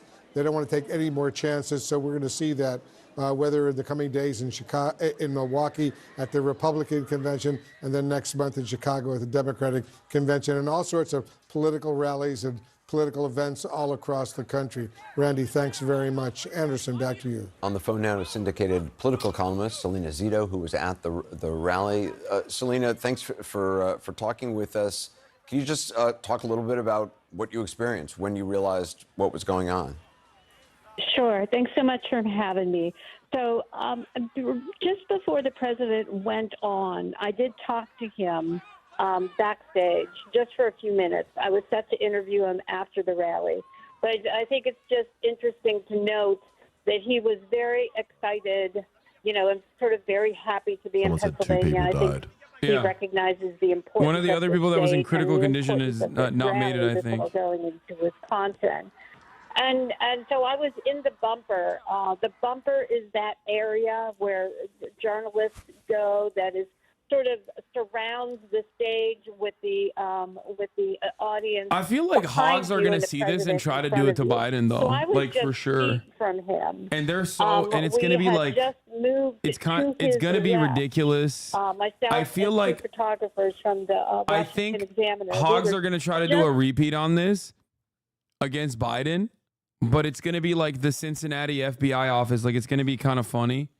You don't need a gun to kill Biden. That's true. But like, if you remember, the Cincinnati FBI office was like raided by a hog, and he like tried to use like a nail gun to break through, and just got domed. You know what I mean? So like, that's what I. So you agree with Alex Jones?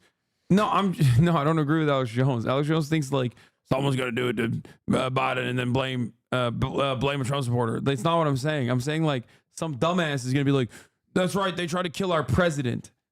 He's saying it's a psyop. I'm saying he's saying it's a secret government psyop. I'm saying some fucking dumbass is gonna get up in his feelings and try to do some shit. Okay, but it'll probably be funnier. But Biden still might die really because he's out of shock, out of pure fear. He might just like perish. Do you think it's possible though that the reason this guy picked Trump was maybe because he's not president, so his security was like, would his security be slightly lower than Biden's, and that's why he picked him I don't as a think the target? average person makes that calculation because most people wouldn't think that the president does not have adequate security, a former president, or even like someone running for office. Was the person doing this suicidal? Like they're not like thinking, like planning out like a rational kind of. I mean, it's usually like if it's not like an actual fucking op, it's usually just like a random weirdo who like a random person that wants to impress like fucking Jodie Foster. You know what I mean? It's shit like that. It's not like a person with like a real ideological commitment. No. But I don't know. I mean, this seems more. This isn't just like walking up with a 22 and just like trying to fucking pop them. This seems more like this seems more planned, more committed. But who knows? He was trying to impress Demo Ranch. Yeah, calculated. Stories ahead of the convention. So I had a photographer with me, and so yeah, and it's really interesting. And I suspect there's a lot of journalists feel this way. To be fair, actually, I think he just got lucky. So it is kind of like walking up to Ronald Reagan in the car park or something, or on a sidewalk and just trying to hit him. Because how the fuck did he have a clear line of sight? Joe's like, well, I better stay safe. Yeah. It's now been a little bit more than it's been about 4.5 hours since then. How, when you're in a situation like this, there's a lot of adrenaline that kind of carries you through for a while. I don't know if that's worn off for you yet, but how do you reflect on this?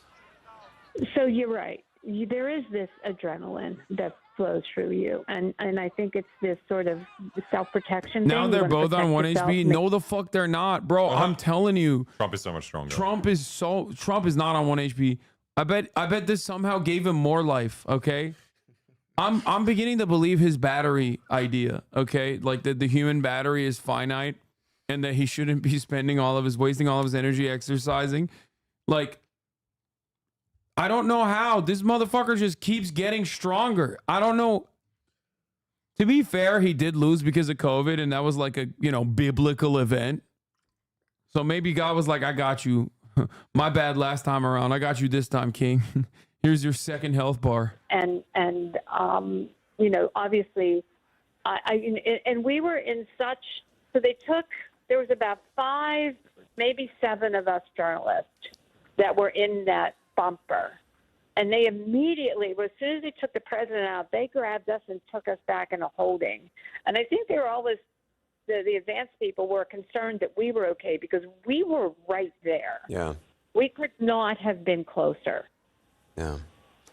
And there was also no cell service out there. Yeah. So I don't know any news that has happened. I just walked into my home. I live about an hour and a half from Butler.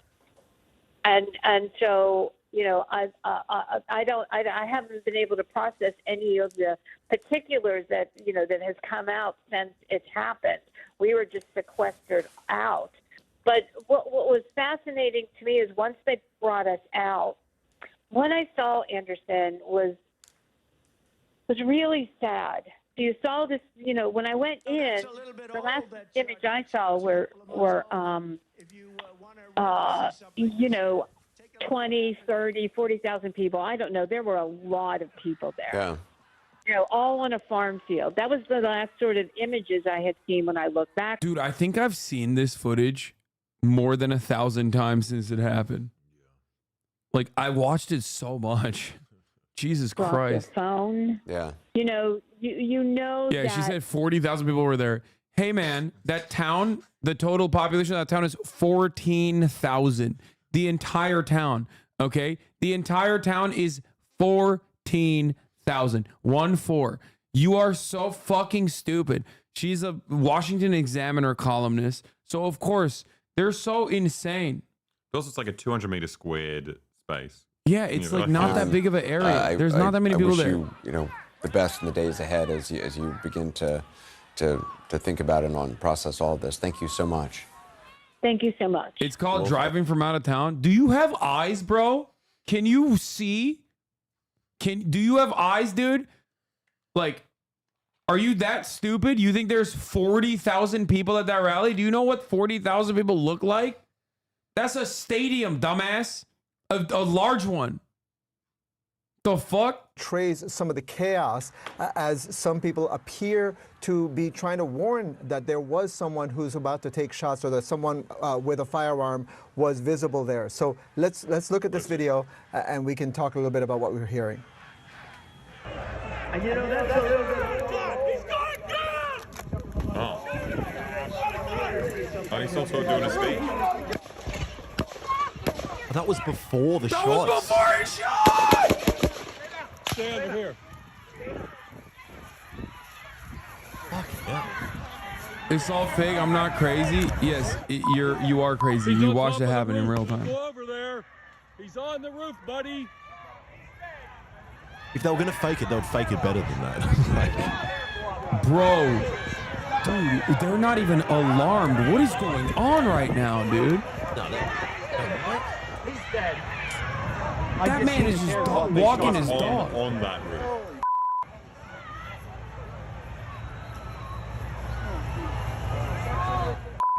Well, if they hit anybody over there. Did he pull up a shot? He number of shots. I thought that was Aussie. No, that was him. The first 2 shots were him. That's America. That's America, dude. Yeah, look at that. That's America, motherfucker. Look at these fucking hogs, dude. He's like, yeah, it's a lot of shots were fired. I wonder if they killed anybody. He's right there on the roof. Oh, that's so small. Is that where he's meant to have climbed up? It's like, what is this, a school? School's out, buddy. What's going on right now? Oh, that's when he starts pumping. Crowd going wild. And Wolf, what this does is it sort of matches some of the earlier eyewitness. We saw an eyewitness who was interviewed by a BBC crew there on the scene, and that person described seeing this alleged shooter, the suspected shooter. This is a funny take, but you're right. How did every single person see the shooter except for Secret Service? Like, it seems like he was like, I am going to do an assassination today. Hey, guys, like, he's like, here's my rifle. I'm wearing my favorite YouTuber's merch. like, that's crazy. They're just hanging out. What the fuck? That they are the ones that fired the shots that killed the suspected gunman who fired the shots in the direction of the former president. So what you're hearing in that video, again, is a harrowing detail, the chaos, really, as people clearly saw even as this was about to happen and were trying to figure out, like, trying to draw attention. Don't tread on me, flag. And obviously none of that could prevent those initial shots from coming from the suspected shooter. The Secret Service obviously took action very, very quickly and killed him before the former president could be injured. Unfortunately, it appears that there were other injuries. Another person died there. That's another good thing. At the scene. So dude probably died thinking he killed the president. Oh. Damn. In his final moment, he was like, oh, bliss. His final moment, he was like, I'm Chinese. About a football field and a half. He's like, oh, thank God. I did this for Xi Jinping. That's how he died. Well, Evan Perez, thank you very much for sharing that video with our viewers. Appreciate it very much.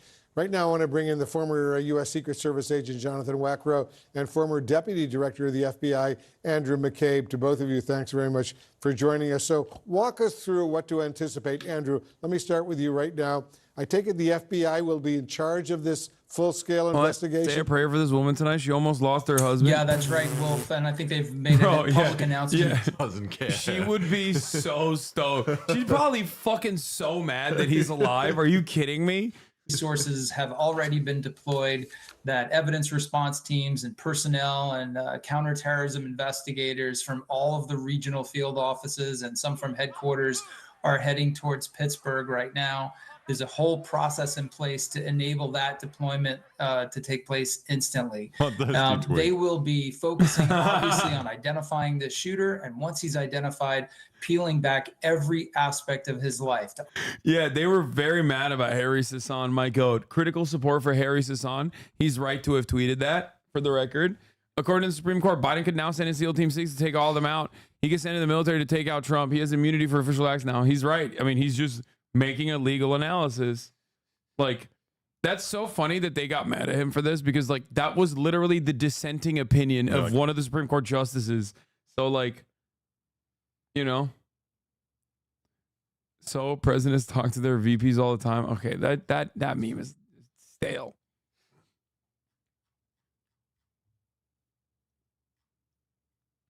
Robert Evans talking to someone who worked in the building. What?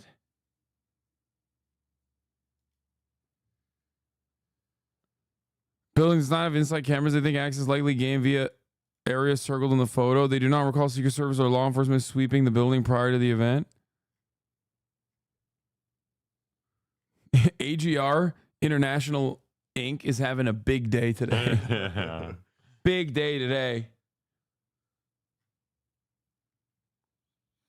Right-wing narrative is clear. Yeah, they're just gonna say like, yeah, they're saying that like the left is responsible and that we should do to the left what they tried to do to Donald Trump, because they incited violence against Donald Trump by saying he's bad and scary. That's the only thing more tragic than what just happened is that, if we're being honest, it wasn't totally a shock. Biden's inevitable ritual condemnation of political violence today, when it comes, will be insufficient and irrelevant. Dude, honestly, there is nothing funnier than people who are Trump supporters being like, Biden is so violent with his rhetoric. And he's so incisive with what he's saying. You know? No, he's not. You know why he's not violent with his rhetoric? Because he don't know what the fuck he's saying half the time. Okay? Like, what do you mean? Oh, it's so funny. Ay, ay, ay. Biden can barely stand up. These motherfuckers are like, he's so scary. He's so fucking scary. We know when he says Trump is Hitler, it's like, that actually means like he wants to kill Donald Trump. What? There is no conspiracy theory off the table now. The most powerful force in the world will try to do anything to stop Trump from being president. Then why would they get that kid? Like, yeah, why would they get that guy who No, that's, missed you don't understand. 8 times. Dude, that is such like a classic conspiracy theory take, by the way. Like the you know, the Secret Service is all powerful and was like interested in killing Donald Trump, but also they hired the guy who can't, you know, do a shot. Like, also, like, if it's the Secret Service, they've got every other person who's so much closer to Trump. Yeah. Yeah. Why don't they just like dart him like a fucking, you know, like the KGB or some shit? It just doesn't make sense. Why are they tweeting this shit when it looks like he might be a right winger? I don't think it was a right. I mean, I don't know, but like, it don't matter. If that dude had a manifesto and was like, I'm killing Trump because I'm like further right than him, you know, it's still, they'd be like, oh, that's a Fed. They would be like, that's a Fed. That's federal government. It's a federal agent. He's on the payroll. He's trans. Like, they'd be like, nah, he's a Ukrainian trans Chinese Hamas guy who's Jewish. Joe Biden sent the orders. Democrats, dude, Marjorie Taylor Greene literally has a campaign ad where she shot a 50 cal at a fucking car. Okay. And I think the car literally had like the photos of Democrats on it. If I remember, I might be misremembering, or it might have just said like the Democrats or something. And now she's like, words are violence. You can't do that. You're Marjorie Taylor Greene. Like, you're a rabid sociopath. It's like, I don't understand it. Oh, here. Yeah. I think you showed it to us last year. Yeah. This ad is way sicker than the top of the hour ad break, which many of you will not be able to see this ad if you don't subscribe for $6 or for free with the Twitch Prime. Twitch Prime is free. You know, the tweet is about action, not words. What? Dude, there is no salvaging this, okay? Like, Democrats wanted this to happen. They wanted Trump gone for years, and they prepared to do anything to make that happen. Just as Congress, Representative Troy A. Carter, Barbara Lee, sponsored legislation to terminate Trump's Secret Service protection. Chatter, do you think, in all honesty, and I mean this with like so much sincerity, do you think Trump's Secret Service was terminated? Like, do you think Trump didn't have Secret Service? Do you think that Donald Trump has just been walking around without Secret Service? He's been walking around with DEI Secret Service. Yeah. That's the real trap. That's why they lost.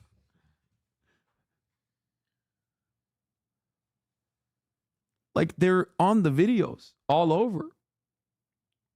Didn't say that. Boy getting on that Indiana Jones. Dude, I love Republicans. I'm so glad that this brought back all the fucking Trump supporters, because they're always like trying to debate on the dumbest virtues, on the dumbest talking points of all time, where they're like, they didn't mean that. They're actually secretly plotting to assassinate Donald Trump. That's why the Congress actually did this. And they successfully.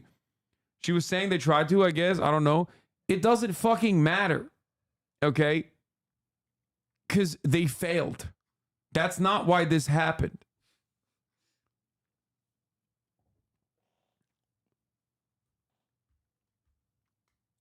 More pets. I know. It's exciting. Yo, Hasanabi, as an Australian with an outside perspective, American conspiracy is goofy as fuck. Yeah. I love American conspiracies. Best headline ever. Biden makes statement after Trump rally shooting. It's sick. That's what I said. Yeah. It's fucking sick, dude. Yo, that shit was dope. That's what he said. Also, here's the 3-minute break now.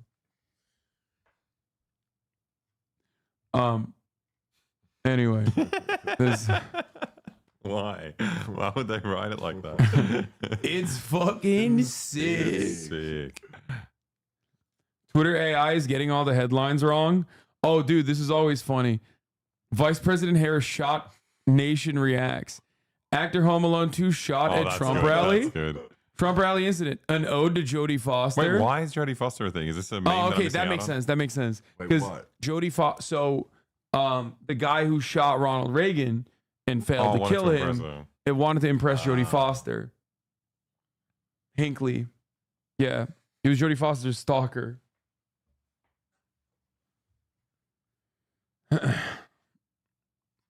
Home Alone 2 shot at Trump rally. That's they're not wrong. True, yeah. Pretty sure I found another photo of the guy, x.com/stillgray. Yeah. Ninja's comments on the attempt. How do kickers simply just miss kicks? That was on 9/11. That makes it crazier. Wait, that makes it. What was he talking about there? What was he cooking, dude? You talking about the plane that missed? Yeah. Yeah, the Pentagon. He's talking about the Pentagon plane. Yo. Oh, man.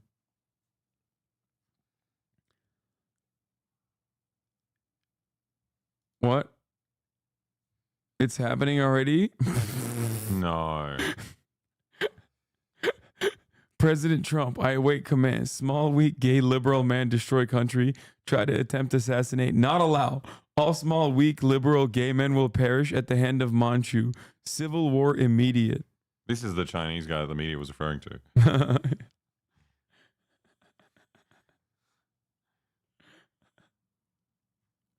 That's funny. All three of you Zin on upper or lower? Upper deck. I didn't do Zin. I just put it in my mouth and swallowed it. I thought it was gum. I just broke a part of my mouth. Anyway, baby Elon Musk.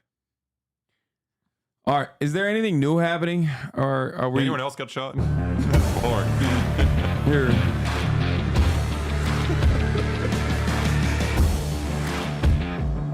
Joe Biden abandoned Americans in Afghanistan, got 13 of our best soldiers killed, I can't get over that. It's like, those were our best soldiers. Like, if they were the shittiest soldiers, I wouldn't care, but those were our best soldiers, okay?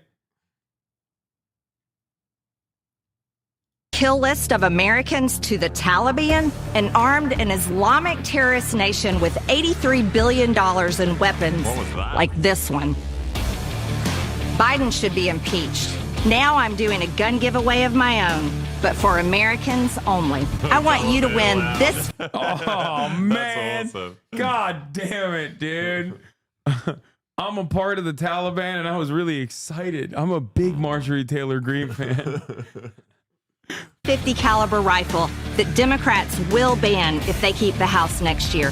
While Joe Biden broke America's pledge to never leave a man behind, Nancy Pelosi is sneaking the Green New Deal into the $3.5 trillion budget. And in 2022, I'm going to blow away the Democrat socialist agenda.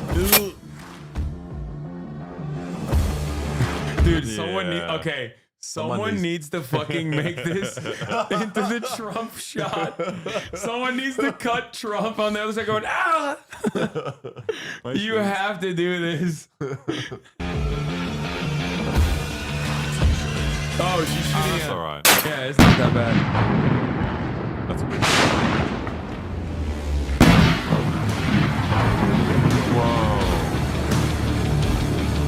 Go to the website below and sign up.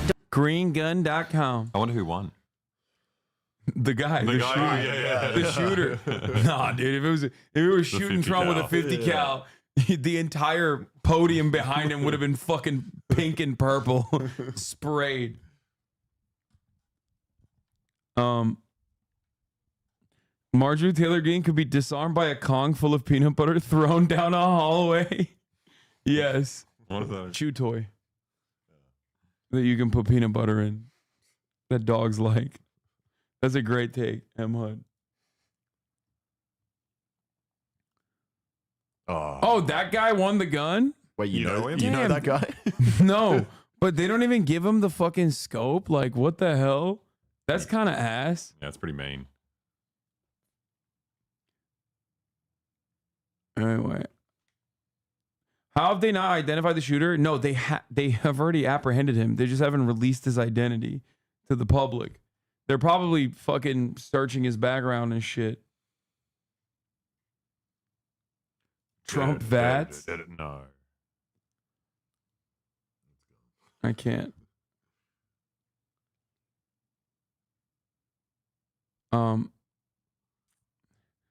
She said Paul Revere signed the Declaration of Independence. Whatever, bro. You weren't there. I'm going to go with her on this one. Prediction, Marjorie Taylor Greene for VP? Fuck no. If the shooter is not a white, straight, cis male, it's over for the minorities. I mean... It's already kind of over. I think it's done because Trump is going to be the president. Yeah. We'll see, actually. I mean, immediately after this, I was like, man, he's going to fucking wipe the floor. But now I don't know. I mean, I don't know. I'm thinking about it Really? more. He looks amazing. Your takes are shit. I think he secured it for sure, but this guy following since October 10th, 2022, first time he chats in here just to say your takes are shit. He's been waiting a long time. Yeah. That's cool. Thing is not being reevaluated about the scope and the scale of the security How are you running around in with a camera that to get that event, and shot? not Look to at this guy down mention, here. I do President think, Trump I will say this also- much, like outside of CNN being like, oh, this is a solemn moment or whatever, like I don't think a single like legitimate Trump hater is like, oh man, this is such a devastating day. No, Like, I think they are. It's devastating because he's yeah, I gonna mean, win. yeah, He's gonna they're win now. if anything, they're saying he's going to win, or they're saying it's devastating because they missed. Like that's probably like the most. Like I don't think this. What I'm trying to say is I don't think that like people who hate Trump are now going to see him in a different light. You know what I mean? Yeah. I think if this happened to Biden, he wouldn't even notice his ear was missing. Yeah. He would just continue What did you speaking. say? No, what was that? What you saw? Who was that? Who was that? Yeah, I think Trump haters are worried. Yeah, well, I'm not worried because I'm a Trump lover. I'll always remember where I was on this day. Yeah, Red Wave. SneakerCon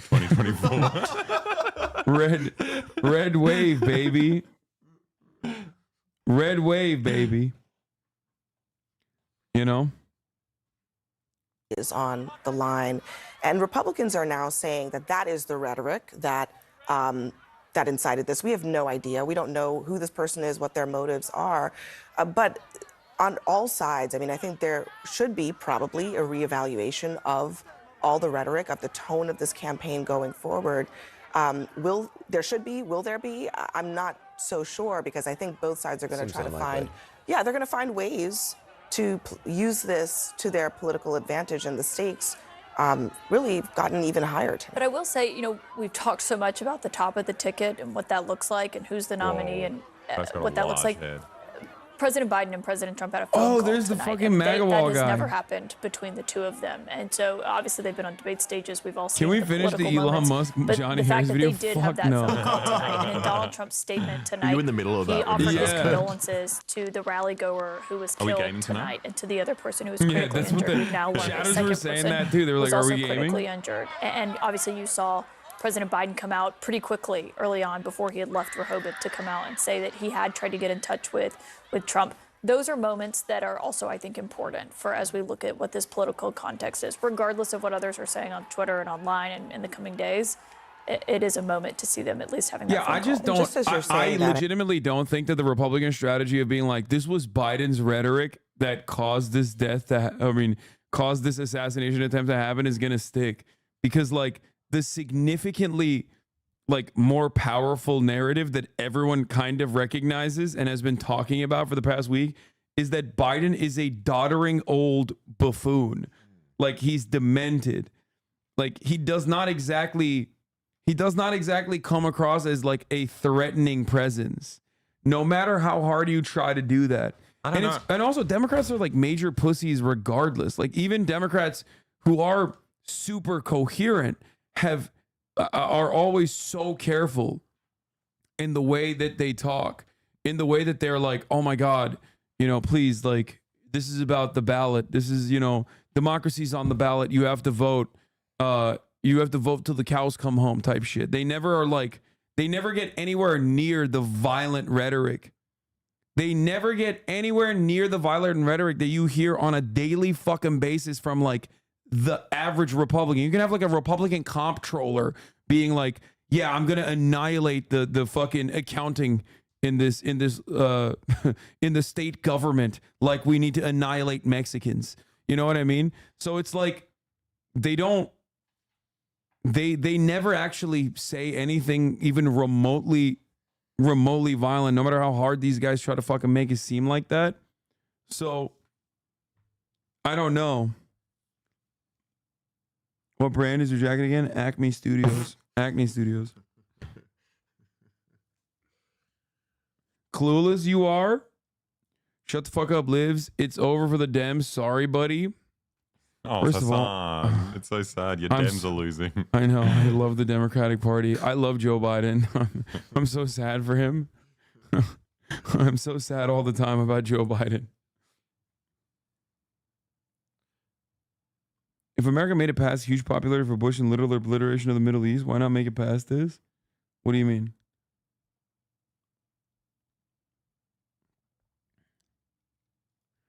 Oh, this was the biggest L, by the way. I was hoping to catch some of the Trump rally, but he's half an hour late and counting, and I'm going to Earth, Wind, and Fire Chicago with my mom. So I think I'm going to have to punt on live coverage. Have a lovely Saturday. Dude, that's the funny. He missed it. I mean, we missed it as well. Yeah, you guys missed it too. I was there. I was literally fucking locked in. What if his ear just did that? True. For people blaming the current director of the Secret Service, they forget shit like Secret Service taking days to figure out the White House got shot 13 years ago. Damn, they've been sucking. Was it a woman back then? Or what kind of DEI was it back then? Yeah, this reads like an alibi. Yes. Quite suspicious. What? Let me check if Earth, Wind, and Fire was actually playing. Yeah, has he actually tweeted since then? Okay, he has tweeted. It wasn't him. It wasn't him. It wasn't him. So I'm guessing tomorrow's going to be the 8 hours of the most unhinged hogwash we've ever seen in years. Yeah, it's going to be amazing. You guys know I love Republicans, okay? You know this. And I'm not just saying that because they're going to come and try to assassinate me now because they're angry and they're looking for someone to kill. Anything, really. I mean it in all sincerity, okay? Do you know who I feel kind of bad for? Is Mr. Beast, because he just released his biggest video ever. And then this happened. The guy with the demolition ranch came in. I don't think series did this. Come on, dog. I don't think 12-year-old kids in India are like, oh man, I'm going to be watching the demolition ranch or any other political coverage over the Mr. Beast video. You know what I mean? They're trying to steal his thunder. Identity, what they believe to be the identity of the suspected shooter. He's a young man, approximately 20 years old, who apparently grew up and lives in a Pennsylvania town, not terribly far away, and they are in the process of going through that. We are not going to be going with any further information about him until they are finished confirming that they have the right suspect or put that name out. But they're very confident press that conference. they have identified Press conference who incoming. he is as a 20-year-old Pennsylvania man. You're going to salute? Let's we'll wait and see. Presumably, it won't up. take very long for them to make public the name of this individual and some more information about this individual. I thought it was interesting, John, and I want to get your reaction. The Speaker of the House, Mike Johnson, just issued a statement vowing there will be what he calls a full investigation. A full investigation of Dude, this, I'm so serious. After seeing the kid, the pic of the kid, I think he went to my middle school. Wait, what the fuck? I mean, he just looks like a very generic white dude. I mean, he looks like nothing now, but you know, where did you go to school? From what you could make out, he just looks kind of like a generic white guy. The photo I saw didn't. There's not really a lot that you can make out.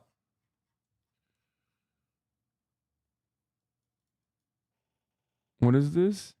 Protesters. You think this is the guy? Surely if you're planning to kill someone, you wouldn't be like in a scuffle with police just before that. 2017. No, that's from 2017.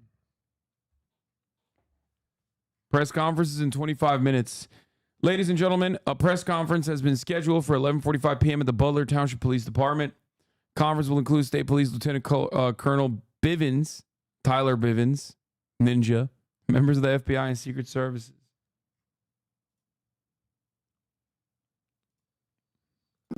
And collected the right way without the color of politics affecting it. Yeah, they need a full-scale investigation, but they clearly don't need it to be political.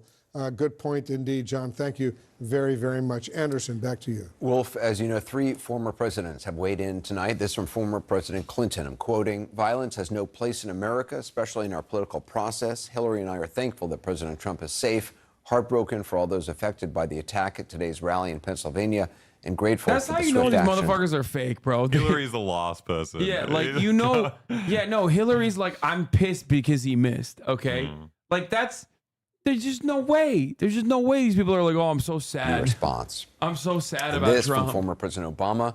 There is absolutely no place for political violence in our democracy. Yeah, that belongs in Gaza. Okay, there's no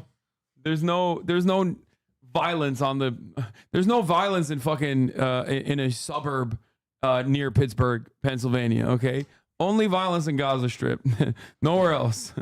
Van, we haven't heard from you this evening. What are your I thoughts? am hungry, for but I don't know what to get. I'm so glad that Donald Trump is alive. I'm so glad.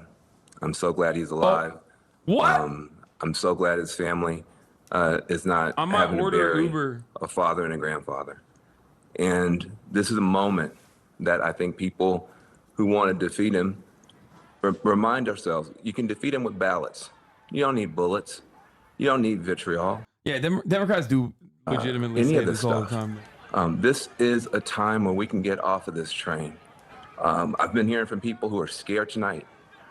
They're scared that this is the beginning of some new tit-for-tat violence, that we're spiraling away from each other. That is gonna happen probably though. That is kind of scary. I hope they don't kill me. That would be really sad. You know, Gabby Giffords was shot in 2011. Democratic Congress. If they do attempt to kill me, do it while they're here. Okay, No. fucking asshole. Gretchen Whitmer I'm just kidding. was almost kidnapped 2020, kept rationing it up. She's a Democrat. Paul Pelosi attacked with a hammer 2022. More violence, and we keep rationing it up. And now Donald Trump, almost assassinated, comes within a quarter of an inch of being assassinated in 2024. This is not the way. This is not the way. If you have somebody in your life who you've been mad at, who votes different from you, or prays different, or loves different, or looks different, text them tonight. Text them tonight. Call them. This should be a wake-up call for everybody. We got to put our arms around each other. We can vote against each other. We don't have to hate each other. And if you don't understand tonight that we could have lost a leader who's important to half the country, who's beloved by half this country, bro, just and you would have open had the half door. this country, You want to order maybe food? feeling the need to shoot back. And where would we be? Where would we be? You want Dave's hot So chicken? this is the moment for everybody to What's look like in the the mirror. I tiniest am thing they so have? glad Like a little, that Donald Trump is alive tonight. Such a just to baby. try it. Scott You're a Jennings? baby. Yeah, I just want to echo much of what Van just said. It's like a nugget. Because, you know, I was very angry when I saw this news earlier. I wasn't really angry as a Republican, though. I was angry as an American because I view this as a direct attack on our democracy. And regardless of who you support or who you don't like or who you like, we're all in the democracy together. And whether you like it or not, Donald Trump is the most likely next president of the United States, according to the polls right now. He is an important person in our civic life and in our political affairs. So I view this as a direct attack on our democracy. It makes me angry for him, for his family, for everyone that was at that rally. It makes me angry for everyone who is an active participant in our politics. And I think, to echo what Van said, the way you overcome extremism and the way you overcome people who would commit violent acts is by participating more in our democracy, by using speech appropriately, by voting, by doing the things that make our democracy healthy and vibrant, and stop doing the things that make it the opposite, because that's where we are right now. We're in the opposite place. But we are at a moment where we can get off the train, as Van said. Why are you trying to eat his food? You want one tendy? I can get you a tendy. That would make this democracy far healthier than it is right now. Whoever wins this election, Donald Trump or Joe Biden, our country is not going to come to an end. Our Constitution is not going to be destroyed. You want medium or hot or extra We are not hot? going to see Let's go things medium. dissolve in this country. We have elections every 2 and 4 years. The country will not end. Everyone's saying one. Get out and participate. Do what you do. Motherfucker was gonna Support have your one candidate. nugget. I just had dinner. They all But saw ballots and speech are the Come way on, guys, back forward. me up. I've Not eaten. violence, not bullets, and not telling your friends and neighbors that our country is going to come to an end. That has to stop. You know that the left are going to look even worse now because of this? The left always get a bad rep from stuff that isn't even their fault. Whatever. Disputes. Cowards, however, oh my God, can undermine. If that guy got shot in the ear, the entire everything would be covered in blood. Tonight, as both Dan all 5 and stairs, Scott just like mentioned. Holy shit!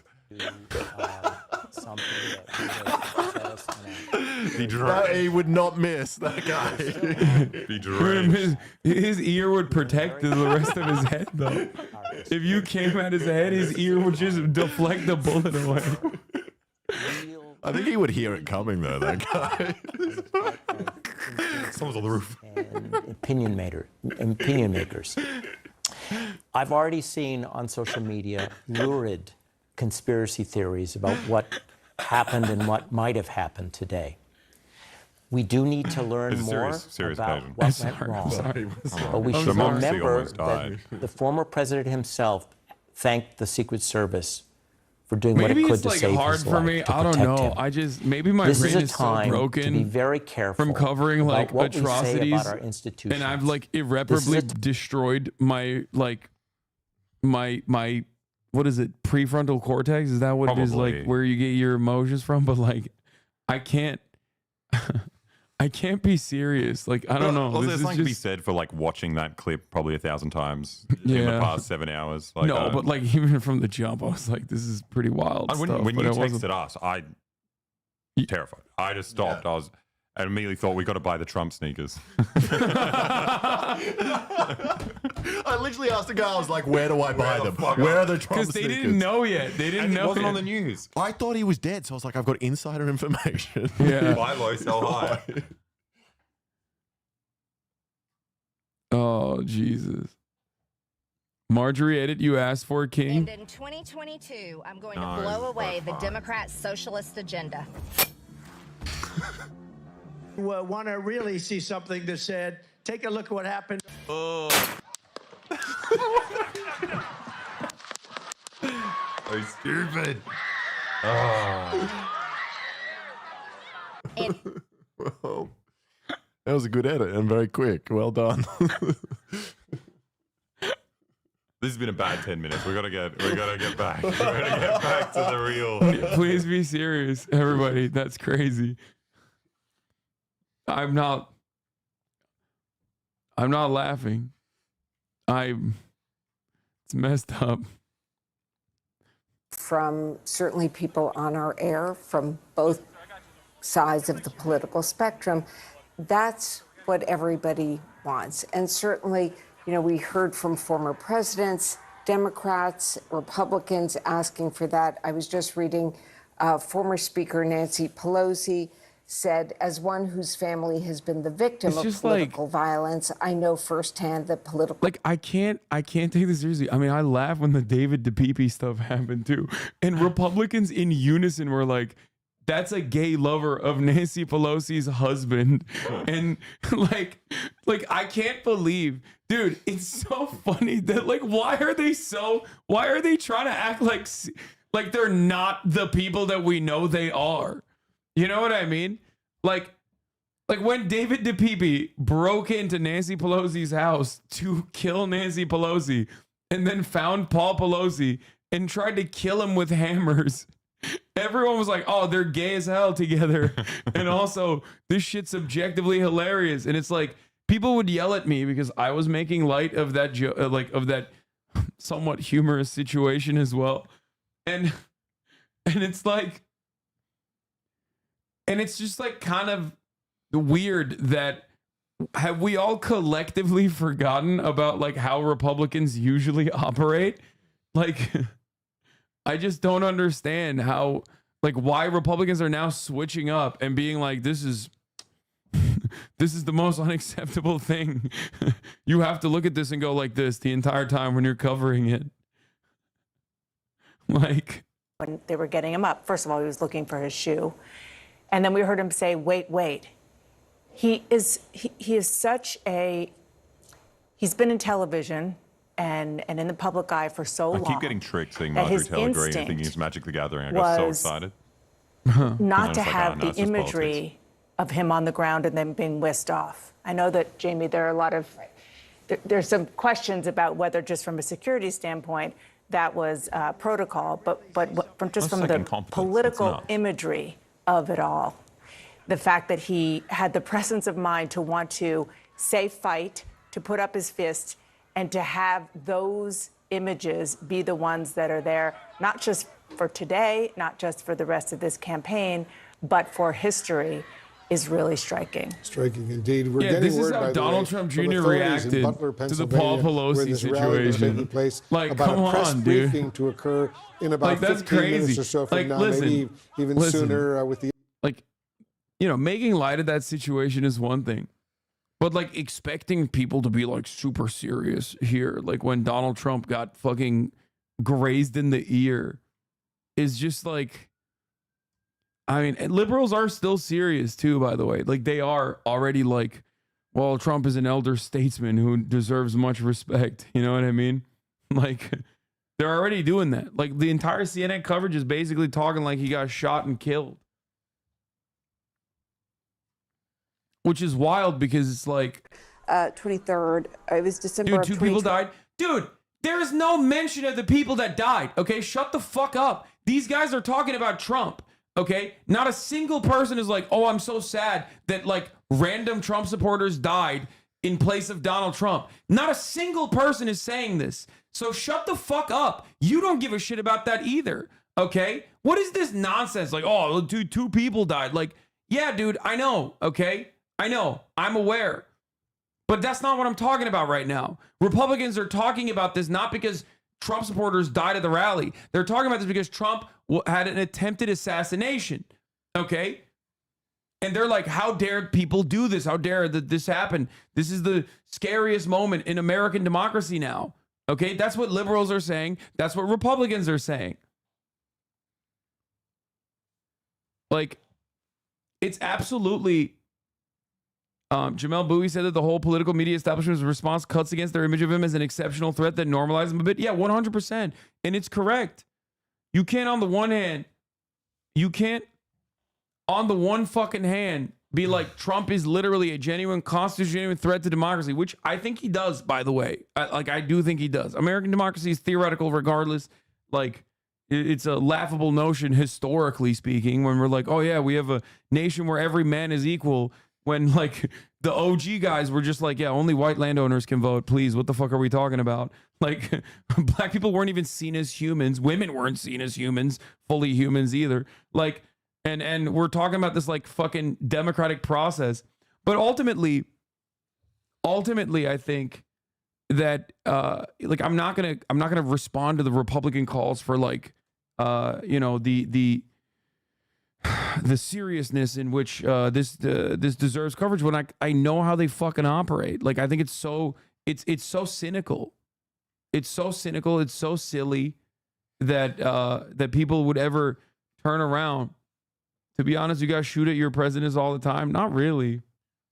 It's happened like 4 to 5 times, which is, you know, it's still a lot. That's still a lot. You're right. Yeah. Alan's died from swimming. Yeah.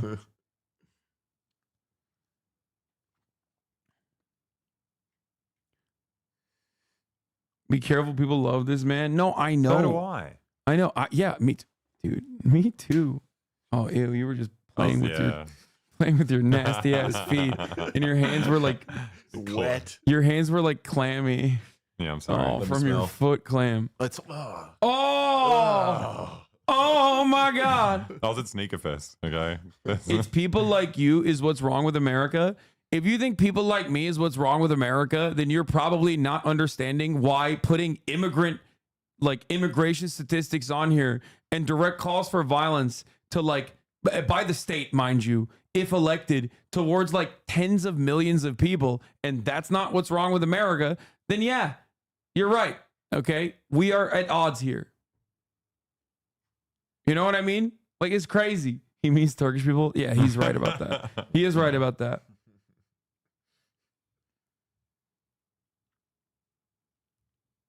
I don't know. It's just like, Right? He's going to be insufferable now, are they? I mean, they're always insufferable, but now at least they have an opportunity to like fully present Donald Trump as a victim. You know what I mean? It's like, bro, I want to make sure that this shit is not as easy to happen. You know what I mean? I'm a fan of gun control. You feel me? Like, you're not. So the fuck are we talking about? What's up, you fucking inherited terrorists? How does it feel that your party is the radical one, you fucking transgender lovers? You even losing subs and views? Dude, I literally have 60,000 subscribers and 72,000 viewers right now. Like, this is probably one of the worst moments where you could have come in here and said that. Like, objectively delusional. Okay? The Democrats lied to you, bro, and your uncle just gave you money so you be their bitch, spewing shit that you big dumb fuck don't even understand. You, American, is laughable. You know you don't even make sense. Let immigrants into your $1 million home, you terrorist motherfucker. We're literally immigrants. Come on, man. I have. Yeah. Got That's two true. immigrants back here. I didn't even think about that. Yeah, I did. Yeah. Yeah, how about you put those immigrants on screen for me to see, okay? Yeah. That guy was so mad. You should not have banned him so quickly because that was pretty funny. You American is laughable. He's right there. Excuse me. I You am American is laughable. I am American.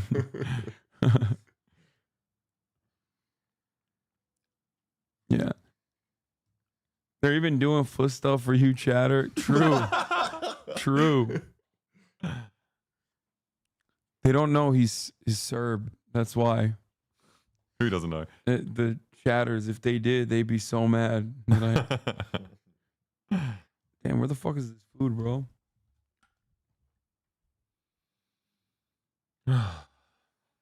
Maybe lighter. Yeah, I am an American in the United States of America. How many right-wing terrorist attacks take place anytime a protest sparks up past gun control prevent this? And many acts of terror like this going forward? I agree. We're waiting for the press conference right now.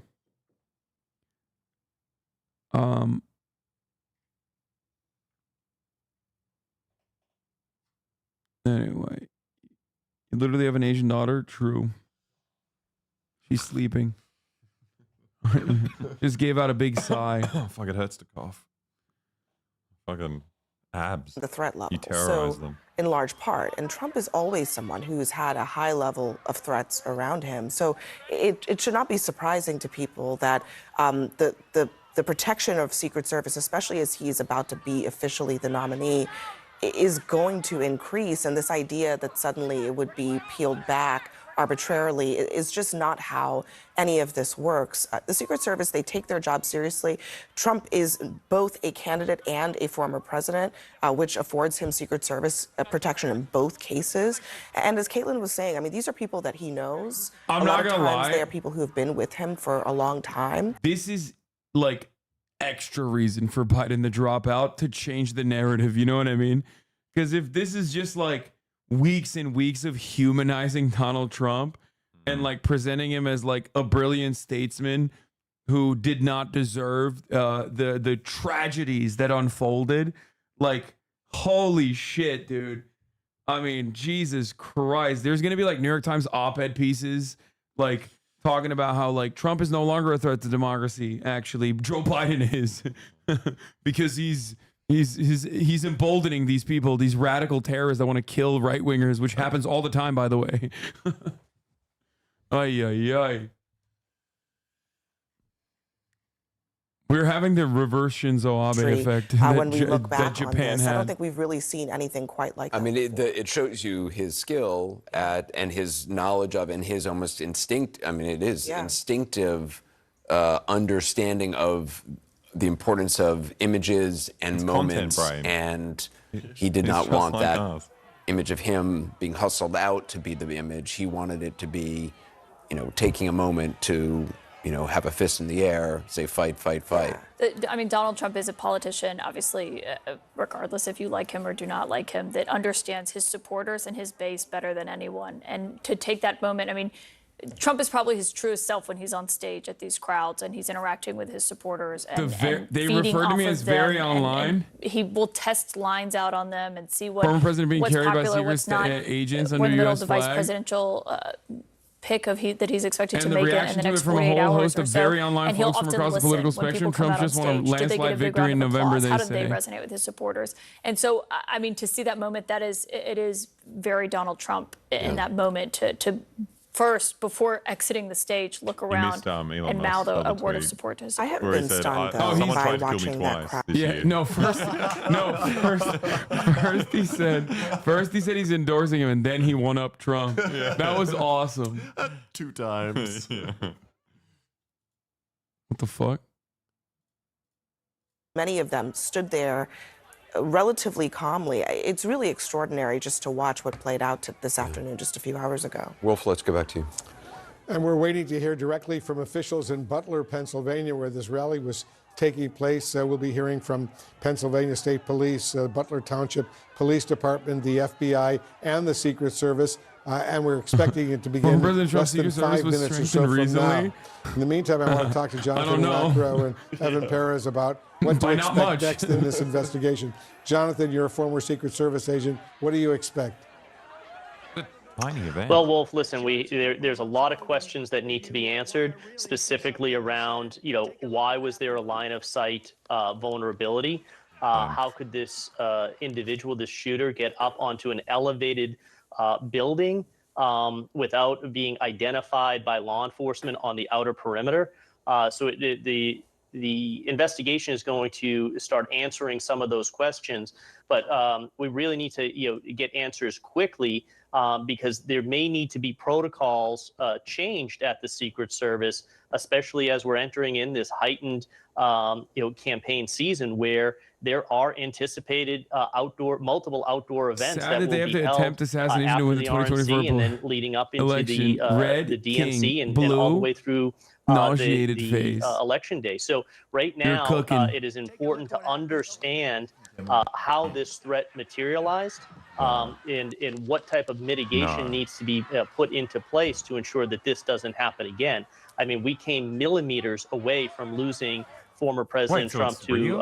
An assassination. Oh! No way that that's cannot real. All the happen moderation ever team has again. been made aware that the Oftentimes Pennsylvania you've heard me shooter say was that, wearing a Demo Race protocols in the t-shirt. Secret We would like to Service are acknowledge born this out and of remind blood. you all that this is an could be article of one of clothing those that anyone seminal can buy moments and for in the no way Secret reflects Service the where they beliefs need of to look Matt or at the brand. how do they actually We here address are all long- deeply sorry for those long-distance affected by the threats. tragedy, but I we mean, believe it's best once that any the further threat posts on the was subject be identified, removed. it was I'll be removing the current neutralized post on the topic as quickly. well. However, we As don't they only ever serve wanna as get to that inflammatory. point again. I would We also like wanna to reiterate that this is an ensure unofficial that these subreddit and this sites, statement does not speak maintain for that Demo Ranch or bunker 360 branding. degrees of Please coverage keep it civil, within the folks. secure perimeter, and now we there's a still have lot no of idea that that's the questions actual shit. exterior to that secure perimeter, that I mean, long these guys distance are threat operating that on the may same need to be information we addressed. are. Well, We have to learn Just like everything, damage control. everything about what happened to make sure it never happens again. Good point indeed. Evan Perez, we're expecting this briefing to begin momentarily. Local law enforcement, Pennsylvania State Police, the FBI, the Secret Service, and we presumably will be learning more details about what's going on right now. The American public, indeed the world, has a right to know what's going on. Demolition Ranch is That's the right, Wolf. One of the things that like gun YouTuber who has merchandise, and the shooter that shot Trump and failed or missed or hit his ear. I don't know how to fucking say it. Sorry, it's been 9 hours and 30 minutes. That guy was wearing the Demolition Ranch shirt. He's going to be so pissed that one of his fans missed. Yeah. So that What has have I added taught some you? more additional work. And so one of the first things that happens is the FBI. Why working are with all of the U.S. images Attorney's from office there in behind, bro? Pittsburgh, they're working to get search warrants issued. What to is make sure going that they on? can do searches, gather evidence. I can't. Verify, No, we don't know if this what is they him. have No, I don't think on so. this person. This doesn't even look like the same And also just to try person. to start building a case And the about fucked photo had, the like, motivation, shorter hair. where this person was, where they acquired the firearm, how long have they been working on this, and whether they've left behind any kind of record, anything that might explain exactly what what happened here. Those are the things that you're going to have hundreds of FBI agents, some of them coming from Quantico here in Virginia. They're on their way to the Pittsburgh area where this rally happened, north of Pittsburgh. That's where they're going, and so some of the police work is now underway. I don't know how much. What's your opinion on all the radical leftists posting TikToks crying and being upset that the shooter missed? What's my opinion on that? They're TikTokers, you know, free speech. They're probably going to get a visit from the Department of Homeland or Secret Service, DHS, FBI, you know. Not that many, to be fair. Yeah, most people pretty much understand what happens if you do that kind of stuff, but your takes are shit and you're surrounded by dick-riding liberal fucks. GG, though. Hassan just a sped. Yeah, it seems like this guy's doing exactly what I was talking about, which is the right-wing guy who's like, a lot of people are wishing death on Trump. I, on the other hand, as a right-winger, have never wished death on any liberal. I'm not a liberal, by the way. Call us liberals as yeah, well? we're the liberals. Demolition Ranch did a photo shoot in an SS uniform? What? Oh, no, it's not them. Oh, no. It is, I think. Imagine voting for the Democratic Party and then passing a bill infringing on our First and 14th Amendment rights. What about the two students being trapped against the wall from protesters? What about the other guy that was walking through campus with his daughter and being blocked? Oh, he's also... Oh, I love this. This is my favorite type of Republican. He's talking about college protesters, like fucking they, them, queer English majors. He's like, oh, terrifying that they were protesting against the state of Israel. Excuse me, no slander for Israel allowed. Also, a bill infringing on our First and 14th Amendment rights. Meanwhile, you're like crying that people are saying mean things about Israel, my favorite country. That's great, man. Keep on keeping on, big dog. Detail around the primary candidate. So what we're seeing here is we actually saw tactical assets that have been applied. We see more intelligence, more post standers. So the Secret Service naturally is adding more. It doesn't necessarily mean it's in response to a specific threat. What it is in response to is rising public, the public persona. The closer that the political activity, or the more the political activity gathers steam, the more assets are required to again build out that comprehensive security program for not only the former president, but also I never heard of it, and does not watch Twitch and either. Jonathan, can we assume that Secret Service protection has been strengthened at the same time for President Biden and Vice President Kamala Harris? Well, it's a little bit of a different structure, Wolf, with when you have a sitting president and a sitting vice president. Their structures are slightly different than former presidents and presidential candidates who are not in office. But you're coming very close to having a majority of those Iris voted the assets snipers still aiming at the applied shooter. to former President Trump as the Republican nominee. So it's coming very close, but there is a nuanced difference. They should have been I looking don't want to harder, get too I much think. into the Secret Service structure and how it bifurcates from the presidential and vice presidential protection structure compared to nominees. But I will say it mirrors very closely, Wolf. And can we assume that whoever Donald Trump names as his vice presidential running mate, we expect him to do that in the next day or two or so, will immediately get Secret Service protection? I think under the current situation, I'm going to hold out on this fucking New York Post article, considering that the last New York Post article I read about the shooter was that he was Chinese. So I think I'm going to wait. I think I'm not going to go. I think I'm not going to go with New York Post. If you have another outlet who didn't immediately, if you have another outlet who didn't immediately say the shooter was Chinese before any information was released about him whatsoever, I would like that outlet. Okay.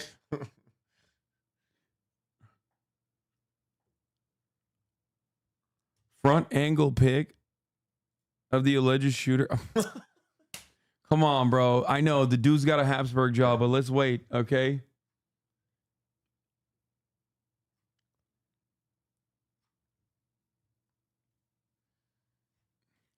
Email just sent by Donald Trump. Wait, I didn't get it. I get all the fucking messages. You get? Well, I got a text. I usually get texts. I didn't get one. It just says I'll never surrender. Yeah, I didn't get my text. Why didn't he text me? Oh, I did. This is a message from Trump. I will never surrender. Let's go. My last message from Trump is, President Trump is excited to see you tomorrow in Butler. Doors open at 1 p.m. Compared to where Donald Trump was on stage, it was only about 500 feet, you know, and we know the government was on that elevated surface. How that happened is still, you know, people just can't believe it, right? How did that happen? All right, hold on a second. Yep. The news conference is beginning right now. Let's go to Butler, Pennsylvania. Oh, bumper. Butler. Whatever the fuck. It's a 13,000 person town, bro. Come on. Is everyone ready? Oh, we're ready. Look at this guy's beard, dude. All right. Why is he smiling? This is a serious situation, So sir. my name is Kevin Rojek. That's R-O-J-E-K. I'm the special agent in charge of the FBI Pittsburgh field office. The first thing I want to say is that the FBI stands with the people of Butler County in Western Pennsylvania, and our hearts go out to the victims of this heinous act which occurred today. This is our community, and I want to let the public know that the FBI has deployed a number of our resources, including investigative agents, our evidence response team, bomb technicians, and we have additional resources coming from other field offices, as well as from FBI headquarters, including our evidence response from Quantico, Virginia. Who's filming? Someone filmed the shooter on TMZ taking We have a shot. intelligence analysts as well, working from our field office in Pittsburgh, working feverishly to attempt to identify the individual who did this and any motives behind why this was done. In the open. Right now, we need the public's help. Anyone who was on scene, who saw anything, who identified any information, please report that to the TMZ 's FBI scary, using bro. either the phone number 1-800-CALL-FBI or online Oh, they at shot him. They blurred him out after they... fbi.gov/Butler. Right there. This evening we had what Zooms we're in calling on an him. assassination attempt against our former president, Donald Trump. It's still an active crime scene. As I mentioned, we have a number of agents on scene. We also are working closely with other federal agencies, our state partners, and our local police partners as well. Again, at this time, we are not prepared to identify who the shooter is. We are close to that identification, and as soon as we are 100% confident in who that individual is, we will share it with the press. With that being said, also, we do not currently have an identified motive, although our investigators are working tirelessly to attempt to identify what that motive was. At this time, I'm going to turn over the podium to Colonel Chris Paris from the I wonder what his motivation was. Thank you very much. My name is Colonel Chris Paris, P-A-R-I-S, Commissioner of Pennsylvania State Police. I would just like to say that the state police have been in regular contact with the governor's office and the full... What if he wanted to kill someone at the Trump rally? Like he didn't even want to... Just the worst FBI timing. And other federal and municipal partners to assist with this investigation. The thoughts and prayers of the Pennsylvania State Police are likewise with the victims of this terrible act. We are prepared to support this investigation in any way, shape, or form, and we stand ready to participate in a full, fair, and competent and thorough investigation. To give you an operational rundown, Deputy Commissioner of Operations, Lieutenant Colonel George Bivens, is behind me, and he will discuss the operational portion that's being conducted by the Pennsylvania State Police. Lieutenant Colonel Bivens. Good evening. So let me describe for you a little bit about the scene that we have over there. Tyler As you Bivens, know, there was a grandstand, a very large area, a lot of people there when this all unfolded. The former president had come out and begun to speak shortly after 6 o'clock this evening.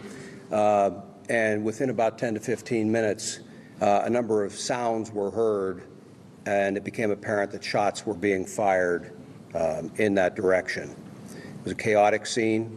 Law enforcement, I believe, acted heroically, quickly identifying and neutralizing the threat, as well as responding to assist the various victims. PSP had a significant presence on the scene along with all of our federal partners at the time of the shooting. We have since enhanced that presence significantly, bringing in resources from all over the Commonwealth to ensure that we have a speedy, thorough investigation. If one more person posts the LeBron we are thing, working LeBron very meme, I'm gonna fucking closely, lose it. with the FBI as we work through this. As you can imagine, because Who's of almost the here? variety of crimes that have been committed, some are under federal jurisdiction, some are under state jurisdiction. And so, we're working through all of that, not an issue at all. We work seamlessly, but the FBI has maintained the lead on the attempted assassination. PSP will take the lead on the homicide and the shootings of the other individuals in the grandstand area. And so there are a lot of witnesses to be interviewed, a lot of things to be processed. There were some complicators that hopefully the next time we speak we can describe for you, but some complicators that slowed down some of the processing and the positive identification of the shooter. But know that at this time we have no reason to believe that there is any other existing threat out there. We are doing everything we can to make sure that this is thoroughly investigated, and that if there is any information developed that anyone else was involved, that between PSP and the FBI, that will very quickly be followed up on. So I think at this time we would open it up to questions from all of you. Was this a lone wolf attack? Again, I think it's too early to say. Dude, our police are so incompetent. Shooter tentatively There was like identified. 15 people that were like, hey, there's hey, I don't mean to alarm you guys, but there's a dude with a rifle on this roof. Some time until we can conclusively And it looks like he's aiming it at the president. We saw snipers up there, as the crowds were kind of rolling in and looked at Yeah, the complicators were people yelling at the cops and Secret Service about the dude with the gun. Investigation, but that will all be part of the investigation. But I can tell you that preliminarily it appears everything unfolded very quickly. So, again, we'll have more information on that, but it's just too early to start definitively saying this happened at this exact time. And inside the security perimeter, right? That building design is outside? that's correct. How far outside? We'll have that information for you. It was some distance outside of the security perimeter. That's what liberals get for defunding the police. You're right. You're right, brother. We're following up on those. The police are defunded because at the top of the hour I'm too busy serving them 3-minute ad breaks. Had responded to and a they number need to of subscribe reports of suspicious activity for $6. The specific response to this will be all part of the after action. But yes, law enforcement was responding to check on several suspicious occurrences. What were the other suspicious occurrences? That'll all be part of the investigation. My friend saw a tweet calling for open season on communists. Do you think the right will target the left with violence after today? When is the right not targeting the left with violence? From Butler County, Pennsylvania. I mean, they were doing that yesterday. Is there anything else? Did he have any affiliation with that company, do you know? So again, we're not prepared at shocking this turn of time events here to provide the identity of the potential shooter. We're in the process of doing the confirmation, and once we have the confirmation, we'll release the name officially to the press. But at this time, we can't give any further information on the potential shooter. No, it's a matter of doing biometric confirmations. So there was no identification on the individual, as an example. We're looking at photographs right now, and we're trying to run his DNA and get biometric confirmation on. Would you be able to comment? There's hella people in here. I'm sure there's someone from this fucking little ass Pennsylvania town that knows the dude. Pick up the pace, chatters. It's Not time at to this fucking time. We're crowdsource. still in the process of an active investigation. We know so what his name is. We'd like to reserve. No, it's not Maxwell releasing any Uric. information like that until we have more facts. Today, is there any heightened threat level, critical threat level that you guys were aware of more so than what is typical for an event like this? From the FBI's perspective, no. We did not have any specific threat information related to this event. Where my Pittsburgh motherfuckers at? Yo, is it here? And we know that there is at least 2 casualties, including the gunman at this point, that we're aware of. It could have been a lot worse. Absolutely. Oh, absolutely. Comment more about that and how it was taken care of so quickly. Sorry, I I'm think from the credit Bucks County, goes Philly to shootings only. Not only the Secret Service who was on site, but also the state and local partners who were there on site and were able to react immediately when the incident occurred. That's the one singular Do you know how one. many officers fired their weapons? I do not. Oh, what the fuck? They got new ones. There's still going to be a lot of questions, but I mean, MP is Dave this bites. a failure of security? Really, And then I at got this 2. point, we're not going to make that assessment. There's an active investigation. A lot of things need to occur investigatively to make those determinations of what, if any, failures there were. So really, we can't comment on that at this time. So you can't say if Secret Service had checked those buildings or were keeping a close eye or? Really have to defer to Secret Service for those questions. At the ACR property prior to the event? Were there police at that location at any point on the event? Are you saying the location where the shooter was located? Yes. I don't have any information on that. You'd have to defer to Secret Service. When do you think you will release? When will the name of the shooter be released? I mean, any inkling of when that might happen, tomorrow? Or? So that'll be, as soon as we've confirmed 100%, we're willing to release that. So if we have, as far as the contact information for the press, we should be able to do that within the next few hours, I imagine. There was a vehicle being checked not far from here. We also heard a possible related scene in Bethel Park. Is there anything you can tell us tonight about other areas where law enforcement may be searching in relation to this event? Again, right now we're tracking down all leads and doing all interviews and tracking anything that we can regarding suspicious locations, vehicles, locations, interviewing individuals. So it's all related to this event, but I can't confirm or deny anything that's going on beyond that. Great press conference, dude. As far I've as learned the so details much. of the weapon, Yeah, what kind of rifle was it? do you want to comment on that? What did he use? No, until it's confirmed, I wouldn't comment on it. Okay, yeah, until we have the confirmation of who the shooter is, and we'll release that as part of the investigative details later. You said the FBI is deploying extra resources, and one of the things that you said was bomb technicians. So is this standard procedure, or do you have reason to believe that there are bombs somewhere in Butler County? Can you just walk us through They that? just basically said everything we knew already. Of any suspicious packages. In this case, there was identification of suspicious packages around where the shooter was, and so we deployed, in an abundance of caution, bomb assets to make sure that those were cleared for investigators to move safely in the area. We're still working on, it's still an active crime scene, so I'm not going to say that the scene is 100% clear at this time. Why are there any Secret Service agents here right now for this press conference? So Secret Service wasn't available. They should just for the ask press conference TMZ, at this honestly. They, at this point, they know more. They know that at the top of the hour there's a 3-minute ad break, and if you no longer want to see those ads, all you need to do is subscribe. Twitch Prime Really is free. anything, Or a I $6 don't have subscription. Here's a specifics on 3-minute ad what break they were now. looking at, but there's people in the crowd will leave bags as they're fleeing the scene like this. So any suspicious packages we have to treat as it may be an explosive device. And how quickly, this was, I guess, the Secret Service, we're not here to talk about it, I guess, but when you guys jumped into action, all law enforcement, and were able to take down the shooter, how quickly did everybody jump in? No, I didn't actually end up running the ad. So it was immediate. No, I didn't run it. And it was. I forgot to run it. We're still trying to figure that out. So we'll wait till. Yeah, we I'm have running. more I run it now. definitive I information debated twice, regarding but that I ran it once. investigatively. What about the person in the crowd? Do you have any information about how they were killed?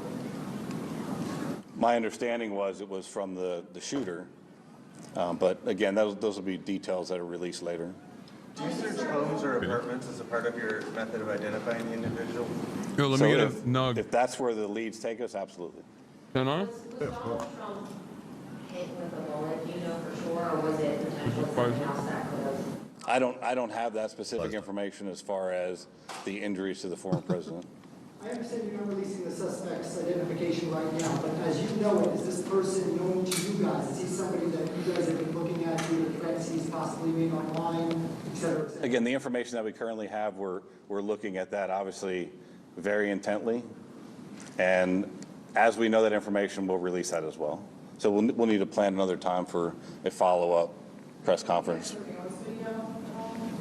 We're looking at all investigative leads and everything from, and that's why we asked the public, because I'm sure there'll be cell phone video, there'll be all kinds of information that we'll use to fully flesh out exactly what happened here. I know you're saying you can't say what type of gun it is, but do you know how many shots were fired? I don't. And I don't have that information as far Bro, as. I feel like this guy knows less than we do. Like, actually. Is there an identification tonight on the other victims? I've never watched a. As far as the. I've never watched a joint press conference and felt like I knew less. Yeah. So we do have identification on those. We're not prepared to release it at this time. We have notified a number of family members, but they have not had an opportunity to notify extended family and things. Release it. We need to figure it out. I would confirm for you that we did have one individual killed, and I know I heard somebody say about 2 victims. There were 3 in total besides the former president. So 2 critically wounded. I want to know exactly how Chinese he was, because I've already decided he is Chinese. I just don't want to know to what extent. I don't have their exact seating by individual. Again, that'll all be part of the investigation, but their shots were scattered somewhat, and so they weren't just into one particular location. you're saying just one fatality as of right now? Yes, The shooter and one fatality. the shooter plus 1 fatality. Oh, thank you. So there was 1 victim of the shooter who was killed, and then the shooter was killed. And then 2 in critical. Yes, ma'am. Witnesses say they saw a semi-automatic rifle used by the shooter. Can you share any more details of it? That's what. I've heard those reports as well, and again, we do have a good idea of what the weapon was, but again, that's all part of the ongoing investigation. And I'm not trying to be cagey about that. You know, when the SAC talked about the need to be very methodical and to be cautious with that scene, we are doing just that. We don't want anybody else getting hurt, and candidly, there are some concerns that we'll be able to talk more about later on about just what those concerns are and continue to be. Have you talked to the shooter's family yet? That's all part of the investigation. People are already running with the shooter registered name and address and all that as a registered Republican already. Bro, why are you saying Maxwell Yerrick? No one is saying that name. Like only one. He made you say it just only then. one fucking guy. Like New York Post and every other outlet is running with Thomas Matthew Crooks is the name of the shooter potentially. And this motherfucker's like, no, dude, it's Maxwell Yerrick. What the fuck is this? It's a 4chan thing. That's who they're trying to go with. Like, what is it? Like one guy's op or something? Like, is that what it is? You guys are just like, it's his personal op. He's just like, yeah, I fucking hate that guy, dude. You guys should figure out stuff about him.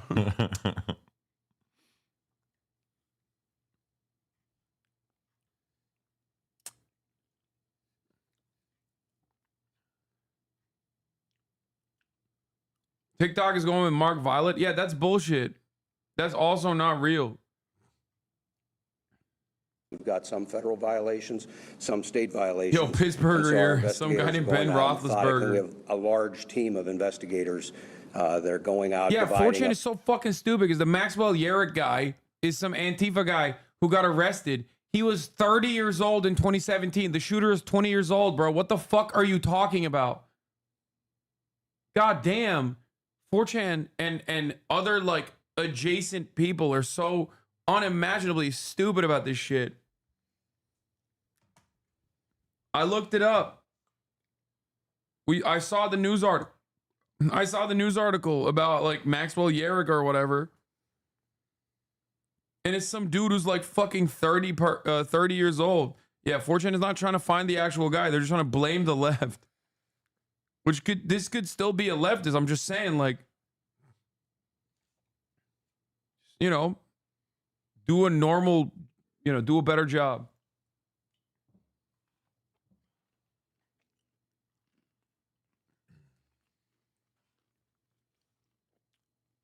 I hate to use the word routine, but it is a fairly routine matter for all of our agencies to work jointly with the Secret Service. And it really depends on the venue, on what information is out there, what number of resources are devoted to it. And we work with them to provide whatever is requested by the Secret Service, but they're the lead in that security. Was there anything about this venue that made it particularly difficult to secure? You know, I would defer to the Secret Service to answer that. They would have done the initial assessment. Was the rooftop part of what was being secured? Was the rooftop, given its proximity to the event, part of that process? It's my understanding that was outside of the perimeter. Did this shooter have any previous criminal history? We're not going to comment on anything about the shooter. Did the agency deny Trump's team extra security? It's much better walking down there. Not that I'm aware of.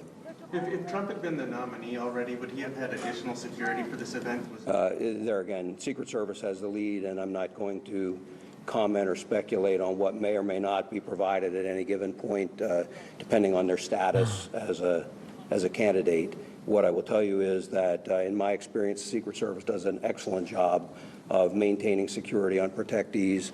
They're very cautious. They don't hesitate to ask for resources, and candidly, we don't hesitate to supply those resources. I guess he's saying they did technically protect Trump. And be more specific about what you would really like to see from the public, if it's videos, photos, personal accounts. I think the videos and photos would be very helpful. And I think that once the shooter is identified, anyone that has specific information on that shooter, that would be very helpful as well to help us assess motive. And again, as I mentioned earlier, we are absolutely not taking for granted that this was a lone wolf attack.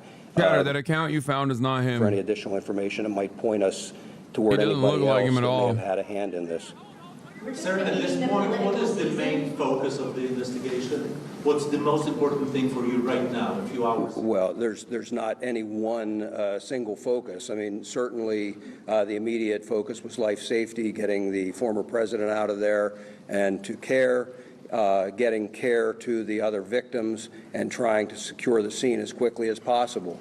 It shifted then from a life safety priority to then an investigative priority. And so I guess if I had to point to where we are right now, the single greatest priority would be to identifying a motive and whether there was anyone else involved. We're just beginning the political season. Are you guys concerned with all of these rallies that happen and how they're set up? Is this going to change maybe the venues? Again, I would refer you to the Secret Service in terms of what they work out with the campaigns. We will continue to supply resources, as I'm sure the FBI will, and local partners as well.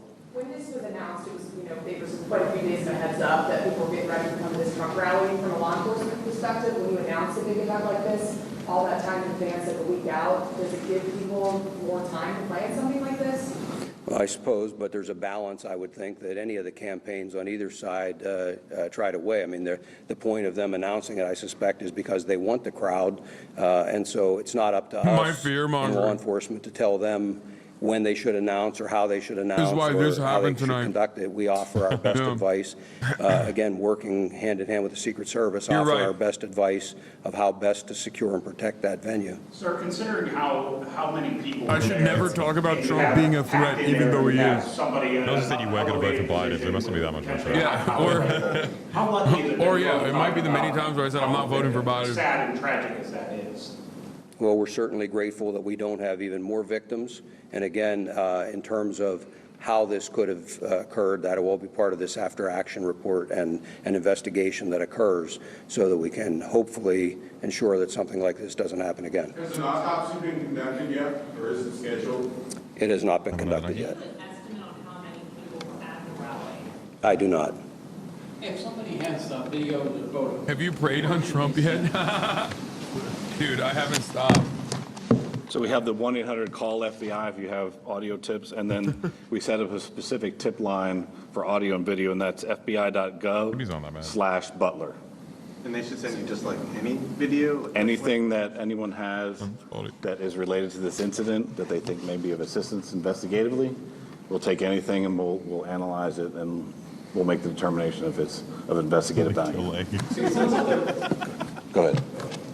So from what you've been briefed on, it sounds like law enforcement only knew he was up there until shots were fired. Is that what you're hearing? So that is the assessment at this time. That So are you surprised that a sniper was able to fire off a handful of shots at the former president? I mean, again, we're still working through the security apparatus that the Secret Service had in place, what potentially happened. There's going to be a long investigation into exactly what took place and how the individual was able to get access to the location, what type of weapon he had. All that is really days, weeks, and months of investigation. he was able to get off like 4 or 5 shots.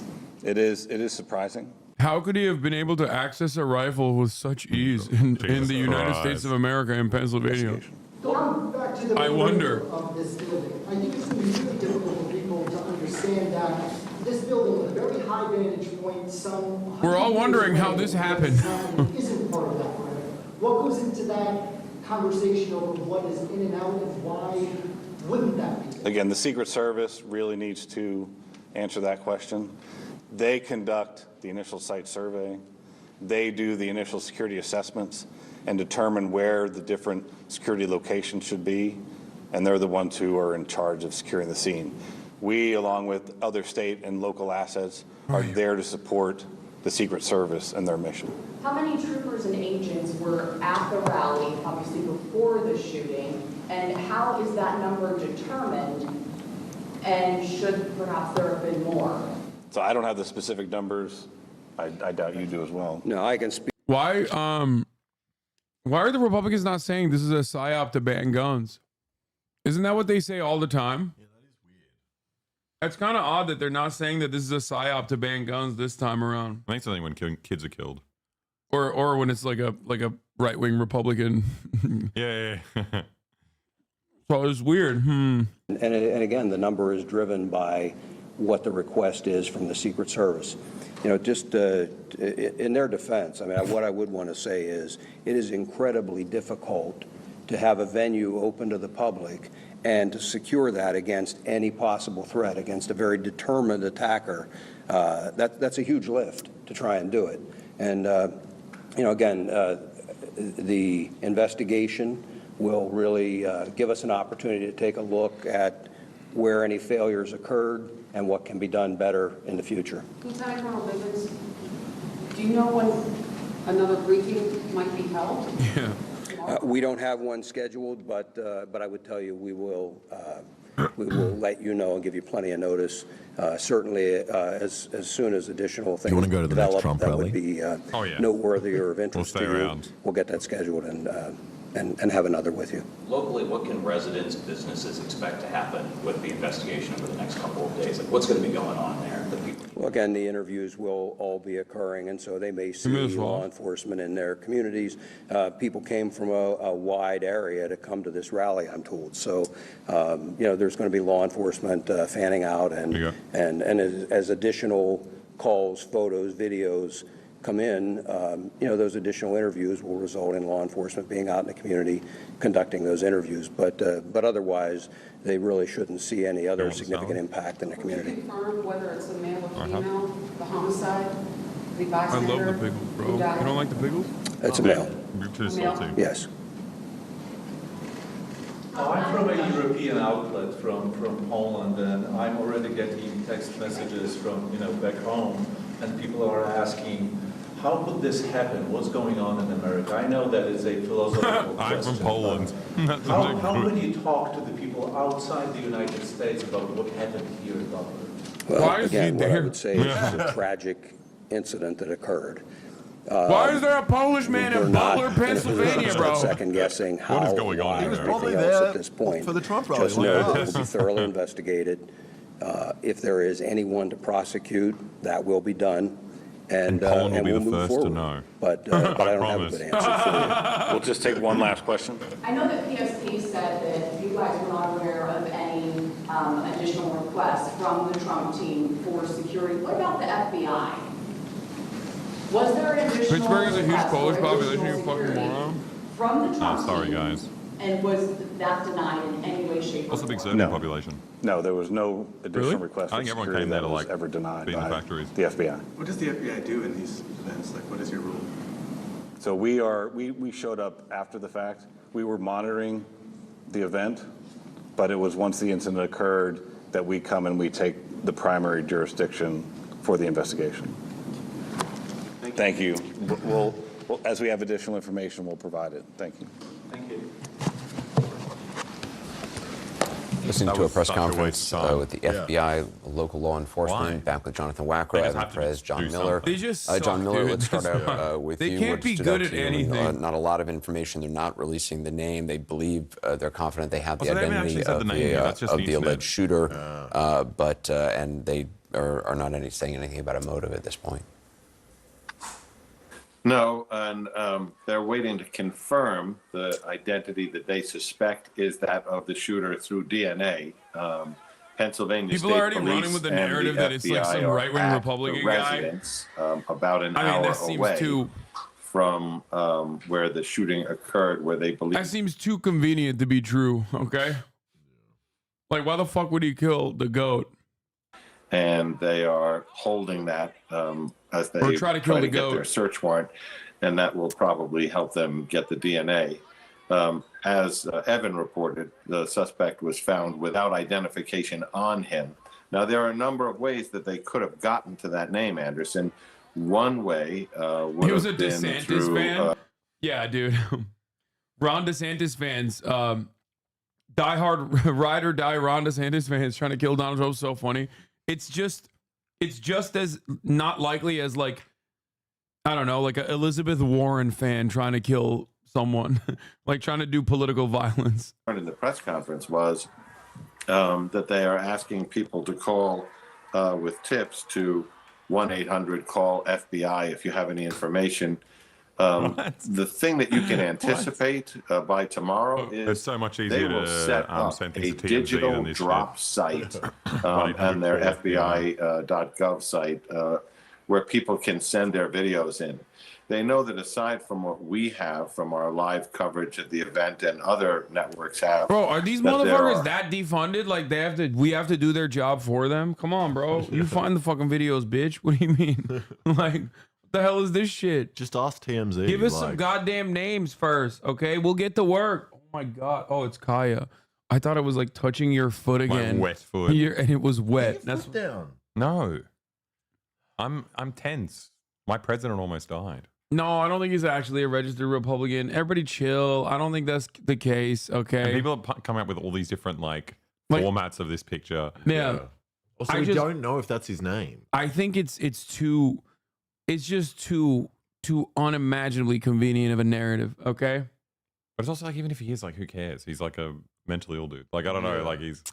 Yeah, but I mean, this like destroys the Chatelet thing. Has to make you wonder, what's Chatelet? We're just saying, if he was a Demolition Ranch fan, What the fuck is a most likely a Chatelet? Republican. 4chan? Chatelet is a 4chan meme? Dude, every day of my life, I'm so fucking happy I'm not like that much of a fucking online loser, even though I spend like 8 to 9 hours every day online. Like, honestly, what is it? You got Google, don't you? Man, you think I'm gonna Google some fucking loser 4chan shit, dude? I don't want to know about it. Like, You're going to Google it. I'm gonna Google it. Yeah. Shut up.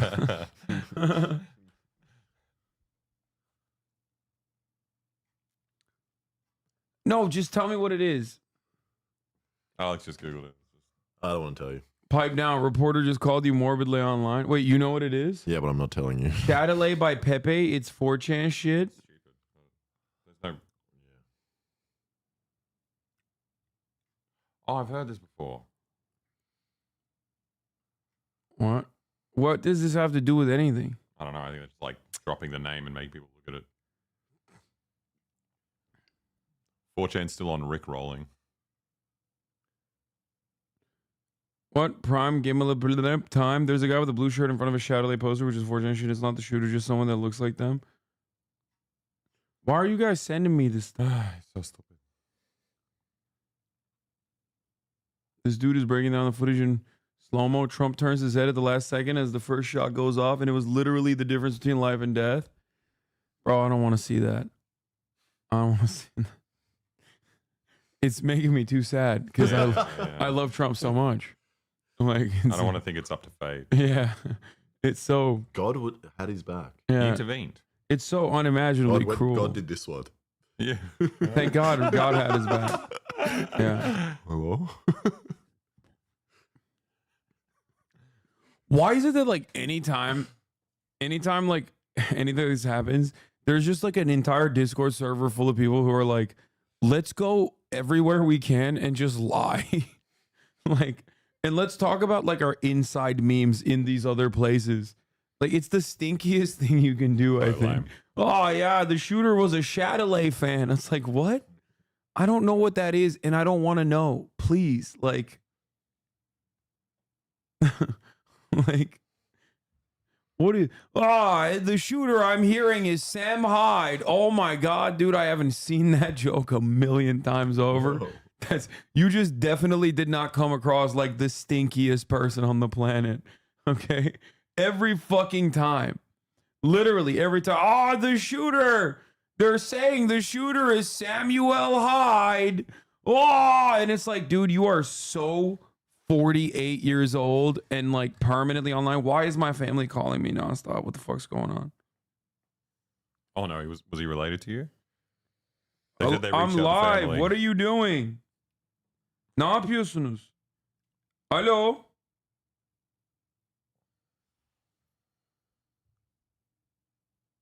What?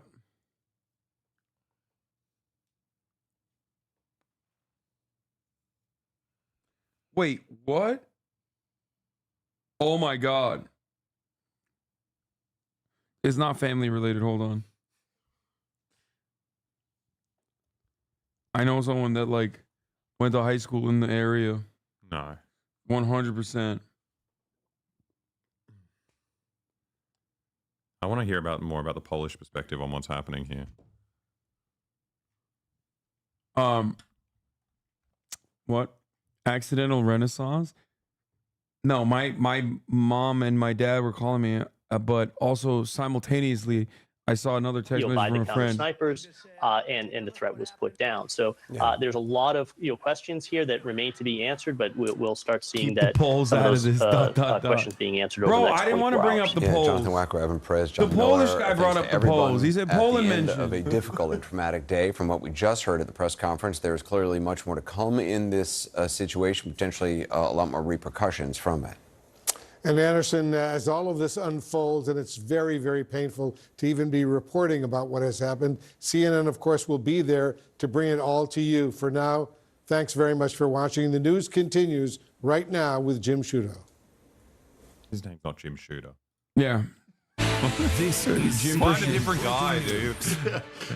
There are so Hello many and welcome. people I'm here Jim Sciutto at in CNN. Washington. No, it's not shooter. Like it's you guys are Shooter. such anti-Italian freaks, dude. Okay, no, it's not shooter. It's like prosciutto. They did officially call this an assassination attempt. The FBI has. They say they have not identified a motive for the shooter. They say there is no reason to believe at this point there are other existing threats. They have tentatively identified the shooter, but they say they're waiting to confirm the shooter's identity through DNA and other means. They say they did not receive What any is threat this? information prior to this shooting. And It's when not asked gone. about the I'm just number of blocked by shots, these multiple fucking shots that people. the shooter was able to get off, the FBI What? said it is surprising the shooter was able to manage that. before being taken out by authorities. The widely Donald Trump's circulated advisors photo of say Thomas he is Matthew fine Cook and will be at the Republican is actually National Convention this week Jew-gazing. after he was shot. He's unrelated to the attempted assassination of the former it happened president. at a rally in Pennsylvania on Saturday while Mr. Trump was speaking, and the cameras were rolling. I really see something that said, what are these take people a look doing? what happened. Ay, ay, ay, ay.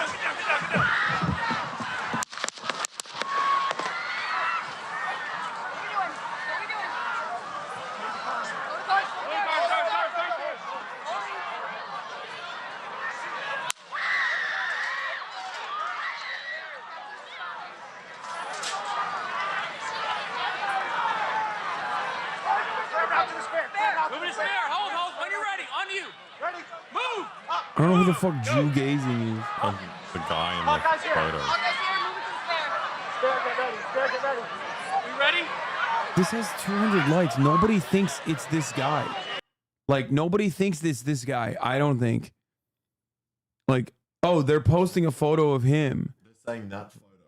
Yeah, it does look different. Yeah, that is him. Yeah, okay. A lot of people do. What is a... Don Lemon posted it. They post his photo. Don't be shy. Talk about the shooter. Blood on your hands.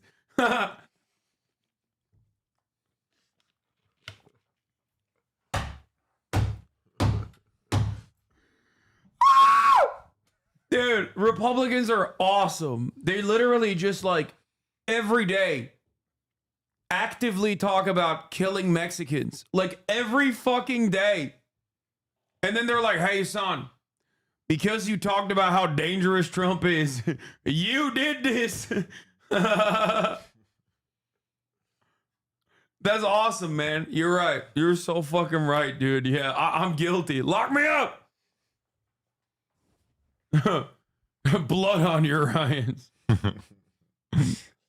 That's Trump's ear, you bastard.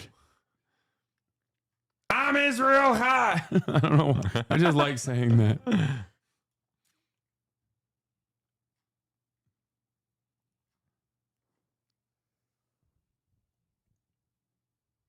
But yeah, no, I've been talking about the shooter. The FBI is now appealing for the public's help in their ongoing investigation. They say they are not ready to release the identity of the shooter. They have not yet fully confirmed it. They also say they have not yet determined a motive. You can see on this map literally the closest where building. the shooter was atop a building one. there. Yeah, who could have Trump thought? on stage marked Who on could the have map thought the as closest well. building might be Officials a also vantage say point? one rally attendee is dead, 2 others were critically injured. Here is part of the statement Trump posted on social media in the aftermath. Quote, I was shot with a bullet that pierced the upper part of my right ear. I knew immediately that something was wrong in that I heard a whizzing sound, shots, and immediately felt the bullet ripping through the skin. The FBI and state police in Pennsylvania held a news conference, as I said, just a short time ago. The FBI is now calling this an assassination attempt against Donald Trump. They do also say they are still working to confirm the identity and the motive of the shooter. This evening we had what we're calling an assassination attempt against our former president, Donald Trump. It's still an active crime scene. It's not him. As I mentioned, we have a number of agents on scene. I knew it was a Chinese guy. Dude, I This was all never said misdirection. it was this guy, bro. I've never shown his photo. I don't know who this guy is. Okay? I don't know why people are coming in here and being like, yeah, we got it. Like, who the fuck is this guy? I don't know who the fuck this... I hate Republicans. I hate Trump. And guess what? You got the wrong guy. My name is Thomas Matthew Crooks. I hate Republicans. I hate Trump. Who is this person? He's the Joker. He's so cool. Yeah. Don't keep showing him. He's a weird 4chan groiper. What are these words? We don't know. What is a I don't. Ignore the blue shirt guy. 4chan shit I explained. Check history. But like, I have ignored this guy. And now you guys are showing me this guy that I have ignored. Like, I don't care about this person, this random fucking dude. He doesn't even look like the dude who got domed.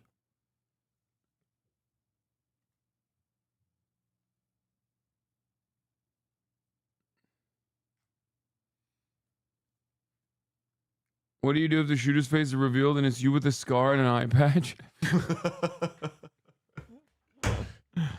That happens. I'm putting a thought in a headlock. Yeah.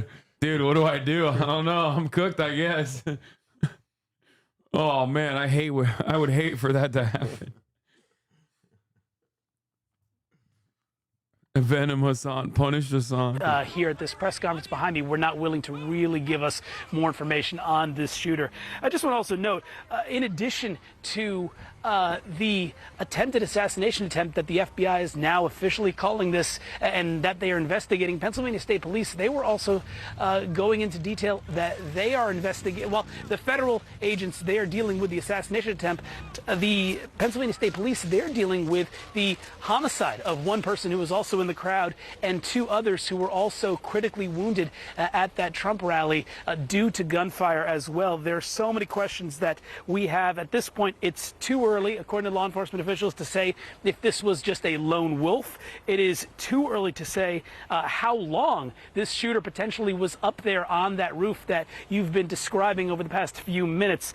And also at this point, it's too early to say what any motive for this particular shooting is. So those are all some of the questions that we are hoping to get answers to in the coming certainly hours and days. One of the things that I'll note, though, is I asked the folks here behind me, the law enforcement officials, if this was a failure of security, which clearly it does seem here that it was a massive failure of security. And the FBI...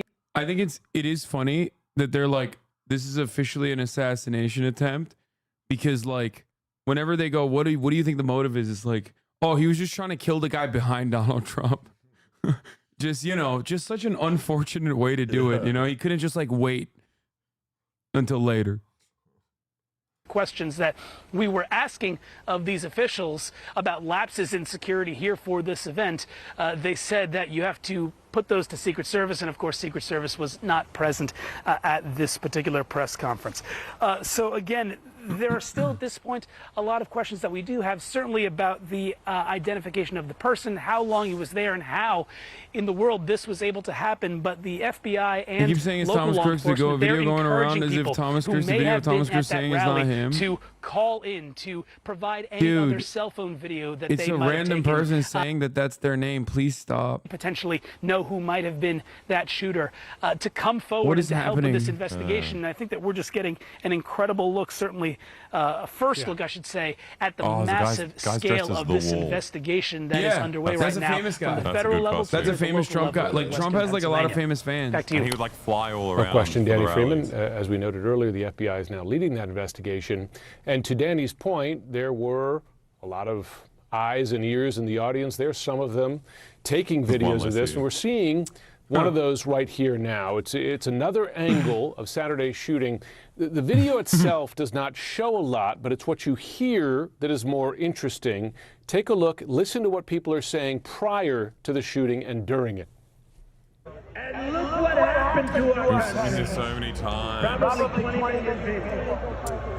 Show the TMZ video, bro. That shit is way crazier. Dude, that's also wild. They are like saying he's got a gun, and it takes a while for them to shoot the guy. Like, I feel like they tried everything. They tried everything in their power to physically stop this from happening. He's on top of the roof. Don't go over there. He's on the roof, buddy. He's gonna blow his head off.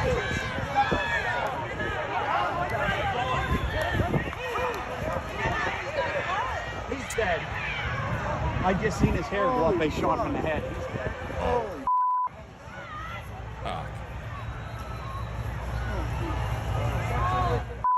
Well, if they hit anybody over there. Yinzers are so funny. A number of shots. I thought that was Aussie. Look at their No, listen to that their was him. accent. The first two shots were him.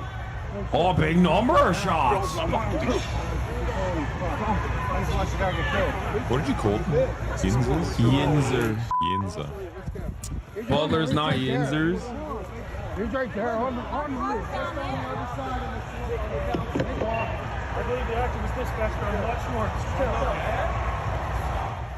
Part of what that video highlights is that prior to the shooting, there were people just outside the security cordon at that event who saw I'm from Pittsburgh, and we don't claim these Butler people. Building, someone who appears to have been the Yinzers shooter, are from Pittsburgh. and were attempting to Pittsburghians. warn police about it before those shots were fired. Butler of course, is that video deep. here when the shots are Ignore fired, that and jag those same off. people witnessing when the shooter was taken out. From there, we go to another angle. It shows a different angle, but a revealing perspective. What you're looking at here appears to be Secret Service counter snipers on a roof of the building just behind where Donald Trump was speaking. And you can see them reacting to something off camera. Kaya, you are being annoying. In fact, the sniper's gun, the weapon, jerks upward right there at the moment of the first shots. And then you see them firing their weapons as those Secret Service members rushed onto the stage to bring the former president, push him to the ground for safety. Of course, this moments after they were showing hit. this footage last time. The point of showing that video there is it appears we got nothing to talk that about the now. counter snipers were at least looking in the direction of the shooter prior to the shots being fired. Retired FBI agent, CNN law enforcement contributor Steve Moore joins me now. And Steve, it's good to have you on. You've been in law enforcement. Someone said, what is the Australian perspective of this incident? I don't know. It's crazy. Your country's insane. I remember when it happened, though. Like, the second it happened, my first instinct was just like, someone cares this much about the election. You know, it's just, it feels like they've got these two, like, dog shit candidates. Someone's like, I got to kill this one. I don't know. It seems, it's just baffling.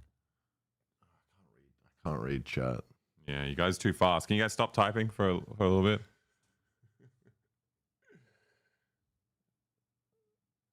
Does this make you want to go back to Australia? A little bit. Yeah. I'm slightly scared there's going to be like a coup. Like another civil war. Yeah, we filmed SneakerCon. We don't need to be here anymore.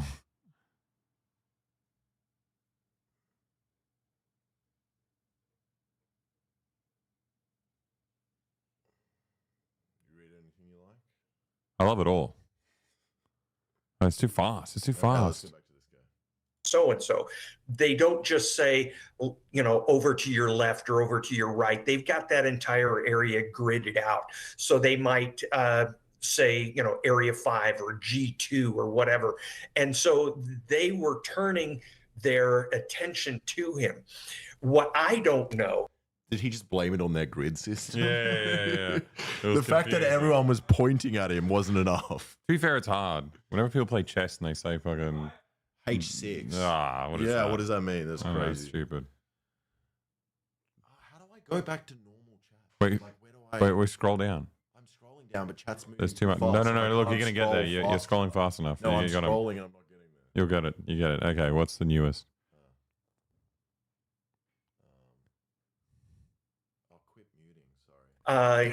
You have airplanes available. Why did you not have a vertical eye on that entire area? Yeah.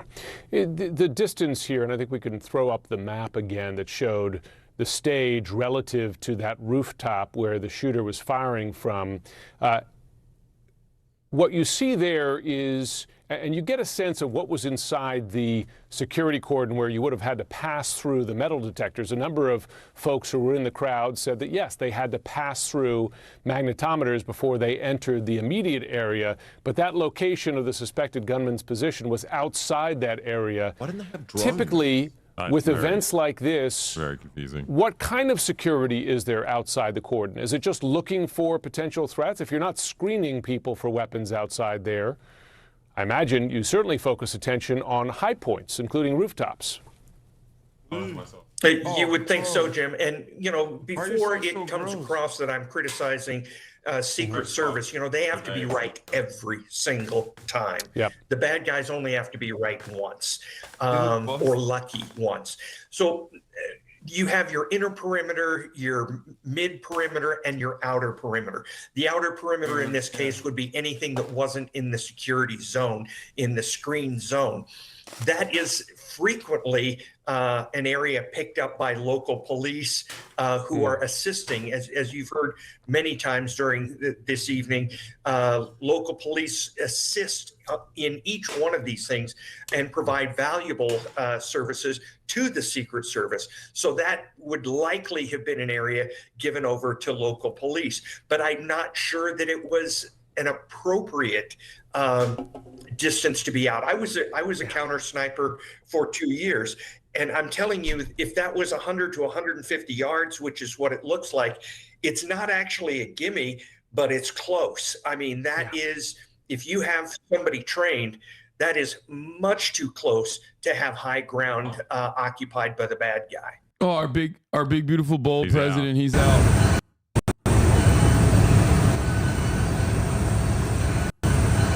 My goat.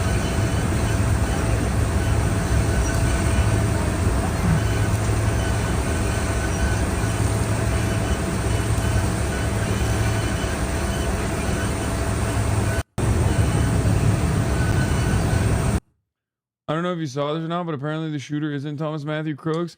Please no. I hate you guys. Like I like down to the very core, down to the very bottom of my heart. I hate every single fucking 4chan groiper, obviously, but I also genuinely fucking despise people who are just like I don't know if that's the shooter's name.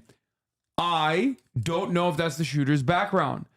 But one thing I do know is that if someone else sends me this random fucking blonde groiper 4chan freak, I am going to explode. I'm going to spontaneously combust. Okay? Stop speculating on suspects. I'm going to lose my mind. Who are you talking to?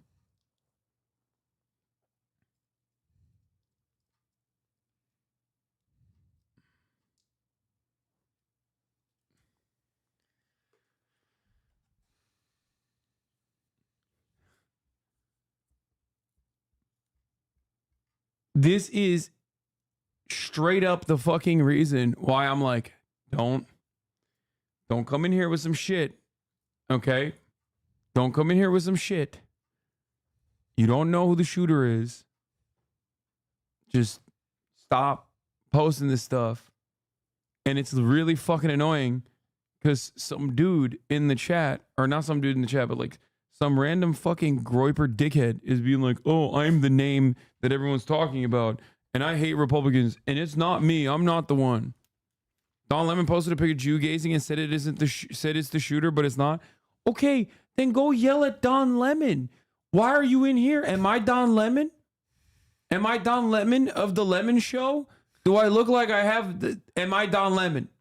Did I used to work at CNN and then get fired for being misogynistic? Okay. Is that me? Am I Don Lemon? Go yell at Don Lemon. Don't yell at me. Don Lemon is so not me. He didn't even come on the broadcast. He was supposed to. We were supposed to have a convo. He didn't even fucking come on the broadcast.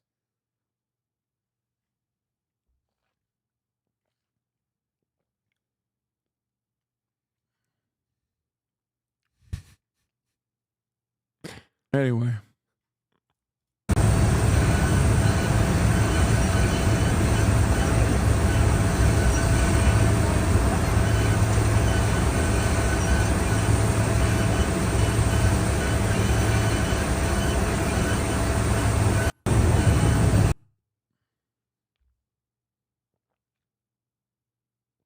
Play the TMZ video just for the audio. The conversations going on are crazy.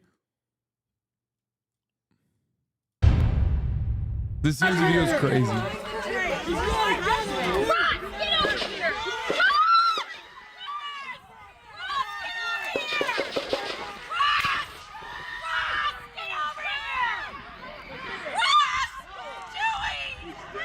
I hope he's turning this way. Be careful, guys.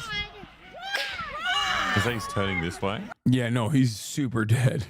He just got popped at that point. He is not turning anywhere. You know what I mean?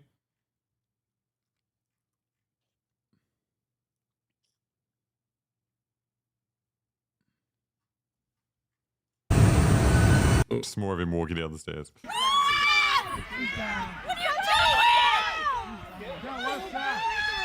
Where's that? Somebody come on. He's right there. Oh, no. Are we in Butler? Yes. What the fuck is going on? Dad, where's Seth? Oh, my God. I don't know where Seth is. Seth is up with fucking gone. Where's Ross? I hope she found him. This is baller. I mean, they don't show the shooter. They show the shooter, but they don't show him getting shot. So here, I guess I should just show it. He's right there.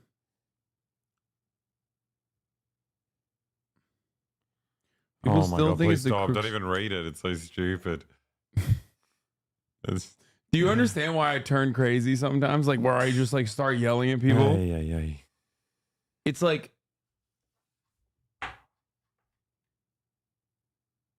do you get it?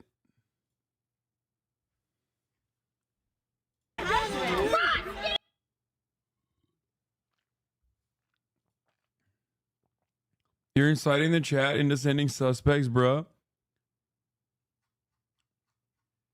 There you go. Take the ban. Especially if that was you trying to like serve a 3-minute ad break at the top of the hour. It is literally, okay. I don't want to be disrespectful. Maybe you don't understand the English language. Maybe you do not have a command over the English language. But I'm doing the exact opposite of that when I say don't fucking talk about these situations like before there's actual confirmation. I've also spent the last like 30 minutes yelling at chatters for doing that exact same thing.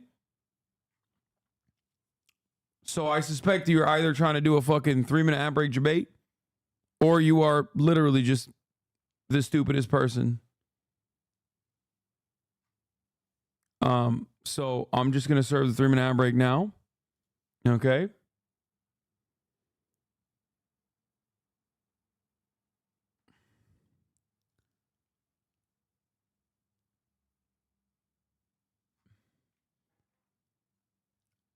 I'm very sorry. This sucks, bro. I usually watch it on YouTube. I never knew why you yelled at chess so much, but damn. Yeah.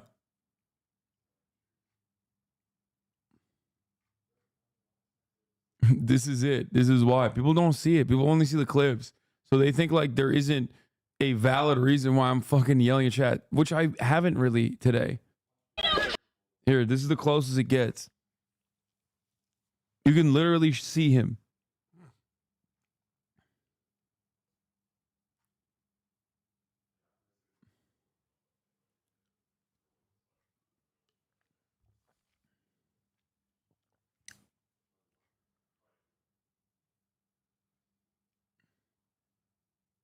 Trump assassin really didn't want us to see Hassan's Elden Ring build. It's true. Holy fuck, how are you not freaking out right now? Why would I be freaking out?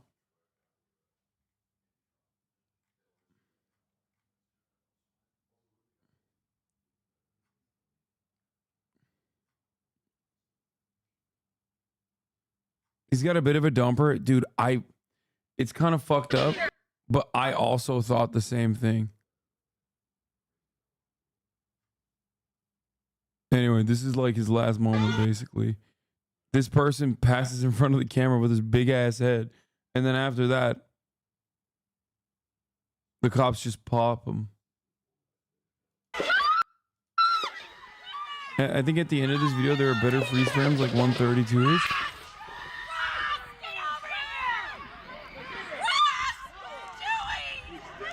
I hope he's turning this way. Be careful, guys. What are you doing? Where's Seth? Where's Seth?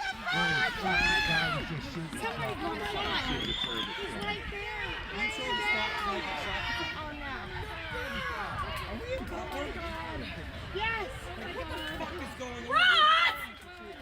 Dad, where's Seth? Oh, my God. I don't know where Seth is. Seth is up. it's got to be wild to be the guy named Ross in this situation, and like there's a dude who tried to assassinate the president like in your immediate vicinity. Like I feel like Ross is not the worst guy here. You know what I mean? Even though he's very prominent in the video, it's just a bad day to be a Ross, I think. Cuz I don't think it's Ross's fault, whatever is happening. Like, I suspect Ross is just, you know, he's just kind of catching it straight in this situation.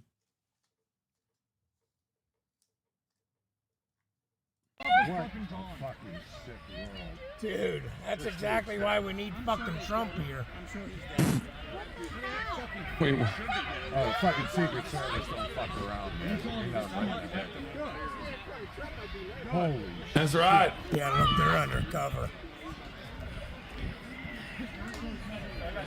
Where's Saffron? That's him laying. Wait, they don't show him getting shot, do they?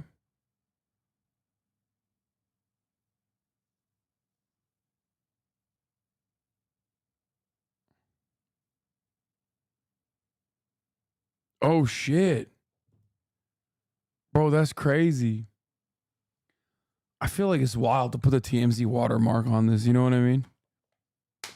Like, they're just like right there. You know, yo, check this shit out. TMZ, baby.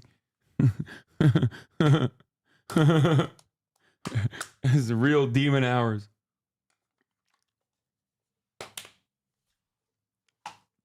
Wild thing to just put your, it's like the Zapruder footage.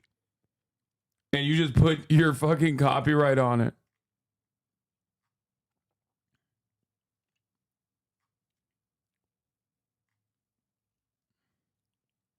Crazy that TMZ has a video with the clearest image of this guy. No, I know. It's literally like, they are better than the FBI. Bro, this shit keeps zooming. Oh! Oh my God, it literally ends with right as they shoot him. And then it's not even shots, it's the TMZ sound.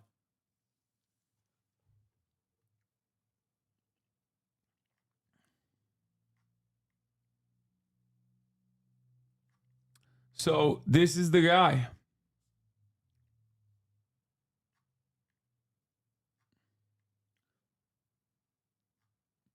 Trans woman discourse has already started, by the way. Of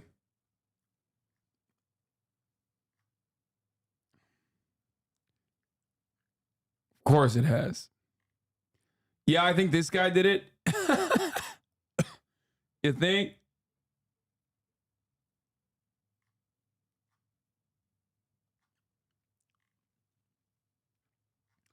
It's funny because like 4chan is literally all guys that look like this. Okay? And it's currently all the people that are transvestigating this guy also look like him, which is why it's like pretty funny. They're like, oh yeah, this weird guy with the fucking long hair and looks like he hasn't had a shower in months, like must be trans. It's like, bro, you look like him. You look exactly like him. He just looks like a basement dweller.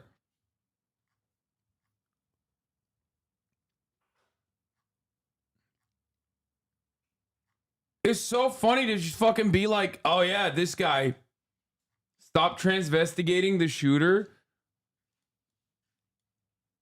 Top of the hour, bud. I already ran the ad break.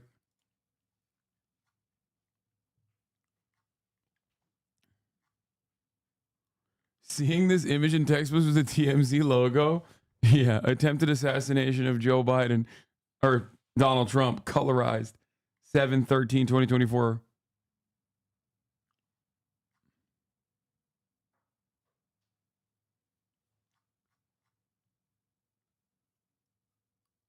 I'm concerned about Ross. Are they fine? I think Ross is fine.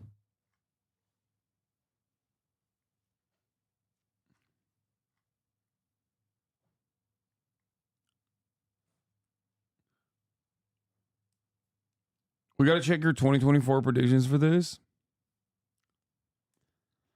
Are you going to be on tomorrow? Yes. I actually had a trailer that I was going to be shooting tomorrow, but we understandably moved it. So I will be live tomorrow. I also had a birthday party that I was supposed to attend, which we will be attending. Yeah, we're going. Go grab Alex. And let's get going. This is the Obama war room for me.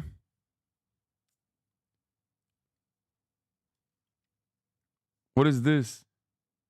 What the fuck's happening here? Isn't this the first vice presidential assassination attempt? Yeah. It's crazy.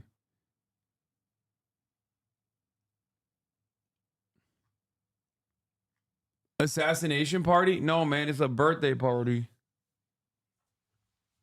Has the shooter been identified yet? No. It's all the FaZe guys in LA, I think. How's Rage doing? Is his eye all right? Do you guys know? At 10 p.m. birthday party? Yeah, brother, we're not fucking children. What do you mean? Isn't that case on the right? Yeah, it is. Now his eye is cooked.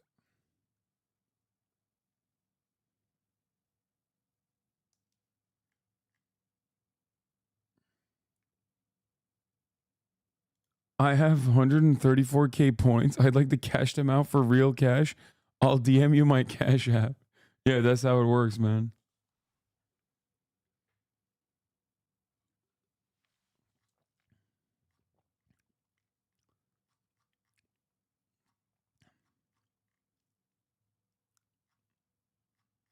I hope he's all right. I hope his eye's all right, or at least it'll get better. I like that they're. By the way, Chatter said he has. Wait, what is this? My eye though, I'm starting to see shit. Like I'm seeing like floaters or something in the corner of my eye every 5 minutes. Let's just like move up. So I'm gonna go get that checked out. That's besides the point. But something bad happened. So I'm going to DreamCon. Last week or 2 weeks ago, I announced that I wasn't gonna be going because I had a big opportunity with a brand. I'm talking Nike level brand. I ain't gonna say their name because I'm just not. They had a plan to fly me out to Paris around the Olympics and we're gonna do a crazy stream. There's a big bag involved and we're working to be a long-term partnership, like YRGX this brand. But when I got injured, they had hit us up and they were kind of like, yo, can you refrain from doing any dangerous activities for the next month? No crazy language either, like be as PG as possible. I was like, yeah, for sure. But I knew I had this plan in my head to blow this wood. They also asked for me to delete an Instagram post which showed like a weapon. So I was like, oh shoot, they might have a problem with what I'm trying to do here today. But I was gonna use an art. To be fair, he didn't do anything that crazy. Like, he was just cutting wood. You're a jabroni with your own motives? Yippee.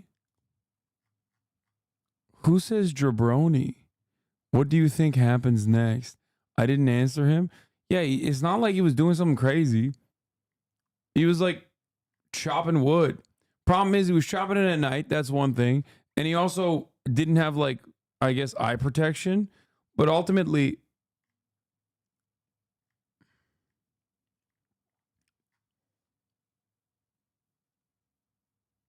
you know, it's not like it was just an accident. Oh my God, there's still people coming in here. Listen, guys, I don't know.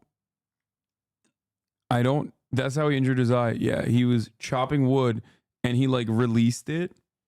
Like he like the axe hit him in the eye.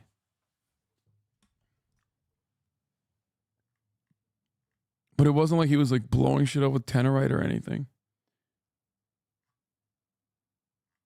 Did you see your Brother Banks tweet? Yeah, Brother Banks is with Trump. Brother Banks is with Trump.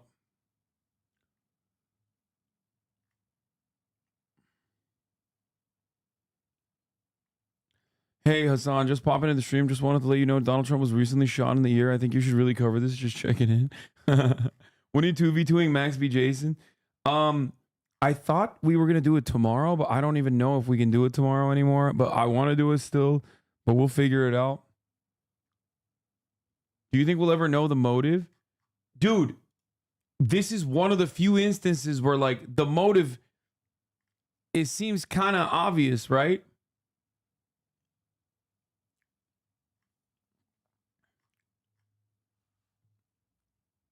Like, what could his motives be? What could a guy who took a fucking AR-15 to the Trump rally, you know, climbed on the roof of a building that was like 300 feet away from the Trump rally, and then aimed in the direction of Donald Trump, and then shot in the vicinity of Donald Trump, only to miss his head by like a couple millimeters and only graze his ear?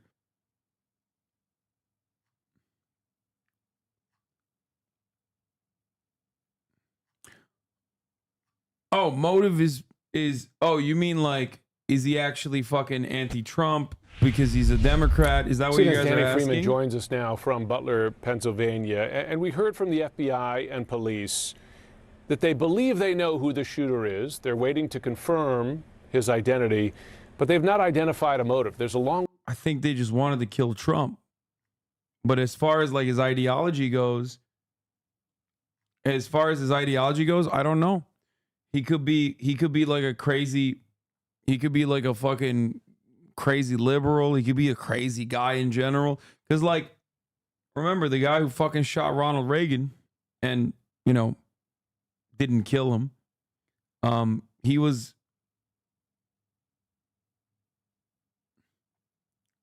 the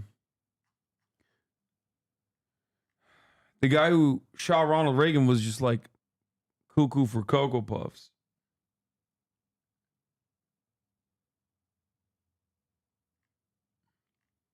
The shooter was a part of an online chat room. The CIA knows 100% who would actually take the shot. They groomed him to do it. This information will come out sooner rather than later, since it'll be during Trump's term.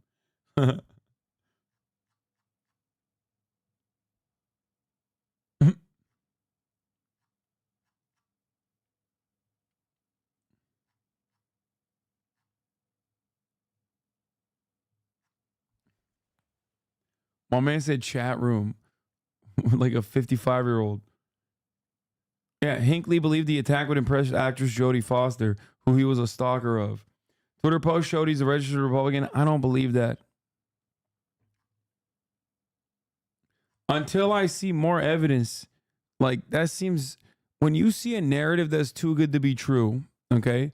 And this goes for Republicans as well.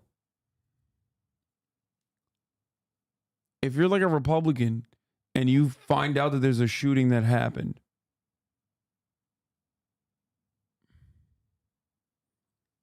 okay, and then you're like, oh, the shooter I'm hearing is like insert whatever marginalized group you hate, maybe don't immediately rush to that judgment. You know what I mean? In the early 2000s, it was always like, oh, it's a Muslim. It must be a Muslim. It's definitely a Muslim. Oh, it's not a Muslim. Oh, well, who cares? Muslims are still bad. Lately, the conservatives have been jumping on that. Oh, it must be a trans person, which is like both Muslims and trans people are dramatically underrepresented in the American public in general, like statistically. So in both cases, it is statistically less likely. Okay. Another group of people that the New York Post, for example, claimed was the shooter was that the shooter was Chinese, which is also hilarious. Like that's a new one. There have been a couple Asian shooters, mass shooters in the past couple of years, which is, you know, somewhat unique overall, I would say. It has happened. But once again, just, you know, not exactly statistically. I mean, it's not like overrepresented in the statistics in general. You can't ever rule it out. Wait, why do you think the shooter is Chinese? I tuned out. No, I don't think the shooter is Chinese. The New York Post came out with an article immediately after the shooting, like immediately after the shooting, and was like, the shooter is Chinese. Now, I don't know why they did that. I don't know where they got this information from. I don't even know why they wanted to blame a Chinese person for it, but they did that anyway. What's good? Are you all right? Are y'all ready? What? Do you want to go? Yeah. Now.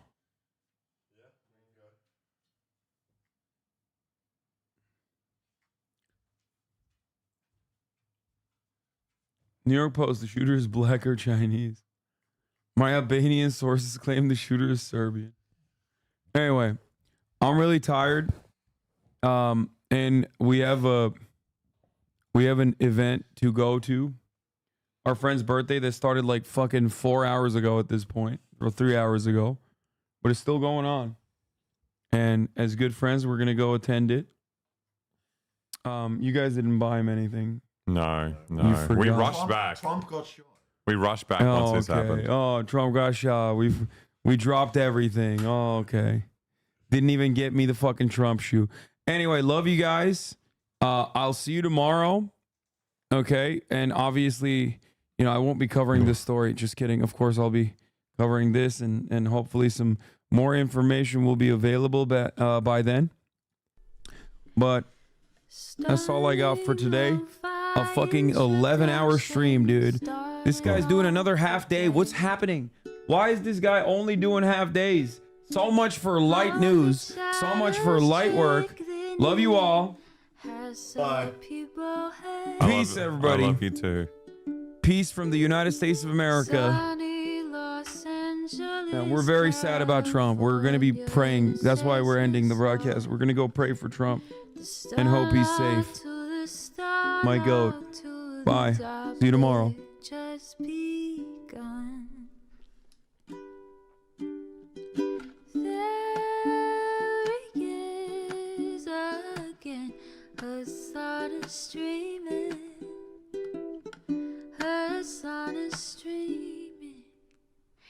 There he is again. Her sun is streaming. Her sun is streaming. Reviewing the P.O. box, Uncle Uger's face. Sudden discord agitprop, great names take embrace. Tiny Bernie Sanders, LGBTQ Air Force. The whole left at your fingertips, on at your door. H3 crowded debate, the Young Turks online show. 3 full fucking years of this, plenty more to go.